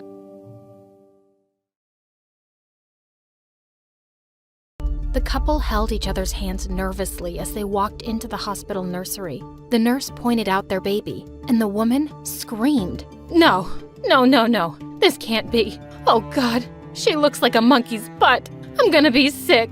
Can somebody adopt her, please? Ma'am, that's not your child. This one is. The woman instantly stopped crying and picked up the baby, and the couple stared at her in delight. Ooh, of course this one's mine. She's beautiful. And that beautiful baby was me. Hi, I'm Jessie from LA. Please like and subscribe. I was born to parents who'd been pageant kids and teen models, and the first life lesson I learned was that it's really important to be beautiful. Ugh, our baby has such gorgeous hair. Did you see the poor neighbor's kid? I bet she's got pigeons living in that nest on her head. And her brother? Ew! That kid has so many freckles. We should keep Jessie away from him. What if he's contagious? Growing up, I'd always have people telling me how pretty I was, and nothing seemed to make my parents happier. When I was in 6th grade, Mom decided we'd pay her family in Italy a visit. I can't wait to finally show Jessie to my stupid sister. She'll be so jealous when she sees her olive skin and her beautiful hair. But when I got there and I met my cousins, I saw they all had skin and hair like mine. Still, Mom shoved me in Aunt's face and said, "Look how pretty my daughter is. Of course, we know where she gets that from." Yeah, she's all right, but luckily her face can be improved with makeup. Mom was furious. She picked up her plate of pasta and rubbed it in Aunt's face. That just improved yours, and my baby doesn't need any makeup. But the minute we landed home, Mom's first stop was to buy me makeup. I refused to wear it to school, but in 8th grade, my parents enrolled me in the family business, beauty pageants, and there was no stopping Mom there. Mom, I don't need all this makeup. Don't be an idiot. Everyone needs it. If we need it, I guess it means we're not that pretty after all. If being annoying could win us a pageant, you'd definitely come in first place. I don't even want to be here. As Mom stormed off, suddenly someone spoke. Do you really hate it? I turned to see a beautiful model who actually looked like she belonged here. I really do. It's just not my thing. Well, try to have fun. I think you could win. She winked at me and left. She seemed really nice, but I never saw her again because it was my last ever pageant. I was walking over to the host when I tripped, crashed straight into her, and knocked her right off the stage. Needless to say, I lost. My parents tried to force me into modeling next, but I just didn't get it. Can you pout a little, but not like a goldfish? And look bored, but like you're having fun? And can you smile, but only with your eyes? Oh my God, this girl is a moron. After getting fired from a dozen modeling jobs, I thought my parents would finally leave me alone, but I was so wrong. The night before I started high school, they sat me down for an important conversation. Jessie, since we're getting older, we're not doing much modeling anymore, and we're running out of money. And since you're the world's worst model, you've left us with no other choice. What are you talking about? We have a plan. I recently made a friend at the gym, and he's filthy rich. His son John is going to be at your school. He has a girlfriend, but you can get rid of her. You'll look pretty, get the guy, marry him right out of school, and he'll support all of us. What? So I don't get to go to college? Oh, honey, I don't think you're smart enough. But also, we just don't have the money. If you want to go, this is what you have to do. I just knew there was no point arguing. So the next morning, I walked downstairs in my prettiest dress and bright red lipstick. But when I got to school, I wiped it off and changed into jeans. I'd study hard and get a scholarship for college. I wasn't following my parents' awful plan. I spotted John pretty quickly, though. He was a grade older than me and really into basketball. And his cheerleader girlfriend, who I called Clownface because she wore too much makeup. But soon enough, my parents were nagging me about my progress, and I had to get a selfie with him. I kept trying to catch him alone, but Clownface never left his side. So one day, I just followed him into the boys' bathroom. Whoa, what are you doing here? Oops, is this the boys' bathroom? I can be dumb sometimes, but can I just say, I'm such a big fan of your game. Could I have a selfie with you? He agreed, and my mission was accomplished. But as we stepped out of the bathroom together, someone pulled me by my hair. What were you doing in there with my boyfriend, Witch? Ow! Nothing! Get off me, clown face! What did you just call me? She pounced on me and pinned me to the ground. I pushed her off and she was about to attack again, when suddenly a girl stepped in. Hey, leave the new kid alone. If you think my idiot brother is cheating on you, why don't you kick his butt? Eat glass, Kate. John led angry clown face away and the girl helped me up. She was beautiful and not wearing a touch of makeup. She looked kind of familiar too. I could have handled that, but thank you. You're John's sister? Yeah, I'm Kate. Wait, have we met somewhere before? And that's when it hit me. She was that model. Did you do pageants a few years ago? Oh, yes. I remember you now. Gosh, we were pageant girls. How embarrassing. After that day, we started hanging out together all the time. Kate was struggling with math, so I went over to her house one day to tutor her, and she seemed to catch on really quickly. Wow, Jessie, you're really good at this. Yeah, I actually love math, but tell that to my parents and they'd laugh. They just think I'm a pretty face. Well, you are pretty, but not just that. Why was I blushing? Just then, Kate jumped up and switched on some music. No way! That's my favorite band. Dance with me then. She pulled my arm to help me up, and the next thing I knew, we were dancing together. We twirled and giggled, and it was the most fun I had ever had. And then suddenly, she leaned in and kissed me. Whoa. Oh, I thought there was a vibe. No, I didn't expect that. I'm sorry. I thought we were on the same page. She started moving away, but I took her hand. And then I said the dumbest thing ever. My parents expect me to marry a rich boy. Well, your parents aren't here, are they? I pulled her closer till her face was inches from mine. I think you're really beautiful. I'm really good at math too. I lied. I grinned and then I kissed her. Kate and I started dating and it was amazing. We kept a low profile in school, but we met afterwards every day. One night I got in really late, and as I sneaked in, I found my parents waiting for me in the lounge. We know what's going on, Jessie. What are you talking about? You come home late every day, you're texting all the time. I know you're dating my friend's kid. We're so proud of you, honey. Oh, yeah, of course. Your friend's kid. That's who I'm dating. It's going great. Honey, you have to tell me how you got rid of John's girlfriend. Oh, she was just so much uglier than me. She didn't stand a chance. That's my girl. You can have whatever you want for dessert. I was just having the time of my life. But it was all starting to get so complicated soon. A few days later when I got home, my parents told me that we were going out for dinner to John and Kate's house. Oh my God, no! I frantically called Kate, but she just wouldn't pick up her phone. I left her a text saying, coming over with my parents. They think John is my boyfriend. I'm so sorry. I hoped she'd see it before I got there. Her parents welcomed us warmly, and just as I stepped inside, John walked into the hall, and I ran to him and hugged him. Please, act like my boyfriend. I'll explain everything. Babe, hi, I missed you. Even though we met in school a few hours ago. Oh, young love, so precious. The parents smiled at us and walked off, and I pushed John away. What was that? So, here's the thing. I'm gay, and I haven't told my parents yet, and they think I'm dating you. It's just something I said to make them happy. I'm gonna tell them the truth soon, but please play along tonight. Ugh, fine. But I love my girlfriend, so don't fall for me or anything. I just told you I'm gay, you moron. Kate walked in just as we were sitting down for dinner, and she winked at me, so I knew she'd read my text. Whew. But as I acted lovey-dovey with John, I could tell it was bothering her. And when he and I snuggled close to each other on the couch after dinner, she looked mad. After a few minutes, she just stormed off. Didn't she know it was just an act? She wouldn't even reply to my texts later that night. Ugh, I just had to go see her then. I sneaked back to her house and found her window open, so I quietly climbed in. But the second I landed, I bumped into someone who let out a horrible scream.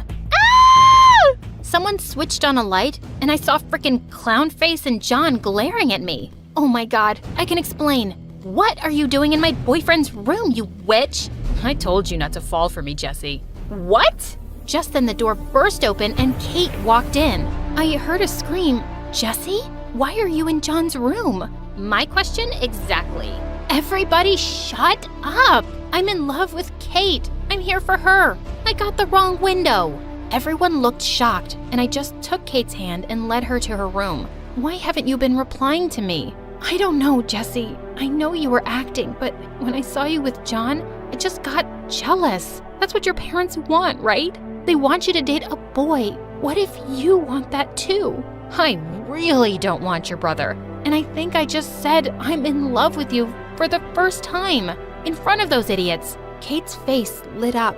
Yeah, you did say that. I'm in love with you too, Jesse. And we kissed, and it was a perfect moment. My parents were all praises for John after that dinner, and they were already dreaming about my wedding and how he'd take care of us. I had to end this act and tell them the truth, and an opportunity turned up soon. John's parents had invited us all to his big basketball game, and Kate and I decided to tell everyone afterwards, as my parents wished John luck before the game. Suddenly, Clownface came over and pushed them aside. Good luck, my little smooch monster. Break your legs. And she kissed him smack on the lips. My parents nearly fainted. Jesse, do something. I thought you got rid of her. Rid of me?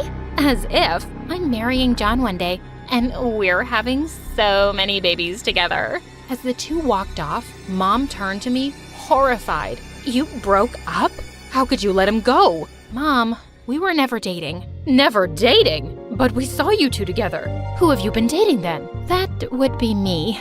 Kate stepped forward and took my hand. I wish I could have made it less shocking for my parents, but this was happening now. Mom, Dad, Kate's my girlfriend. You're dating a girl? I did not spend my whole life making you presentable so you could date a girl. This is humiliating. How will you go to college now, huh? If you stopped treating me like a dumb Barbie doll, you'd know I'm smart enough to get a scholarship. We'll talk about this at home. There's nothing to talk about. And to make my point, I kissed Kate. Mom got so mad, she walked out of there.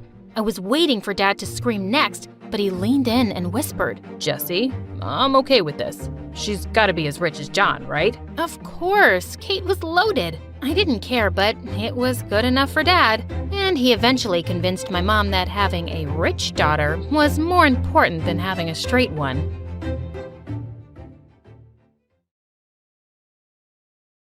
She started crying, like a little girl. "Don't leave me," she said. I rolled my eyes. If she believed what I said, that's her problem. But then again, I wasn't really surprised. Girls are always like this. They believe me every time. I left her house, then headed back to mine. There, I saw my parents fighting. Again. Mom was holding up her phone and showing Dad a picture. It was Dad, with a very hot girl. "Who is she?" my mom yelled. She wanted to know the details every time Dad so much as breathed near another woman.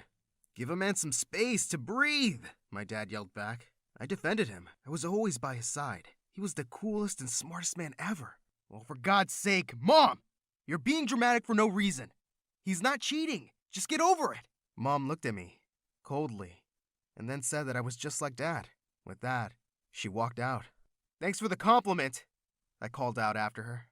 Then Dad turned to me and said, "Now that she's gone, son, I have a very important task for you. I'm going to meet a very important man."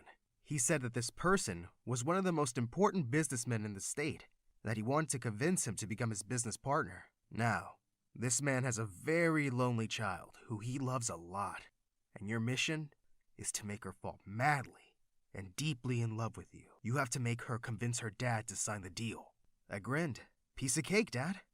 Consider the deal sealed." The next evening, we went to a restaurant. My dad had created the most romantic atmosphere. He really wanted this. My parents met her parents cheerfully, and I tried to flirt with her. But damn, she was ugly.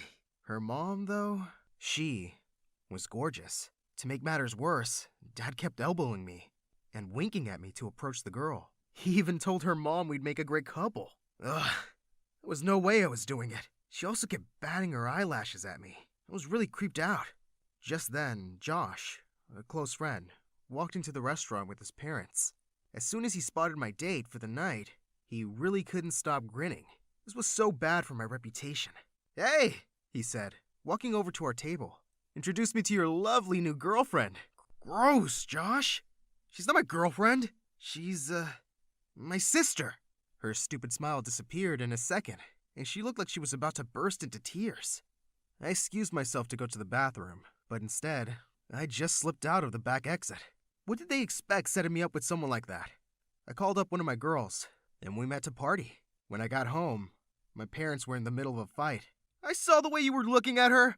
She was yelling at him, but just then, Dad saw me and turned his anger on me. He was furious and said that I embarrassed him.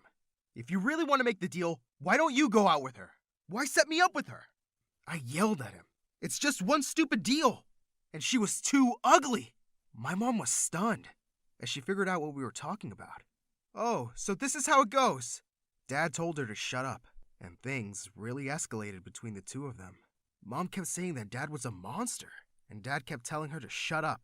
Then Dad said, "Get out of my house! Both of you! Leave! Now!" At first, I thought he wasn't serious, but in a few days, we moved into a small apartment. I knew that I pissed off Dad, but I was sure he would take us back. At least, he'd take me back. I didn't really care about Mom, but days turned to months, and we heard nothing from him. Mom didn't talk to me either. She said she was ashamed of me. "I'm just letting you stay because I feel sorry for you. You're an embarrassment," Mom said. Well, yeah? Who cares? I did the only thing that made me happy. Going out with girls. I called my friends over. We had a wild party. Mom got really mad and kicked everyone out. One day, Dad called and said he misses me and wanted me back. "I have so many important tasks for you," Dad said. I was thrilled, but he said he didn't want my mom. "I'm tired of that ugly woman," he said. I know, right? I grabbed my stuff and left to live with him. There, I saw something that thrilled me. He had a new maid. She was around my age. She was gorgeous. Her name was Stella. I was sure Stella would fall for me in no time. So I flashed her my most charming look. "Hey, how are you doing?" I asked. She looked at me and then looked away, like she'd seen a car crash or something. For a moment, I didn't know what happened. Had she just ignored me? She probably doesn't speak English, I thought. But then she said something to the housekeeper in fluent English. I gasped.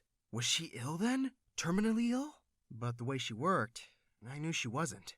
Then what is it? I couldn't stop wondering. Meanwhile, when I wasn't completely distracted by the gorgeous Stella, Dad kept giving me all these missions to make wealthy men's daughters fall for me. I did it every time, and I gained my dad's trust again. But I just couldn't stop thinking about Stella. I saw her everywhere. Every brown-haired woman reminded me of her. She even popped up in my dreams. I kept trying to talk to her, but all she did was look at me like I was an idiot. One day, Dad called me into his room. He looked deadly serious, as he told me he had a crucial task for me. "There's this man from New York, and he's willing to make $1 billion investment in our company," he said. That was great news. Why did Dad look so worried? He said that the trouble was this man's daughter. She was really nosy and always trying to influence her dad's decisions about the company to favor her boyfriends. Her dad listens to everything she says. I knew my job without him having to say anything else. "Don't worry, Dad," I said. "I won't embarrass you again. The girl I was supposed to flirt with was pretty and all, but man, she was insane. She was super, super jealous. The most jealous girl I've ever been with. She was so crazy. She would come to my house without telling me, and when I asked why she didn't call before coming, she would say, 'I just wanted to surprise you, babe. I missed you, and I needed to touch you.' Well, that was a lie. She came over to make sure I wasn't cheating on her. She didn't know that she was dealing with an expert. One night, she came over unexpectedly. I was with another girl. She caught me and started screaming like a banshee. 'We're so over!' She yelled over and over again. 'Whatever, just leave,' I said. I was so tired of her drama. But then she looked at me with her big eyes and said, 'Aren't we going to make up? Damn, we love each other.' Ugh, I didn't want to deal with this crackpot right now. Just then, Stella came in with some soda. My super crazy girlfriend took one look at her, and she freaking blew up. She just went insane. She grabbed the can and threw it at Stella, saying, 'What the actual hell are you doing here? You disgusting gold digger!' Stella looked shocked as my girlfriend kept saying she was planning to steal me from her. I jumped to my feet and yelled at my girlfriend to stop and told her that Stella has nothing to do with this. But my girlfriend wouldn't stop yelling and pushing Stella away. Suddenly, Stella looked super pissed, and she pushed her back. My girlfriend fell to the floor. Damn! Stella was so hot. I loved a girl who could fight. 'Get out of my house right now,' I said to my girlfriend. She looked so shocked. She got to her feet and threatened me, saying that her dad wouldn't be happy about this, and she left. I approached Stella and gently told her that I was sorry for my crazy girlfriend's behavior. Then I made an offer I knew she couldn't resist. Would you like to spend the night hanging out with us? She looked at me and rolled her eyes. No, she said. Damn. She wanted me all alone for herself. I turned to the other girl and said, you heard her. She doesn't like sharing. Get out. But Stella said, God, no! Again, what was wrong with this girl? She tried to walk away, but I grabbed her hand. Are you into girls? I hope she was. At least, that would make me feel better. But she looked at me like I was a dumb kid and said no. I asked her if she had a boyfriend, but she said no. With that, she pulled her hand away and left. I stood in shock as she coldly walked away from me. This was the first time I'd been rejected, and I had to admit it. It broke my heart. I was devastated and lost. I went up to my room and slept early, thinking about my beautiful, cold-hearted Stella. In the morning, Dad burst into my room, screaming and threatening me. I knew you were stupid, but I never thought you'd be such a royal idiot, he yelled. I told him that my ex was a pain, and that I just couldn't deal with her. Is that why you got her pregnant? My dad suddenly started to laugh. What? He was thrilled and said he was kidding about me being dumb. You're the smartest kid in the world. They're signing the deal right after you two get engaged. I was so confused for a minute. I couldn't understand what he was saying. He saw my confusion and figured I was too sleepy. Then he explained how my girlfriend had told her dad that I proposed to her. She said that since she was pregnant, she'd say yes. Both our dads were thrilled. When I tried to tell my dad she was lying, he wouldn't believe me. I called her, and she laughed. You're mine now. For a few weeks, she made my life hell as she dragged me around to shop for our engagement. On the day that they threw us an engagement party, she said, Are you ready to be my slave for life? Suddenly, I flipped and started screaming at her. I told everyone that she wasn't pregnant, and especially not by me. I have no plan of marrying this nightmare, I yelled at Dad. Everyone stared at me in horror. Her dad had me and my dad kicked out as she burst into tears, crying about how I could say such terrible things. You're the one having an affair with your maid, she sobbed. I tried to deny it, but no one believed me. Dad didn't speak to me the whole day. The next day, I couldn't find Stella anywhere. When I asked my dad about her, he calmly said, I fired her. I was furious. How could he do that? I'm not your freaking employee. You don't own me, I yelled. I told him that I've had enough of him, and I was leaving. I went to my mom's. To my surprise, I found her with another woman. Meet my girlfriend, Anna. She lives here now, Mom said. I asked her what the hell was wrong with her, and she said that Dad had made her hate all men. As much as Mom loved Anna, she was a real pain in my butt. She didn't like me, at all. Apparently, Mom had told her what I used to do with girls, and she thought I was a jerk. And man, was she crazy. You're the scum of the earth, she said to me every time she saw me. She would go into my room when I wasn't around and leave notes on the desk. Mirror, walls, every freaking where, saying that I was a cheater, a player, a rat. This one time, she said she had a surprise for me. I thought she was finally warming up to me. She gave me a jacket that had the words, I am a rat, printed on it. Mom thought it was hilarious. A few weeks later, one of my girls came over. I was so psyched because I really needed to stop thinking about Stella.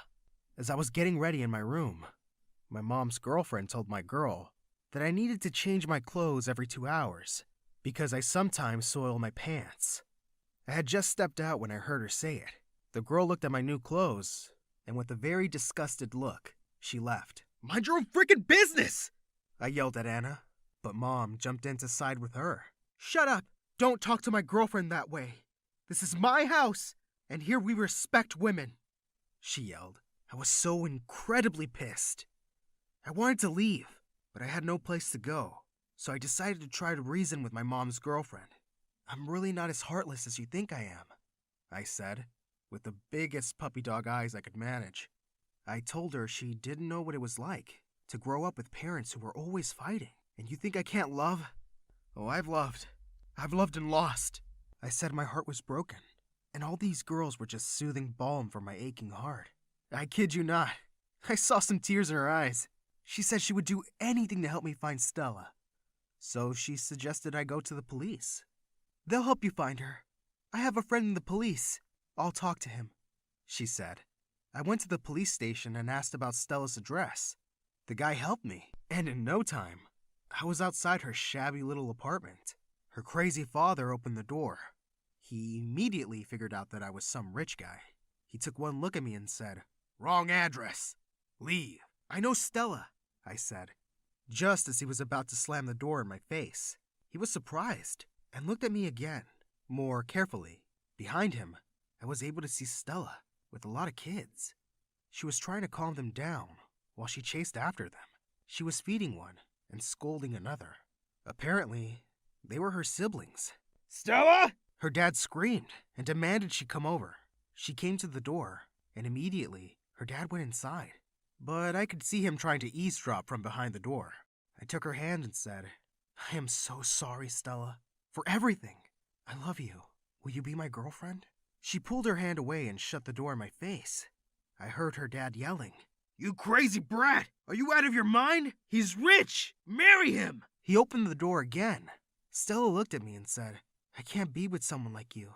No matter how rich you are, I want a guy who will love and appreciate me and stand by my side no matter what." Then she closed the door. Again, I couldn't believe it. For the first time, I cried. I headed back home. I knew my heart would never be the same again. But while I was walking along the street, I saw a very beautiful girl. She had black hair, gorgeous legs, and when she spoke into her phone, I could hear her lovely accent. Man, she was hot. I wiped my tears away and gave her my charming look. She smiled back. I headed straight over to her and offered her my hand. Hi, I'm Nadia from New Jersey, and My Story Animated will give $1,000 to one lucky person who subscribes in the next 7 days. Tell your friends, your sister, brother, and mom to subscribe now. I was born to filthy rich parents and a sister who was 5 years older than me, Angela, and I discovered early on in my life that they just weren't very nice people. Like once when I was 5, we were all walking out of a shopping mall when suddenly a lady holding grocery bags tripped over something and fell face forward. I ran to see if she was okay, but my parents and Angela burst out laughing. Why are you guys laughing? Because it was so funny the way she fell. No, it wasn't. You must have missed her face. She looked so dumb as she went flying. And they started laughing again. I felt so mad as I helped the lady gather her stuff, and she quickly walked away looking embarrassed. My family could be such a bunch of jerks. They weren't even nice to people related to them. When I was in the 2nd grade, Mom's poor sister came by one day and asked her for help. I can't even make rent this month. If I lend you money once, you'll just keep asking for more. Why don't you get off your lazy butt and go get a job? I work 2 shifts at the supermarket. I mean a real job. I'm sorry, sis, but we really don't have extra to spare. We just put a lot of money into our vacation home in Italy. My aunt had a daughter my age, and I signaled her to follow me quietly. I took her to my room and gave her all the money I'd saved in my piggy bank. She hugged me tight and said she hadn't had anything to eat properly in 2 days. So I snuck down to the kitchen and filled her backpack with food, and she was so happy. But Mom found out, and they were banned from ever coming by again. And I was grounded. For what? Being nice?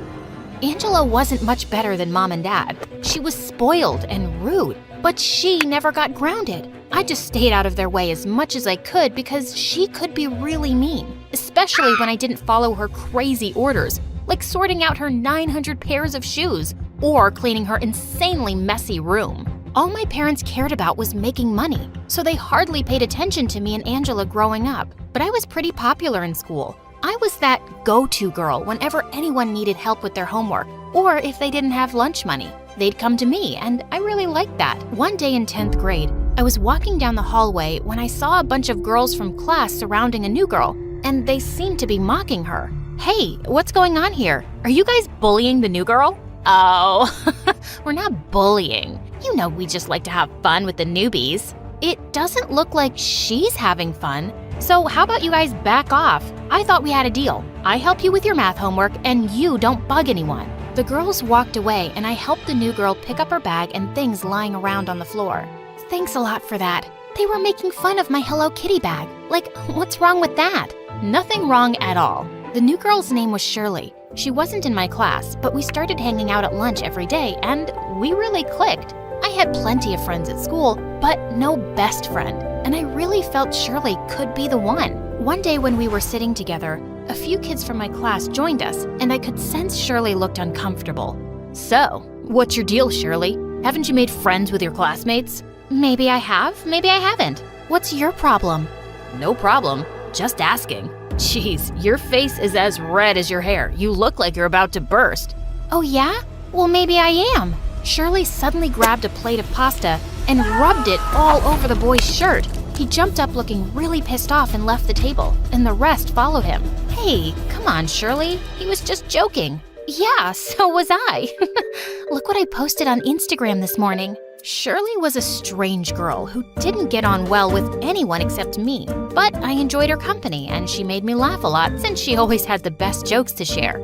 One day, I'd invited her over and Angela walked into the lounge and looked at Shirley with disgust.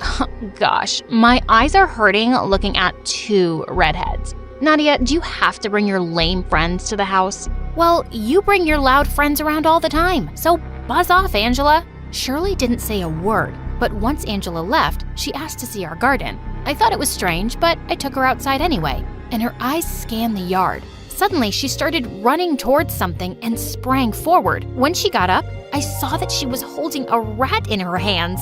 Shirley, what are you doing? I think it's time we teach your sister a lesson. No, I'm used to her being that way. She's always mean to me. Not anymore. Shirley sneaked the rat into Angela's room, and moments later, we saw her running out like her pants were on fire. Rat! Shirley and I quickly became best friends, and we'd do everything together. We had a school dance coming up, and we went shopping and picked out some lovely dresses. I was really excited to wear the royal blue one I'd bought, but when I reached the dance, I saw that Shirley was wearing the exact same one. Hey, you look good, but didn't you pick out a green one? Yeah, but when I got back home, I didn't like it as much and returned it. You don't mind that I got the same one, right? Of course not. But when I got home, Angela was waiting in my room with her phone in her hand. I just saw your pictures on Instagram. Why are you and Shirley twinning? She bought the same dress as me. No big deal. This girl just gives me the creeps, Nadia. I'm telling you, she's not normal. She's a little different, but there's nothing wrong with her.